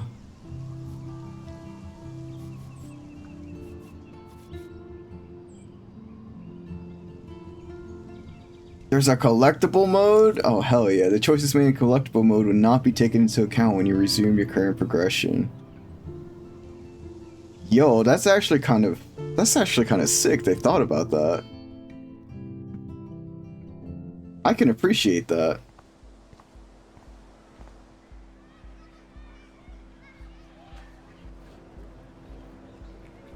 Oh man. This is such a good game. This is a great game. Would Nathan Prescott please come to the front office? Thank you. I bet the Blackwell founders would shit cats if they saw today's student body walking around like zombies on their phones. I better read Warren's text before he blows my phone up. Alright. That was easy, baby. Wait, are we missing another picture here? Oh, no, Warren. The sunset. Yes, we gotta go back. I forgot we forgot the picture of the sunset. Okay, I better get to my dorm and grab that flash drive.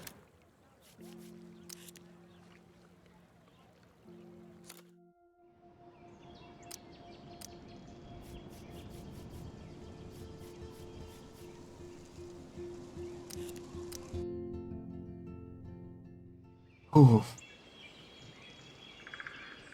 Man.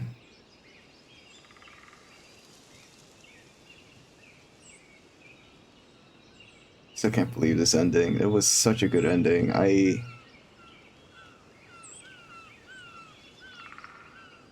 I'm still reeling from it. I'm still very emotional from it.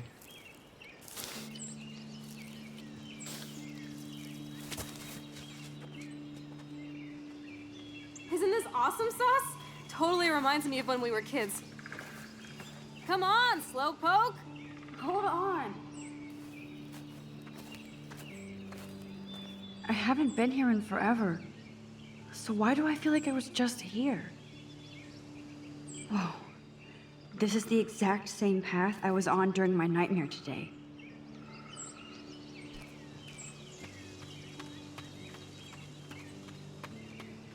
It's Birds are so lucky. They can always escape.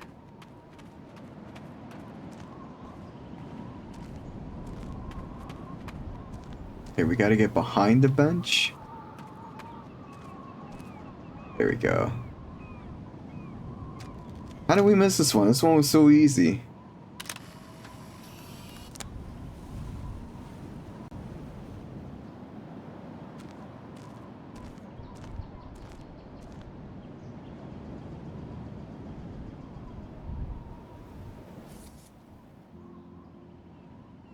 Alright, that's it for episode 1.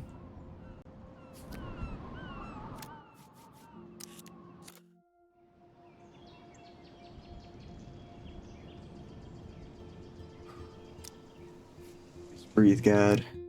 Just breathe.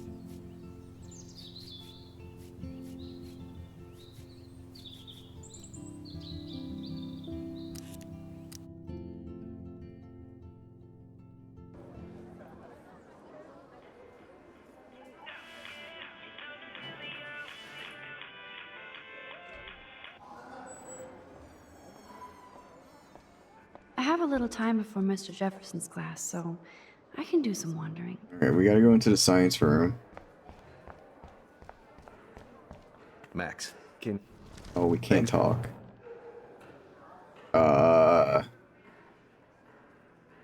Yes. Yes? Yes. Yes, it was. Yes. Even I'm not that... You're a... If I didn't care about her...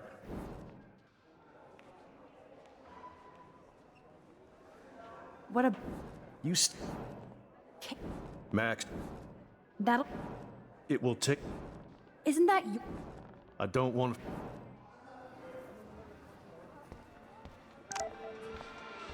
I saw Victoria and her friends shopping for the party. That reminds me, I had to score Miss Grant is so cool and smart. She defines the word teacher. Hey, Maxwell so... Ask... Have that... I don't know.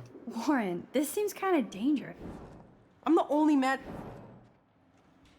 Okay, maybe we ask Brooke about it? Weird science.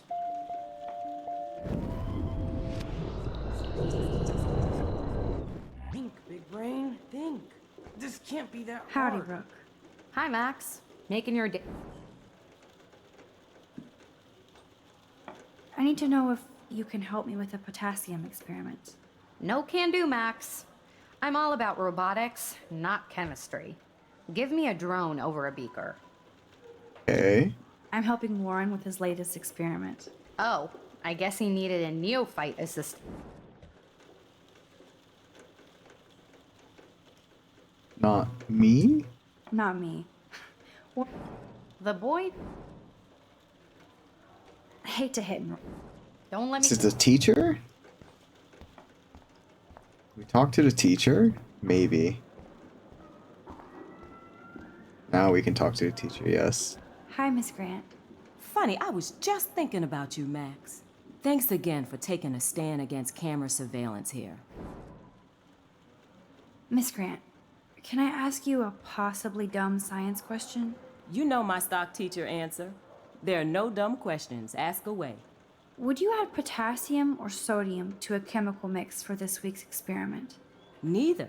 Unless you want a face full of powder. I would add chlorine. I'm sorry. Chlorine it is. Go on, Mac. Chlorine it is. Warren, let's get you some chlorine in there. Maxwell Silver Hammer. Perfect time. Asking me for? Have that. Chlorine. Wrong, Warren. You need to add chlorine, not potassium or sodium. Chlorine? I didn't think of that. Can't argue with a confident scientist. Let's try it. Yay! Well, you probably shouldn't stick your face in there. Eureka! She's got it. No, you got it. Don't be so modest, Dr. Caulfield. Probably shouldn't stick your face in there after making some, like, mixing some That was chemicals. fun helping Warren. He's pretty cute when he's in full-on geek mode. I think every person ever has been like, Warren, don't do that. It's so funny. Yeah, don't make a new chemical.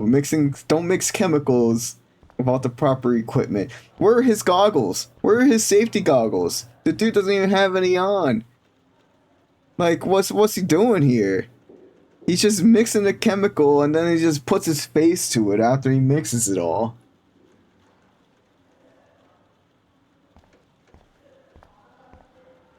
Alright, anyway. That's it for this episode.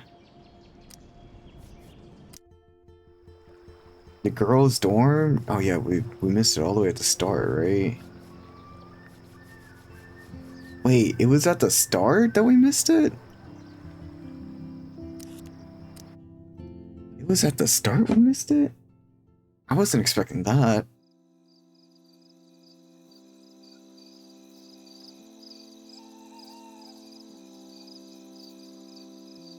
Was not expecting that.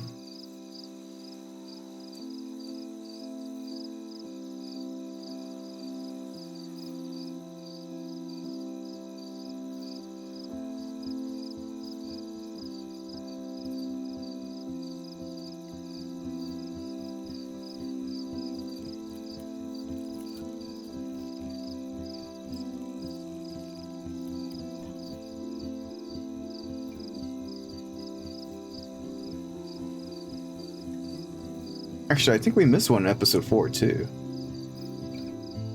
No, I think we got it. I think we got it all.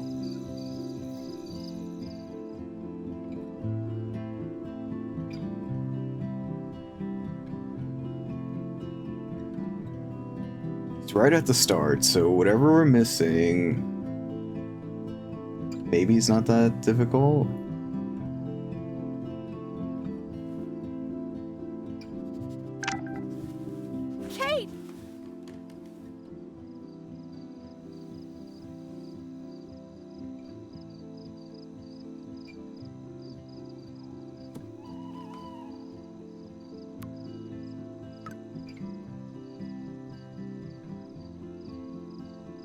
I knew Chloe would be all over this, so I better get moving.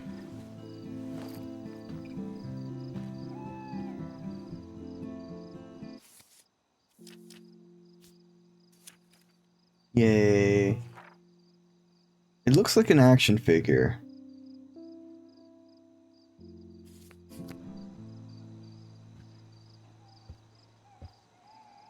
But where would an action figure be? There's been so much going on, I almost forgot about the eclipse. All this atmospheric action can't be a coincidence. And all roads... Are you a hungry bunny? Here, Not on this. I'm not.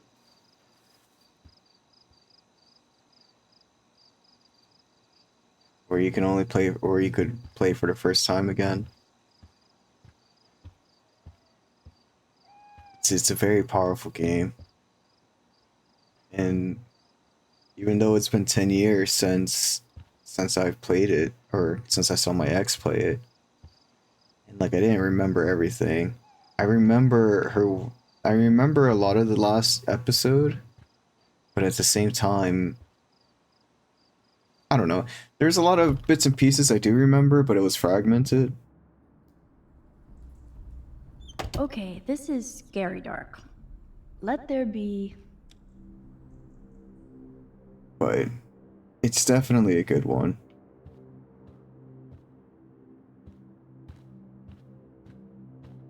Maybe out here?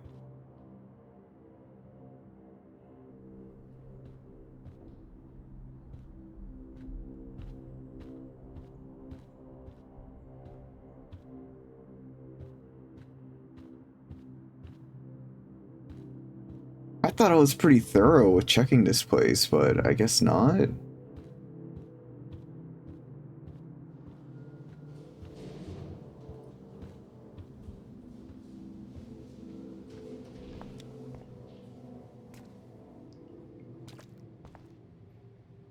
I better go meet up with Chloe. Yeah, we'll meet up with Chloe in a minute, Max.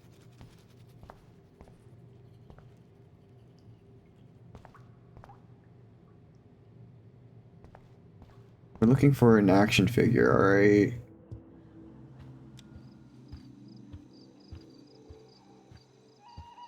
Something.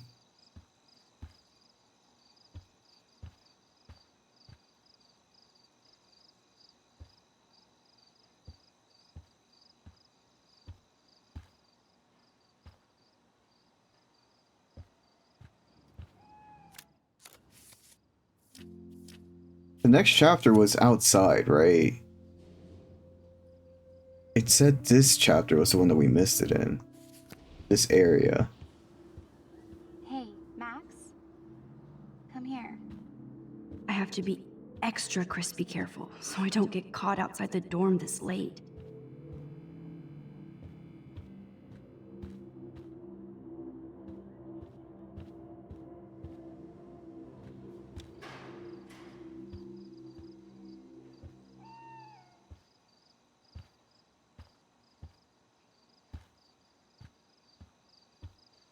Hey, Dana. Better than Kate.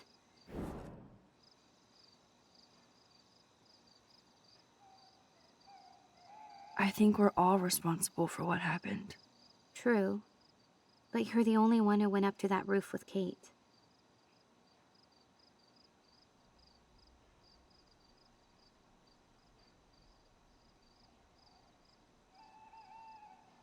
We're gonna choose random options. That was bullshit. Where was everybody else? I know. You're a better person than any of us here. Hey, Max. I think I need to crash now. I'm just over everything today. That's kind of a shitty answer. I'm sorry, I can't.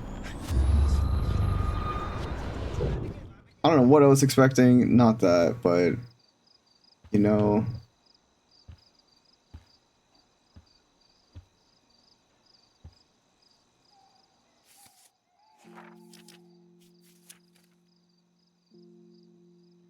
It's like she has a gun in her hand. It's like posed like this, right?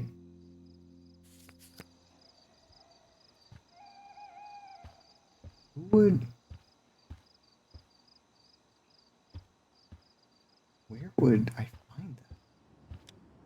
I feel like maybe it's in our room.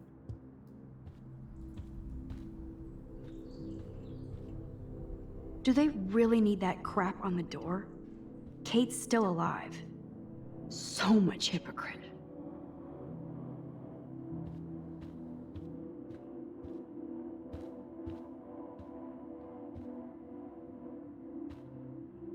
I hope you burn bright again soon, Kate.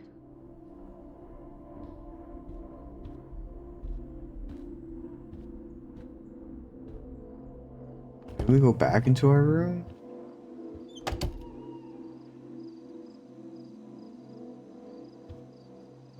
Can't imagine.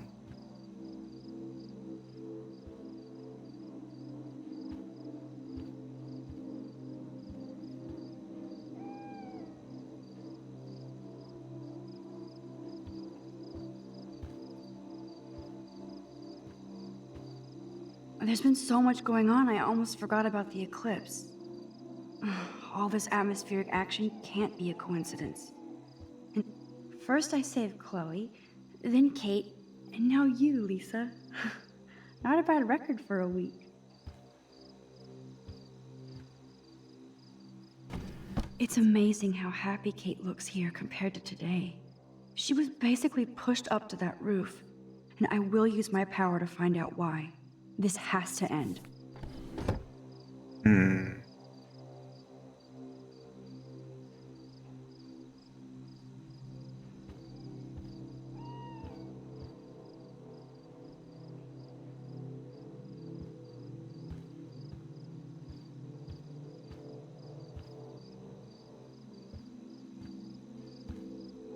Just, I don't see anything over here. There's no like little miniatures, there's nothing.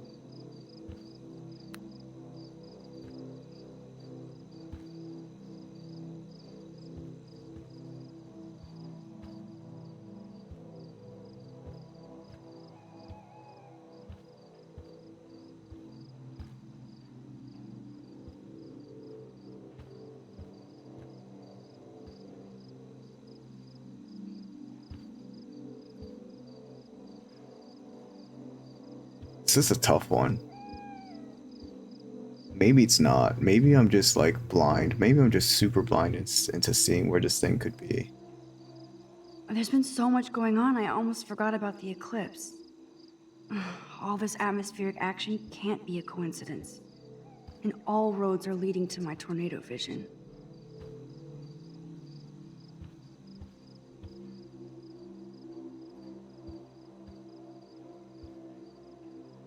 Pretty hard to focus on my class schedule this week. I wonder why.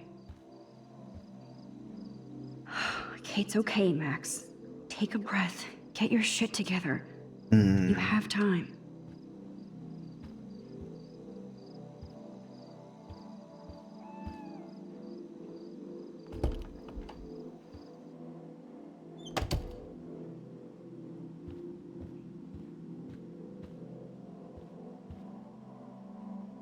Again, there's no place to go.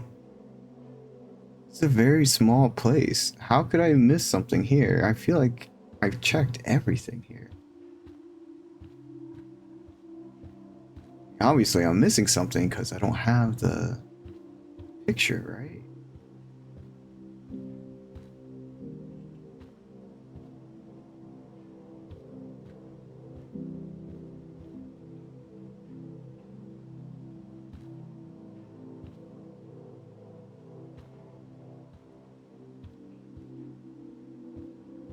Considering all the crazy shit I've done the past days, sneaking out is nothing.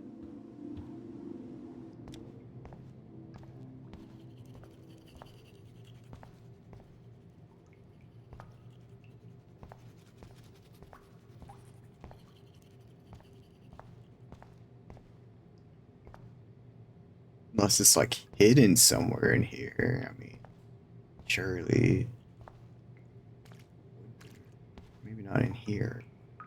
Obviously, it's hidden somewhere.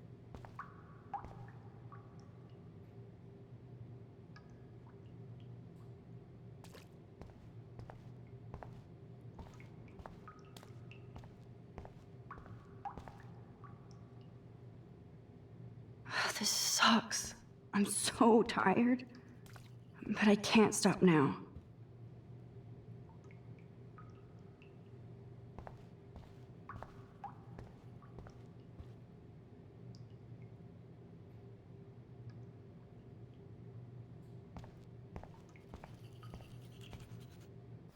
Max. I'm just like... Me neither. I'm...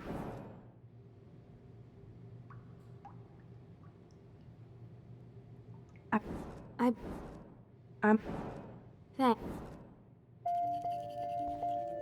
Yeah.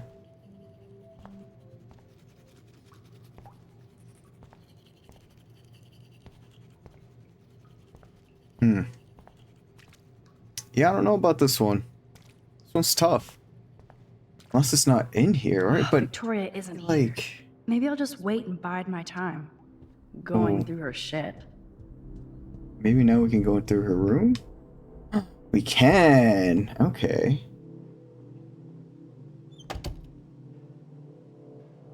Did we do this before?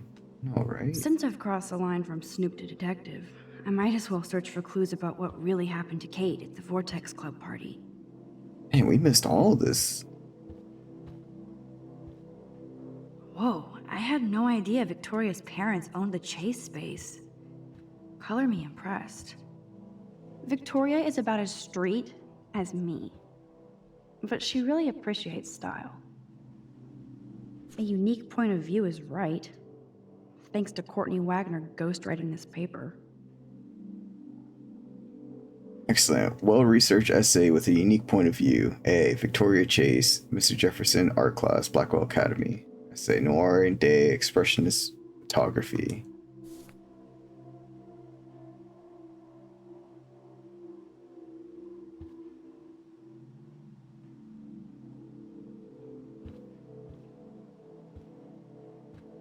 First Rachel and now Kate? This is the end of the Vortex Club.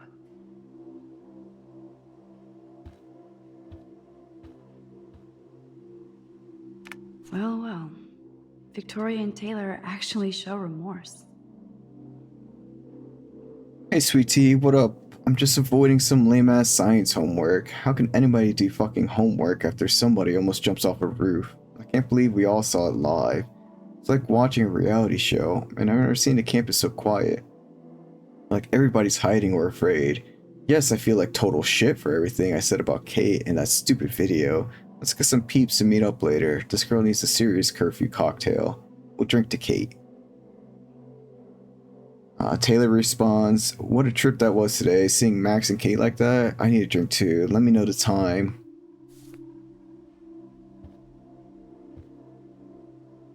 That's a lot of bank just to clean paint from a sweater.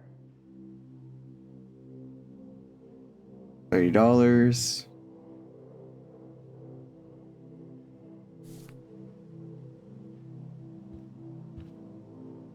Ah, there we go. There it is. Here they are getting loaded with Satan.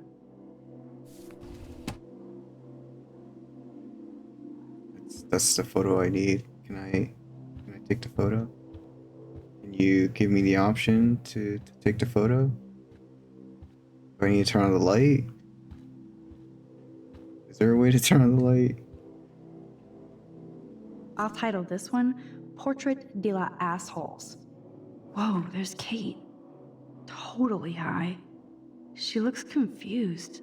Not like she's partying.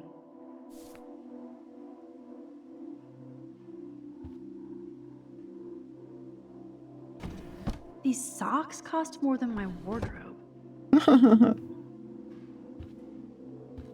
Some expensive socks. Nothing to see here. I guess I shouldn't be so bummed. Not that Victoria couldn't hide her shit. Man, I'm getting paranoid. Those boots are made for walking runways. That's what she's gonna do.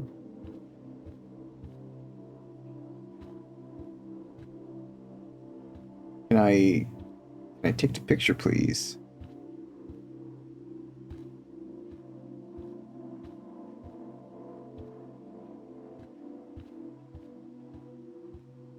There's not even an option. Oh shit, it glows in the dark? Okay. Expose it to a lot of light. There we go. Hell yeah, let's fucking go. That looks cool as fuck.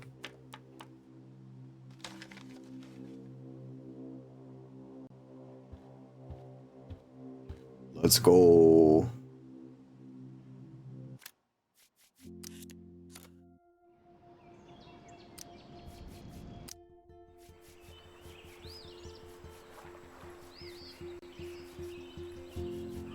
That's everything, right? We got all pictures. That actually didn't take nearly as long as I thought it would. Something there.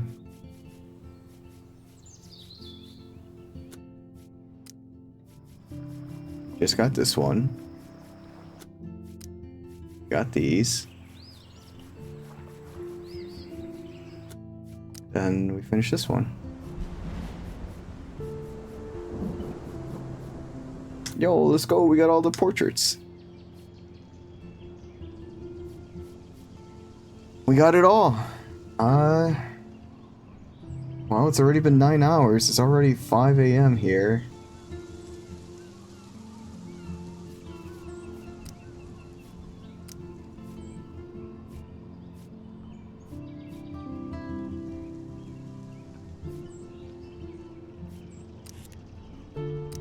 I think that's it. I think we're finished with tonight.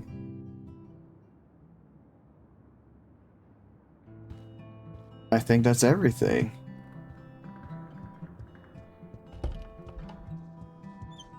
Hurry, Courtney! We could save Alyssa, right? Home sweet home. My favorite cocoon.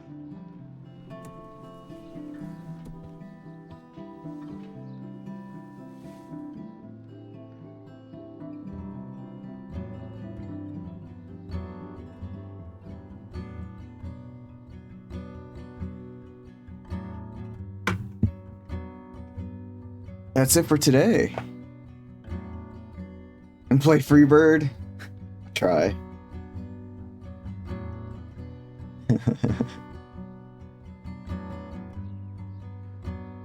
That's it for today, y'all.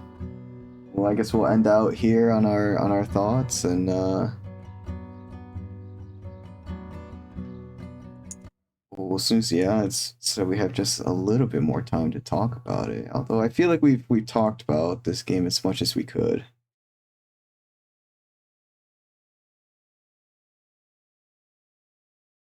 I think this acoustic cover of Something Good by Alt J. Let's try that.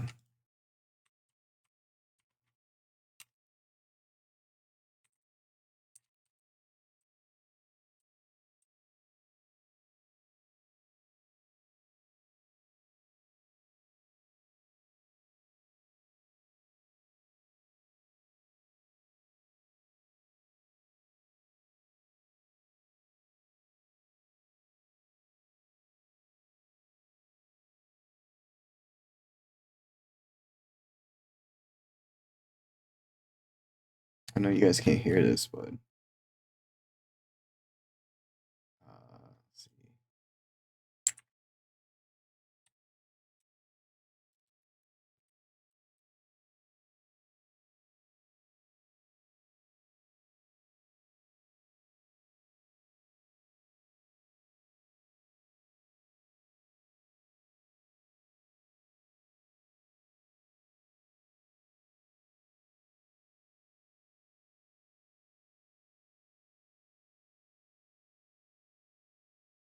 Hold on, we can play it.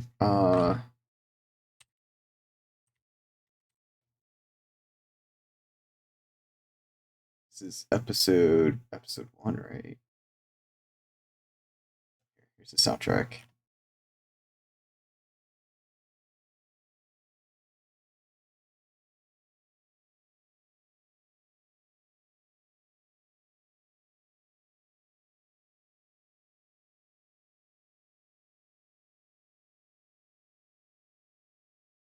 This is Santa Monica Dream, I think. Or maybe Crosses. Maybe. No, that's Chloe's bedroom. This is Max's. This is Crosses.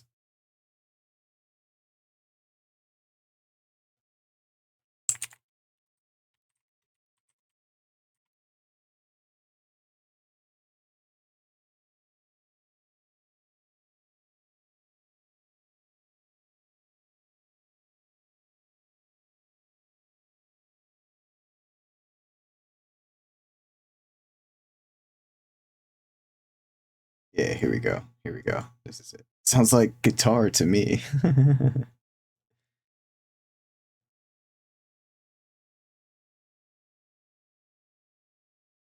Just pretend Max is playing it all.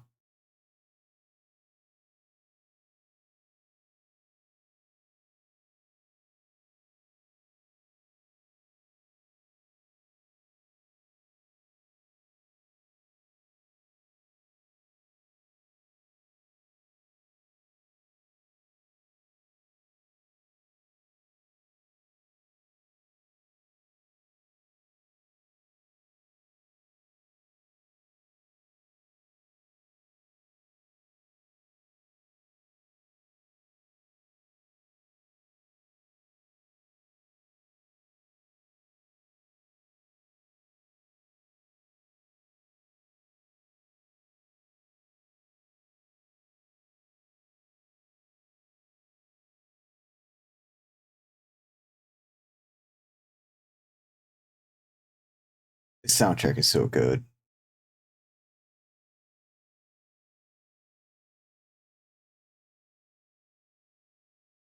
I don't know if we're gonna raid tonight. I honestly just kind of feel like ending with no raid. Kind of just tired. But I would hate not to send y'all somewhere. Maybe we go raid Hemp.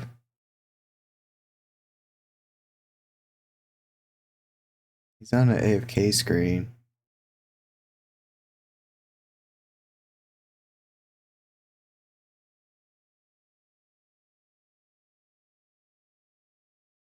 Raid you, but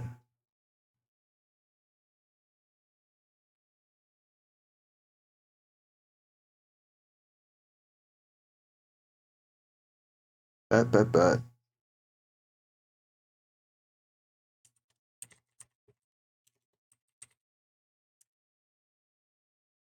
Oh no.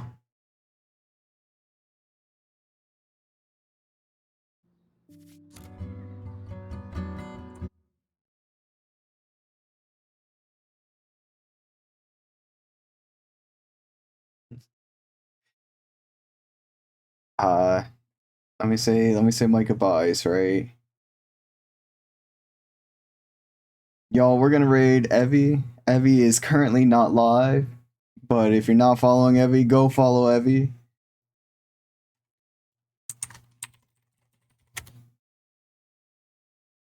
Damn, Max is good enough to get some claps in there too.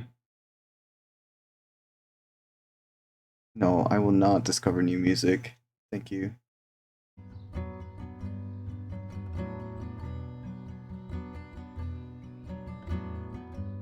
Evie streams on Saturdays, which is tonight, right? Weren't you supposed to? Did you stream tonight? Or did you take the night off?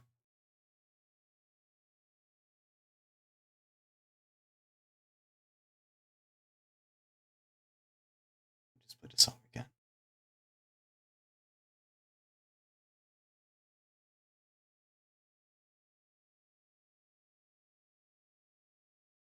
Ah, okay.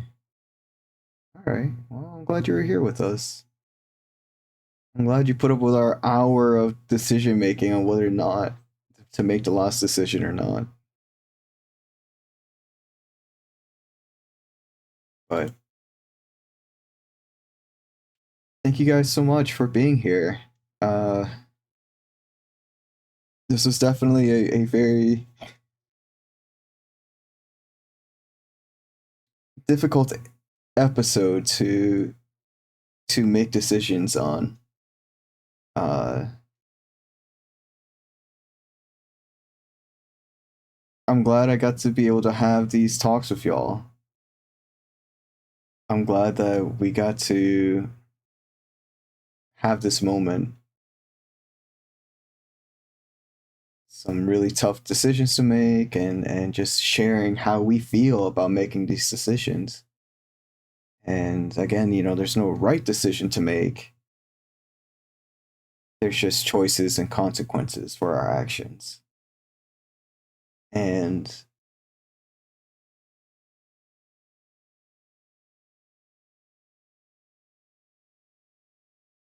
I'm glad that, you know, we got to go on this journey together, to spend the time together to relive some of these moments from this game that came out 10 years ago.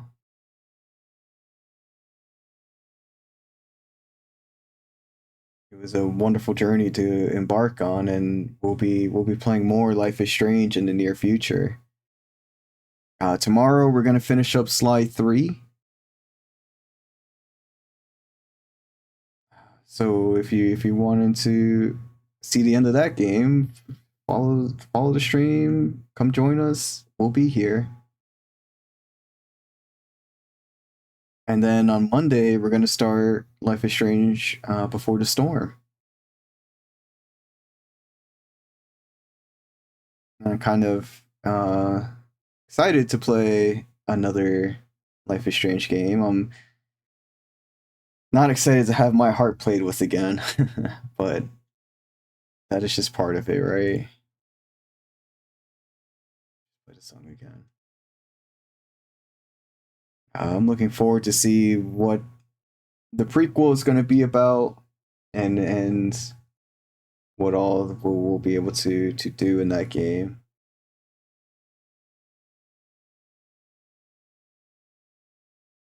I'm going to take some time for myself after stream for sure.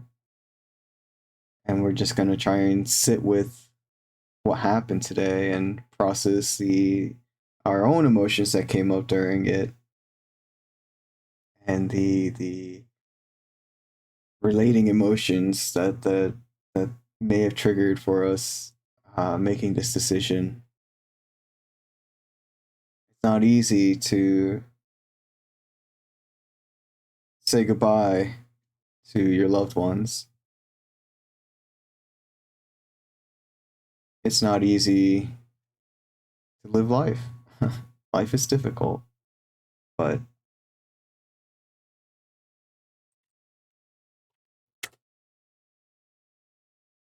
thank you guys again. We'll see you tomorrow for more Sly 3, and we'll see you on Monday for Life is Strange Before the Storm.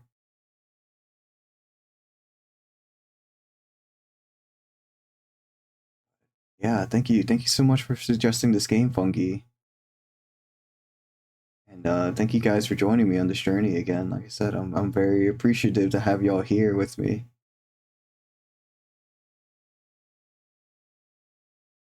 Thank you guys for listening to my story and the choices I've made and my yaps and all that stuff. And for the follows and the raids and all that stuff. You guys are wonderful people. Talk indeed.